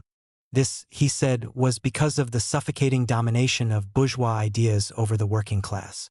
The long, slow process of building up pure proletarian organizations, revolutionary councils, in which workers would be free of the ideological restraints of bureaucracy and of parliamentary influences had yet to be done. It was accepted, implicitly, that for the time being these councils would involve only a minority of workers. The job of the party was to help build such councils and then to commit suicide. For these council communists, as for Laufenberg and Wolfheim, the party had a limited propaganda role only. A third tendency was that of the former SPD deputy, Otto Rühl. He rejected the dictatorship of the proletariat and was moving rapidly to an anarchist position, which led to his expulsion from the KAPD in November 1920. The majority of the party's members almost certainly did not follow any of these sets of ideas. What bound them to the KAPD was an impatient revolutionary zeal, a belief that action mattered more than theory. In their different ways, both Pannekoek and Laufenberg rejected armed class struggle as an immediate perspective. But their followers were often the same impetuous street fighters. Given such internal divergences, it was not surprising that the party seems to have declined fairly quickly. The initial animators of the left, Laufenberg and Wolfheim, were allowed in at the founding Congress, only to be expelled in the same year. Wolfheim then gravitated towards the Nazis. According to KPD estimates, only about half the 38,000 founding members were still active members 6 months later. While the communist forces stagnated, workers fed up with the SPD streamed to the Independent Social Democrats. The USP's membership of 300,000 at the beginning of 1919 had swollen to 800,000 by autumn 1920. The balance between left and right within the party was also changing. In the first period of the revolution, the USP right, Hasse, Hilferding, Kautsky, and Bernstein, had been able to carry party congresses by more than 2-1. They were open about their perspective, to merge the two social democrat parties again as before the war. But the bitterness of the struggle against the Freikorps and the Social Democrat-led government forced the party's membership very much to the left. A powerful left opposition developed within the party, centered around the Berlin revolutionary shop stewards. Controversy centered on two questions: the role of the Workers' Council's vis-a-vis parliament and the International. At the party congress in Berlin in March 1919, just as the week of bloodshed was beginning, the leadership sought to conciliate the left by speaking of the need for councils anchored in the Constitution, alongside the National Assembly. For the left, Dömig opposed this, insisting that socialism could come only through workers' councils as the basis for the dictatorship of the proletariat. The balance of forces in the Congress was shown by the votes for the presidency. Hasse, for the right, received 159 votes, Dömig 109. A compromise was eventually reached over the question of parliament and the councils, a form of words which recognized the councils as fighting organizations created by the proletarian revolution, asserting that the independent Social Democratic Party strives for the dictatorship of the proletariat, but adding quickly that parliament had an important role to play. On the International, the issue was whether it should be reconstituted on the same basis as the Second International that had fallen apart in 1914 and include those who had supported opposed sides both in the war and in the Civil War since, or whether the party should affiliate to the Revolutionary International that had been proclaimed by a number of delegates of the revolutionary left meeting a few weeks earlier in Moscow. At the March Congress, the first option was carried. But the radicalization of the members meant that at the next Congress in December 1919, the leadership was forced to opt for negotiations with the Communist International. Such formulae corresponded, at first, to the half-thought-out ideas of the workers who had just joined the party. But as time passed and the members evaluated the bloody events of 1919 and the Kapp Putsch, compromise resolutions became less and less workable. A leader of the USP right wing described what happened. The antagonism within the independent Social Democratic Party had been very incompletely bridged over by the highly ambiguous program, which was the fruit of a marriage between democracy and Soviet dictatorship, consummated at the Leipzig Conference, December 1919. Inside the organs and the press of the party, the fierce struggle for power between the two wings had hardly suffered any interruption, even during the Kapp Putsch and the electoral campaign. The left believed that if they struggled long enough, the right wing would eventually abandon the party, as Bernstein had already done. The left were at the same time emerging as a strong force within the unions. The Berlin revolutionary shop stewards around Richard Müller and Disman carried the day at the Metal Workers' Union Conference in 1919, received a third of the votes at the conference of the main National Union Federation, the 9 million-strong ADGB, and took control of the local union federation in Berlin. The communists were highly critical of the left independence. They claimed that when it came to practical struggles, all too often the left were bound hand and foot to the right. The right controlled the party apparatus, the parliamentary fraction, and much of the press, and that determined how Congress decisions were interpreted in practice. In the Kapp struggle, for instance, the line of the USP's national organization was hardly different from that of the majority Social Democrats. Many of the party's members were engaged in the armed struggle and opposed any return to work until the right-wing forces were completely disarmed and purged. But the party had no national policy of agitating around these demands. Even in Berlin, where the left were the majority in the party, they ended up accepting a return to work before clearly defined terms had been agreed. The party boasted of its federal, non-centralized structure, but this was just what the right wing wanted, for it allowed them to get a revolutionary reputation without having to bear responsibility for a national program of revolutionary agitation. Within the Communist Party, there was considerable discussion about how they should influence the independent left wing, by friendly collaboration or by merciless criticism. But either way, any such influence was limited. One of the younger leaders of the left independents, Geyer, when discussing the possibility of a merger, expressed their general attitude to the KPD. The left of the USP has no need of a fusion of parties. The USP is the Revolutionary Party. The attitude of the USP left changed in the summer of 1920. Not because of any action of the KPD itself, but because of pressure from the leaders of the new Communist International, in particular the leaders of the Russian Bolshevik Party. The USP's call for negotiations over membership of the Communist International received a simple reply from Moscow. Affiliation was possible only if the left took full control of the apparatus of the party and its press, expelled the right-wing leaders, and set about building a centralized revolutionary party. Such was the gist of the famous 21 conditions applied to the USP and similar parties in other countries, including the French and Italian Socialist parties, the Norwegian Labour Party, and the British ILP. The aim, as the Communist International made clear, was to separate the many good communists inside these parties from the half-hearted, centrist, and reformist leaders. For representatives of the German independents, 2 from each wing of the party, attended the Second Congress of the Communist International. The delegates from the right remained adamant in their defense of the party as it was. The delegates from the left, Domig and Stocker, were eventually persuaded that the only course was to expel the right, merge with the KPD, and join the Communist International. The issue was resolved when the delegates returned to Germany for a special congress of the party in Halle. Hilferding made the main speech for the right wing, and Zinoviev was invited from Russia to explain the position of the International. He made a brilliant, demagogic speech which won over any waverers, and the position of the left was carried by 237 votes to 156. The right wing split away immediately, insisting that they would keep their section going under the party's old name, complete with much of its press. The left immediately negotiated terms for a merger with the Communists, and a joint congress in December founded a new party, the United Communist Party of Germany, VKPD. The V was dropped within months of its foundation. By no means the whole of the mass membership of the independent Social Democrats went over to the new party. At least 400,000 did not, perhaps a third of these joining the new right-wing controlled USP. The rest joined neither party, waiting to see how things would develop. This still left the United Communist Party with some 500,000 members, 10 times more than at the time of the Kapp Putsch. With the new party, it seemed that the German Revolution would again be able to take great strides forward. But it was not to be.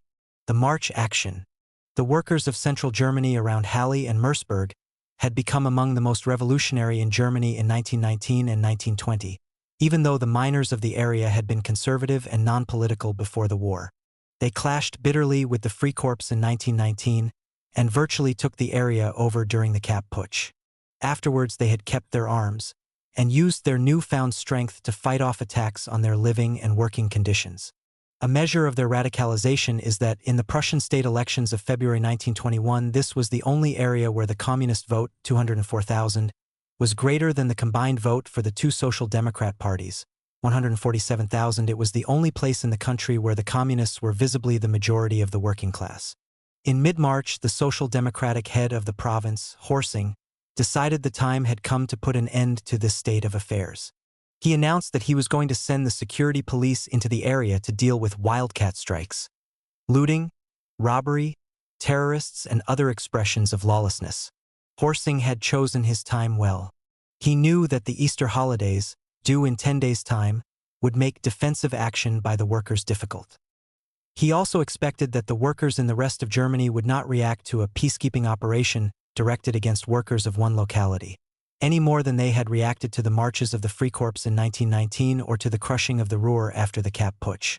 But, unlike on either of those occasions, the majority of the communist leadership felt that now, with the huge increase in the strength of their party, they did not need to be always on the defensive. A section of the Comintern leadership more than encouraged them in this belief. It was decided to turn the relatively insignificant clashes in central Germany into an occasion for showing what the new mass communist party could do. Its whole strength was to be thrown into developing from the clashes a new revolutionary, insurrectionary, offensive of the class nationally. The party decided to press for a general strike throughout central Germany.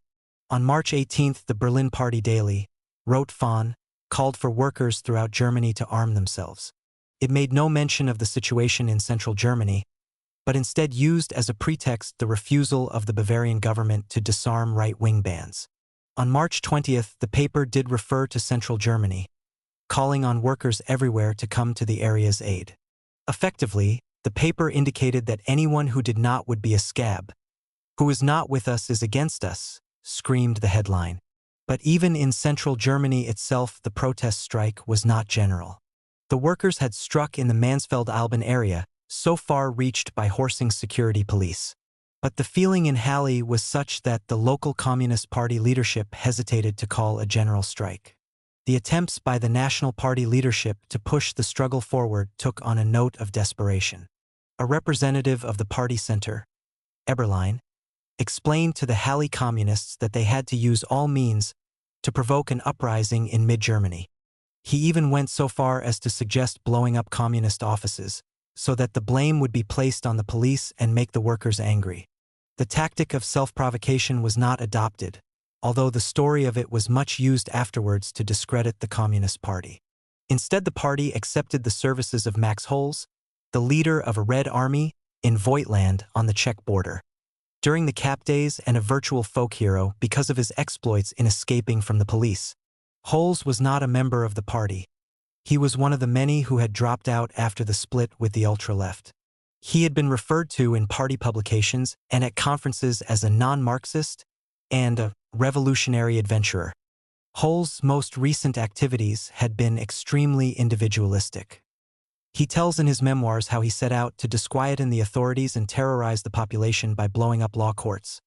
He tried to blow up Falkenstein Town Hall in the Voigtland to attract attention to the fact that we communists were still alive. He sent friends off to carry out similar acts in Dresden, Freiburg, and Leipzig.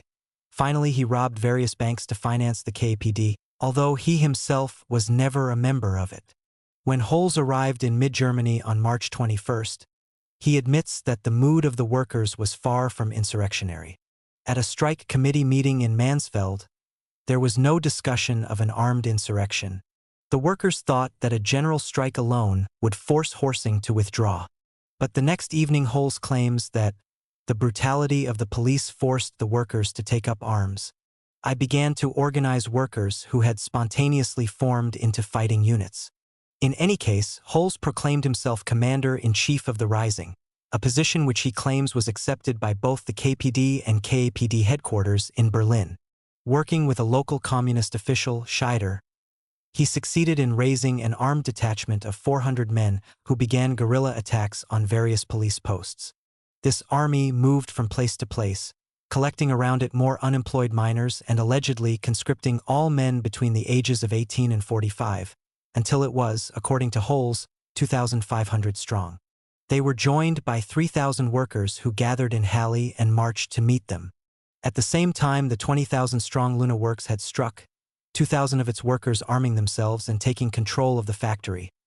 But they were unable to arrive at any plan for going on to the offensive and instead sat there for a week, an isolated fortress, not able to link up with Holz's forces. There are various accounts of the actions taken by Holz's armies. Holz himself, naturally, tends to play up their successes.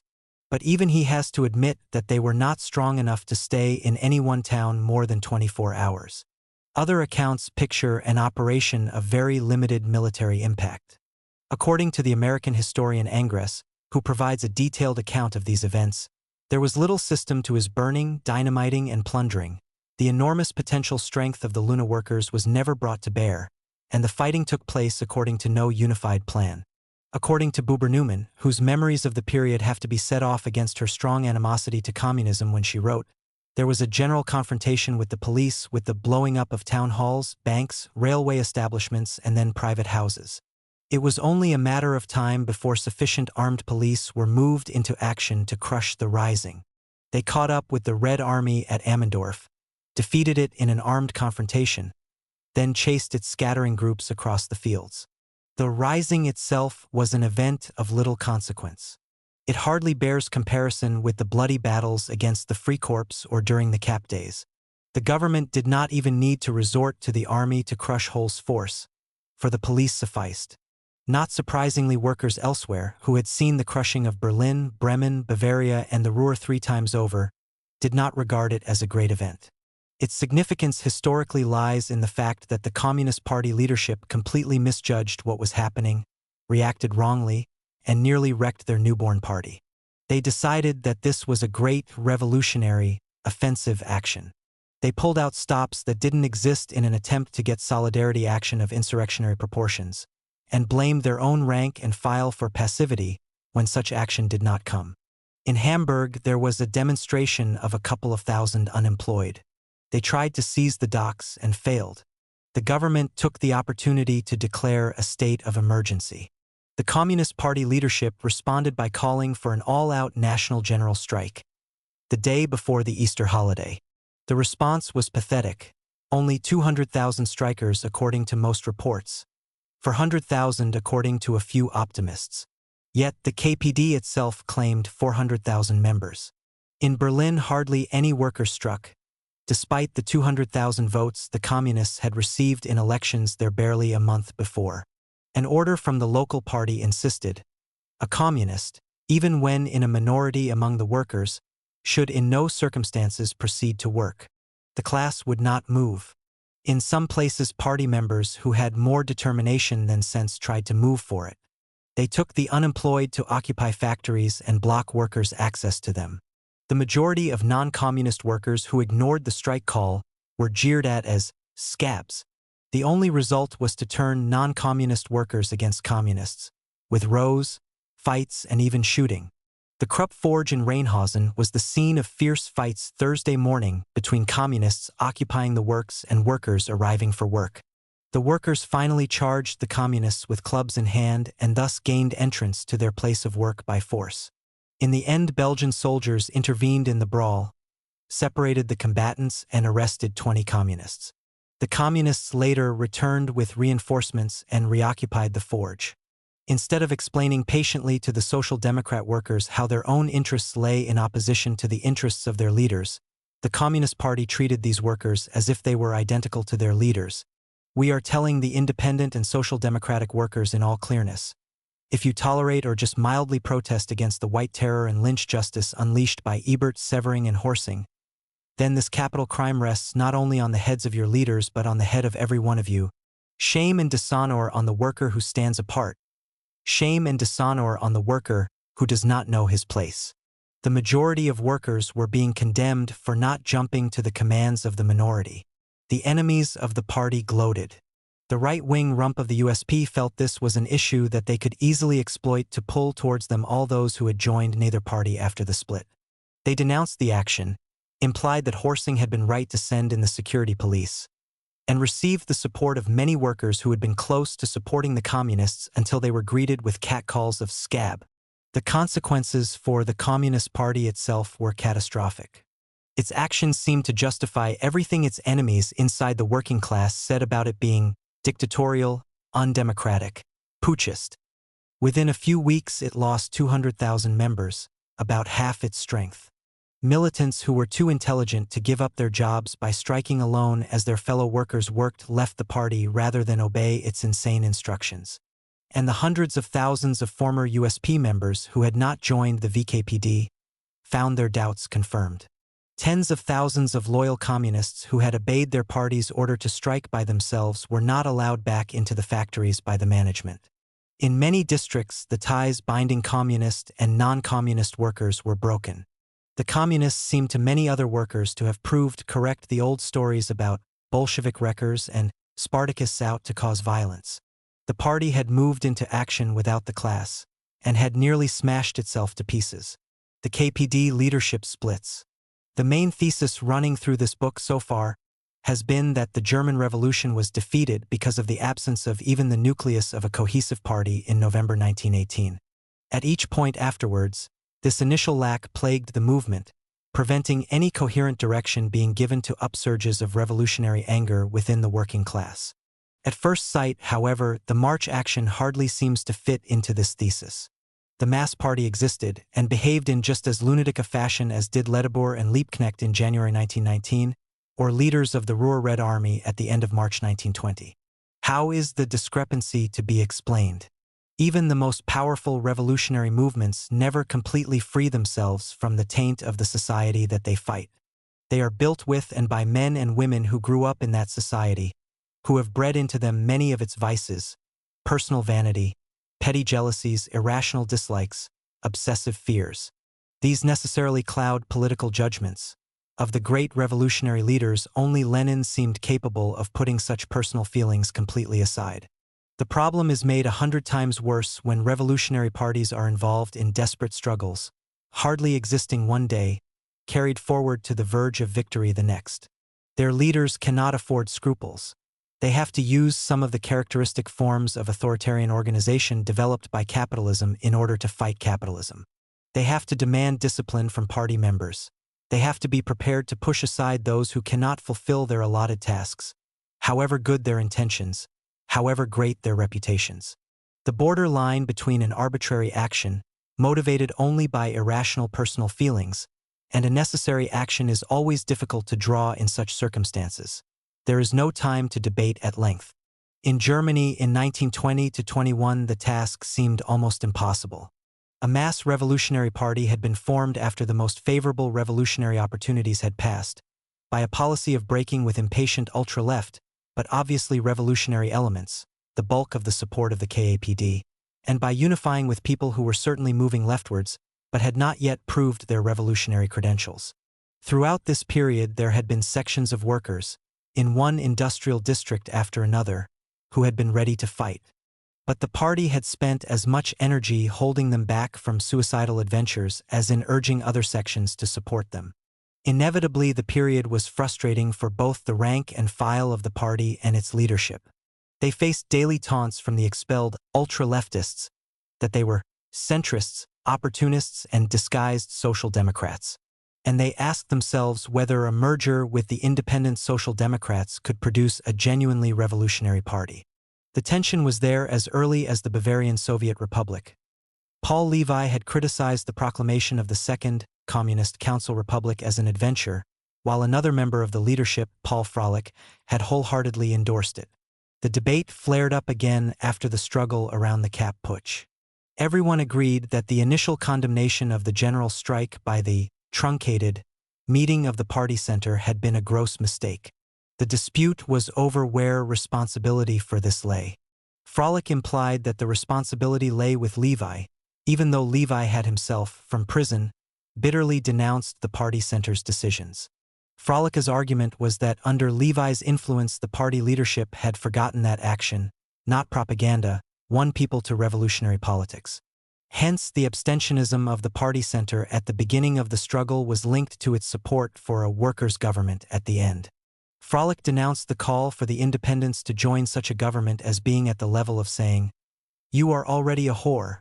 Prostitute yourself again so that we can keep our maidenhead." He recalled that Levi had told a meeting of the Berlin factory councils that the conditions were not ripe for the dictatorship of the proletariat.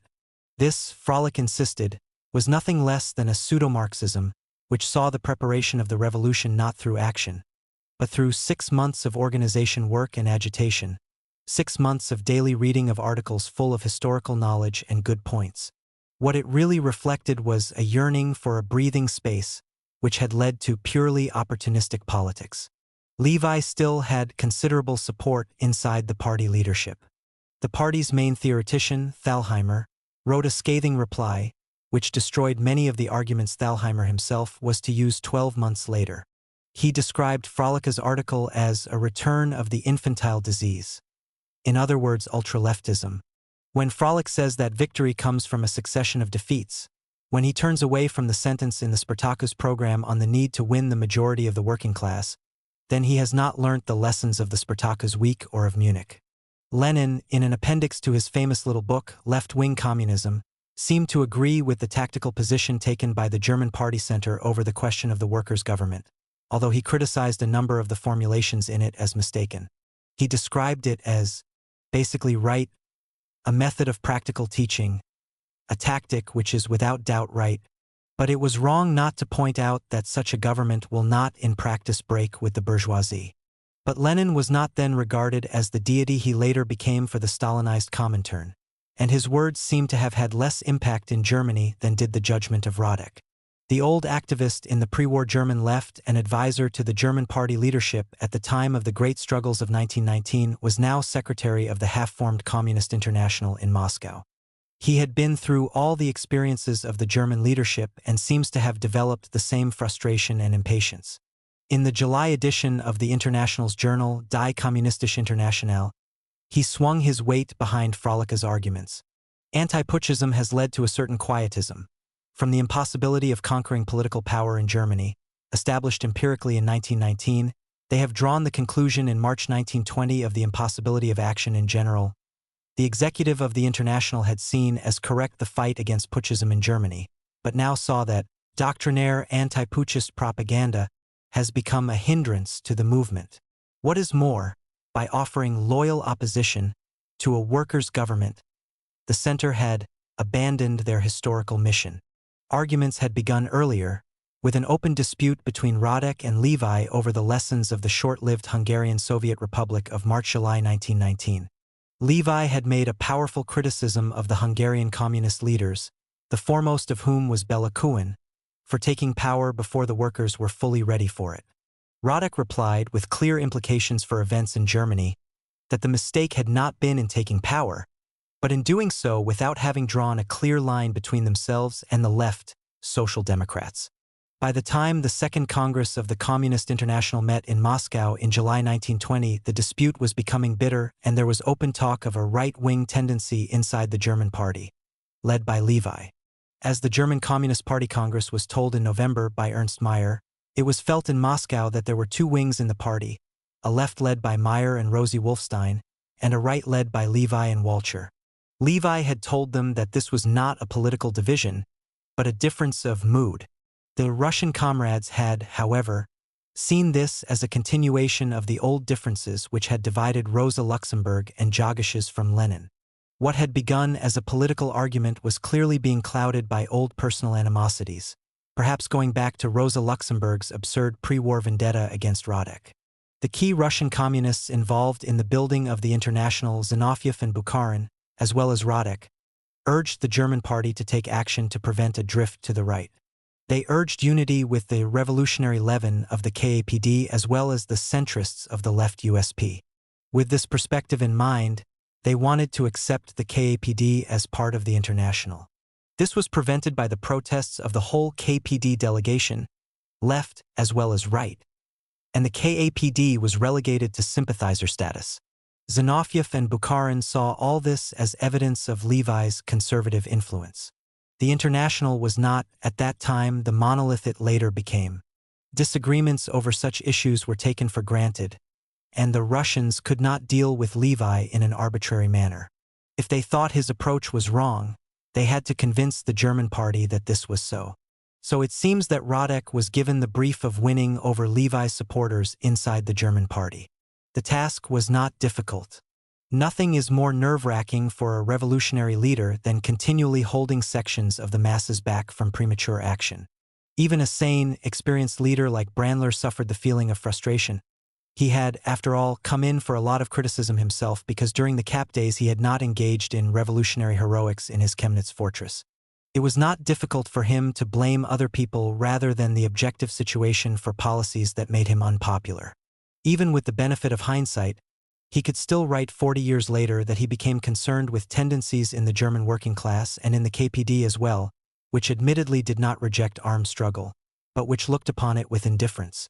This concern could not be justified at the end of 1920 by the needs of the situation. It reflected much more a frustration at being in a situation where armed struggle was not in truth appropriate. The great success of Levi's policy was the birth of the new unified Communist Party through the merger with the Left Independents. But this itself turned a section of the leadership against what they saw as Levi's excessive moderation. As Brandler also pointed out on a different occasion, the party had grown so big that many members believed the hour of revolution had struck. People were so impressed by the sheer number of party members that they refused to consider the overwhelming strength of the enemy. But not only the old communists were carried away. Many of the mass of members coming from the USP were even more impatient. They had broken with the old leaders because they were now convinced of the need for a mighty revolutionary party, based on revolutionary action. They felt that 500,000 of them in a genuine communist party should be able to achieve what nearly twice that number in a half-hearted party could not. So they were stunned when the first public act of the Unified Party in January 1921 was an open letter, calling for united action to the other workers' parties and unions, including the SPD, which they despised, and the USP, which they had just left. The call spelt out a number of points on which it said the public statements of these parties coincided with the position of the communists: defense of workers' living standards, the need for armed self-defense against the far-right terror groups, release of working-class political prisoners, commercial relations with Soviet Russia. It stated, In proposing this basis for action, we do not hide for a minute our view that these demands cannot bring an end to the misery of the masses. The Communist Party is ready for common action with other parties supported by the working class to achieve these demands without, however, giving up its right to continue propagating among the masses the idea of the struggle for the dictatorship. The call for united action was ignored by the leaders of the other parties. It did receive a favorable response from certain sections of the rank and file, showing that it was a way of drawing these to the communists, particularly former independents who had joined neither party after the split. But within the Communist Party and the International it increased hostility to Levi. Only an intervention by Lenin stopped the executive of the Communist International, led by Zinoviev and Bukharin, from denouncing it publicly. All these divisions finally came to a head at the beginning of March. Levi had upset the Comintern delegates to the Congress of the Italian Socialist Party shortly before this by openly disagreeing with their tactics of splitting the party to form a new Communist Party led by the Italian ultra-left Bordiga. One of these delegates, Riccossi, then attended a meeting of the Central Committee of the German Party and, taking advantage of all the animosities against Levi, persuaded the Central Committee to condemn his attitude by 28 votes to 23. What is more, in moving his resolution Riccossi indicated that there needed to be more splits. In Italy, in France, or in Germany. This was clearly an attack on Levi himself. In angry response, Levi and 4 of his supporters, including the party's co-chairman Domig and Rosa Luxemburg's old friend Clara Zetkin, resigned from the party center. The leadership was effectively left in the hands of the group that had been won over to the view that Levi had been too cautious: Frolic, Brandler, Meyer, and Thalheimer. In a series of letters to them, Radek urged them to destroy Levi's position in the party for good. Ominous for the later development of the party was the enormous boost given by such promptings to a much more left current beginning to grow in the Berlin district. It was, interestingly, centered around Ernst Friesland, who had been chiefly responsible for the abstentionist line at the beginning of the Kapp Putsch, which did not prevent the left blaming this on Levi, who had been in jail. But its most outspoken figures were a pair of young communist intellectuals in their mid-20s, neither of whom had been revolutionaries for more than 3 years, Ruth Fischer and Arkady Maslow. The final push for the March action did not, however, come from any of the elements inside the German party who had risen up against Levi.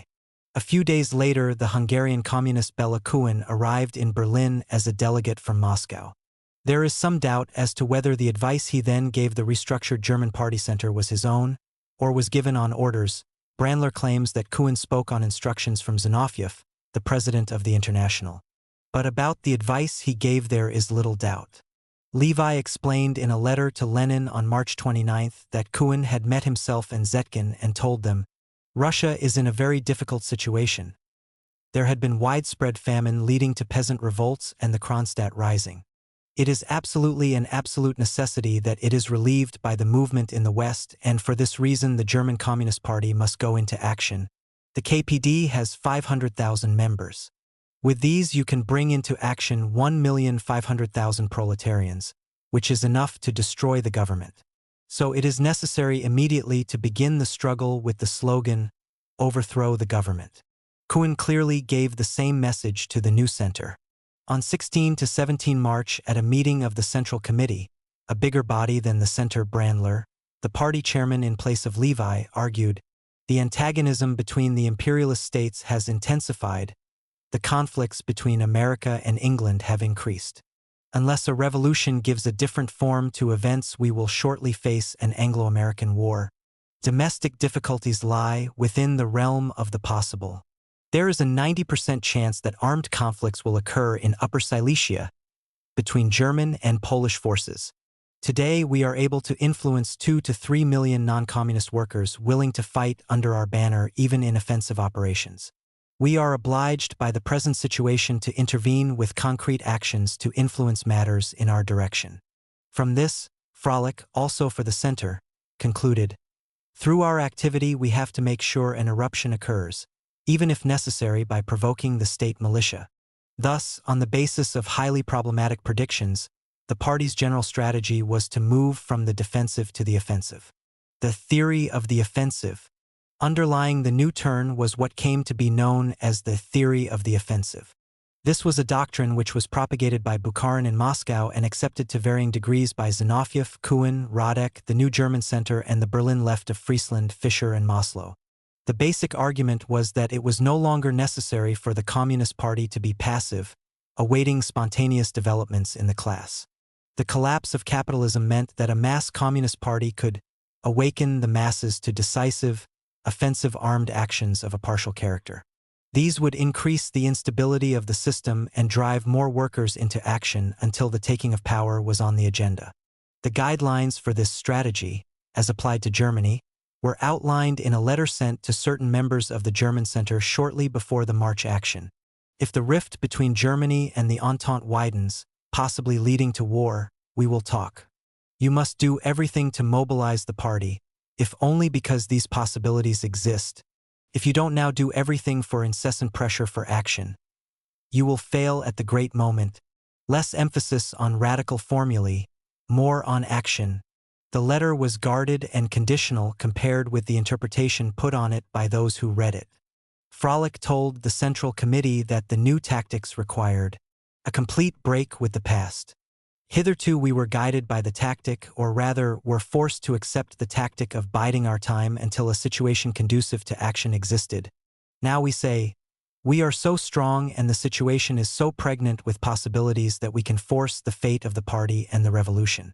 The party now has to assume the initiative, to indicate that we are no longer willing to bide our time, to wait until we are faced with accomplished facts. We intend to create those facts ourselves. The appalling consequences of the March action did not immediately discredit this theory. Radek, who in private conceded that the action may have been called too early, insisted in public 4 weeks later that there had to be many more such partial actions. The development of the German Revolution will go through 100 partial territorial actions, he said. The party center insisted. In an epoch of profound political tension, such actions, even if they end in temporary defeat, constitute the indispensable precondition for victories to come, and, for a revolutionary party, the only way to conquer the masses and to bring to their consciousness the objective political situation. In fact, of course, the action had damaged the party terribly, losing it half its members and turning away from it the hundreds of thousands of workers who had been hesitating between the two halves of the old USP.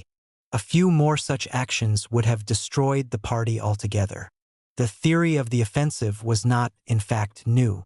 In many ways, it was a restatement of what the ultra-left had said early in 1919. As a theory, it has also been in vogue more recently. It underlay the Guevarist view popular among many circles of revolutionaries in the late 1960s and early 1970s, expressed in the call, "If you are a revolutionary, make a revolution." All these versions of the same basic position argued that somehow revolutionaries could impel workers to insurrection through armed actions taken by an active minority.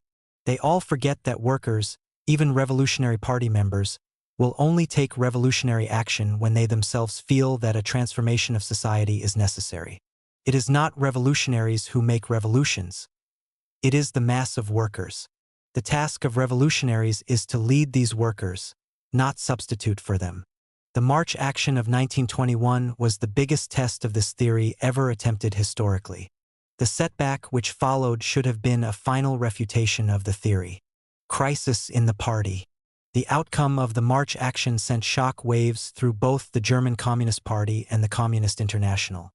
The first shock in Germany itself was the departure from the party of Paul Levi, the most prominent member to oppose the action.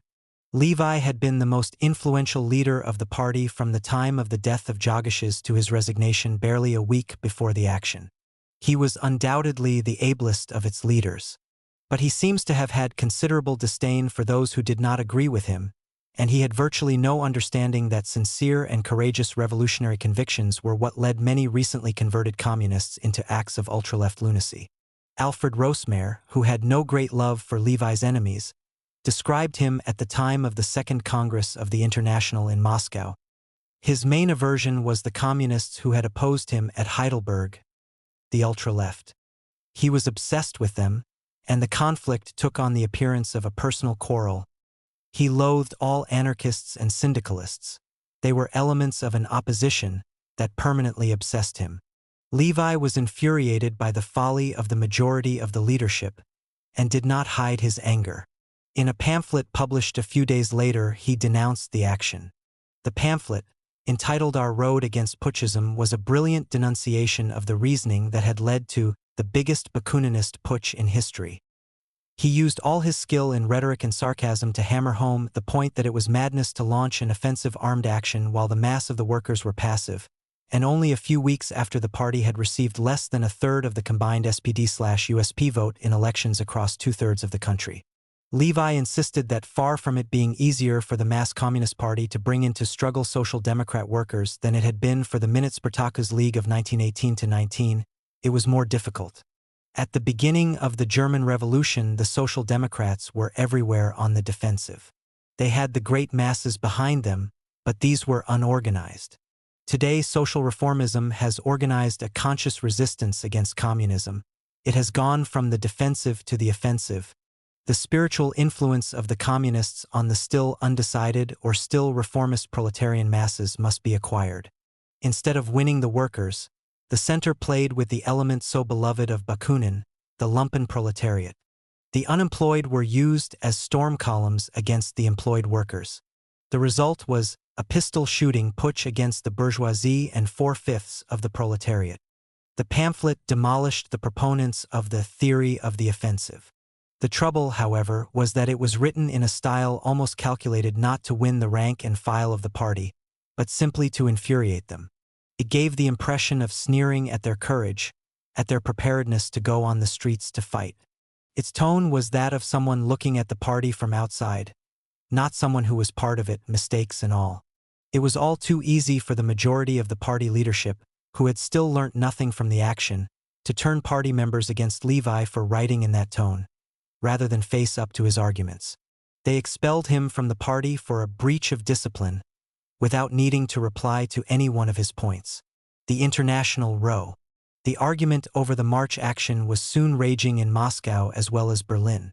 For although a section of the Communist International leadership had been pushing for offensive actions, leaders such as Lenin and Trotsky had no inkling of what was being planned and said. Levi himself pointed out in his pamphlet one of the biggest problems the Communist International faced. It was dominated by the Russian Bolshevik Party, which, with its experience of successfully taking power, had a million things to teach the other parties. But the Bolshevik Party was engrossed in defending the revolution in Russia itself. As a result, Russia is not in a position to use its best people as delegates to the parties of other countries. They occupy posts in Russia in which they are irreplaceable. As a consequence, comrades arrive in Europe, each one of whom is filled with good intentions and ideas of his own, zealous for the chance to demonstrate how he brings off things successfully. Thus, West Europe and Germany become the testing ground for all sorts of miniature statesmen who give the impression that they want to develop their skills here. The matter takes on fatal proportions when representatives are dispatched who do not have the necessary human sensibilities. There is no doubt that this is exactly what happened when Bela Kun went to Berlin in March 1921. Kun, most leading communists thought, had made enormous mistakes as leader of the Hungarian Soviet Republic. Then he had fallen out with Lenin over his activities in the Soviet Middle East. Now he saw a chance to redeem himself by pulling off a successful operation in Germany, if only he could overcome the resistance of the conservative, half-centrist German leaders.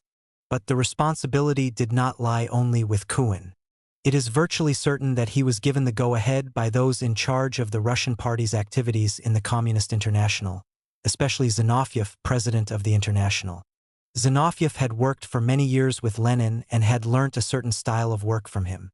He recognized that the building of revolutionary parties involves stick-bending, sudden shifts from one tactic to another, as conditions change. Unfortunately, he had not learnt from Lenin how to make the objective evaluation necessary to recognize when the shift in tactics should take place. He could copy the form of Lenin's method, but not its content. Nor had he learnt from Lenin how to win other communists to such a change of tactics. Lenin would carefully and patiently argue the party into accepting the change. His collected works are full of articles reiterating again and again the same themes at each particular point in the Bolshevik Party's history. Zinoviev, by contrast, was a demagogue, brilliant on the public platform, but prone to bullying rather than to patient explanation. Typically, Brandler tells of him thumping the table to get foreign communists to accept a point. It is difficult to imagine Lenin doing that. Isaac Deutscher writes of Zinoviev. He was superb at picking Lenin's brain and acting as Lenin's loud and stormy mouthpiece. But he had no strong mind of his own. Certainly, when not acting under Lenin's direct instruction, Zinoviev was almost always wrong. He opposed the Bolshevik Revolution in October 1917 and showed neither perception nor willpower after Lenin's death. The other weighty Bolshevik involved in regular work for the International was Bukharin. He was less prone to demagogy than Zinoviev and was a more substantial thinker. But in 1920 and 1921, he was still very much a left Bolshevik. He had held his own theory of the offensive in 1918 when, at the time of the Brest-Litovsk negotiations, he had argued that the Bolsheviks could conjure a Red Army out of nothing and spread the revolution by offensive action against the German troops. In 1920, the same reasoning had led him to support enthusiastically the advance of the Red Army to the edge of Warsaw, against the advice of the Commissar for War, Trotsky. Zinoviev and Bukharin, together with Radek, very much ran the Communist International until the March action.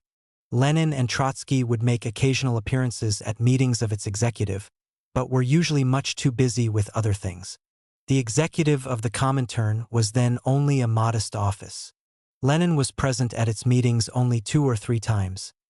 He simply had no time to come more often, said Brandler. Looking back now, it is possible to see that these 2 or 3 visits by Lenin had already led to the beginning of a different perspective for the building of West European Communist parties than that held by Zinoviev and Bukharin. Lenin had, for instance, supported the workers' government proposal in the Cap days and the open letter to the Social Democrats in January 1921. But until the March action he did not grasp that his perspective was fundamentally different from that held by Zinoviev and Bukharin. He went along with them, for instance, in pressurizing the KPD to merge with the ultra-left KAPD. Soon after the March action, Lenin wrote to Levi and Clara Zetkin, "I've read nearly nothing on the recent strikes and the insurrectionary movement. That a representative of the executive proposed a lunatic ultra-left tactic of immediate action to help the Russians I can believe without difficulty. This representative Kuhn is often too far to the left. In my view, in such cases, you should not give way but protest and take the case immediately before a full meeting of the executive." His attitude soon hardened considerably, however. He studied the German events in detail and decided that not merely Kuhn, but the Comintern leadership had committed utter folly. He wrote to Zinoviev on June 18, "Levi politically was right on many points. The theses of Thalheimer and Bela Kuhn are radically false." This after Levi's expulsion from the German party had been confirmed by the International. "It is terrible," Lenin went on, "what has been allowed to happen." Dealing with the theory underlying the action, he added, "It is insane and harmful to write that the period of propaganda is past and that of action has begun. It is necessary to fight ceaselessly and in a systematic manner to win the majority of the working class, starting inside the old trade unions." He told Clara Zetkin, who pleaded with him for Levi, that Levi lost his head, but at least he had a head to lose. The theory of the offensive was nonsense. Can it actually be called a theory? It is an illusion. It is nothing but romanticism. We cannot afford to write poetry and to dream. We will listen more to Marx than to Thalheimer and Bella. The Russian Revolution, after all, continues to teach more than the German March action. Trotsky had, independently, come to an identical view. They decided to fight together to throttle the theory of the offensive at the Third Congress of the International, meeting at the end of June 1921. Strange as it may seem, Lenin and Trotsky were by no means guaranteed a majority at the Congress. This was not the Stalin period, and the delegates were free to make their own minds up over issues. Zinoviev and Bukharin were adamantly opposed to Lenin and Trotsky and attempted to win delegates individually to their standpoint before the Congress began. But Lenin and Trotsky were helped by one thing. A section of the German leadership that had launched the March action had already had second thoughts. Brandler had fled to Russia to avoid imprisonment and quickly changed his mind on the matter. In Moscow, Lenin and Trotsky even managed to win over the theorist of the offensive Thalheimer and the Berlin ultra-left Friesland. The Congress was a political victory for the line now adopted by the 2 leaders of the Russian Revolution. Lenin insisted, when he spoke, that the allegedly rightist political positions taken by the German party leadership until the left turn in March had been correct. The open letter, calling for a united front with the other workers' parties had been, he declared, an exemplary political initiative. Exemplary because it was the first action of a political method aiming to conquer the majority of the working class. Those who do not understand that in Europe, where almost all the proletariat are organized, that we have to conquer the majority of the working class, those people are lost to the communist movement and will never learn something they have not learnt in 3 years of revolution. Lenin also decided that the German leaders had been right in 1920 in their hardline opposition to the ultra-left KAPD. He wrote to Zinoviev, I see clearly that it was a mistake on my part to have accepted the admission of the KAPD to the International. At the Congress itself, Lenin declared it was, to my great regret and great shame, to have heard the views put forward by the KAPD on the open letter. He not only criticized the theory of the offensive, but began to elaborate a strategic alternative, what came to be called in the course of the following year the strategy of the United Front. He argued strongly that the first great revolutionary wave was over. Capitalism had succeeded temporarily in stabilizing itself. One more big push would not knock it over. The time span before the spread of the revolution would be years, not weeks. The role of the Communist Party, said Trotsky, was to use the 2 or 3 years breathing space to win mass support among the working class. It could do this because the bourgeoisie was using its new lease of life to launch an offensive against the past gains of workers, with wage cuts, unemployment, increased repression, a lengthening of working hours, a growth of the fascist right. The Social Democrats and the trade union bureaucracies were too closely tied to the capitalists to adopt the radical forms of struggle that alone could win these defensive battles.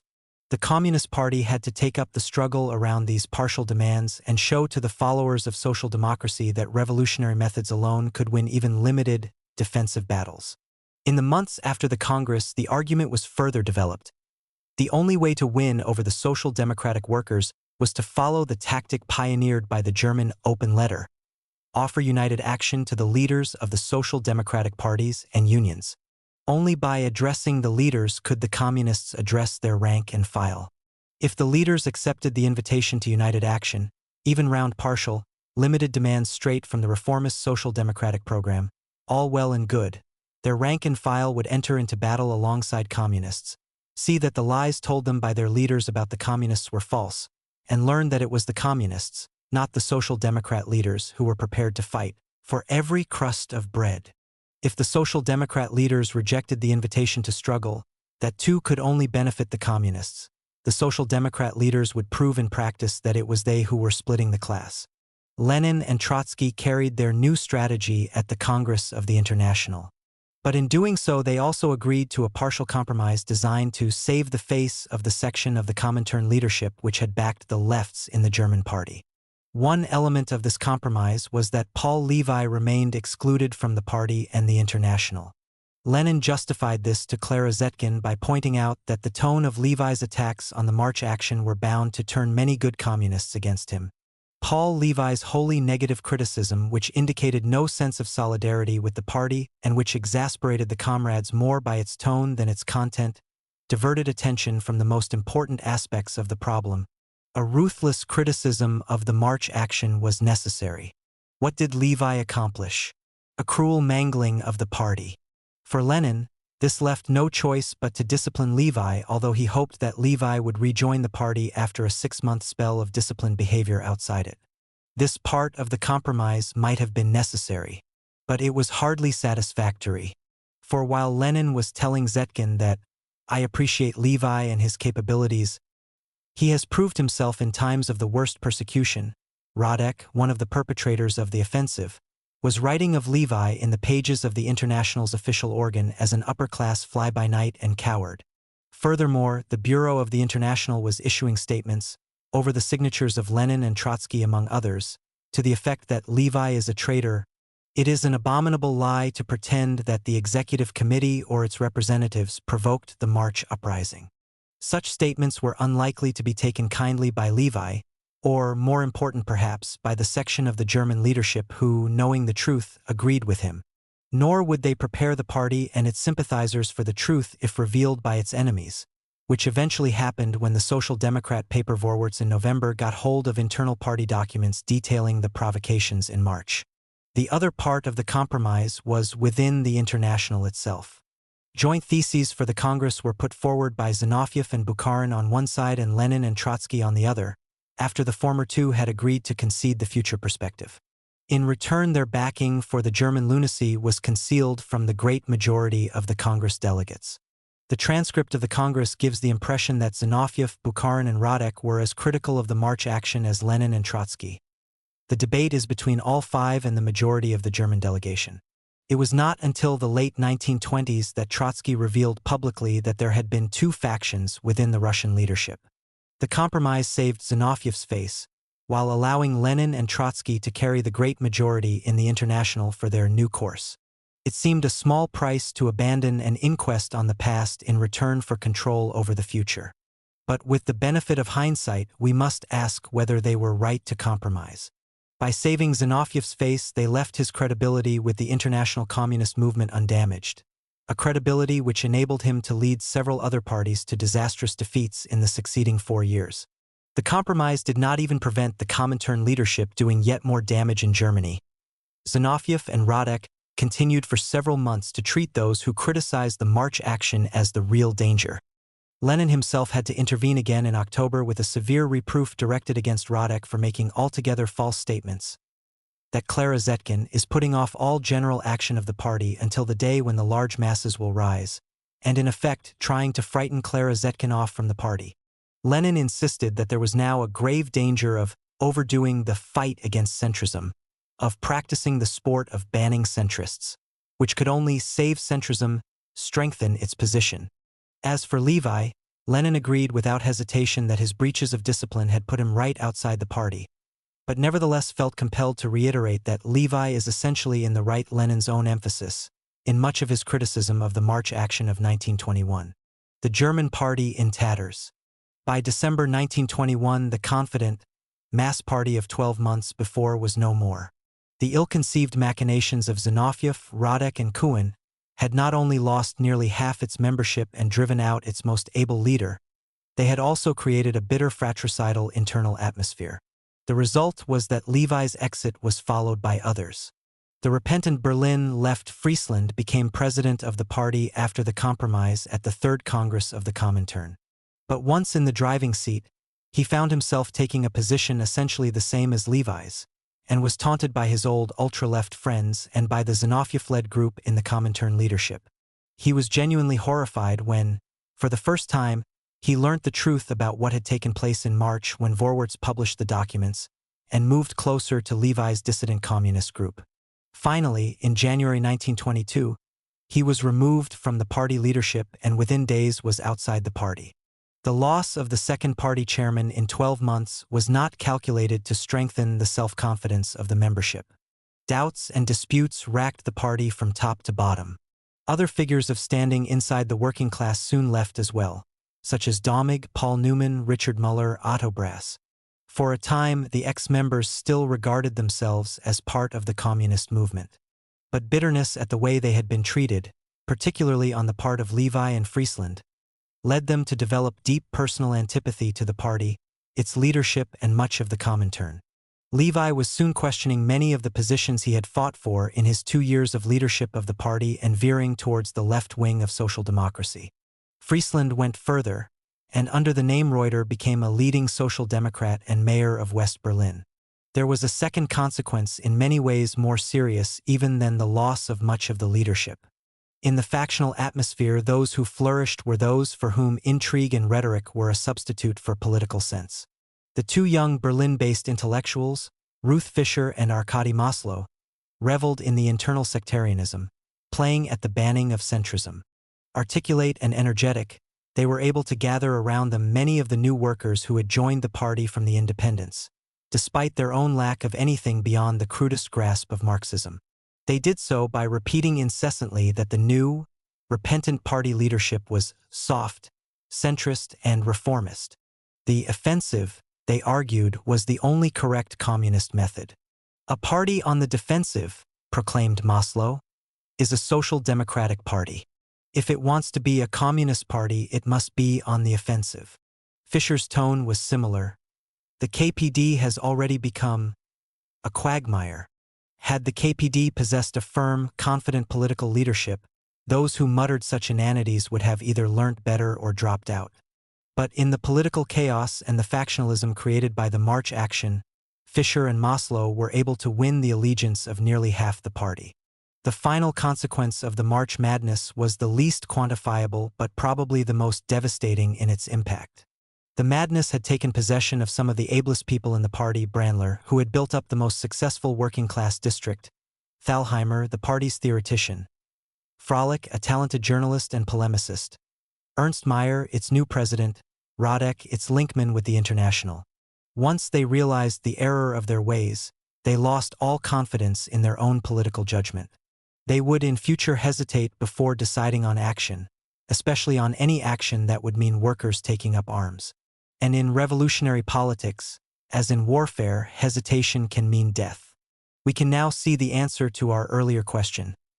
Why did the March madness happen? Most of the party leadership lacked confidence in their own judgments after the disasters of 1919 and 1920. They looked on delegates from Russia as the omniscient bearers of revolutionary strategy and tactics, even though merely coming from Moscow did not make a Kuhn, a Radek, or even a Zinoviev more perceptive than the German leaders. Only Lenin and Trotsky could claim that distinction, and they too were often mistaken. Had there been a party with many years of common struggle, instead of barely a score of months, the German leaders would have been self-assured enough to send Kuhn, and Zinoviev if necessary, packing. The lack of even an embryo of a party had led to the defeats of 1919 and the errors of 1920. These in turn led to a lack of self-confidence that nearly wrecked the mass party once it had come into existence. And the bitter experience of the March action further destroyed the confidence of the leadership and led to renewed disaster to come. Chapter 11. Year of Crisis 1923. There have been few periods in recent German history which would have been so favorable for a socialist revolution as the summer of 1923. In the chaos of monetary devaluation, all the traditional ideas of order, property, and legality had disappeared. It was not only the workers who felt more clearly every day that conditions were intolerable and that the whole system must come to a terrible end. The middle class, too, was filled with revolutionary ferment.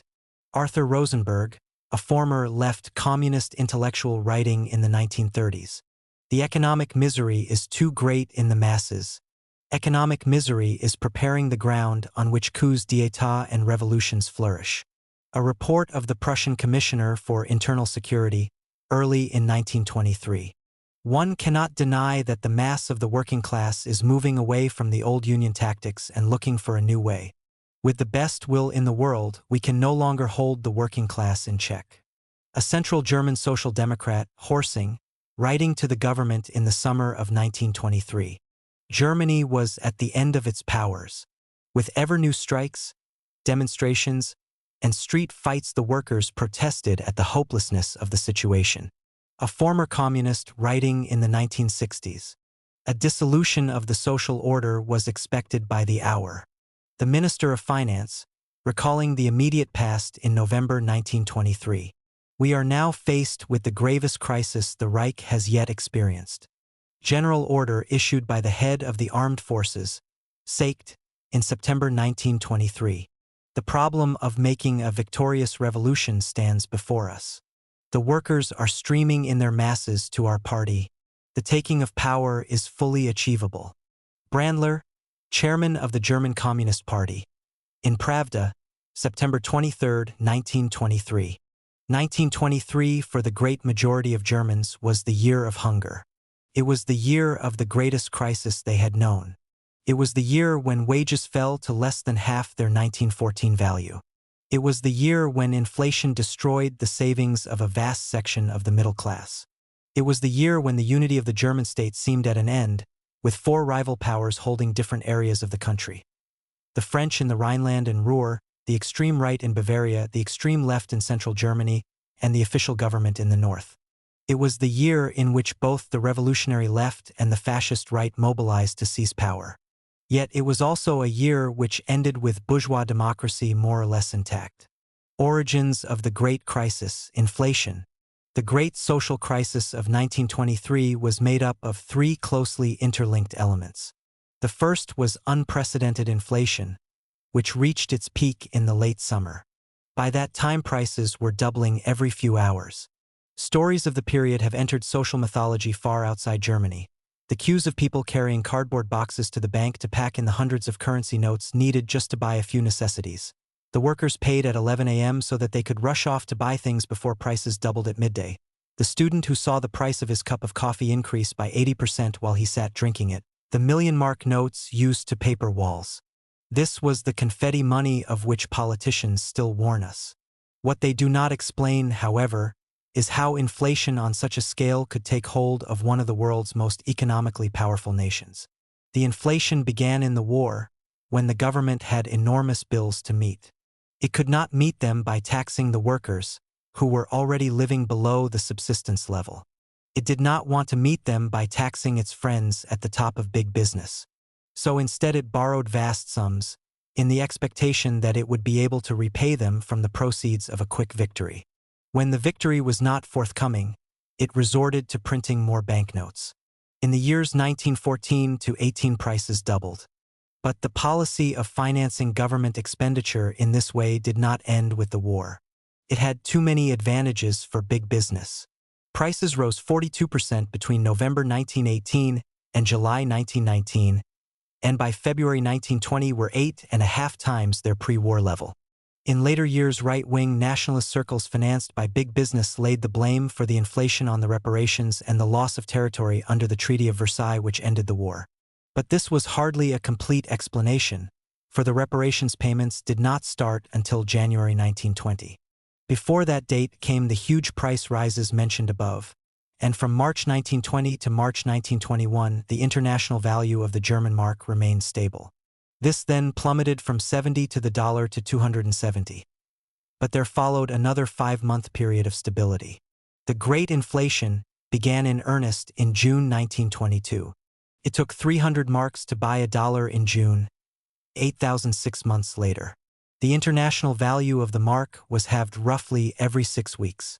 Prices inside Germany did not rise as fast, but they did still rise as never before.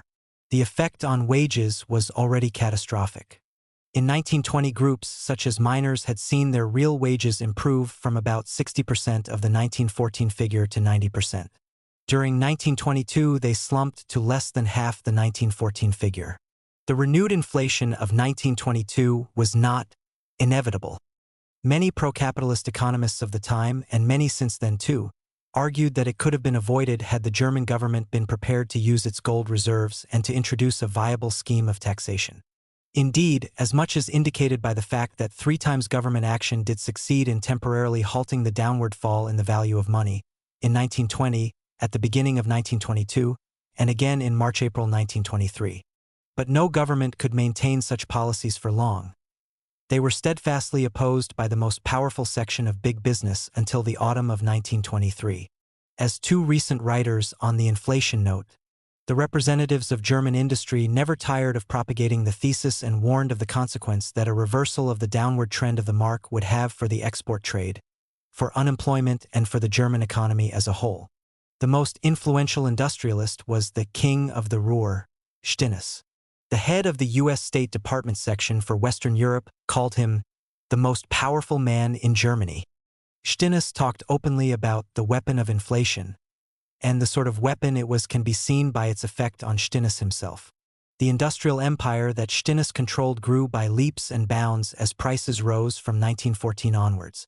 He and his fellow magnates had ready access to bank credits which they could repay months later with paper money, by then worth only a fraction of the real assets they had bought with it. In this way they could buy up small businesses which lacked their ties with the banks. During the war, Stinnes' empire grew until he controlled mines, iron and steel plants, and a section of the electrical industry. The renewed inflation after the war enabled him to extend this to paper making and printing, to newspapers and publishing, to shipyards and shipping lines, to hotels and property. Eventually, he owned some 4,000 separate enterprises. And that was not all.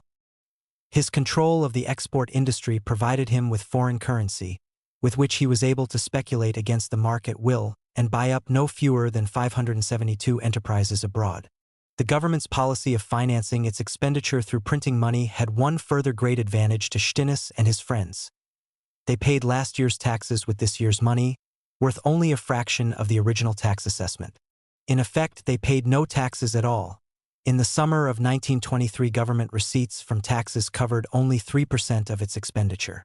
Each time a government tried to stabilize the mark, it was the big industrialists who deliberately undermined the effort.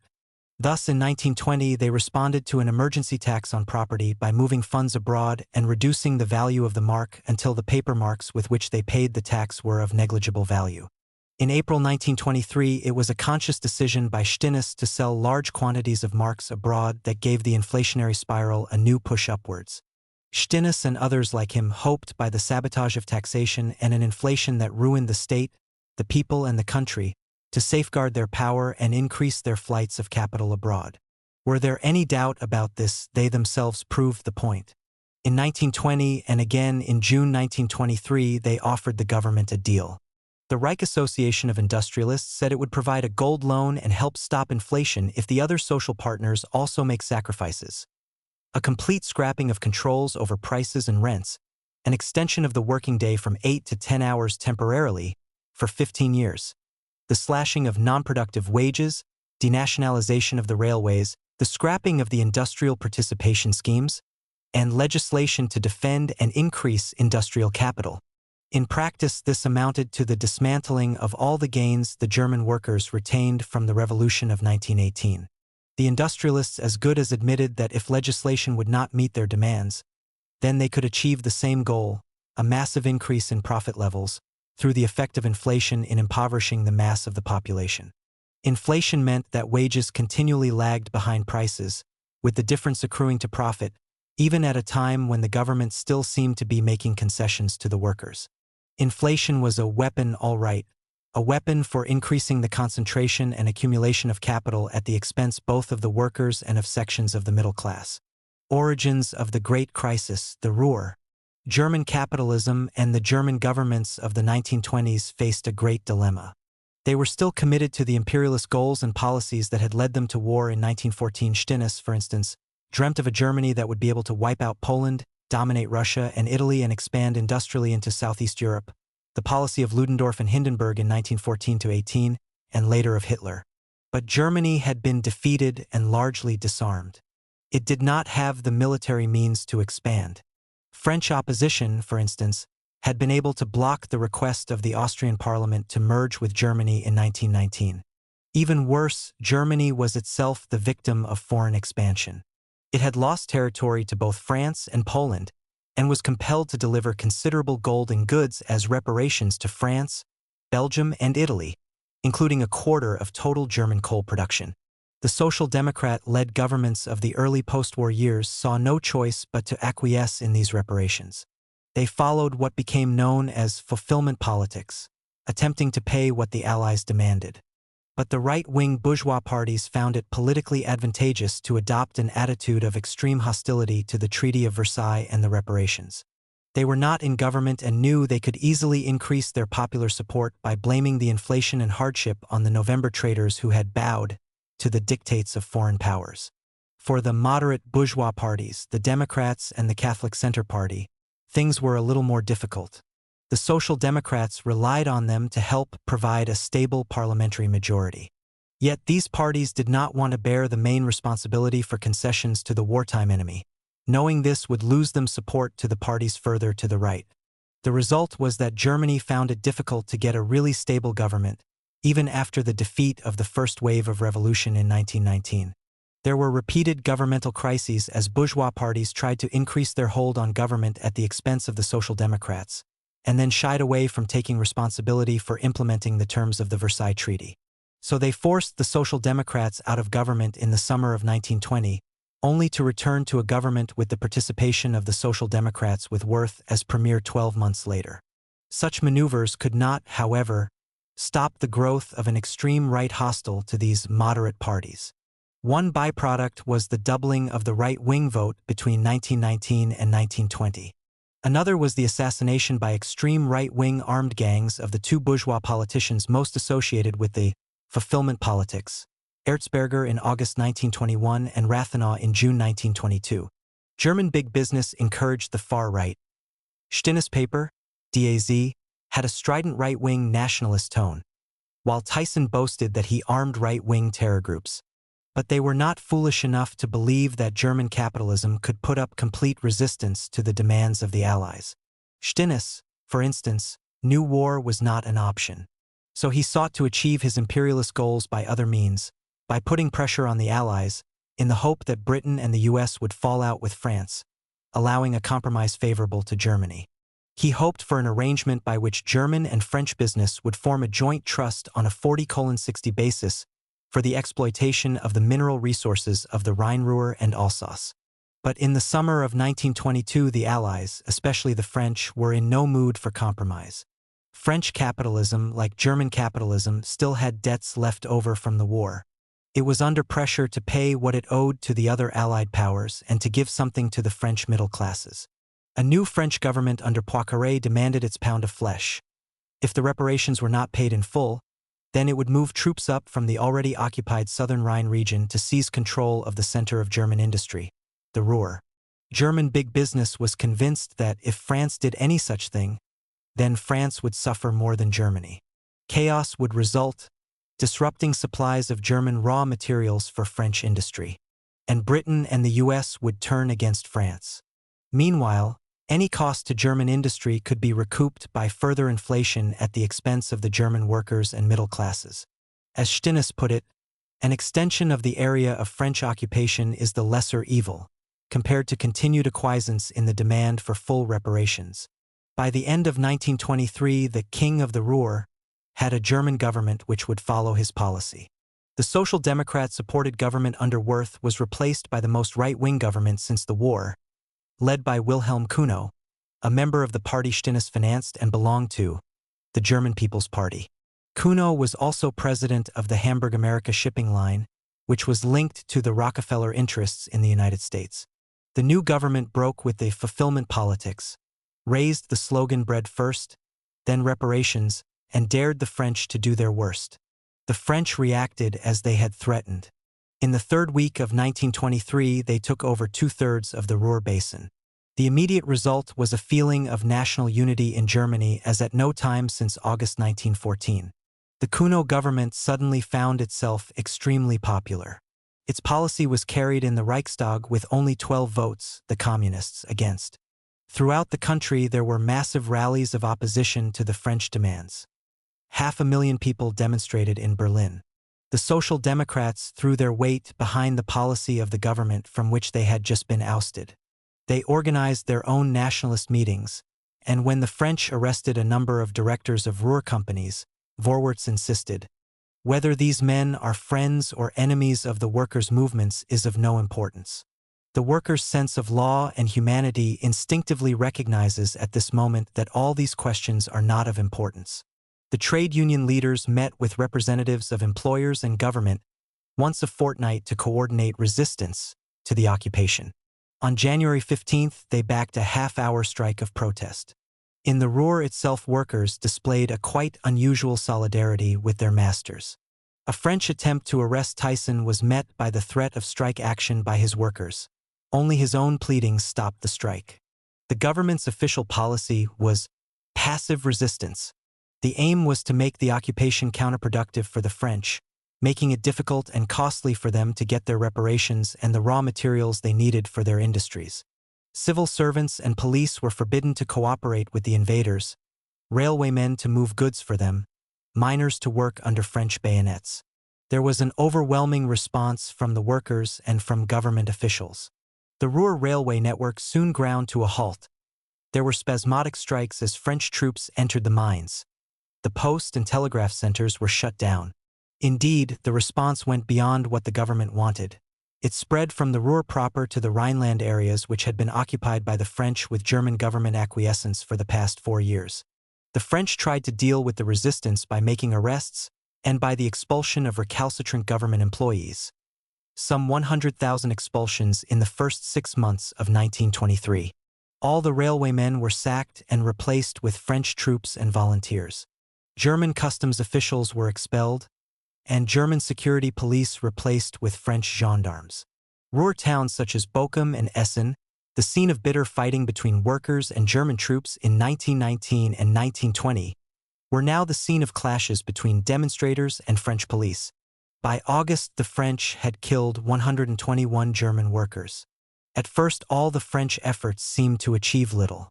They succeeded in moving only 500,000 tons of coal in January-May 1923, a mere 14% of the reparations due to them.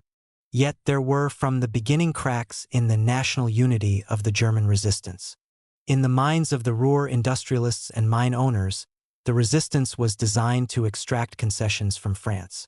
They did not consider it worth suffering any considerable economic losses in the process. So in January their policy had been to continue coal deliveries to the French, providing there was payment in cash. The mine owners accepted, in accord with the government, the delivery of coal against payment, at the same time as their newspapers were calling on the German people to resist the invasion. The government finally banned these deliveries for fear of popular unrest, but the owners did their utmost to keep the mining operations going, even if it meant the accumulation of vast stocks of coal. Nor did they seem to mind much if, as with the Stinnes mine at Buer, the French took daily shipments from the stocks of coal. As late as July, the Krupp mines were still working at full capacity. The fortnightly meetings of the unions and employers were used to discourage too many strikes of protest at French actions. Together they insisted that order must reign in the face of the invader. The union leaders opposed a call for a general strike, and the employers granted a 77.7% wage increase to the Ruhr miners at the beginning of February to buy their favor. The Stinnes press preached undying hostility to the traitors, who collaborated with the occupation authorities. But Stinnes himself was involved in secret negotiations with French business interests and, indirectly, with the French government. Meanwhile, prison sentences against industrialists such as Krupp miraculously allowed them to continue to conduct their business from their cells, before they were equally miraculously transferred to house arrest. It did not take the French long, under such conditions, to begin to enjoy a certain success. They got the local railway network running, persuaded the population to use it, and above all, shifted 1.5 million tons of coal between May and August. As one early historian of the Weimar Republic remarked, the so-called passive resistance was really a fable. This did not, however, prevent it being a very costly fable for most of the German people. The government was of necessity concerned to maintain the allegiance of the workers and lower government officials of the Ruhr. Not only would passive resistance collapse otherwise, but there was a strong danger that the French might encourage Rhenish separatism. And of course there was the powerful revolutionary socialist tradition too. So the German government guaranteed the salaries and removal expenses of the 100,000 people expelled by the French, promised full wages to those sacked for directly resisting the occupation and 3/4 wages for those sacked because of its indirect effects. On top of this, the government did what it could to provide food for the area, so as to alleviate shortages, which meant even higher inflation than in the rest of Germany. Yet the sums paid out on these items were piffling compared with the other expenditure on Ruhr aid, credits to the Ruhr coal owners and industrialists. Huge loans were given them, readily financed by the printing of money, which they used just as readily for speculation against the mark. The passive resistance that had so united the German people in January was having consequences by late April that were tearing the country apart as never before. Inflation was giving way to hyperinflation. The impoverished working class was increasingly blaming Stinnes and the profiteers. The impoverished middle classes were flowing toward right-wing, anti-Semitic parties financed by Stinnes and the profiteers. In the Ruhr and Rhine, chauvinism had given way to growth of communist influence on the one hand, to a certain amount of Rhenish separatism on the other. In towns and cities of central Germany there was an enormous upswing in working-class militancy. In Bavaria there was an unprecedented blossoming of the fascist right. The origins of the Great Crisis, the nationalist right. The inflation had a devastating effect on a whole section of the middle class, those who lived off pensions, fixed interest bonds, their accumulated savings and rents from property. Even those with jobs had usually depended on such extra sources of income to keep themselves respectable. Now they suddenly found their dividend coupons and savings books were worthless. The most respectable elements in German society were on the verge of starvation. The civil servants, the retired army officers, the university professors, the former policemen. People who had spent their lives carefully preserving a lifestyle that kept them a cut above the common herd suddenly found themselves thrust down below it. The elderly gentlewoman would be queuing at the soup kitchen. The brigadier's daughter would consider herself lucky if she could sell her body to a foreign sailor for hard currency. The far-right parties found it only too easy to exploit this situation. In the first years of the Republic, they had been forced to the margins of politics. Their values were embodied in the Freikorps, but when it came to votes, the two right-wing parties, the German Nationalists and Agrarian Monarchist Party, and the German People's Party, backed by the industrialists, received only a fifth of the votes between them. The bulk of the middle classes still identified with the bourgeois Republican parties, the Democrats and the Center Party. The militaristic far right were not even a lunatic fringe.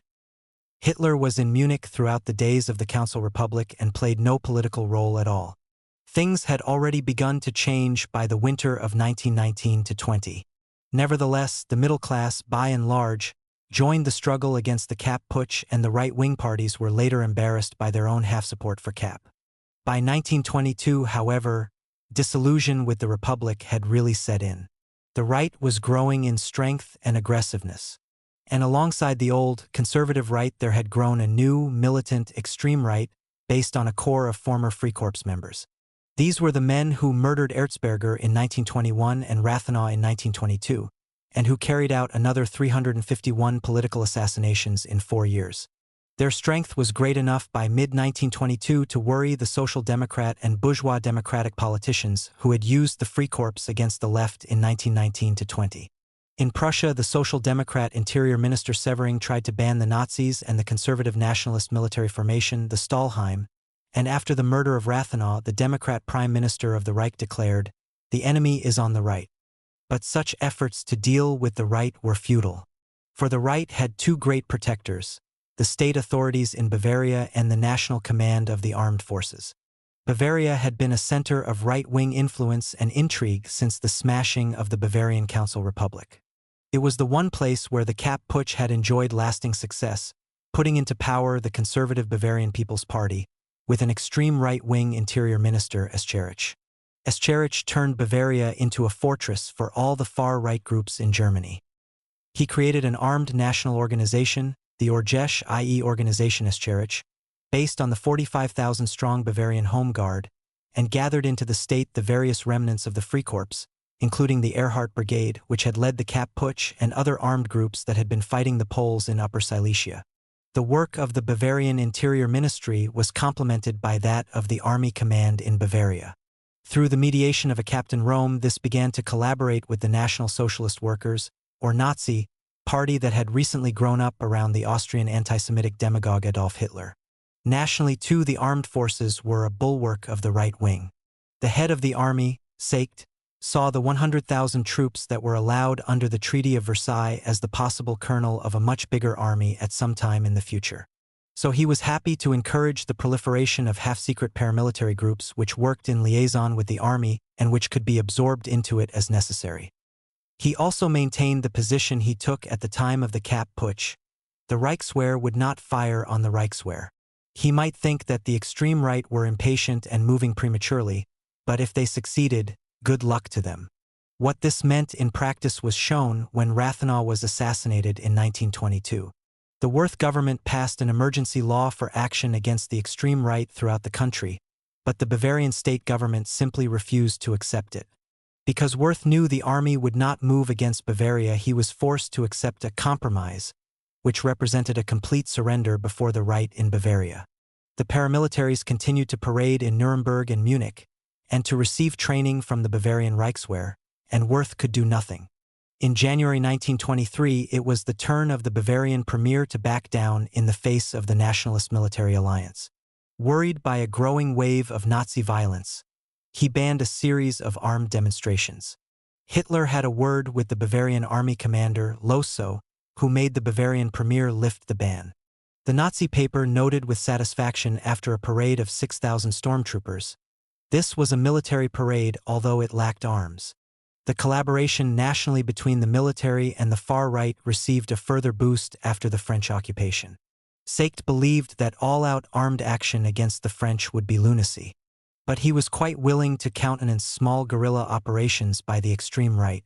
and he gave the go-ahead for the absorption of many of the far-right groups into an underground section of the Reichswehr, the Black Reichswehr. Money from industrialists was used to train nationalist volunteers from all parts of Germany for operations against the French in the Ruhr, or against the left anywhere. These volunteers grew in number. The more passive resistance became a farce. Throughout the country, nationalist youth demanded the chance to fight the invader. But the growth in the strength of the right was not of importance chiefly in or because of the Ruhr. The right used the opportunity to further enhance its position in Bavaria, where by the summer even the all-too-moderate Social Democratic Party was half persecuted. Conditions in Munich in the summer of 1923 were fantastic. Constant rumors of a Nazi putsch circulated and reached a climax about every 4 weeks. During the night, the city would seethe with excitement. Stormtroopers would march through the streets, would beat up people whom, for some reason, they disliked. In the buildings of the Münchener Post, the SPD paper, and the Labor Temple, the men of the Social Democratic Security Detachment, armed with some rifles, a few machine guns, and a number of homemade hand grenades, stood behind barricades of huge newspaper rolls and watched the Nazi columns marching. For the Army High Command, the Nazis and kindred groups were a useful counterweight to the forces of the left. Already in January, Seicht and Kuno had toyed with the possibility of dissolving parliament and establishing a temporary dictatorship. But they had been forced to abandon the idea because of the opposition of Ebert, who was still president. But the notion grew in popularity in military and big business circles as the year progressed. In Bavaria, the local right-wing government was also trying to use the Nazis for its own ends, not merely to terrorize the working class, but also to prepare the ground for the formation of a right-wing, clerical, authoritarian state, autonomous from Berlin. Hitler's own perspective went beyond those of either of the pillars whose support he needed, the army and the Bavarian government.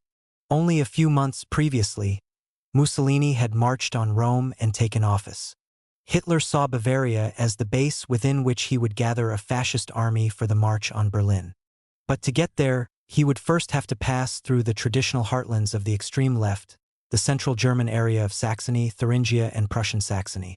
Inflation, the Ruhr crisis, the growth of fascism, and the splitting apart of the national state, these fed off each other, creating a general political and social crisis in which the fight against inflation could not be separated from the fight against the extreme right.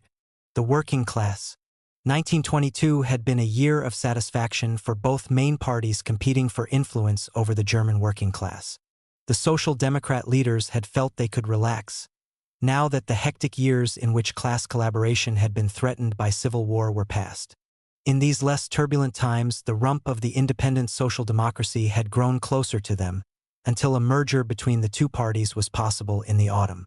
This gave the new United Social Democratic Party powerful parliamentary influence, with 170 out of 466 seats in the Reichstag. What is more, it made relations with the trade union bureaucracy easier.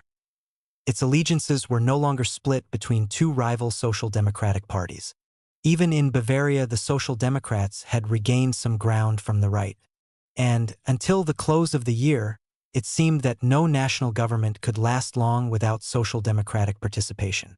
Characteristically, however, the obsession with what was going on at the top of society led the Social Democrats to neglect what was happening below, in the depths of the working class. Inflation and the activities of the right-wing paramilitaries were creating a new discontent. There was a series of big strikes. The murder of Rathenau produced the same sort of working-class unity and determination as the Kapp Putsch had 2 years earlier, even if this time it did not lead to armed working-class offensives. Among rank-and-file Social Democrats, the feeling grew that their leaders were not doing enough to cope with the situation. This year of social democratic self-satisfaction was also a year in which the membership of the old SDP fell a little, by 47,000. And only half the independent Social Democrat membership followed their leaders into the new unified party. The SPD leadership could not remain forever immune to this feeling of discontent among the members. Some at the top began to hesitate over the full-blooded implementation of the old politics. When the Prussian Social Democrats agreed to a Prussian Grand Coalition government including Stinnes Party, the German People's Party, many deputies expressed opposition. When the same idea was floated for the central government in November, the opposition was powerful enough to wreck the scheme. The parliamentary caucus threw it out by 80 votes to 48. Because of this vote, The SPD was forced from government by its bourgeois coalition partners. But it did not end the internal divisions. The new premier, Kuno, was a notorious right-winger. Yet the SPD leadership tolerated his government. When the Ruhr was occupied, they rushed to back his call for national unity, though nearly half the SPD parliamentary caucus wanted to reject it. In the Prussian state parliament, some SPD deputies even voted with the communists against the party line. The Communist Party had better reason to be satisfied with 1922. It was not a year in which they could dream of fighting for power. But they did, in the course of the year, bind the most bitter wounds created by the March action and the loss of so many leading figures. The party leadership now pushed through with single-minded determination the United Front policy. The members were enjoined to make every effort to work with non-communist workers, to fight alongside them on apparently far from revolutionary issues, so as to show, in Brandler's words, that the Social Democrat leaders would not fight even for a crust of bread. Only the communists would lead such struggles, and only militant communist tactics could win them. The first shining example of what this policy meant came at the beginning of 1922. The government, in a half-hearted attempt to improve its finances and appease big business, refused the wage demands of the railway workers and instead demanded redundancies and an increase in the working week. The leaders of the main Social Democratic Free Union were prepared to acquiesce out of loyalty to their government friends. But an independent, non-political, and traditionally conservative union of railway workers and officials put up resistance. The members of this union, a Communist Party Congress was told a year later, were far from revolutionary. They believed purely trade union action would beat the government's policies. But the government considered that a political issue was at stake. It wanted to teach the working class that it must pay for restabilization of German capitalism. Ebert, as president of the Republic, banned the strike. The Social Democrat police chief in Berlin impounded the union strike funds. Strike leaders were arrested. Both the Army and the Technische Nothilfe, the strike-breaking force set up by Noske in 1919, were used in an attempt to smash the strike. The Communist Party was the only organized force within the working class prepared to support the strike. The Free Union led by the Social Democrats remained adamant in its opposition to the action, even though most of its own members had stopped work. Eventually, the independent union that had called the strike backed down under these combined pressures. But the communists had been able to make the point to hundreds of thousands of workers and petty functionaries that the reformist trade unions would not even defend reforms. As the railway strike was developing, there was a strike by municipal workers who supplied Berlin with water, gas, and electricity. Again, the union leaders opposed it. Again, the communists alone called for solidarity. When 200,000 South German metal workers started what was to be a 2-month-long strike, the union leaders were more cautious. They gave verbal support to the strikers. But still, only the communists joined the strikers themselves in calling on other workers for solidarity action and in opposing attempts to dilute the strike demands. The call for united action was not confined to economic issues. There was even an attempt at an international united front against the capitalist offensive. The International, led by the German independents, the so-called 2.5 International, persuaded both the Comintern and the revived Second International to send delegates to meet it in Berlin.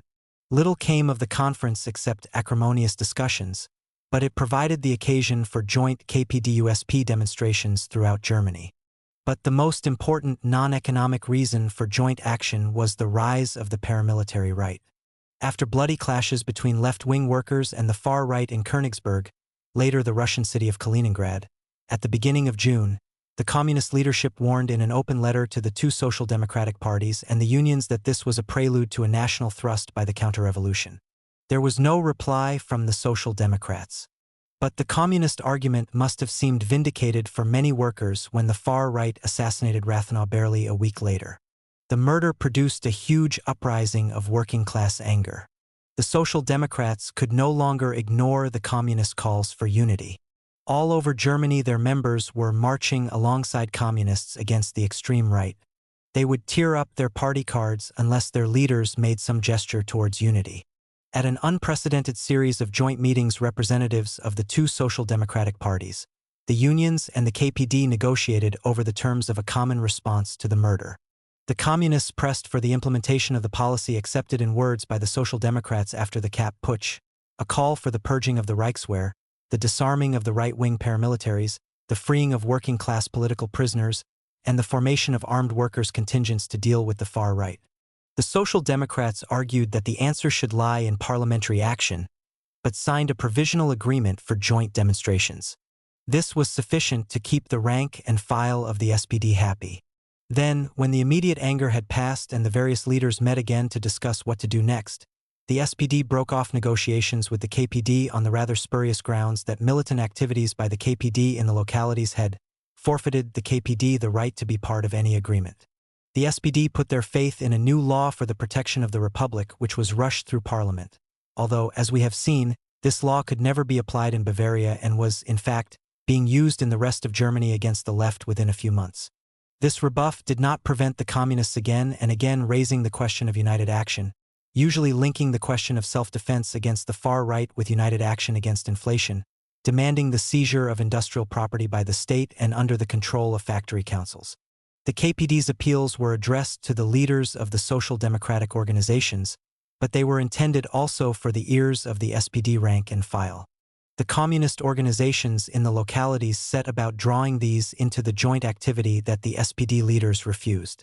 In the factories, the communists argued for powerful factory councils which would ignore the limitations set by the factory council law and unite across industry to fight for better wages and conditions.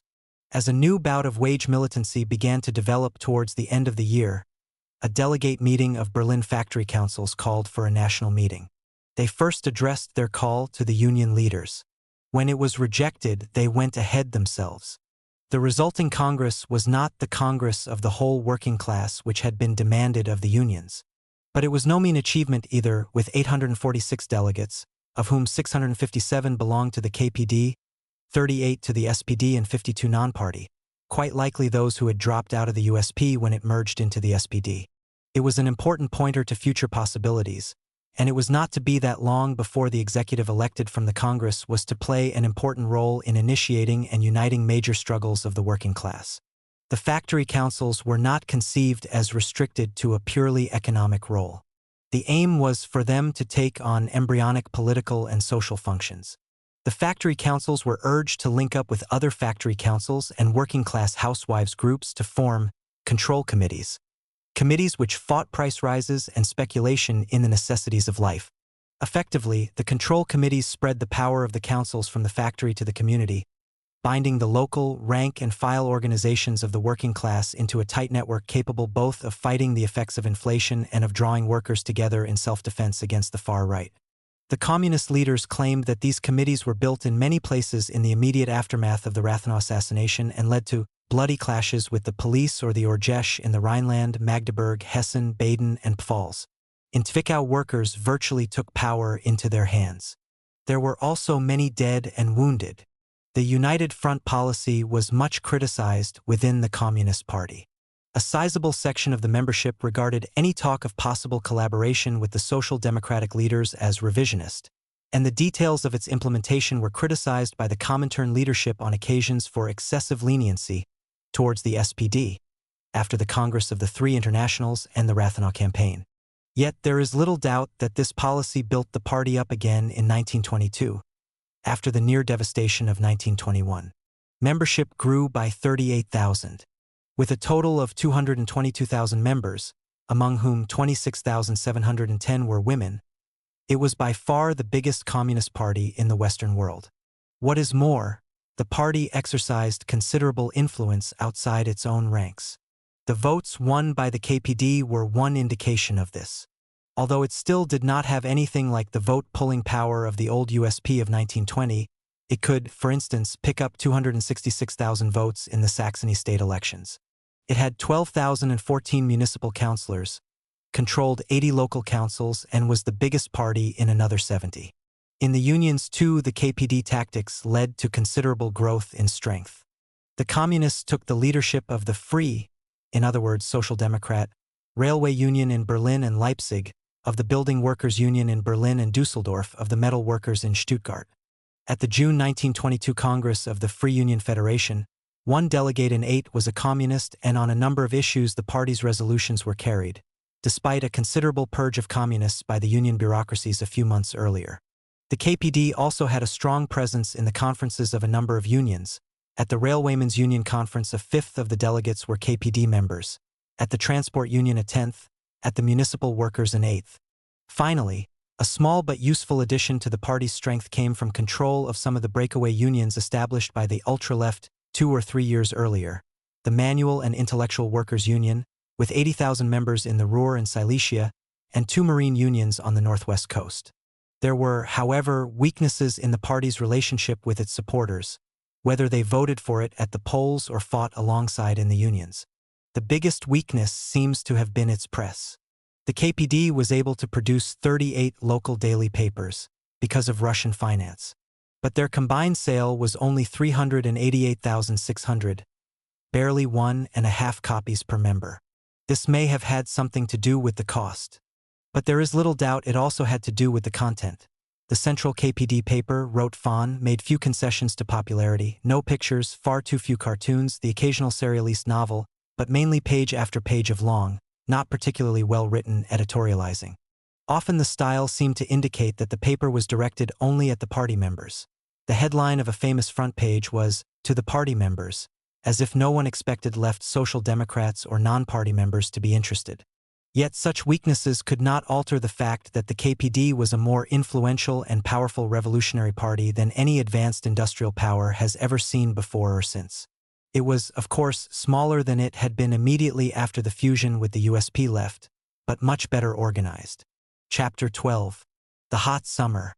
1923 has gone down in history as a year of monetary chaos, of mass hunger, of sections of society being plunged into the abyss, of continual street disturbances.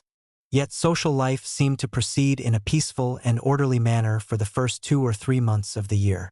The occupation of the Ruhr by the French created an atmosphere of patriotism and social unity. Class peace reigned as rarely before in the Weimar Republic. The only strikes in the heartland of German capitalism, the Ruhr, were in defense of the great industrial magnates. The agitation over wages that had been growing in November and December seemed a distant memory as the employers doubled miners' wages. And money still retained its value in day-by-day transactions, although prices were already rising at what we would regard today as a phenomenal rate, by 20 or 30% a month. Indeed, the government even managed to hold the value of the mark steady in February and March. This seeming order began to collapse in mid-April. Stinnes moved his little finger and the value of the mark slumped. It took 31,700 marks to buy $1 on May 1st, 160,400 on July 1st, and 1,103,000 on August 1st. In the Ruhr, the solid front of passive resistance against the invader began to crack.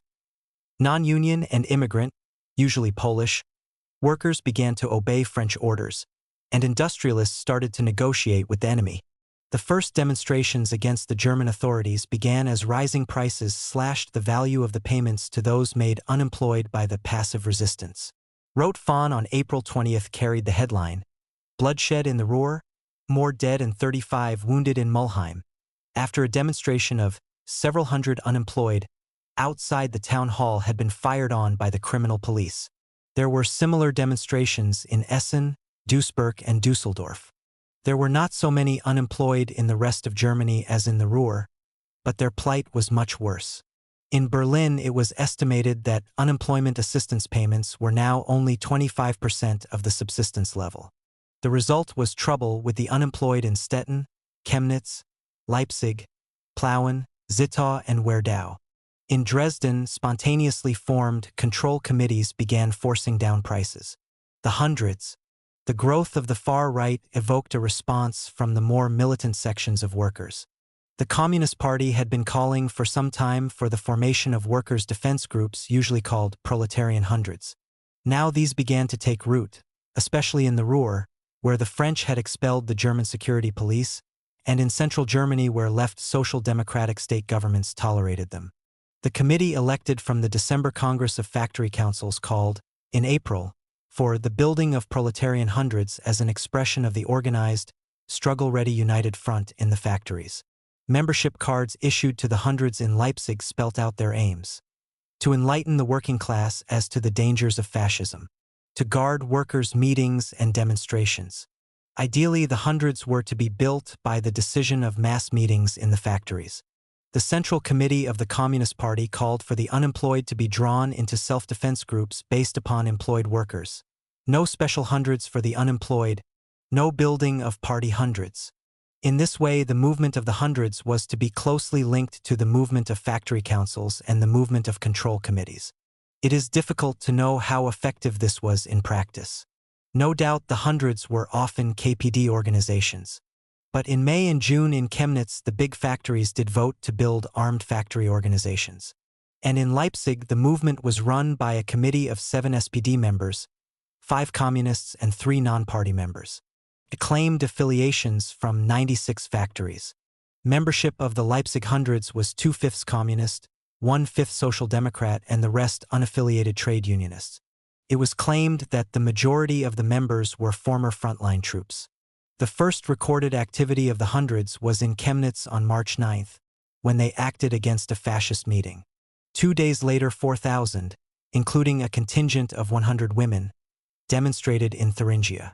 And on March 18, a communist demonstration in Halle was led by worker troops with red flags. The May Day parades were used as an opportunity to display the growing movement to the whole working class. Throughout the country, demonstrations were led by the ordered ranks of the hundreds. In Berlin, 25,000 of these workers were said to have led a 500,000-strong demonstration. The demonstration the same day in Essen was 100,000 strong, in Halle 50,000, while in Munich a joint demonstration of all the workers' organizations was 70,000 strong, despite threats by the fascists that they would break it up. Shortly afterwards, the hundreds were banned throughout Prussia by the Interior Minister, Severing. He had argued a month earlier. For some time, the KPD has been calling for the formation of proletarian self-defense forces, not merely as a defense against the fascists and the extreme right-wing organizations, to prevent nationalist meetings and to protect communist meetings, but also as the vanguard of a Red Army. The ban did not, however, prevent the movement continuing to grow in the French-controlled Ruhr and in the central German states of Saxony and Thuringia. On 15 May, 10,000 workers fought with the police guarding an 8,500-strong rally of the right-wing paramilitary Stahlheim. The hundreds grew in Saxony to the point where they could set up roadblocks to stop fascists moving from place to place. In the Ruhr, the authorities were divided as to how important the hundreds were. The official view was that hundreds probably existed in the factories but not in the mines. In the rest of Germany, efforts were made to continue building the movement underground. For instance, in Halle, the factory councils voted in late June 1923 to set up defense forces even though these were illegal. Once established, the hundreds did not confine themselves to anti-fascist actions. As inflation accelerated, they were naturally used by the control committees as a means of enforcing decisions against speculation. They were sent out from the industrial centers of central Germany to stop evictions of agricultural workers. Increasingly, they took over the defense of picket lines and the spreading of strikes. The first strike wave. The collapse of the mark from April onwards meant that the peace in the factories at the beginning of the year crumbled fast. There were already strikes by 40,000 miners in Upper Silesia and by workers in central Germany in March. But that was nothing to what was to hit the whole country in May-June. The movement began when the miners in one pit outside Dortmund, in the Ruhr, struck over wages on May 16, rejecting as inadequate a settlement between the coal owners and the government. The miners occupied Dortmund town hall and sent flying pickets to nearby pits and factories, accompanied by the local proletarian hundreds. Clashes with the police followed, in which one miner was shot dead. But that did not stop the strike spreading to the whole Dortmund area, even though the Communist Party was taken completely by surprise and gave no lead to the movement for 4 days. A local conference of the factory councils on May 20 brought together 200 delegates from 60 workplaces, and in the week that followed, the strike closed all mines and most of the big factories in the core area of the Ruhr between Dortmund and Essen, although a central strike committee was not formed under communist leadership until the end of that week. At this high point of the struggle, there were 310,000 strikers, about half the miners and metal workers of the Ruhr. The strikers repeatedly clashed with the police. On May 22, For example, a 50,000-strong demonstration in Dortmund fought with police and 3 workers were killed. The next day, another 50,000-strong demonstration protested at the shootings. Further fights broke out when the police tried to evict workers who had occupied mining buildings. The miners instinctively organized themselves as they had in the early post-war struggles. The marches of the proletarian hundreds reminded observers of the Red Armies of 1920. They took over the street markets and shops for the local control committees, forcing down prices. The central government was perplexed as to what to do. The French had expelled the security police from the area in an attempt to force the local authorities to end passive resistance and to cooperate with the setting up of a new police force under French control. The criminal police were all that remained, and these were unable to cope. In desperation, the head of the governmental authority in Dusseldorf asked for help from the enemy general, de Vigs, recalling that, at the time of the Paris Commune, the German High Command gave decisive aid in crushing the rising. Finally, a half-agreement was reached by which the French allowed the local authorities in Mulheim and Essen to set up volunteer auxiliary police forces. According to Rote von, there followed mass arrests of strikers and communist functionaries. The strikers began to return to work on May 28. The Communist Party, frightened that isolated from the rest of Germany it would be smashed, recommended acceptance of a substantially improved wage offer.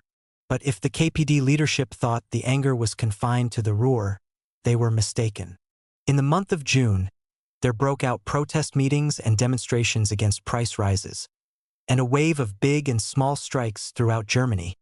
On 7 June, 30,000 coal and steel workers struck in Upper Silesia. Within 2 days their number had doubled, to be joined a couple of days later by a strike of tens of thousands of agricultural workers. The strikes must have been very bitter. The Communist Party claimed that it was physically broken by the intervention of the security police. But that did not stop the agitation among the agricultural workers spreading to Brandenburg, where 10,000 struck, and the heart of reaction, East Prussia, where spontaneous meetings of agricultural workers were reported. There were signs of agitation everywhere.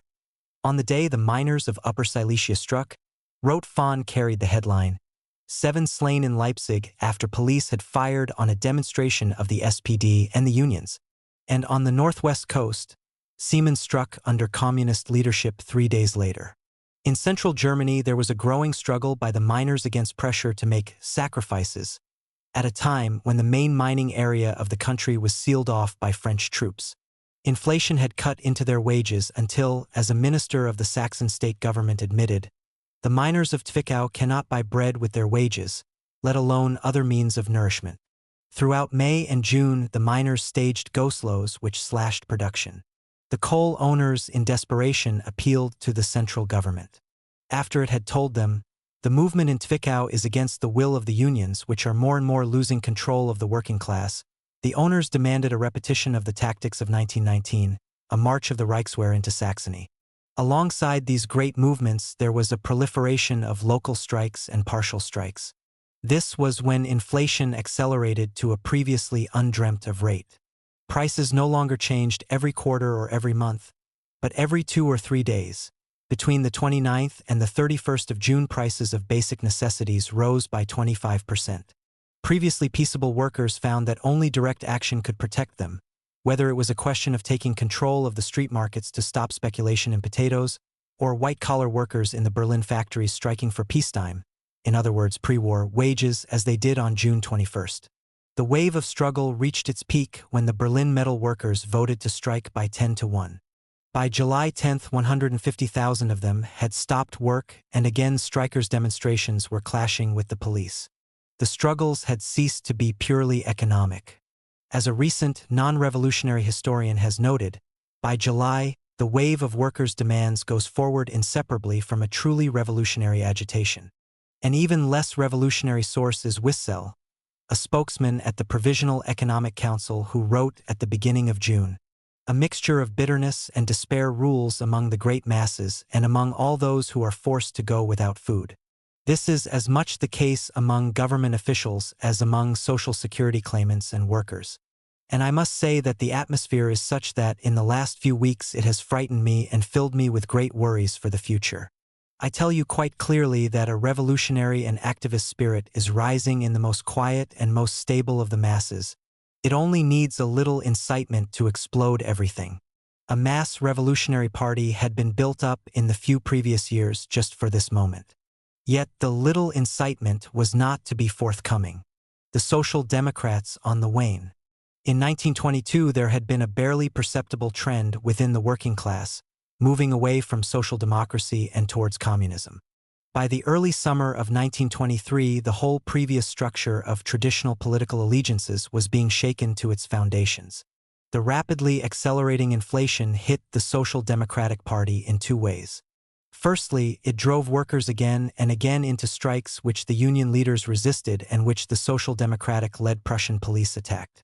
And secondly, it destroyed the finances of the SPD and the unions.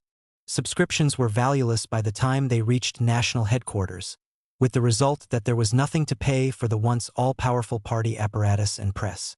A historian who lived through the period has recorded, in the course of 1923, the power of the SPD decreased steadily. The independent trade unions, which had always been the chief support of the Social Democrats, were in a state of complete disintegration. The inflation destroyed the value of their subscriptions. The trade unions could no longer pay their employees properly, nor give assistance to their members. The wage agreements the trade unions were accustomed to conclude with the employers became worthless when the devaluation of the currency made any wages paid out a week late worthless.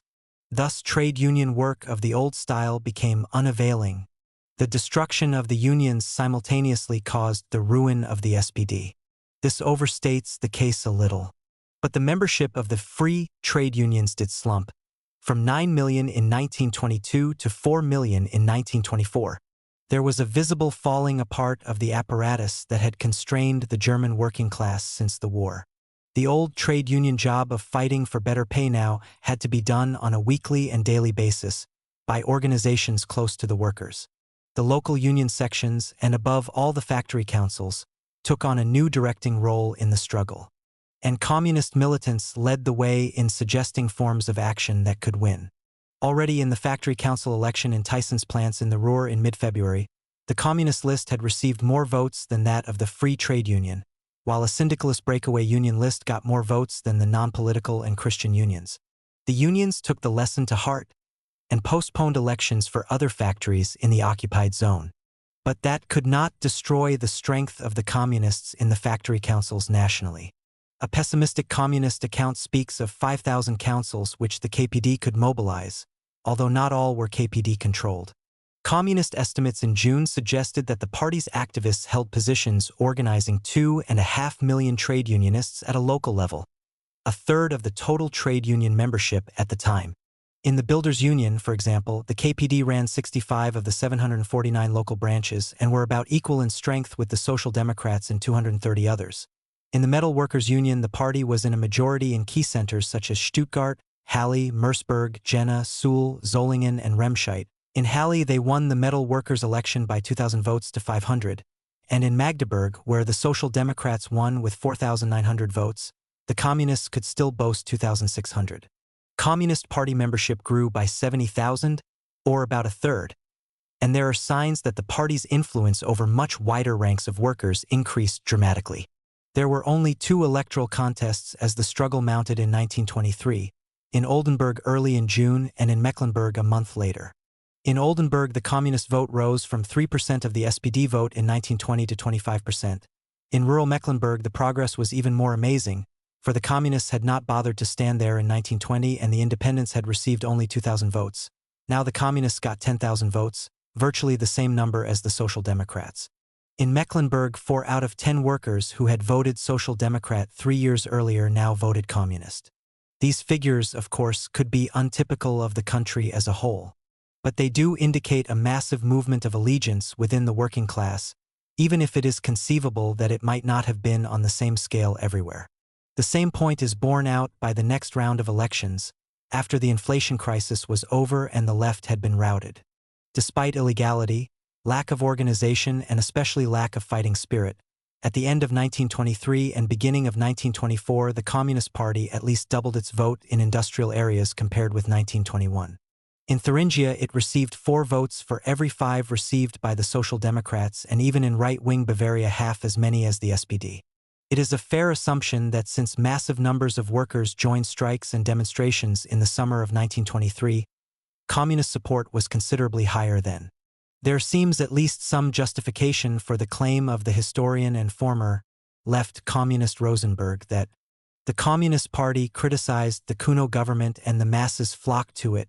In the summer of 1923, the KPD undoubtedly had the majority of the German proletariat behind it.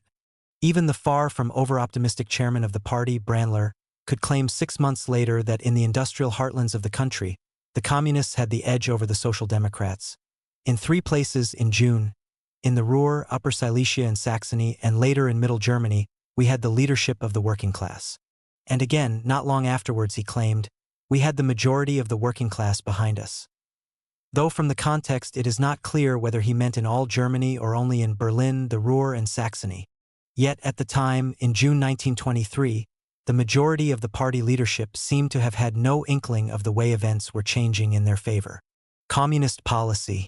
The first couple of months of the Ruhr occupation confronted the Communist Party with certain complex political problems. The wave of nationalism influenced considerable numbers of workers, and in the Ruhr itself, both the German employers and the French troops did their utmost to win the favor of the workers. The communist leadership had to work out a response to the occupation that enabled it to avoid identifying with either. Much of the time it coped quite well with the situation, although at least once it went off the rails in a dubious direction. Rote-Fahn raised the slogan "Defeat Poincaré" on the Ruhr and Kuno on the Spree. Poincaré was the French premier. The Spree is the river that runs through Berlin. It said that workers in the Ruhr would want to resist exploitation by French imperialism, but that this was quite a different aim from that of the German employers. German big business is counting on forming a trust to exploit jointly German coal and French but the French want the upper hand, a 60% share, leaving Stinnes, Krupp and Thyssen only 40%. They are struggling over the 10%. Both of them count on the sweat of German workers, who are paid in an ever-depreciating currency, to be able to sell goods abroad cheaply. The German bourgeoisie want to use hunger and the ever-increasing cost of living as a means of getting the impoverished masses to march against French imperialism. It wants to kill 2 birds with 1 stone, to struggle for the extra 10% and to dismantle all the barriers to counter-revolution erected after the Rathenau murder. The Kuno government acts as an openly counter-revolutionary government. In this situation, the proletariat must know how to fight on 2 fronts.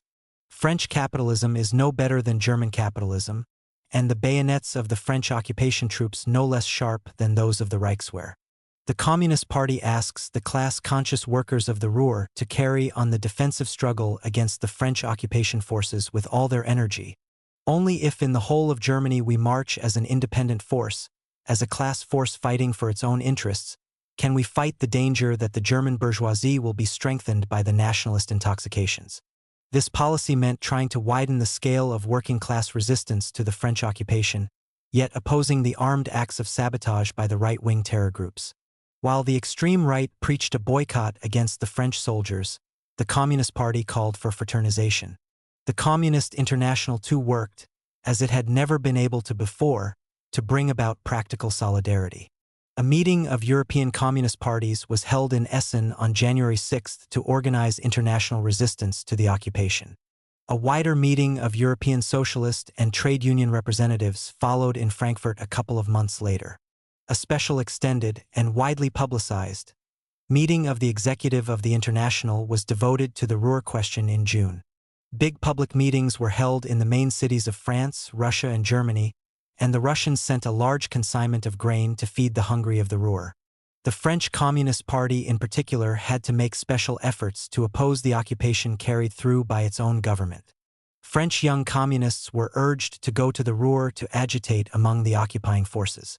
They were billeted with the families of German communists and put out a variety of papers for the troops, titled The Conscript, The Barracks, and The Red Flag. Bilingual posters were pasted up. French soldiers, workers in uniform, you have been brought to the Rhine on the orders of your exploiters in order to put a yoke on your proletarian German brothers, already oppressed by their own bourgeoisie. French soldiers, your place is alongside the German workers. Fraternize with the German proletariat. It is difficult to judge how effective such propaganda was. There was certainly some response. 57 French soldiers were court-martialed and received jail sentences of 130 years between them. In Paris, the French government raided the Communist Party headquarters and arrested a number of leading communists, including the party secretary, Cachin. The agitation was probably more important, however, for its effect in fighting the nationalist current among German workers. When, for instance, nationalist councillors suggested that Tyson, who had been arrested by the French, should be made honorary mayor of one Ruhr town, Hamborn, the communists killed the proposal by moving Cachin's name, since he had done more for the German workers. The French occupation forces banned most of the German bourgeois papers for their nationalism, but they had to ban the communist papers such as the Ruhr Echo for their internationalism, their appeals to French troops. The tone of the Communist Party propaganda is conveyed by headlines in the May Day edition of Rote Fahne. The defense hundreds in the lead, red flags, police provocation in Halle. In the Ruhr fraternization with the French soldiers, long live Cachin, long live the Paris Commune, the Ruhr Echo banned by the French general, the Munich fascists defied. There were complaints inside the Communist International that the French communist effort among the Ruhr troops was insufficient, and a French revolutionary historian has claimed since that it was ineffective, but it did at least lay down the guidelines for a form of internationalist agitation quite different from that which characterized the social democratic labor movement. However, there was another aspect of communist policy which caused much more controversy, and which has come under especially bitter attack from ex-communists who left the party during the Stalin era. This was the attempt to influence the impoverished middle classes who were under nationalist and fascist influence. The party and the International set out to win some of these people over to the revolution by explaining that only workers' power and an alliance with the Russian worker state could overcome the misery afflicting the great mass of the German people. The communist aim, as Brandler put it, was to separate the hired Pinkerton thugs of fascism from those petty bourgeois who have joined the movement from genuine nationalist disappointment. The argument was first put by Frolic in a parliamentary speech when the occupation began. It is said that in the hour of danger we must all come together. We must all make sacrifices. Where are the sacrifices? The coal barons have just raised their prices 50%. We recognize as our brothers the French comrades who have entered into battle against Poincaré. What is to be done? Karl Marx told us that when danger threatens the whole nation, it is necessary for the working class to constitute itself as the nation by taking political power. Down with this government, then alone can the German people be saved. For the constitution of the proletariat as the nation, and on this basis the saving of the nation through the ruling proletariat. The owners of the industrial trusts, it was said, were acting against the interests of the mass of the German people. They were in fact betraying the national aims they claimed to defend. It was not a long step from this to the argument that somehow there was a national interest which communists would defend but not the great industrialists. When Stinnes was caught negotiating with the French and when the German authorities appealed for French help in crushing the Ruhr workers, the Rote Fahne talked of the government of national treachery. Radek made the most famous development of the argument in a speech to the extended meeting of the executive of the International in June. Schlageter, a right-wing terrorist and former Freikorps member, had become a hero throughout the right-wing nationalist circles after his execution by the French. Radek used the occasion to address these circles, attempting to show that the life of their hero had been a self-contradiction that only proletarian revolution could have resolved. Schlageter, said Radek, had been a wanderer into nothing. He had joined the Freikorps to fight in the East against Soviet Russia. The people who had sent him there hoped in that way to buy the goodwill of the French. Now the French had shot Schlageter. He was praised by the Stinnes press. But Stinnes lived in comfort while Schlageter sacrificed his life. Schlageter had first gone to the Ruhr in 1920, not to fight against the French, but to fight the working class. He had done so because he believed the workers were the internal enemy, who had to be crushed before the external enemy could be dealt with. But now in the Ruhr it was the same workers who were resisting the French. The workers were prepared to fight imperialism. But how could they fight French imperialism while they were disarmed? The majority of the German people will only be brought to fight if there is an attack on German capitalism. Freedom for the German workers is freedom for the whole people. Schlageter had been a wanderer into nothing, but he could have been a wanderer into the future of all mankind. The Schlageter speech was followed by an ideological offensive against the Nazis among the Nazis' own followers.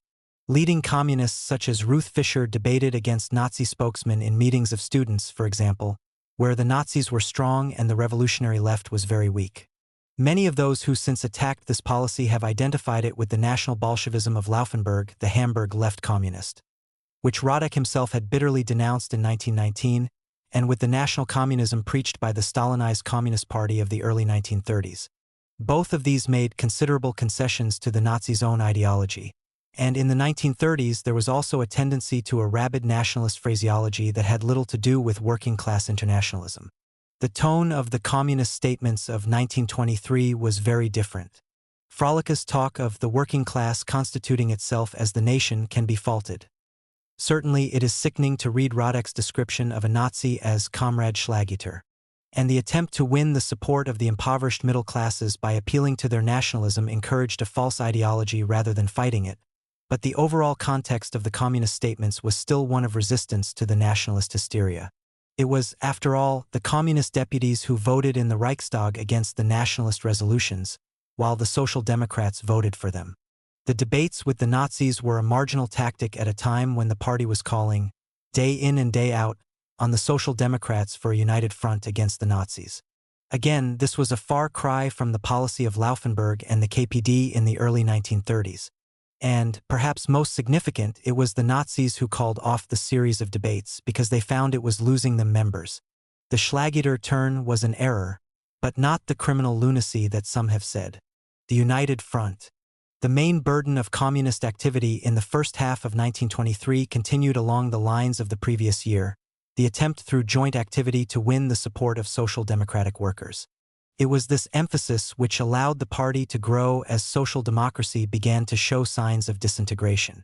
The general call for a united front now became a call for the Social Democrats to break with the bourgeois parties and form a workers' government with the communists. This had been increasingly the national slogan since the last months of 1922, especially after the Fourth Congress of the Communist International endorsed it in December. It found a ready response among workers in the central German states of Saxony and Thuringia. Here the Social Democrats and Communists between them enjoyed a majority of seats in the state parliaments, but the Social Democrats insisted until early in 1923 on ruling in coalition with the bourgeois parties. Then in March 1923 the left gained control of the SPD in Saxony, and a new all-Social Democrat government was formed under the left Social Democrat Premier Zeiner. The Communists voted for this in the state parliament in return for acceptance of the formation of a workers' self-defense force, the release of political prisoners, and the organization of advisory committees based on factory councils. The national government in Berlin was increasingly perturbed in the months that followed. Law and order seemed to be collapsing in central Germany as the proletarian hundreds demonstrated openly. The control committees increasingly intervened to fix prices, and the factory councils developed as nowhere else, despite sabotage from the still powerful right wing inside the SPD.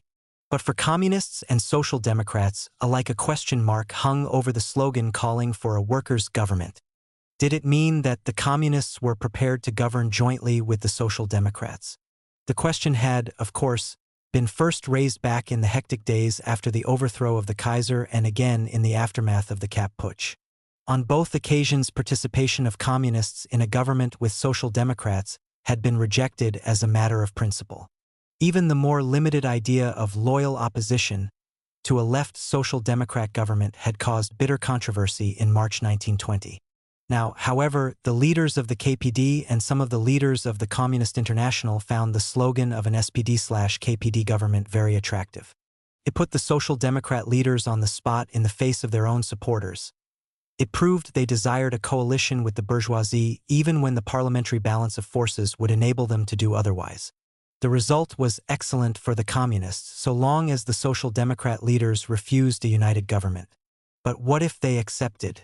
Then the communists themselves would be trapped, forced to operate in a left government with a state machine still dominated by bourgeois officials, and to take responsibility for economic conditions which could not be solved by this feeble share of government power. The argument over participation in the Saxon government was sharply raised in discussions, both within the KPD and within the International at the time of its Fourth Congress. Cannot be said to have been satisfactorily resolved. Thalheimer tended to be passionately for united governments on the most minimal program, while Lenin and Trotsky tended to insist that such a government could be formed only around a program that contained within itself the beginnings of the destruction of the bourgeois state, especially the arming of the workers and the making of the government responsible to congresses of factory councils. Zinoviev argued strongly that the workers' government should be merely a synonym for the dictatorship of the proletariat. But none of them came to terms with a quite simple point. A slogan that could cause so much confusion among experienced communist leaders was bound to confuse the rank and file even more, whether communist or social democrat. It gave the impression that the solution to all problems lay in a different government combination, not in the taking of power by workers' councils. As Brandler, a supporter of the slogan, pointed out a year later, it led to dangerous illusions in the working class, even in our own party circles, that perhaps an intense principled agitation could have overcome. People said, first a bourgeois coalition, then a social democratic government supported by the communists, then a social democratic communist government, and then a communist government without any bloody battles on the way. The party's stress on the call for a united front and a workers' government was combined, until the summer, with the feeling that the immediate revolutionary prospect was dismal, and so the only serious thing to do was to win over sections of Social Democrat workers. As Radek put it at a meeting of the KPD Central Committee on 16 to 17 May, today we are not in a position to establish the proletarian dictatorship, because the precondition is missing, the revolutionary will among the majority of proletarians. Brandler expressed the same view at the Frankfurt International Conference. Today we face a receding revolutionary tide. This had been correct in 1921 and 1922. It was still partially correct in the first quarter of 1923. But by April and May 1923 it ignored what many bourgeois commentators were noticing, that the inflation and the occupation of the Ruhr had produced a profound destabilization of society to which a working-class reaction was inevitable. The communist leaders did not grasp this. They pursued an aggressive united front policy, building the hundreds, the control committees, the factory councils, and drawing under the influence of the party many previously social democratic workers. But they did these things on a purely defensive basis, without preparing their party to use the positions won in the defensive struggle to go over to the offensive. The party was taken by surprise by the May-June strike wave. As we have seen, it took it 4 days to intervene effectively in the Ruhr strike. This need not in itself have mattered. It is often the case that the spontaneous militancy of workers takes established leaders, even revolutionary leaders, by surprise. But even when the party had grasped that a new militancy was developing, its posture was still defensive. It seemed to be embarrassed by the militancy of the hundreds in the Ruhr, possibly because of the influence within them of syndicalists and former members of the KAPD. And it urged an early ending of the strike, without noticing the pressure for action that was growing elsewhere in Germany. When strikes did break out elsewhere, the party certainly did its best to encourage them. But Rote Fahn, for example, did not give the impression that the party leadership realized there had been a qualitative change in the mood of the class.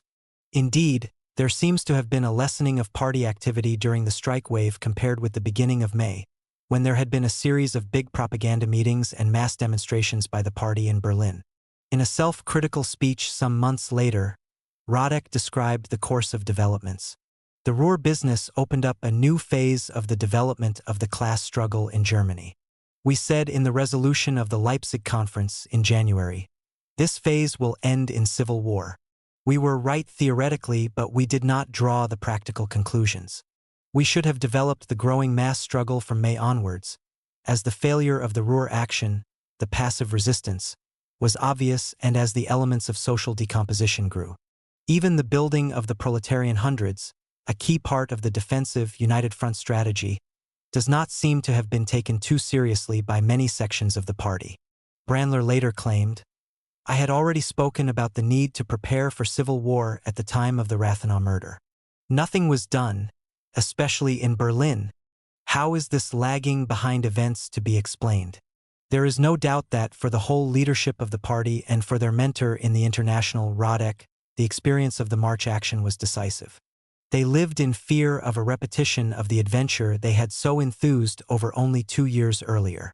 It was to the adjustment of tactics after the March action that Radek referred, in the speech quoted above, when describing the slowness of the party's reaction in 1923. He explained that, after the March action, we said we must first gain the masses. This period lasted until the Ruhr struggle. Then we could no longer be propagandists but had to move over to action. But we did not move quickly enough. The leadership's timidity was aggravated by another factor. There had grown within the party after the March action a powerful opposition faction, led by Ruth Fischer and Arkady Maslow, and dedicated to offensive tactics at all times.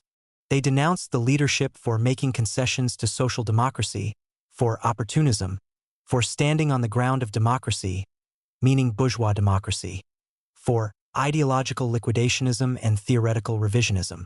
When the tactic of the United Front was formulated, they denounced it bitterly. Later they formally acquiesced in it, providing it was from below and not from above.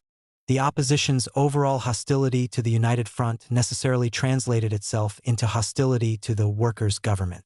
But criticism from such quarters was not likely to influence those who had learnt through bitter experience the need to win over the Social Democrat workers. In the same way, Fischer and Maslow could call for a seemingly aggressive response to the Ruhr crisis, yet not provide a real alternative to the complacency of the leadership. In February and March, Fischer visited the Ruhr and began to unleash there a bitter factional campaign against the leadership. She argued that the leadership had not put forward concrete demands in the first days of the occupation. They should, she said, have called for workers' control of the mines and factories, and over the necessities of life. The struggle around these demands would have led to the workers seizing the factories. At the same time, the proletarian hundreds should have taken over where the French had expelled the security police. Then the basis would have been laid for an immediate struggle for power throughout Germany. Instead of this revolutionary policy, she claimed, the leadership were offering support for a social democratic minority government, a position which communists should adopt under no circumstances. The leadership did not have much difficulty in exposing this as verbose nonsense. In January and February, both the German and French authorities were treating the workers with kid gloves, the French claiming they had come to punish the employers, not the workers, the Germans offering pay rises and 100% unemployment pay. In such a situation, the basis did not exist for building a movement over control of production and the necessities of life. What is more, had such a struggle begun, it would have played into the hands of both the French and German bourgeoisies. It would have given the French authorities an excuse to seize the mines for themselves, using lack of order as an excuse, and any clashes with the French troops would have been used by the German far right to develop nationalist hysteria. Fischer, the leadership could easily point out, was simply ignoring the most elementary facts about the consciousness of workers in January and February, the great passivity of the workers. In the Ruhr, conditions were an idyll compared with the Noski and Water days of 1919 and 1920. The leadership succeeded in carrying the day both at the National Party Congress in January, by more than 2-1, and at a conference of the Ruhr districts in March, by 68 votes to 55. But the opposition had a grip on important districts of the party: Berlin, the northwest coast, and half the Ruhr. What is more, their presence ensured that the whole internal life of the party was characterized by debates as if between the government and the opposition within a bourgeois parliament. Each side felt it was compelled to oppose any suggestion by the other on principle. Political discussion between party comrades was replaced by point scoring. Even when the International intervened to force the two sides to work together on the leading committees, nothing was solved. For neither side was capable of understanding the qualitative change in the working-class struggle that occurred in the late spring.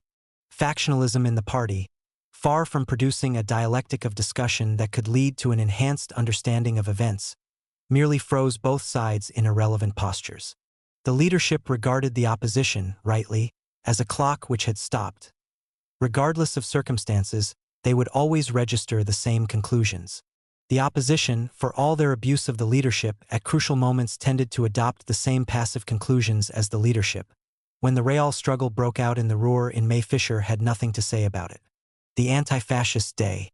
The one attempt to reverse the defensive stance of the party did not come from the so-called lefts at all, but from the party chairman, Brandler. On July 12, the front page of Rote von bore a major statement written by him to the party. It depicted a situation of increasing crisis, in which armed struggle could not be far away. The Kuno government is bankrupt. The internal and the external crises have brought it to the verge of catastrophe.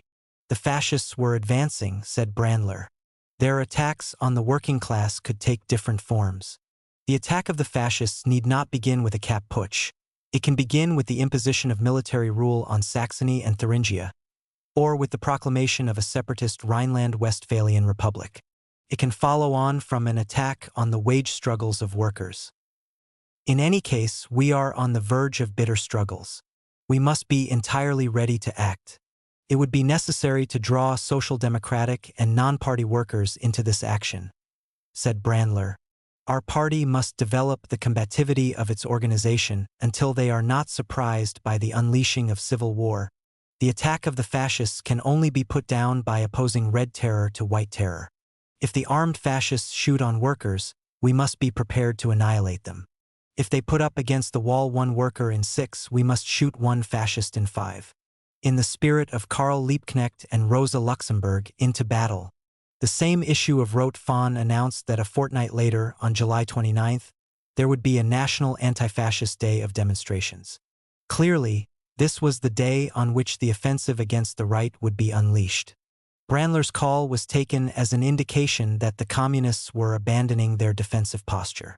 The great strikes had shown the scale of popular bitterness.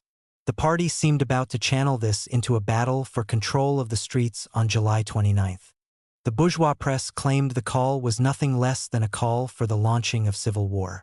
Yet it attracted support from sections of the social democratic workers and unaffiliated trade unionists, whose local organizations put their names to it.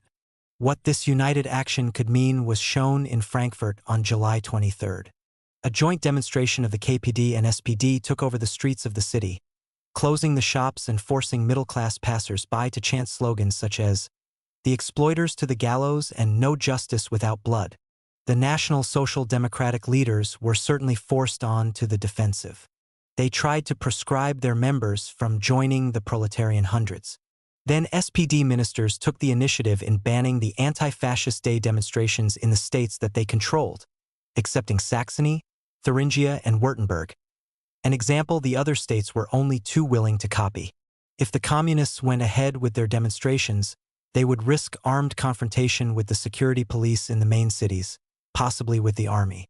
The bans brought to the surface the reservations of many leading communists towards Brandler's initiative of July 12. This call had a peculiar effect on the party, Brandler told later. In the working masses it caused hope, but in the ranks of the party functionaries they thought, Brandler is deranged and will make a putsch again. He claimed that this was especially the case in Berlin, the center of the left. The announcement of the bans caused disarray in the leadership. Most saw it as an excuse to retreat from Brandler's derangement. Brandler himself still wanted an offensive tactic. He suggested defying the ban where the balance of forces would enable the communists to provide some sort of armed protection so that the police would avoid attacking demonstrations, in the Prussian province of Saxony, in the Ruhr in Upper Silesia, as well as in Saxony and Thuringia. In this way, the party would show that it was able to defy the authorities without running the risk of engaging in bloody street battles while the mass of the working class stood on the sidelines. Brandler found that not only did most of the majority in the leadership oppose him, he also got no real support from the left opposition. The leader of the lefts, Ruth Fischer, was mainly concerned that her own bastion, Berlin, was not included in Brandler's scheme. When Brandler asked her if the Berlin district could provide armed protection for a demonstration, she called him an adventurer and a fascist. Opposed by both the majority and the opposition, Brandler hesitated. He had made a mistake in 1921 by launching a premature action, and he was not going to do so again. So he repeated his other mistake of 1921. He turned to men who were isolated from detailed knowledge of German events to decide upon a tactical question. He telegraphed Moscow for advice. But there was no one in Moscow to give advice. Lenin was paralyzed and on the verge of death. The rest of the Russian leadership, with the sole exception of Radek, who had blundered as much as Brandler in 1921, were holidaying to recover from a grueling conference. The first farce, Brandler telegraphing Moscow, was now followed by a second, Radek telegraphing the most distant parts of Russia for the individual opinions of leaders who did not have even second-hand knowledge of the political situation in Germany.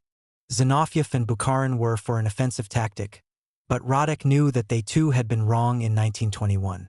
Stalin, this was one of the first times anyone had bothered to ask his advice about international questions, insisted that the German party would have to be held back. As he explained a few days later, if power in Germany fell today and the communists took hold of it, it would end in a fracas.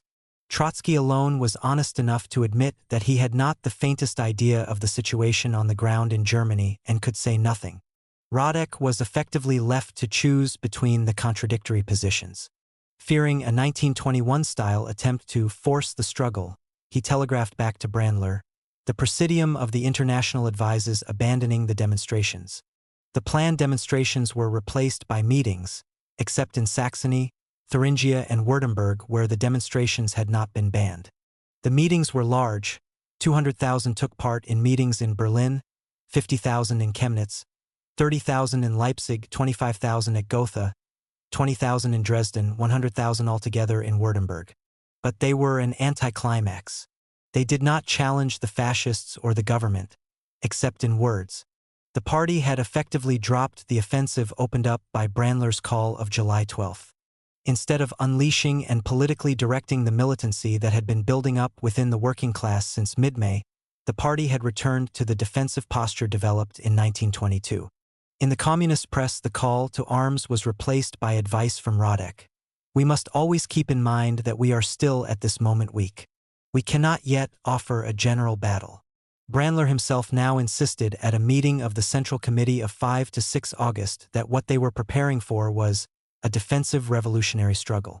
Yet the abandonment of the short-lived offensive turn by the party came only days before the workers of Berlin unleashed the most significant strike wave yet. Chapter 13.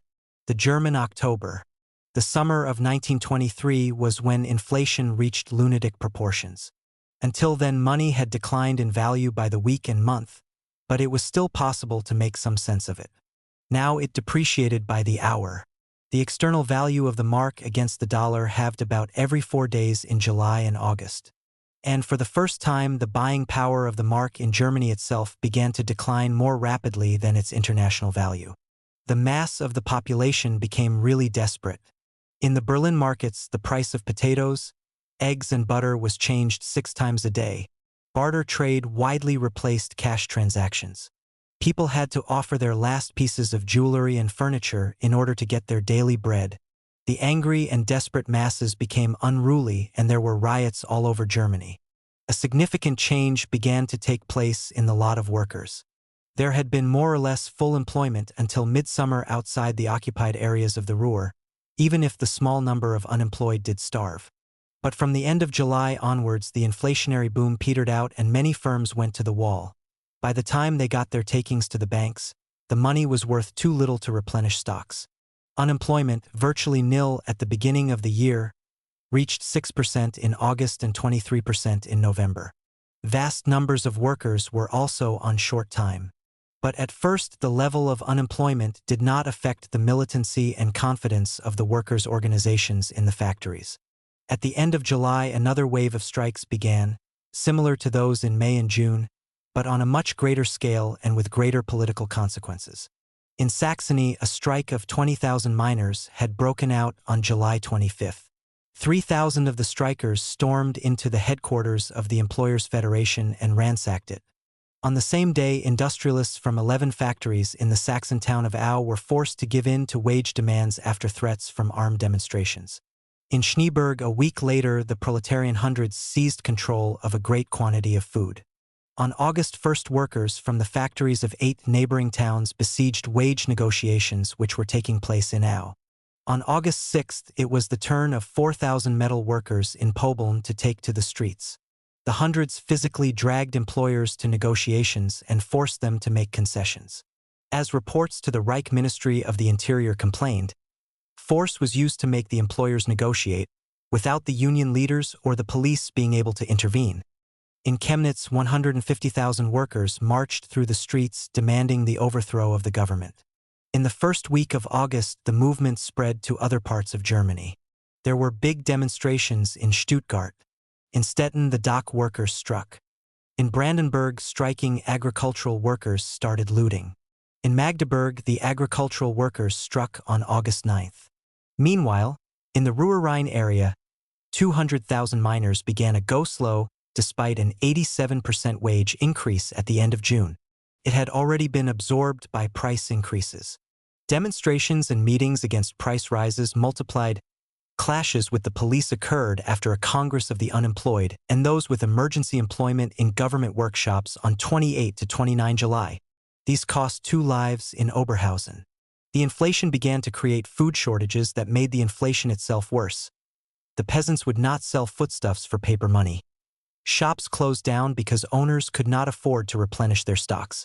By the time an arbitration board awarded the Ruhr miners 90 to 110% wage rises on August 2nd, its value had already been eaten away. In the mines and heavy industry, spirits did not calm down. Special allocations of wages were demanded. It was in vain that the Central Workers' Organizations obtained on August 9th an increase of 245%. The troubles spread. This was not surprising. The price of coal quadrupled in a single day on August 9th. The cost of some basic necessities in the Ruhr rose by 20 times in the same month. In Berlin, there were already sporadic strikes in the engineering factories at the beginning of August and partial strikes on the municipal railway system. Rote Fahn reported a strike by the white-collar workers in the engineering industry. The Borsig factory struck on August 9th, then the metro workshops. But it was the strike by the print workers the same day that brought the movement to a head. The print strike was official, but the union leaders did not want to involve the 8,000 workers in the government print works. The communists succeeded in bringing these out and hit the government where it really hurt. For the printing presses, which had been pouring out ever greater streams of currency notes, ground to a halt. Suddenly, the mighty flow of paper money needed to keep up with soaring prices stopped. The whole economy threatened to collapse. The communist leaders at last grasped the scale of events. They immediately began to agitate for a general strike to bring down the Kuno government and to put in its place a workers' government. The huge Siemens works in Berlin followed Borsig in striking, and in turn was followed by another 11 big factories. And now the demands were not only economic, but for the overthrow of the government. The city transport services came to a complete standstill. Then the water, gas, and electricity workers struck. Outside Berlin, there was a complete stoppage of the Saxon mining areas, and the armed organizations of workers showed their strength as never before. The control committees seemed to dominate the markets. In the western regions of the country, as reports to the Ministry of the Interior told, despite the unions, the general strike paralyzes Solingen and hits Krefeld, Hamburg, Aachen, Kleve, Opladen, Stoppenberg, etc. Unemployed and strikers are looting the countryside for food. By the dozen, complaints and appeals from employers fall on the table of the Ministry of the Interior. On the left bank of the Rhine, miners partially occupy installations and chase out management. In some mines, scaffolds are erected with notices. This is for you if you do not pay our demands within 24 hours. On August 11th, a conference of factory and pit councils for the Ruhr met in Essen and set demands for the strike in the region. As well as calling for the overthrow of the Kuno government and the formation of a workers' government, the conference demanded pre-war real wages, the 6-hour day in the pits, and the seizure of the necessities of life for distribution by the control committees. In Hamburg, the shipyards were paralyzed, and there was shooting in the streets of Hanover, Lübeck, and Neurode. Back in Berlin, the unions couldn't ignore the pressure from their members. They were impelled to give at least an impression of leading the movement. They called a special meeting with representatives of the SPD, the Rump USP, and the Communists on August 10th. The Communists reiterated their call for the general strike. For a time, some of the deeply reformist trade union leaders seemed to waver in this direction. They were worried they might lose all face with their members if they opposed the call. But they were equally worried that if they endorsed the call, a movement would result which they would be unable to control. One of the SPD delegates was the old foe of the revolution in 1919, Otto Welles. He argued that the strike was anarchy, adventurism, chaos, and just as he claimed, the government was pushing through an emergency economic package which would begin to improve matters. His intervention tipped the balance within the trade union leadership. The general strike was refused. But the communists knew that the rank and file of the unions were in no mood to listen to the warnings from their leaders. A circular was sent to all party districts. Information received indicates that a situation similar to that in Berlin exists throughout the country. Everywhere there are go-slows and strikes. It is necessary to draw together these movements and bring them to a head. We must try to get the local committees of the ADGB, the main union federation, to take the lead of the spontaneous movement. Where that is not possible, the factory councils must direct and organize the movement. It was precisely for such an occasion that the communists had attempted over the previous year to build up local and national organizations of factory councils outside the control of the union bureaucracies. The Committee of 15 elected at the National Conference of the Councils the previous year now came into its own. It called a meeting of delegates from the Berlin factory councils for the next day, August 11th. The Great Hall was overfull, recalls one of the participants.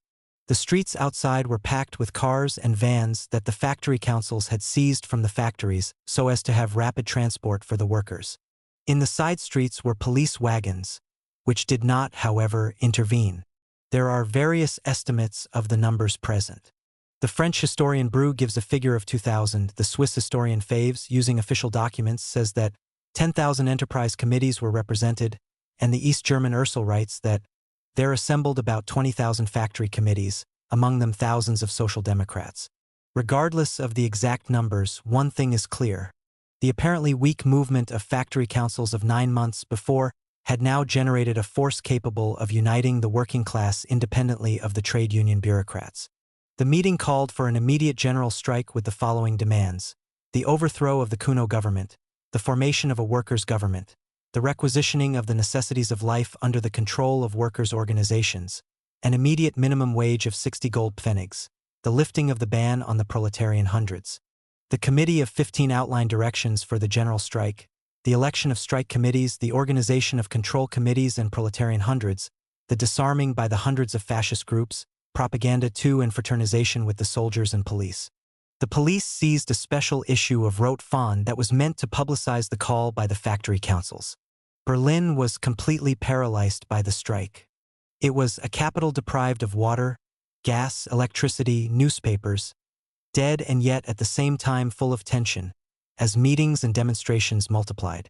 The call from Berlin gave added impetus to movements outside the capital. In Halle, 1,500 workers attended a local factory council congress, 339 of them delegates from the pits who voted by 320 votes to 19 for the general strike. 70 SPD delegates were among those overwhelmingly in favor. The strike was effective both in the Halle-Merseburg area and in traditionally more social democratic Magdeburg. Workers marched from pit to pit and from factory to factory, spreading the action. The general strike was a little slower spreading in Saxony and Thuringia. It was not until 13 to 14 August that it really got underway. But it was still possible for Dr. Weigel to complain in the state parliament on the 14th of terror during wage negotiations, which were again and again taking place in the face of local demonstrations which threatened employers' leaders, for instance in Au, Schneeberg and Ansberg. As the strike spread throughout the country, it led to a wave of demonstrations and street clashes. In all the large towns the strike spread. On August 12th there were clashes between demonstrators and police in Hanover, Rothhausen, Gelsenkirchen with 30 dead. On the 13th there were new demonstrations, more gunfire, with 6 dead in Wilhelmshaven, 30 in Hanover, 15 in Greiz, 10 in Aachen, 20 at Zeitz, 30 at Jena, 1 in Breslau, 4 in Krefeld, 4 at Radeber. In Halle and Leipzig the workers' hundreds requisitioned livestock from the surrounding countryside and organized its distribution to workers. There have been many arguments since as to the exact scale of the movement. Historians such as Ursel, Bru and Faves tend to portray it as a huge upheaval. By contrast, the American historian Angress treats it as little more than a storm in a teacup. He admits that the strike call, received a surprisingly strong response from several occupational groups in Berlin, but claims that even there it never developed as a general strike. Elsewhere he writes, "The whole of South Germany and the Ruhr remained unaffected." But this is both to ignore the official documentation of the strike movement given by Faves and Ursel, and to treat the general strike in isolation from the partial strikes which preceded it, especially in the Ruhr. Certainly these were days which worried the most perceptive sections of German capitalism. Stresemann, the leader of the German National People's Party, told the British ambassador. He, Stresemann, was of the opinion that the communists could not let the occasion pass. All the circumstances spoke in their favor. There would never be offered to them again such an occasion. Stresemann said, "I am frightened of two things: an immediate communist success and the huge nationalistic reaction it will unleash." The general strike came when the government was, in any case, at the end of its tether. Its attempts to solve the Ruhr crisis through British pressure had just failed. It had no answer to the inflation, and now the whole working class seemed to have fallen under communist influence. Kuno, the strong man of 8 months ago, with dreams of a personal dictatorship, said he now felt too tired to go on. German capitalism found reassurance, as so often before, in the attitude of social democracy. On August 10th, the SPD deputies allowed Kuno to win a vote for his financial measures. By the 12th, the general strike was making them change their attitude. Benevolent neutrality could no longer keep Kuno in power. The question was now, what sort of government should replace him? The SPD leadership decided to vote against Kuno, but offered to join a government run by his party colleague, Stresemann. Stresemann, the spokesman for a powerful section of German employers, the head of a party dependent on Stinnes money, became premier. He was only too happy to have 4 Social Democrat ministers. In some political circles, the situation was regarded as similar to that of the fall of 1918. Just as the entry of the socialists into the cabinet of Prince Max had been necessary, so the crisis of 1923 also was supposed to require the participation in the government of the strongest working class party. The decision to join the government caused a further intensification of the arguments inside the party. 53 of the 171 Social Democrats abstained in the Reichstag vote of confidence in the new government. 4. As the pro-Social Democrat historian Landauer writes, "It was a humiliation to take part in a federal government with the German National People's Party." Nevertheless, a government was stitched together that brought together all the parties separating the revolutionary left from the fascist right, with members ranging from the Marxist economist and former USP leader Hilferding to those who dreamed, with Stinnes and Kuno, of a right-wing dictatorship. The lull. The immediate impact of the new government was to take the sting out of the general strike. Its main demand had been down with the Kuno government, and the Kuno government had fallen. The demand had, of course, been coupled with the call to replace Kuno by a workers' government. But implementing that demand meant dealing with an obstacle that individual groups of strikers did not believe they could remove. The Social Democrat leaders were refusing to have anything to do with a workers' government, and every worker knew that. A continued call for such a government could be a propaganda slogan, exposing the pro-capitalist inclinations of the SPD leaders, but it did not seem to any wide section of workers an immediately achievable objective to be obtained by further strike action. At the same time, it was fairly easy for the biggest individual employers to meet many of the strikers' wage demands. Such was the rate of inflation that wages doubled today would be quartered in a week's time. Finally, the financial pressures on workers to get back to their jobs were immense. The strike funds of union sections and the savings of individual workers had been made virtually valueless by the inflation.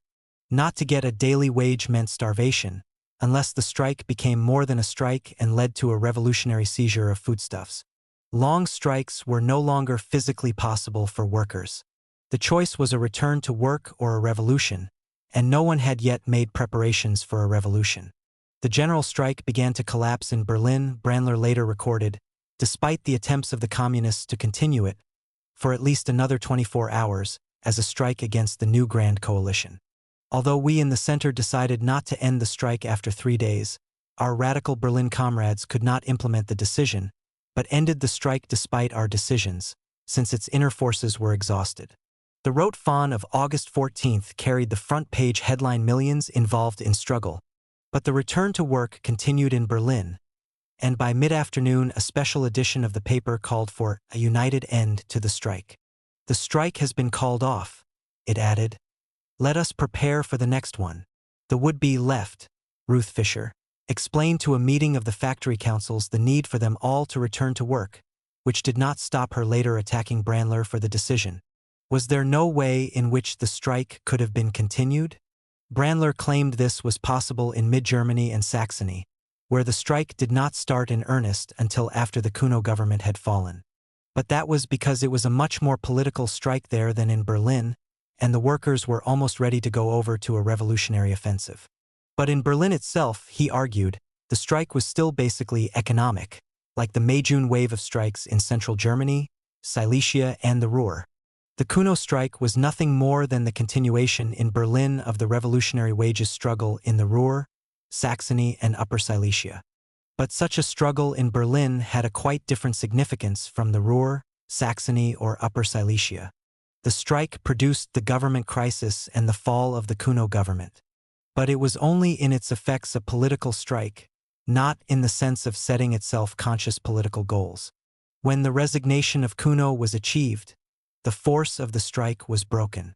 No one can claim we could have led this into a struggle against the building of the Kuno government. By contrast, the Saxon comrades were entering not into an economic but a political strike, which signified the beginning of an armed rising. But Berlin was not ready for this, and Saxony could not go ahead alone. Brandler's account certainly makes sense of the immediate turn of events. It does suggest that the real weakness of the movement lay in Berlin and the northwest coast, where the United Front approach had only been carried through half-heartedly by the local left leaderships of the party. But it leaves open one question. Would things not have been a little different if the party had moved, as Brandler himself had suggested, from the defensive to the offensive 2 or 3 weeks before the strike broke? If it had not retreated on the anti-fascist day of demonstrations, and if it had raised a clearer slogan than for the workers' government? In any case, the immediate aftermath of the strike was a downturn in the level of struggle. The wages struggle in the Ruhr mines, for instance, came to a rapid end, despite the fact that an additional 50% on top of the miners' 245% wage increase did not keep up with the 2,000% a month price rises. Hunger and anger did not disappear. Far from it. The level of misery rose as prices began to be measured in billions and trillions of marks. There were more reports of the looting of fields in the Ruhr region. Food riots led to 13 dead in Aachen. On 27 to 28 August, the unemployed seized the town hall at Plauen. In the second week of September 13, people were killed when the Dresden police attacked a demonstration with clubs and then opened fire, although the Saxon police chief was a left social democrat. But these incidents did not combine to make up a national movement as on 9 to 13 August. Any great strike is followed by a certain inevitable demoralization. The exhilaration of the demonstration and the mass picket is followed by the humiliation of clocking on and obeying the foreman. This time, the return to work was accompanied by a very sharp rise in unemployment as the inflationary boom turned into an inflationary slump. As the dole queues lengthened and workers began to fear for their jobs, the employers went over to the offensive. The week after the general strike, there were 100,000 sackings, including many of the militants. The forces of the state also began now to take their revenge. 200 strikers were arrested, the communist press was banned, and the Prussian Interior Ministry issued edicts outlawing both the Committee of 15 of the National Organization of Factory Councils and the Greater Berlin Factory Councils Committee. In the Ruhr, the French enemy lent a hand and banned 5 communist papers. Towards revolution, one immediate effect of the Kuno strike was to waken the international communist movement and the leaders of the Russian Communist Party to what was happening in Germany. Already on August 15, Zinoviev, the president of the Comintern, was writing, "The crisis is approaching. A new and decisive chapter is beginning in the activity of the German Communist Party and the Comintern." Trotsky, on holiday in the Crimea, summoned 2 of the German communist leaders resident in Moscow, Walcher and Enderl, to see him and question them at length about what was happening. The Russian leaders then rushed back to Moscow and held a special Politburo meeting on August 23. Here Trotsky outlined a view with which everyone else present, including Radek, seemed to agree. The moment was fast approaching, he said, for a decisive struggle for power in Germany. the German October. There were only a few weeks to prepare for it, and everything must be subordinated to this preparation. Of the Russian leaders, only Stalin was less optimistic. He thought they needed to wait until spring 1924 at the earliest. A few days later, the key leaders of the German party, including representatives of the left, were invited to Moscow to discuss the preparations for an armed rising. The German leadership itself had already in mid-August moved from the defensive to the offensive. Rote Fahn published a chapter of a book on civil war, and it advised the National Committee of the Workers' Councils to defy the government ban.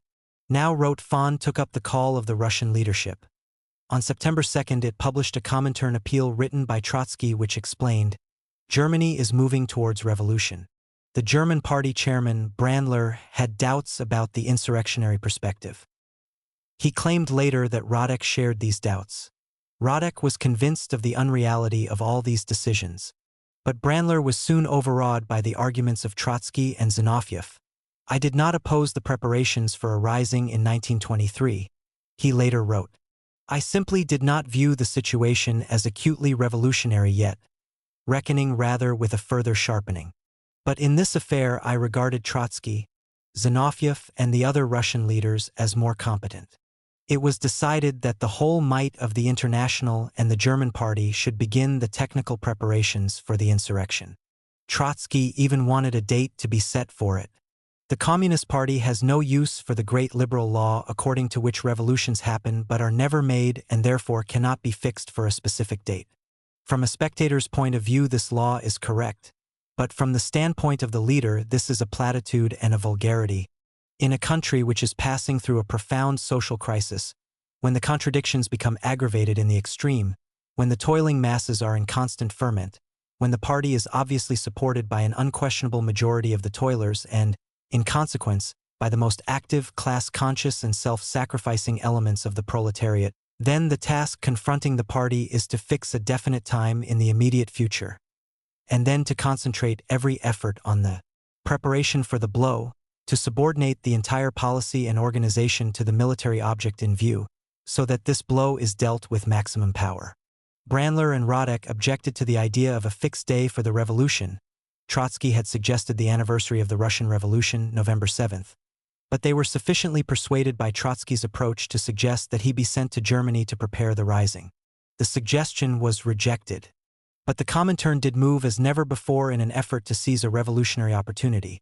In the later history of the Comintern, only the interventions in China in the mid-1920s and Spain in the late 1930s were on a greater scale, and these were not interventions aimed, as in Germany, at promoting proletarian revolution. The German party already had a secret military organization, the M-Apparat, and also a spy organization, the T for Terror Apparat.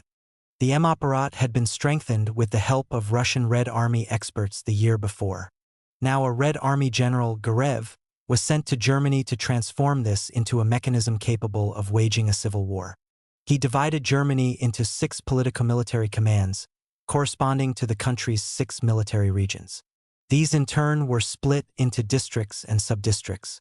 At each level was a chain of command, linking up struggle leaders charged with training proletarian hundreds and leading them into battle. A revolutionary committee presided over the whole structure. It had at its disposal both a number of Russian officers and many Germans with experience either in the World War or the Red Armies of 1919 and 1920. Among them, for example, were Wilhelm Zeisser, later the General Gomez of the Spanish Civil War, and Albert Scheiner and Hans Kehl, respectively Major Schindler and Colonel Hans in that war. The core of the Red troops on the ground was to be provided by the proletarian hundreds. They were 60,000 strong according to Brandler, 100,000 strong and mostly former frontline fighters according to the East German historian Kast. There were 300 separate hundreds in May and 800 in October. Each hundred was based on a factory or working-class district and organized like a military battalion. The basic unit was a group of 12, 3 groups forming a 36-man column, and 3 columns together with cyclists and a medical team forming 100. Most of their strength was in Saxony and Thuringia, where they were able to operate openly. 8,000 marched through Dresden on September 9th, 5,000 through Leipzig on September 16th. They were mainly made up of communists. But in Saxony at least there were non-communists and social democrats at every level. But not only the hundreds would have to act when the day came. The whole party was mobilized as for war, with leaders at national and local level going into hiding to avoid preemptive arrest. There was not a city in the country, wrote a French communist who was in Germany during those weeks, where the communists had not prepared for the battle with the detailed concern of men determined to give everything. There was not a day without eager work, not a night without a special task. Not a problem was neglected. I know comrades who did not sleep a full night for weeks at a time. The tone of the party press was strident enough. There were continual allusions to the struggle for power. For instance, a poem which called, "Proudly form ranks for the final struggle, unite, be brave till victory's here," or a headline, "The road to the proletarian dictatorship in Germany." The papers were banned, but appeared often enough in semi-legal editions. And their sales rose rapidly, despite the fact that sales of the rest of the daily press were slumping. Yet even at this stage not everything was going well. Many leading figures in the party had no notion of how to connect the still vague and apparently distant goal of fighting for power with the day-to-day struggles of the class. They were holding back the workers from premature actions, but did not always grasp the alternative for which they were preparing. At the end of August, the party's leading theoretician, Thalheimer, was still writing, "It is necessary to travel a long road, as much on the political as on the organizational plane, before arriving at the conditions necessary for ensuring victory for the working class." According to Ruth Fisher, an unreliable witness, major party leaders were saying, "In no circumstances must we proclaim the general strike. The bourgeoisie will discover our plans and destroy us before we have moved. On the contrary, we must calm the masses, hold back our people in the factories and the unemployed committees until the government thinks the moment of danger has passed." The result, inevitably, was a conspiratorialism more usually found in terrorist groups than in mass revolutionary parties. Meanwhile, work among the mass of workers tended to be neglected. Brandler later claimed that while he was in Moscow, a period of a month, there was lacking in the party a vigorous political campaign. The fact that Brandler, the ablest leader of the party, was in Moscow at this crucial time, could not have helped. Ramelli, a party leader who opposed Brandler's view of most things, agreed on this. All other party work, the mobilizing of the masses, the pulling together of the factory councils, was neglected while our whole party apparatus and our functionaries worried about the problem of armaments and the organization of armed action. So all the bridges leading to the working class were neglected. Yet the working class itself was growing more desperate than ever. Unemployment, after doubling in August, grew in the Ruhr from 110,000 at the beginning of September to 160,000 at the end of October. Alongside the unemployed were 5 or 6 million workers on short time. Prices were rising as never before, or since the cost of living increased by 165% between the 13th and the 19th of September. The average wage was estimated to be less than half the subsistence level for a family of 4. In Lübeck, real wages were said to be down to 15 to 20% of their pre-war level. It took an hour's work by a miner to earn enough money to buy 1 egg. Partial economic strikes were now much less frequent. The level of unemployment made victimization an all too likely outcome. The lockout became more common than the strike. But the bitterness could still explode on the streets. In the relatively backward province of Baden, rioting broke out in the small town of Lörrach, with looting of street markets and shops. Striking workers stormed the jail and released prisoners. On September 14th, the town was in the hands of the extreme left. In the following days, strikes and violence spread to neighboring towns, to Mulheim, Säckingen, Heidelberg, Karlsruhe. The Baden workers marched with Soviet flags towards Lörrach, where the state police intervened. The post and railway traffic was interrupted. In the occupied territories, the anger found a slightly different expression. Right-wing Rhenish separatist groups attempted, with French encouragement, to develop an agitation. But communist-led workers fought against the police and the separatists, resulting in many casualties. It was Dusseldorf's Red Sunday, September 30th. September saw continual strikes in central Germany, especially a big textile strike in Saxony, and a 150,000-strong strike in the occupied territories, where adjustment of wages loses all sense because of the inability to create an index fast enough. An English resident in Germany at the time described the general atmosphere in his diary. With a wage of 100 milliards, which is about the average paid this week, a man is faced with semi-starvation. Men are being discharged daily from the shipyards and the factories, and the state pays a most miserable dole. Men, women, and children in hundreds are on the verge of starvation, and it is small wonder that the shops are plundered and Bolshevism is gaining recruits every day. In such an atmosphere, there was a perceptible shift to the left among workers who remained with the Social Democrats. A new left wing emerged in the SPD, which rejected the Grand Coalition and called for collaboration with the Communists. Its best-known leaders were the old USP leaders Crispian and Dittmann, the Saxon Premier Zeiner, and the former communist leader Paul Levi. But, more significantly, it commanded the allegiance of some of the best-known working-class leaders in places such as Twickau and Plauen. This opposition, reported a communist in October, has begun to enjoy great successes throughout the country. It is dominant in most of central Germany. It has penetrated the old districts of the right such as Cologne and Hamburg. The leadership of the Breslau district has come out for the dictatorship of the proletariat. On September 9th, the opposition won a clear majority at the general meeting of the Berlin district. The right-wing Lipinski group has been defeated in its Leipzig citadel. The widespread and generally successful economic strikes of May, June, and early August were a thing of the past in the new climate of mass unemployment, but a blind, desperate anger remained in the class, capable of being ignited by the correct spark. Stresemann, Bavaria, Saxony.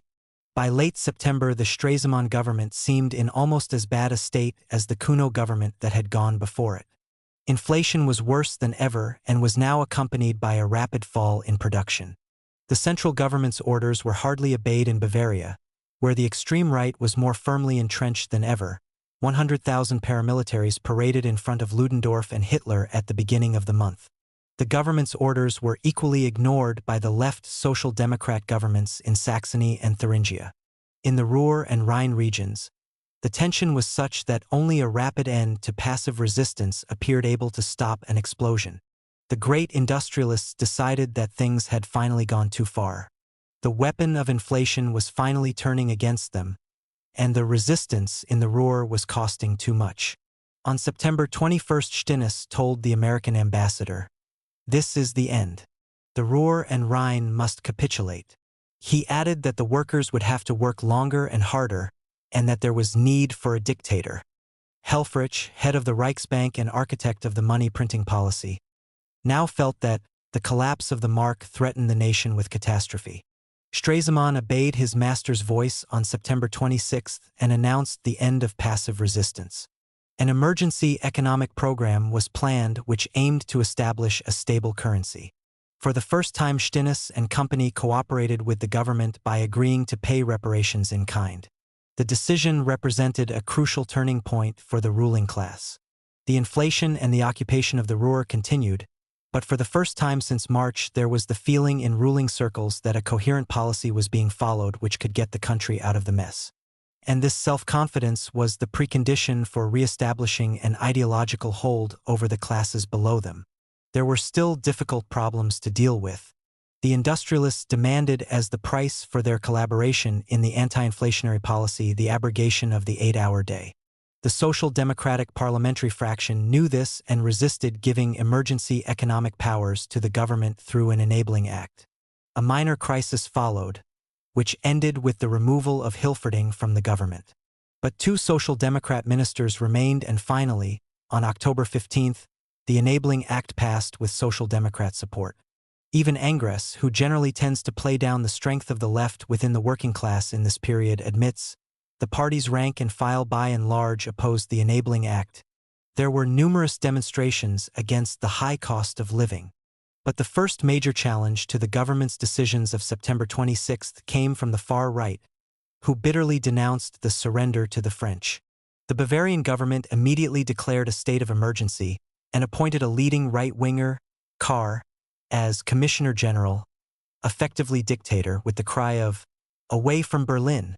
The excuse for Kahr taking dictatorial powers was provided by a provocative Nazi meeting. But Kahr then proceeded to designate Hitler's stormtroopers as emergency police, to introduce certain anti-Semitic measures and to close down the Social Democratic security detachments.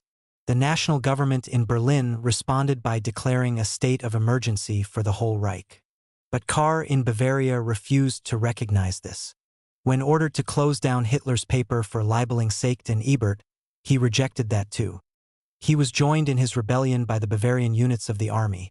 The commanding general, Lossow, refused either to obey Berlin's orders or to give up his command, and his units swore allegiance to Kahr instead of to the Berlin government. Lossow mobilized the volunteer units in Bavaria and placed them under the command of Erhard, the earlier leader of the Kapp Putsch who had escaped from prison in Leipzig barely 4 months before, and who was still a wanted man in the rest of Germany. The volunteer units were stationed along the state's northern border, directly threatening Red Saxony, and ready to march through to Berlin if ordered. Meanwhile, in northern Germany, the far-right volunteer units of the Black Reichswehr started a mutiny on October 1st, seizing 2 important fortresses near Berlin. But the bulk of the Northern Army Command still remembered their miscalculation at the time of the Kapp Putsch. The mutineers were disarmed and their leaders held under arrest for a short time. The attitude of the key military and governmental figures was that they disagreed with the tactics of Hitler, Ludendorff, the Bavarian government, and the right-wing volunteers, but believed that the disagreement should not lead to bloodshed if it could be avoided, for they had a common interest in maintaining a united front against the left. Stresemann's biographer records.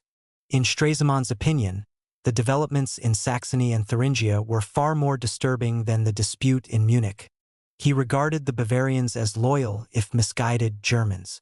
Saxony and Thuringia had been thorns in the flesh of the central government for months.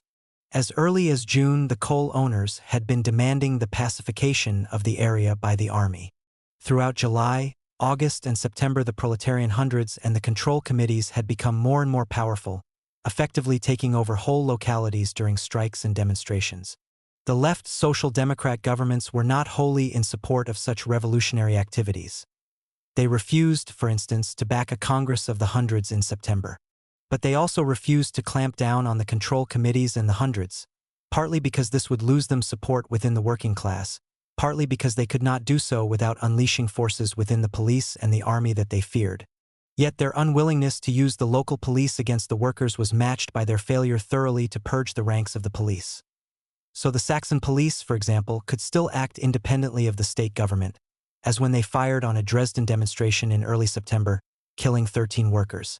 Zeiner, for instance, assured the Kuno government on August 8 that his government would suppress the revolutionary movement with all determination by sending police to disorderly areas. But in practice, such police detachments were rarely dispatched. Brandler later claimed, in fact, that the Social Democrat governments in Saxony and Thuringia were helpless in face of the communists. Liberal and Social Democrat historians usually refer to the Saxon Premier Zeiner as well-intentioned, but unstable. They forget to add that such characterization has been applied to a whole host of figures historically, from the Girondists in the French Revolution to Kerensky in Russia 1917, Dubček in Czechoslovakia 1968, and Allende in Chile. All were figures who sought to compromise between rapidly polarizing political forces. Their good intentions consisted in knowing that full-blooded reaction, whether of the royalist, czarist, Stalinist, or CIA variety, would mean a bloodbath that could destroy their own popularity. Their instability consisted in an inability to take a firm stand against reaction, instead trying to achieve their ends by persuasion rather than violence. Such was Zeiner's position in the autumn of 1923. By the beginning of October, it was clear that at some point the national government was going to act against Saxony and Thuringia. The national state of emergency gave the government added powers for use against the left. Already a general, Meller, had been made special commissioner with powers in Saxony, and had used his powers to assert military jurisdiction over public meetings, publications, and the right to strike. It could only be a matter of time before the state government that defied this injunction was deposed by force, whether by Erhard's troops moving north from Bavaria, or by the troops of Seicht and Müller moving south from Berlin. The plan for taking power. The Communist Party spent September making military preparations for the seizure of power. But the final mechanics of the operation were not decided until the end of the month, at meetings in Moscow. The advance of the right against Saxony and Thuringia was to provide the occasion for launching a revolutionary counteroffensive. Throughout Germany, there were millions of Social Democrat supporters who saw the governments of Central Germany as a positive alternative to the discredited Grand Coalition. The right's attack on these governments could galvanize such supporters into revolutionary action alongside the communists. The communists had to point out that the only way to defeat the attack on Saxony and Thuringia was for the workers to go over to the offensive, to build the proletarian hundreds, and to disarm the right-wing paramilitaries, the police and the Reichswehr. And this was no longer merely a matter of propaganda. Such defensive moves had to be implemented in practice the moment the attack against Saxony and Thuringia started. But although presented as defensive, these moves were offensive as well. The far right and the army units could not be disarmed except by armed attacks on them.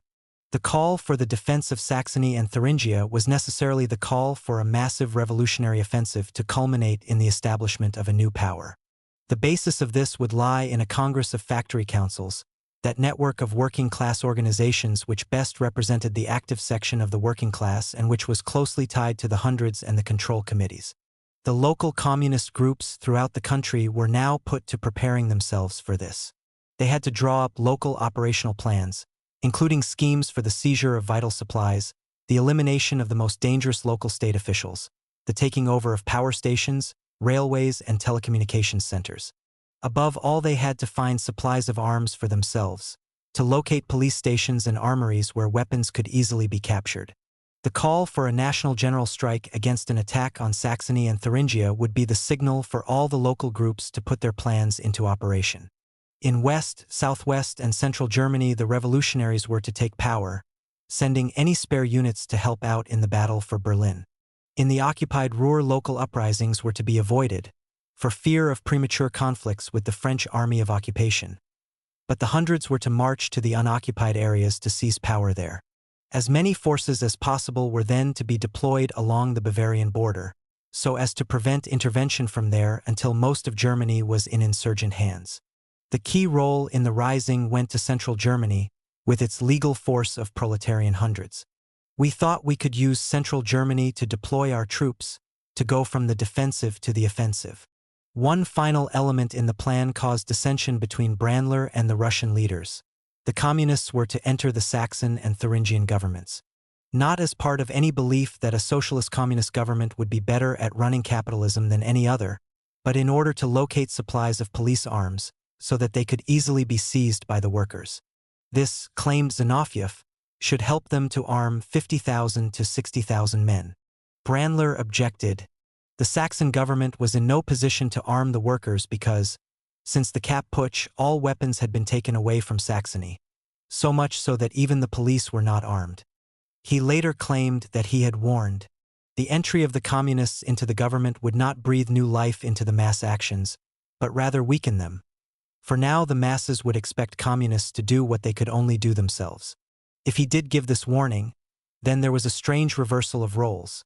In the discussions of the previous December, the German party leadership had strongly favored communist socialist governments, and it was Zinoviev, Trotsky, and Lenin who had been more reserved. In any case, after Zinoviev banged his fist on the table, and Trotsky spent a whole evening with Brandler, trying to persuade him, Brandler accepted the decision. He returned from Moscow to Saxony and, as he got off the train, found from the newspapers he was already a government minister. The decision about the bid for power was followed by a huge worldwide propaganda campaign by the Comintern. Everywhere communist parties were told that just as in the past their first priority had been the defense of workers' Russia, now it would be defense of workers' Germany. Typically, the French Communist Weekly, Bulletin Communist, which had hardly mentioned Germany for months, was now turned over to extensive reportage of German events. A typical lead article ran, 5 years after the bourgeois democratic revolution in Germany, the proletarian revolution is in sight. Unfortunately, the article appeared after the revolution was defeated. Nowhere was the message hammered home more than in Russia itself. Newspapers, posters, meetings, demonstrations dwelt on the theme of the forthcoming German Revolution. Russia in 1923 was already a long way from the exuberant proletarian enthusiasm and democracy of 1917. The Civil War had exacted an enormous price, and working-class democracy gave way to poverty, starvation, the closure of most of the factories, and the increasingly authoritarian rule of a party whose direct links with the workers were rapidly withering. The Civil War had ended only to give way to the enforced retreat of the new economic policy. Mass unemployment coexisted with a new privileged layer of petty traders and bureaucrats. By 1923, as Lenin lay paralyzed and dying, bureaucratic practices had invaded the very top of the party, as the incipient Stalinist faction maneuvered with Zinoviev and Kamenev against Trotsky. Yet all this seems to have been forgotten for a few brief weeks of the early autumn. The advance of the German Revolution created new enthusiasm among those who had been growing cynical or bureaucratized. The inter-party intrigues were replaced by a united concern to find the means to spread the revolution. In Russia itself in these weeks, we can glimpse, briefly, how its revolution could have been reborn if a revolutionary Germany had rescued it from isolation and poverty. When Brandler returned to Germany, Trotsky saw him off from the station, kissing his cheeks, the leader of one victorious revolution expressing his regard for the certain leader of another. Even Stalin enthused in a letter to Thalheimer. The revolution approaching in Germany is the most important international event of our time. The victory of the German Revolution will be still more important for the proletariat of Europe and America than was the Russian Revolution of 6 years ago. The victory of the German Revolution will transfer the center of world revolution from Moscow to Berlin. The German October. Events now moved rapidly to a climax. The Communists had already, in September, threatened to bring down the Saxon Left Social Democrat government because of its failure to purge the Saxon police, as evidenced in the shooting of demonstrators in Dresden.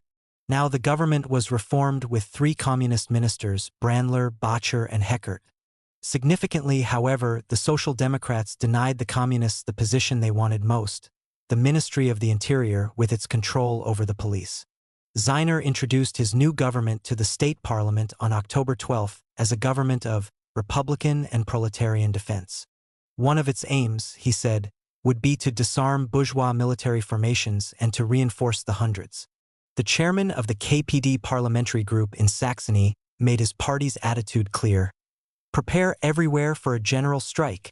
Make arrangements to stop the movement of transport carrying the Reichswehr and armed gangs against the workers. Frolic, for the Communists, declared to the Reichstag in Berlin. The Socialist Communist government is a struggle against reaction and against separatism in Bavaria and the Rhineland, against the oppressive policies of the great economic powers in Germany.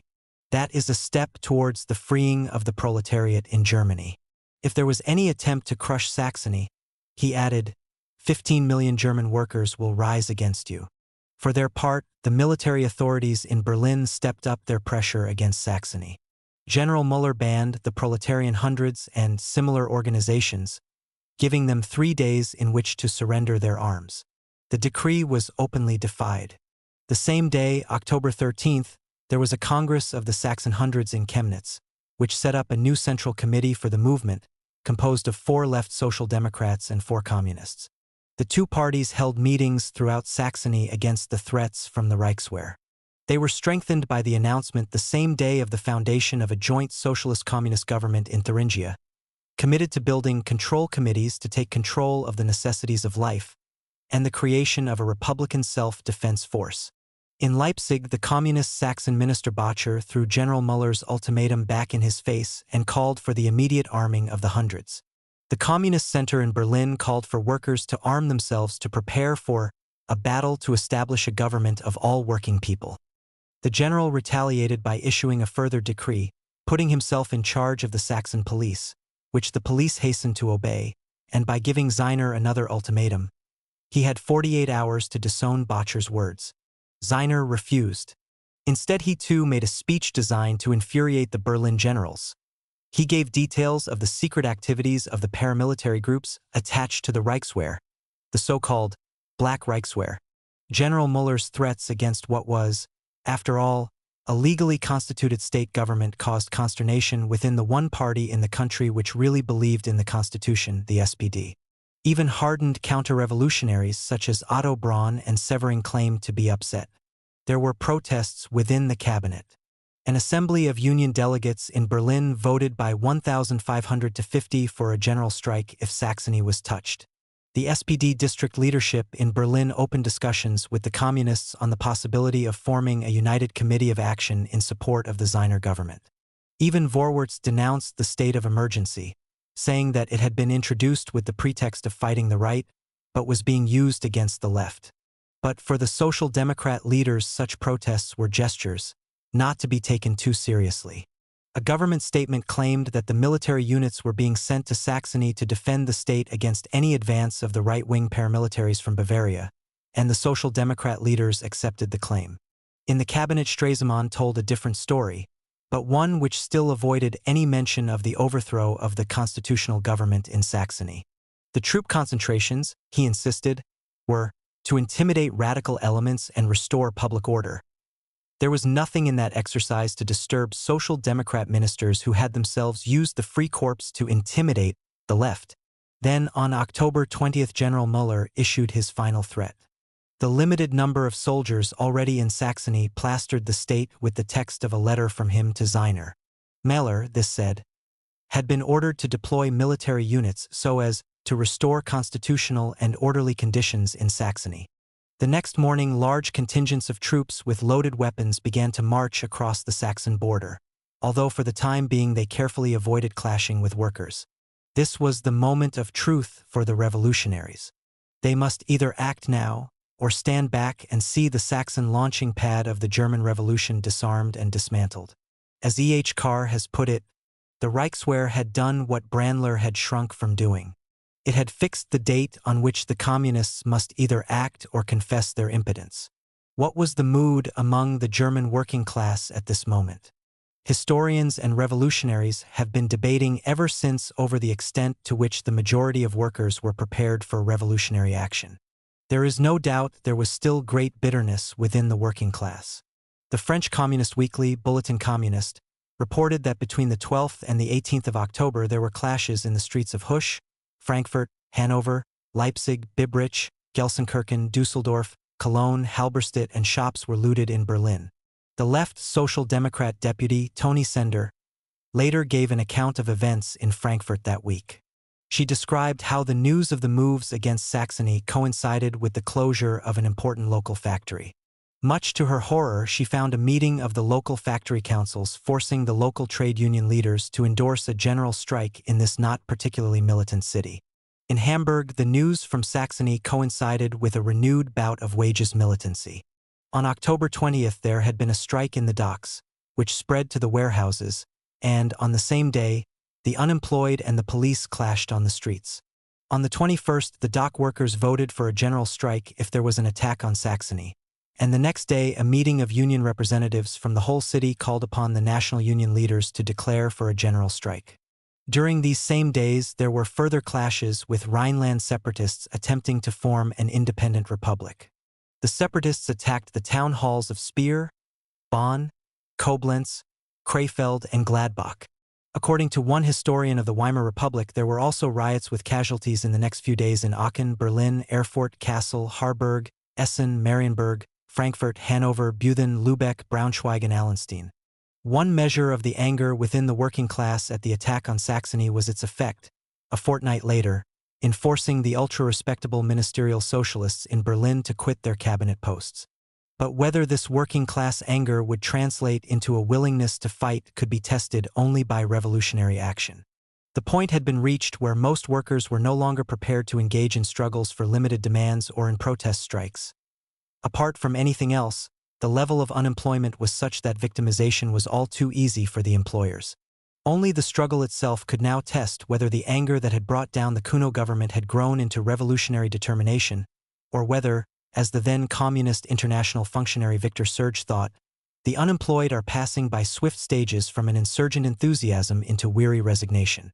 The need to apply a practical test to the popular mood applied even more to the other strata of society. Since the passive resistance had been abandoned, the ruling class had regained a certain self-confidence for the first time since the spring.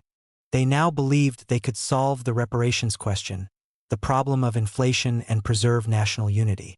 But it is doubtful whether this new confidence had yet percolated down to the lower ranks of officialdom and the petty bourgeoisie, who were more impoverished than ever. Within the middle ranks of the armed forces, the surrender in the Ruhr had increased rather than diminished the bitterness, although it was usually the far right who benefited from this. The Communist Party had been projecting propaganda towards the ranks of the army and the civil service for months. But propaganda alone could provide no measure of the extent of any real divisions in the forces of the state. Only revolutionary action could do that. The debacle. Until October 21st, the communist leadership seemed determined on the action that alone could put to the test the balance of forces. True, General Müller's action was forcing the communists to move earlier than they had wished. They had not been able to arm nearly as many men as they had hoped. They had only 6,000 guns as against the predicted 60,000. Nor had it been possible to call a national congress of factory councils to provide legitimacy for revolutionary action. The government ban on the National Factory Council movement had proved more of an impediment than had been expected. But throughout Germany there were hundreds of thousands of communists ready to move. And it seemed likely that their lead would be followed by the huge disoriented section of social democracy. Early in the morning of Sunday, October 21st, as Müller's troops began to enter Saxony, Brandler explained the plan for the insurrection to a meeting in Chemnitz of representatives of all the Communist Party's districts. There would be agitation throughout the country for a general strike the next day, as workers returned to the factories after the weekend. On the Tuesday, against the background of the strike, the armed revolutionary units would carry through the operations they had been planning for a month and more, seizing control of police stations, barracks, communications centers, railway stations, administrative buildings. The call for the general strike could not come from a fully representative Congress of factory councils. But that need not matter. A conference of various local workers' organizations from Saxony had been jointly called some time before by Social Democrat and Communist ministers for that very day. It was due to discuss action to deal with the rapidly deteriorating economic situation. 1 person in 7 in the state was on the edge of starvation. It would be easy to get the conference to take up the urgent matter of defense against the Reichswehr invasion and to call for a general strike. The proletarian hundreds patrolled the streets of Chemnitz as the delegates arrived in the city for the conference. But they did not need to take action. Müller was playing a clever waiting game, not provoking the workers in such a way as to force the Social Democrats to react. The 498 delegates assembled without interference, among them 140 from factory councils, 120 from union branches, 79 from control committees, 66 from Communist Party sections, 7 from the SPD. The proceedings began routinely enough. There were speeches on the economic crisis, the acute food shortages, and the catastrophic growth of unemployment from the Social Democrat Minister of Labor, Graup, and from 2 of the Communist ministers, Bacher and Heckert. Delegates speaking from the floor were meant to keep to the same themes, but a number mentioned the Reichswehr movements, which made discussions on the government's economic program rather redundant. Then Brandler went to the rostrum. Brandler insisted that now was the time for the workers of Saxony to call for assistance from the rest of Germany. Otherwise, they would be destroyed. The only salvation lay in the immediate call for a national general strike of solidarity. He called on the Social Democrats to drop their vain hope of a peaceful settlement with Berlin. Only an immediate, unanimous vote for the general strike could save the situation. Brandler seems to have expected the Social Democrat leaders to agree enthusiastically. Instead, he was greeted with stunned silence. Then the Social Democrat Minister Graup took the floor. The present conference, he said, could not by itself decide the response of the workers of Saxony to the army's threats. The defense of Saxony was the task of the Government of Republican and Proletarian Defense and the Social Democratic Communist majority in the state parliament. It would be quite wrong for the present conference to usurp the power of such official bodies. If a motion was put to do so, the whole Social Democratic delegation would walk out. Brandler had got himself and the German Revolution into an impossible position. He had expected the left Social Democrats to agree to a project that they well knew meant civil war, even if they did not know of the secret communist preparations. But the left Social Democrats were, for all their good intentions, still Social Democrats. They had boundless faith in the possibilities of compromise, and were not prepared to abandon these possibilities for a revolutionary gamble, however desperate the situation. They half believed the government's claim that the army was moving in to deal with Bavaria, and they would not abandon that belief until the army itself made continued ignorance of its real aims impossible. After all, they figured, they could not yet be certain that there would be no continued role for Social Democrat politicians. The Communists took Graup's threat as an indication that the Social Democratic rank and file would not support any revolutionary offensive, and allowed the strike resolution to be talked out. As Brandler recalled 36 years later, after discussions with other members of the Center, I advised against the proclamation of a general strike, and in this course I received the assent of all the Center members present, including Ruth Fisher. In this account, Brandler claims that the military situation determined his decision, but other accounts make it clear that it was the refusal of the Social Democrats to fight that was decisive. In Chemnitz, the second part of the plan was smashed, i.e. the common uprising of the Social Democratic and Communist masses. The proposal for the proclamation of a general strike was not put because of the opposition of the left Social Democrats. The Center decided that the United Front of the Proletariat could no longer stay in existence if the Communists went ahead alone, and in this situation, because of the divided forces of the proletariat and the state of technical preparation, the uprising was impossible.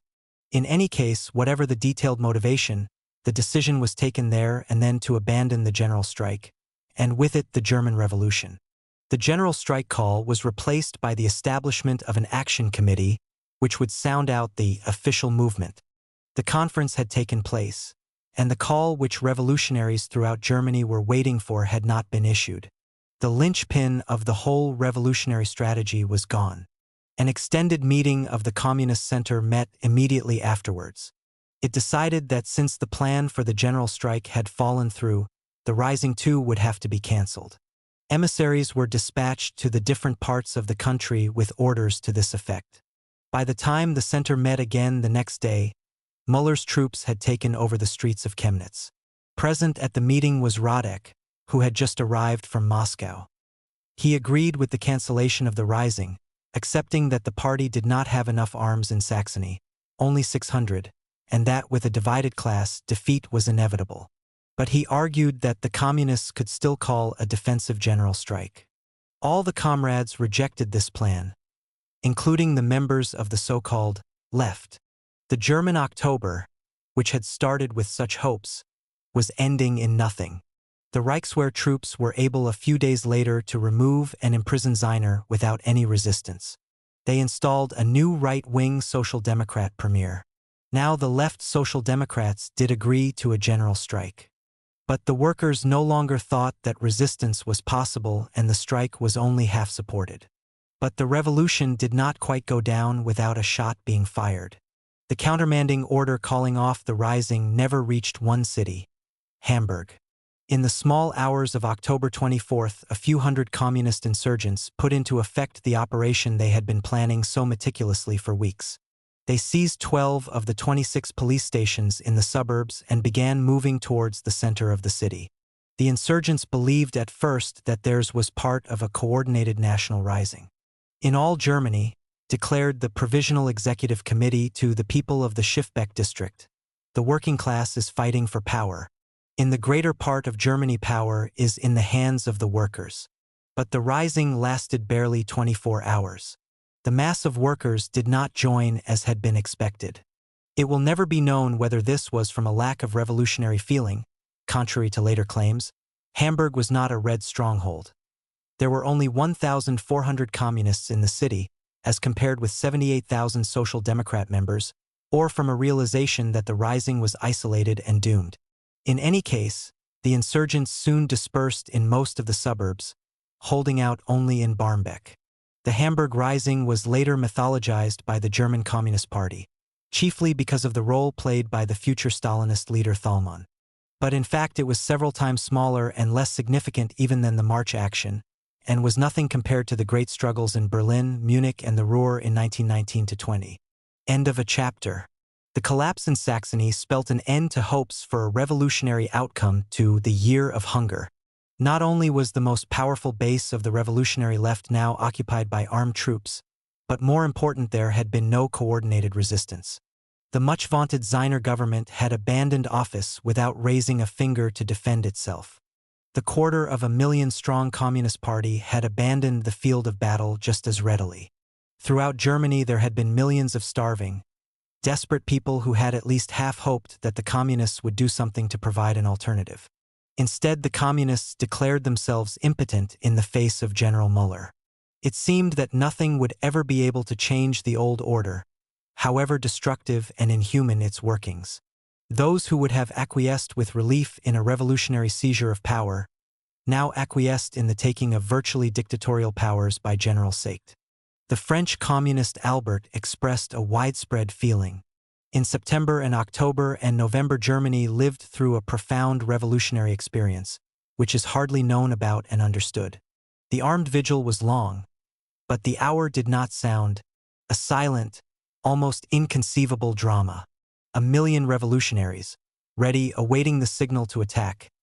Behind them the millions of the unemployed, the hungry, the desperate, a people in pain murmuring, "Us as well, us as well." The muscles of this crowd were ready, the fists already clasping the Mausers that they were going to oppose to the armored cars of the Reichswehr. And nothing happened except for the bloody buffoonery of Dresden, when a corporal and a few men chased from their offices the workers' ministers who had made bourgeois Germany tremble, and a few puddles of blood, 60 deaths altogether, on the pavements of the industrial cities of Saxony. There is a mechanical interpretation of history, according to which the outcome of events is determined in advance by the interplay of objective forces. But this forgets, as Marx put it, that a revolutionary idea that takes hold of the masses itself becomes a material force. Economic development, the growth of large-scale industry, spells of prosperity giving way to spells of poverty, great crises, all serve to propel large numbers of men and women into new social movements. But the future of these movements depends, beyond a certain point, on their success or failure in battles with their opponents. No battle is ever won simply by a commander deciding that his troops are bigger or smaller in number than those on the other side. The psychology of the troops, their deployment in the right place at the right time, the correct allocation of armaments, all play a part. And what applies in simple battles applies even more in great social conflicts, in strikes, demonstrations, revolutions. Whatever may or may not have been the real possibilities of victory in the German October, the banner was not raised in Saxony. And the working class, so powerful in the first weeks of August, ran for cover at the end of October. German capitalism was left unscathed, in control of the field of battle. In political terms, this meant a sharp swing to the right. On November 2nd, the Social Democrat ministers resigned from the central government. They had played their part in keeping important sections of the working class quiet in the aftermath of the fall of the Kuno government and during the maneuvers against Saxony. Now German capitalism could manage without them. The party that had dominated the first 5 years of the Weimar Republic was to be excluded from office for the next 5 years. In Munich, Hitler thought his time had come. On 8 to 9 November, his stormtroopers tried to force the Bavarian Special Commissioner, Kahr, and the head of the Bavarian army, Lossow, to join Hitler in a seizure of power as a prelude to a march on Berlin. But Lossow was satisfied with the new swing to the right in Berlin, and Kahr wanted separatism, not Hitler's National Socialism. Fascism was not yet strong enough to operate without the shield provided by the Reichswehr, and the generals thought they could control events without bending to the Austrian upstart. The putsch was quickly disposed of, and Hitler had to endure the indignity of 6 months in jail. The German bourgeoisie now hastened to push through its solution to the crisis. The mark was stabilized by a huge credit squeeze, which caused wholesale factory closures until 28% of union members were unemployed and 42% were on short time. Meanwhile, the main gain that workers still retained from the struggle of November 1918, the 8-hour day, was scrapped. The year that many had thought would finally bring the German Revolution in fact ended with the right-wing parties and the military high command in an even more powerful position than after the Freikorps marches of 1919 and 1920. The Reich government could only assert its power through the intermediary of the Reichswehr, whose commander-in-chief, General Seicht, was invested with extraordinary authority. Under military protection, the economy was stabilized, the economic independence of the cartels brought to heel, the 8-hour day abolished, and the principle of compulsory arbitration enforced. The high command was not all-powerful. It still had to adjust to changes in the balance of social forces. In particular, it still had to allow social democracy to tame an independent workers' movement in which communists could not be prevented from playing some role. But it had regained much of the power it had enjoyed in the years of the World War. For the time being, at least, the dream of a workers' Germany joining a workers' Russia in reshaping the world was over. The lessons of October. The debacle in Saxony led immediately to a huge debate within the Communist International as to what had gone wrong. Unfortunately, it cannot be said to have been a clear and rational debate. It came just as increasing bureaucratization in Russia was drowning rational discussion there. Lenin was completely incapacitated and died in January 1924. Zinoviev, Kamenev, and Stalin were using the bureaucratic complacency of wide ranks of the Russian party to isolate Trotsky and destroy his popularity. Now they spread the methods they were employing in Russia to the arguments inside the International. In the row over Germany, Brandler, Thalheimer, and Radek defended the tactics of the German party with rational and generally factually based arguments, even if these were often confused and self-contradictory. But most of those who attacked them did so out of personal animosity, factional bitterness, and bureaucratic intrigue, picking up and discarding arguments, even inventing facts, as it suited them. It has not been my purpose in this book to go into the internal faction questions that arose inside the Russian party or into the history of the degeneration of the Russian Revolution. The issues are important, but they have been dealt with adequately elsewhere. So I will limit myself to a couple of examples of the method of argument that followed the German defeat.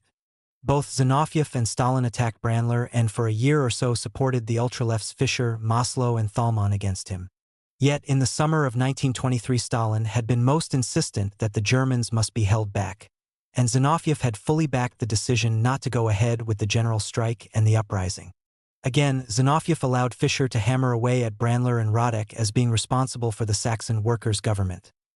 Yet, as we have seen, Brandler was against entering the government in October. Finally, the condemnation of Brandler and Radek at the Fifth Congress of the Comintern in 1924 was based upon a new and insane evaluation of social democracy as the left wing of fascism. The real lessons of October can only be assessed by ignoring the conclusions of the debate inside the bureaucratized Comintern.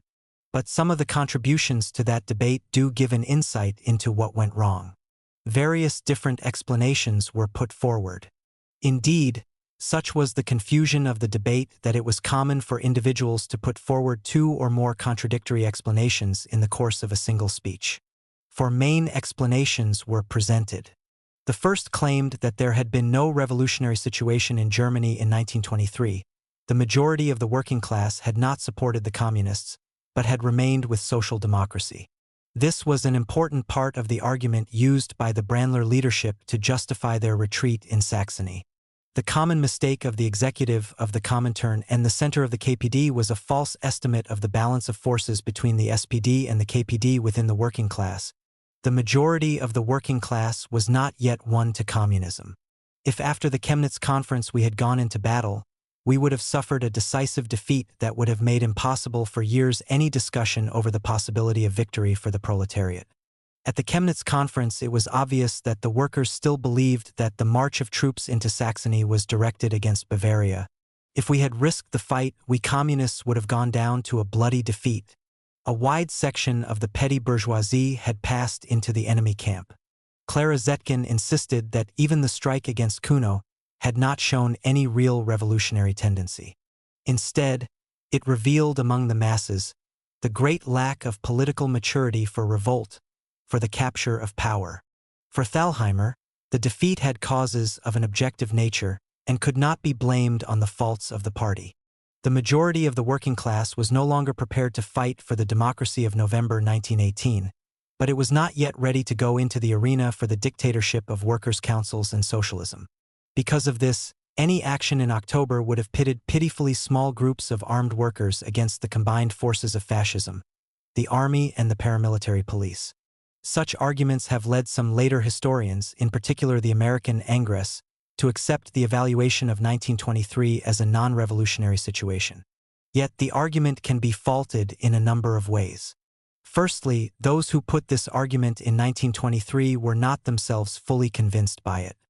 Brandler, for instance, on a number of later occasions seemed to imply, contradicting his friend Thalheimer, that there had been revolutionary possibilities in 1923, although not in October 1923.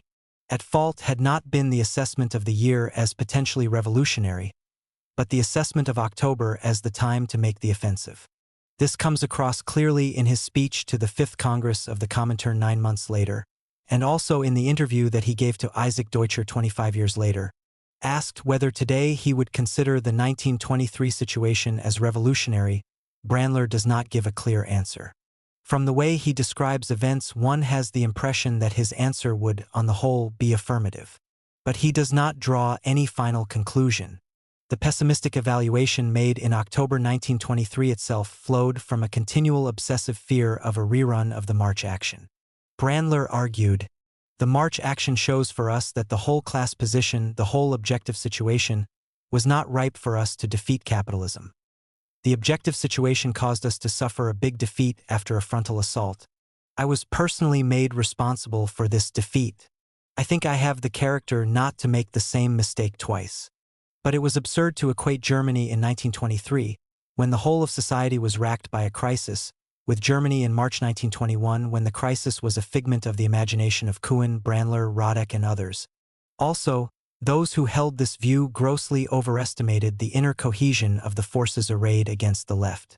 They spoke of hundreds of thousands of extreme rightist forces easily crushing a few thousand armed workers, without recognizing that there were still powerful tensions within the counter-revolutionary forces that would hinder a quick and unified response to an offensive by the left. Of course, the central government, the Reichswehr command, the Bavarian separatists, and the supporters of Hitler were all enemies of the revolution. Nevertheless, within a fortnight of the debacle in Saxony, they were to be fighting among themselves. Instead of recognizing this, even after Hitler was put in prison for his putsch in Bavaria, the German communist leadership were lumping all the right-wing forces together as fascist. In a remarkable travesty of history, the Brandler leadership declared, "The November Revolution is delivered up to fascism.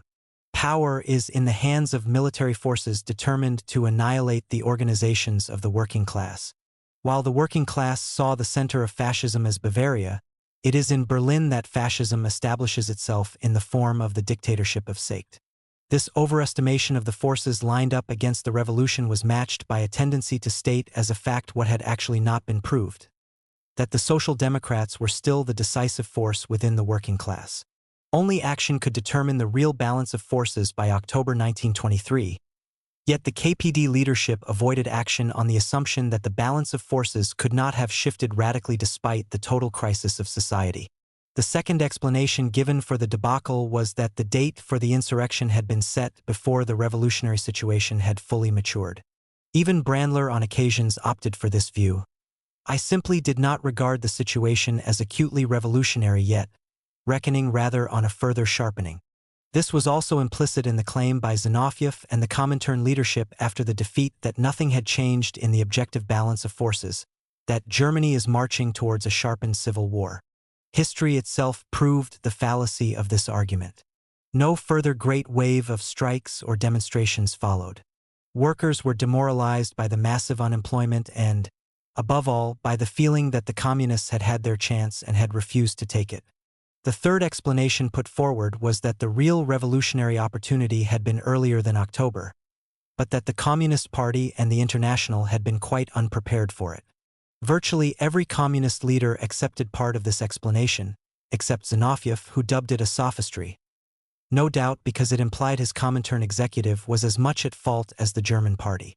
Rodek claimed that in April and May neither the executive of the Comintern nor the German party leadership drew the practical conclusions from their theoretical evaluation that the Ruhr struggle would end in civil war.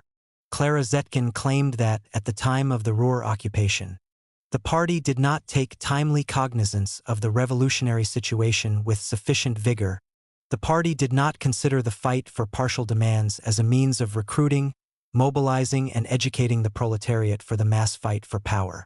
The most extreme version of this argument holds that by October there was no chance of a successful insurrection.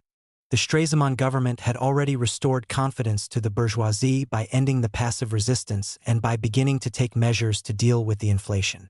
The trouble with this extreme argument is that it assumes that the mass of people, even the mass of the bourgeoisie, accepted in advance that Stresemann's schemes would work. But the end of the passive resistance was not immediately followed by an agreement with the French. The French-backed separatist movement was still active in the Rhineland at the time of the debacle in Saxony. And the inflation continued to accelerate for another fortnight.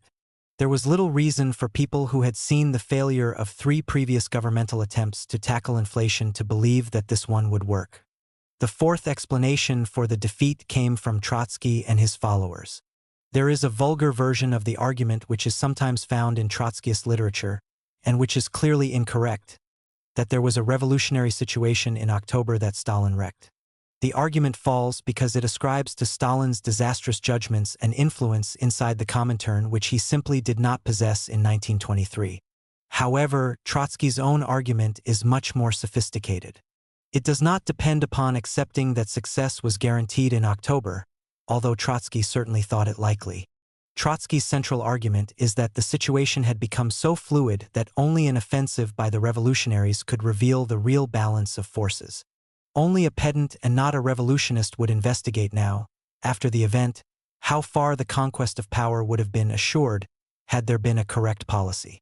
But the German party had failed to respond to the sharp change in the objective situation in the course of the year. In the summer of 1923, the internal situation in Germany, especially in connection with the collapse of the passive resistance, assumed a catastrophic character. It became clear that the German bourgeoisie could extricate itself from this hopeless situation only if the Communist Party failed to understand in due time that the position of the bourgeoisie was hopeless, and if the party failed to draw the necessary revolutionary conclusions. Why didn't the German Revolution lead to victory? The reasons for it are to be sought in tactics, not in the existing conditions. Here we had a classic example of a missed revolutionary situation. After all the German proletariat had gone through in recent years, it could be led to a decisive struggle only if it were convinced that this time the question would be decisively resolved and that the Communist Party was ready for the struggle and capable of achieving the victory. But the Communist Party executed the turn very irresolutely and after a very long delay. Not only the rights but also the lefts, despite the fact that they had fought each other very bitterly, viewed rather fatalistically the process of revolutionary development up to September-October 1923. Trotsky thought that the German party leadership had made a terrible mistake in not pressing ahead in October 1923. But this was only a final expression of the fact that they had been lagging behind events throughout the summer of that year. The fact that after the event the reformists seemed to have as firm a hold as ever on the majority of the working class did not prove that the workers would not have followed the communists into battle at the height of the social and political crisis. For the failure of the communists to act would restore the masses to social democracy. A party which carries on a protracted revolutionary agitation and then, after the confidence of the masses has raised it to the top, begins to vacillate, to split hairs, to hedge and temporize. Such a party paralyses the activity of the masses, sows disillusion and disintegration among them and brings ruin to the revolution. But in turn it provides itself with a ready excuse, after the debacle, that the masses were insufficiently active. Trotsky quotes at length statements from Bolsheviks, especially Zinoviev and Kamenev, who in October 1917 in Russia had used arguments against the insurrection that were similar to those used in October 1923 in Germany by Brandler and Radek. He suggests that had these arguments carried the day in 1917, then after the event they would have seemed correct. It is not difficult to imagine how history would have been written had the line of evading battle been carried in the Central Committee. The official historians would, of course, have explained that an insurrection in October 1917 would have been sheer madness, and they would have furnished the reader with awe-inspiring statistical charts of Junkers and Cossacks and shock troops and artillery deployed fanwise, and army corps arriving from the front. Never tested in the fire of insurrection, these forces would have seemed immeasurably more terrible than they proved in action. In fact, the revolution would have failed, not because it was impossible, but because the party had failed to act at the decisive moment. Its hesitation would have given the bourgeoisie time to move its troops and reassert a commanding grip over events. For revolutions develop to a point at which either the revolutionary party acts, or history falls back into its old mold. The strength of the Revolutionary Party increases only up to a certain moment, after which the process can turn into the very opposite. The hopes of the masses change into disillusionment as a result of the party's passivity, while the enemy recovers from his panic and takes advantage of the disillusionment. Trotsky stressed the need for the party to have acted in October. Even if the arguments of Radek and Thalheimer are accepted, that by October the crucial moment had passed and the bourgeoisie was back in control of events, Trotsky's essential diagnosis holds.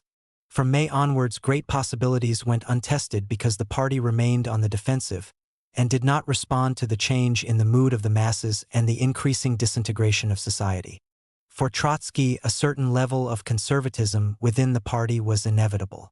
This followed from the fact that, throughout most of the lifespan of any revolutionary party, the objective possibility of seizing power just does not exist.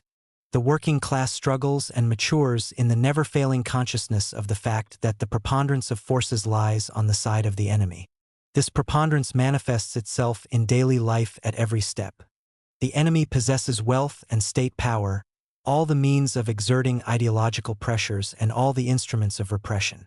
We become habituated to the idea that the preponderance of forces is on the enemy's side, and habitual thought enters as an integral part into the entire life and activity of the Revolutionary Party during the preparatory epoch.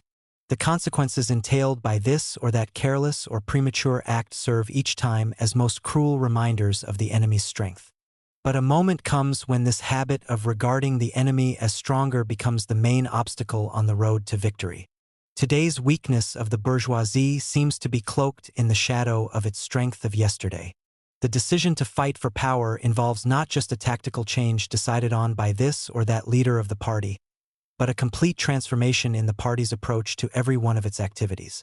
It is hardly surprising, then, that whole sections of the party try to avoid accepting the change. Every period in the development of the party has special features of its own and calls for specific habits and methods of work. A tactical turn implies a greater or lesser break in these habits and methods. Herein lies the direct and most immediate root of internal party friction and crises. Hence the danger arises that if the turn is too abrupt or too sudden, and if in the preceding period too many elements of inertia and conservatism have accumulated in the leading organs of the party, then the party proves itself unable to fulfill its leadership in that supreme and critical moment for which it has been preparing itself in the course of years or decades. The party is ravaged by crisis, and the movement passes the party by and heads towards defeat. The confusion within the party has most profound effects upon the class. On one and the same economic foundation, with one and the same class division within society, the relation of forces undergoes change depending upon the mood of the proletarian masses, depending upon the extent to which their illusions are shattered and their political experience has grown, the extent to which the confidence of the intermediate classes and groups in the state power is shattered, and finally, the extent to which the latter loses confidence in itself. During a revolution, all these processes take place at lightning speed. If the party shows a confidence in the stability of the bourgeois state which even those in control of that state do not have, then it inadvertently helps them keep the masses under their thumb. Instead of exacerbating the internal conflicts inside the enemy camp, instead of showing the middle classes that the revolution offers a way out for them, it ends up by reassuring them that their only hope lies in the status quo. This, Trotsky argued, was what had happened in the German October. The communist leadership, after bringing the majority of workers and a section of the middle class to a point where they welcomed the prospect of revolutionary deliverance from the social crisis, then failed to deliver the goods. The masses lost confidence in the party, and the Social Democrats and the right-wing parties were able to regain their trust. The trends towards conservatism were inherent in any party. But this did not mean Trotsky thought nothing could be done to combat it. It could be avoided by a leadership that combined strict scientific stringency in assessing events with the ability to respond to sharp and sudden changes in the mood of the masses, the sort of response Lenin and Trotsky had been able to make in 1917. But a leadership of that sort could not be conjured out of thin air. The party had to develop leaders of that caliber through long years of struggle, selecting from among its members those who show that they grasp the interrelation between the objective situation and rapid changes in the mood of the masses. Only then would the party leadership be prepared for giant, world-shaping battles. The German October came to nothing because the German Communist Party lacked such leadership. Such an interpretation takes the analysis of what went wrong in 1923 back to the historical assessment of the previous decade. We have seen, in earlier chapters, how the fatal absence of even a stable nucleus for a party produced the devastating defeats of 1919 and the inability to grasp the revolutionary opportunities after the Kapp Putsch of 1920. These failures produced within the party an impatience which went to its head with the March action of 1921. That traumatic experience then prepared the ground for the debacle of 1923. The party leadership had lost its self-confidence. Its neurotic obsession with March 1921 prevented it from responding to the changed mood of the masses in May 1923. The party was riven by internal rows, with the leadership unsure of itself, vowing never again, while the opposition still showed all the symptoms of the March madness. The party sought reassurance not in the struggle in Germany itself, but instead by turning for tactical advice to men in Moscow who, however able, and many were no more able than the German leaders, were in no position themselves to assess how the mood of the German workers was changing from day to day. 1923 was the summation of all the problems that had plagued the German Revolution from the beginning, or, more accurately, of the repeated impact of the one major problem, the lack of the nucleus of a party in November 1918. Without such a nucleus, the experience of 1918 to 19 could not produce a layer of militants capable of responding in a coordinated, national manner to the possibilities of 1920. And that, in turn, ensured a combination of foolhardiness and hesitation in 1921 and 1923.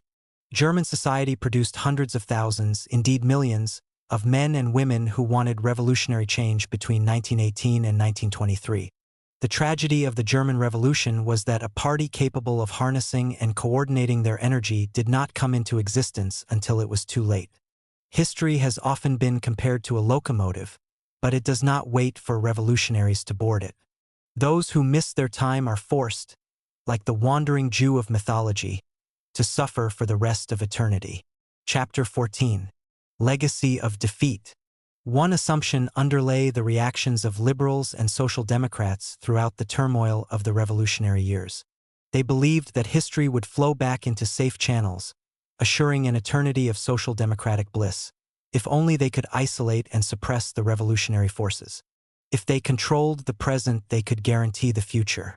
It is the same assumption that today enables social democrats somehow to retain their self-satisfied optimism as the world crisis rages around them. In the Europe of the 1920s, such a view rested on delusions of the most incredible magnitude. It assumed that the First World War was an accident of history which men of good will could have avoided.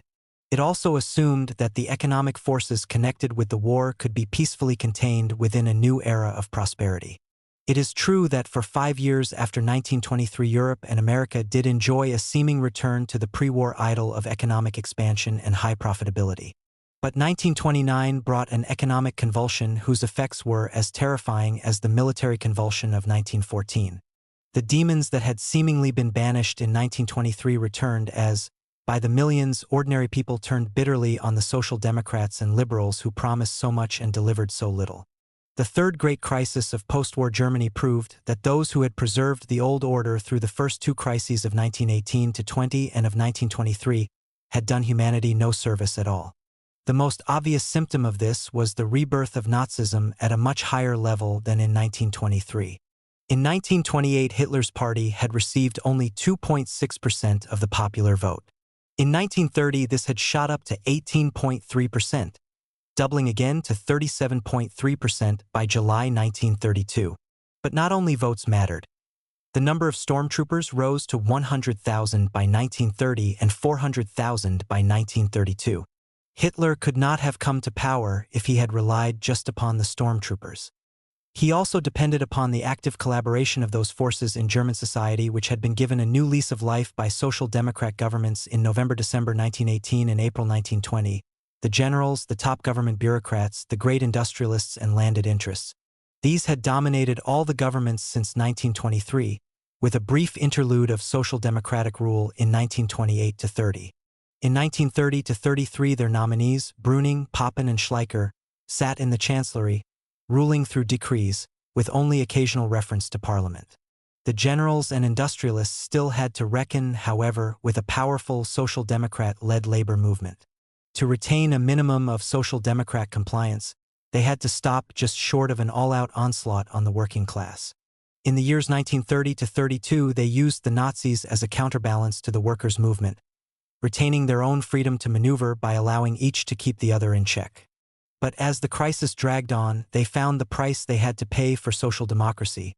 The continued toleration of certain gains made by the workers in the past was too high. The generals and industrialists estimated late in 1932 that ruling with a Nazi movement that would destroy the working class organizations was preferable to ruling with a social democratic movement that would try to buy off the workers. The first test came in July 1932. The Social Democrats Severing still sat ensconced in the Prussian Ministry of the Interior, complete with its 80,000-strong, heavily armed police force. The president of the Republic was Hindenburg, the same Hindenburg who as wartime dictator had been discredited by the collapse of the front and then rehabilitated by Ebert's pledge of a joint effort against Bolshevism. Early in 1932, Social Democratic support had ensured Hindenburg's re-election as president. Now he repaid the Social Democrats. He agreed to the removal from office of the democratically elected, constitutionally sound right-wing Social Democrat-led government of Prussia, in exactly the same way as Ebert 9 years before had agreed to the removal of the democratically elected, constitutionally sound left-wing Social Democrat-led government of Saxony. Severing, who had bid the Freikorps on their way as they went to terrorize workers in central Germany and the Ruhr, was now thrown out of his office by the Reichswehr that had been built from the Freikorps. This was only the dress rehearsal. At the end of 1932, Goebbels confided to his diary the fear that the Nazis had missed their chance.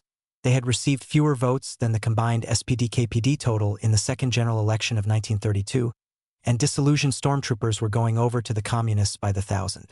The future, Goebbels wrote, is dark and gloomy. All prospects and hopes have completely vanished. But at this point, the old rulers of Germany threw their weight behind Hitler. The industrialists Thyssen and Krupp met Hitler and were reassured that he would follow their interests. The former chancellor from the Democratic Center Party, Papen, negotiated with Hitler. Then Hindenburg gave the Nazis control of the government. Those who had been saved from socialization by the Social Democrats in 1919 now worked with Hitler to destroy the Social Democratic labor movement. Yet even after Hitler was installed as chancellor and the stormtroopers had started to clean up Berlin, the Social Democrats could not believe that the ties of blood they had established with the ruling class between 1918 and 1923 had been dissolved.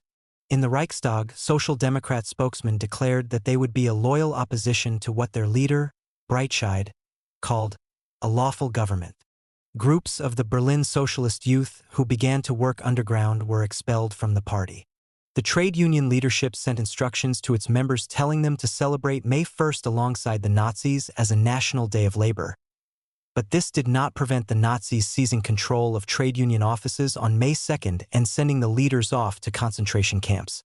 Breitscheid died by Nazi hands, and so did Hilferding, the Marxist whose prestige had been so important for German capitalism in the desperate summer of 1923. Those who had believed in capitalism with a human face, in the orderly march towards socialization, in the anchoring of the councils in the Constitution, only ensured that all Europe was subjected to a medieval barbarism armed with the monstrous devices of modern technology. Not only in Germany did the defeat of the revolution spell catastrophe for mankind. Next to Germany lay the huge land mass of the former Tsarist Empire. Those who had led the revolution there in 1917 had believed its destiny to be tied up with the destiny of the German industrial giant. The spread of the revolution from Russia to Germany was no idle dream. As we have seen, there was a brief moment in 1918 when workers' councils were the only power all the way from the Urals to the North Sea. There was a world movement with its red armies in the Ruhr as well as Siberia, Bavaria as well as the Don Basin, its councils in Turin and Bremen as well as Tsaritsyn. But this movement was destroyed in the West, in Germany, Austria, and Italy, by the influence and the policies of social democratic reformism. Instead of the European Revolution rising to the rescue of the beleaguered Russian Workers' Republic, European social democracy gave new life and new hope to the forces that wanted to destroy that republic. Under such conditions, the workers' democracy inside Russia could not stay alive for long. As Rosa Luxemburg wrote as early as 1918, Everything that happens in Russia is comprehensible and represents an inevitable chain of causes and effects, the starting point and the end term of which are the failure of the German proletariat and the occupation of Russia by German imperialism. There is no space here to detail what followed in Russia: the decimation of the working class as a result of the civil war and foreign intervention, the withering of workers' democracy, the bureaucratization, the rise of a new state capitalist class, Stalinism. But it is necessary to repeat: the rise of the new form of exploitation and oppression was inseparable from the isolation of the revolution. Social democracy in the West begot Stalinism in the East. The blood spilt by Stalin, as much as the blood spilt by Hitler, lies also at the door of the right-wing Social Democrats Ebert, Noske, Severing, and Wells, and the left-wing Social Democrat Hilferding. Perhaps the mutual influence is shown most clearly by Moscow's brief Indian summer of 1923. In August and September of that year, the news from Berlin briefly recreated enthusiasm for the revolution. Once again, it seemed that the interaction between Germany and Russia could create a new prospect for humanity. There was a glow from the West that could evoke warmth even in the cold bureaucratic heart of a Stalin. But all too soon that warmth turned to icy disappointment. The defeat without battle in Germany produced even greater demoralization in Moscow than in Berlin. For the Bolshevik-turned-bureaucrat, the prospect of a liberated humanity once again seemed far more distant and unreal than the enforcement of production targets and the placating of careerists. For the Russian workers, revolution was once again a distant mirage, obscured by the present reality of shortages, low wages, and an increasingly authoritarian regime. The destructive effect inside Russia fed straight back into the revolutionary movement inside Germany. The new bureaucrats in Moscow were accustomed to instant obedience to their commands. They imposed the same obedience on their followers abroad. The effects of policies pursued in particular countries came to matter less than who dictated those policies. The very terminology of politics became corrupted. Serge tells how the parties were changing their faces and even their language. A conventional jargon was settling upon our publications. We called it agit prop pigeon. Everything was now only a matter of 100% approval of the correct line of the executive, or of Bolshevik monolithism. Rational discussion concerning what to do became replaced by a series of arbitrarily connected code words designed to justify decisions after the event. The German Communist Party made numerous profound mistakes in the first 5 years of its existence. But at least, if we read the records of the congresses and debates of those years, we feel in the presence of human beings attempting, however blunderingly, to change history. By contrast, in the congresses and debates from 1924 onwards, what we find are backstage maneuvers sanctified with the out-of-context quote and the invented fact. By the time the Third Great Crisis hit Germany in 1929-33, the Communist Party was no longer a positive factor, pointing a way forward as it had in 1918-20 and 1923. Bureaucratic idiocy had transformed it into a negative factor in history. Certainly it was capable of attracting millions of votes from workers, especially unemployed workers, who saw no future in social democracy. But it could not translate that into a challenge to the hold of the Social Democrats over the organized labor movement, because of an insane Moscow-ordained ultraleftism that made the ultraleftism of 1919-21 pale into insignificance. Moscow had decreed that social democracy was the same as fascism, and the German communist leaders then ignored the threat of real fascism. The KPD's own membership remained at only half the 1923 figure. Despite its 5 million votes, it positioned itself on the sidelines of history, refusing to challenge the Social Democrat leaders to put the words with which they beguiled their supporters to the test of a united front. While the Nazis made their way towards power, the KPD continued to talk gibberish about the danger of social fascism and to lull workers to sleep with the slogan, "After Hitler, us." The degeneration had come full circle. The whole world has had to pay the price.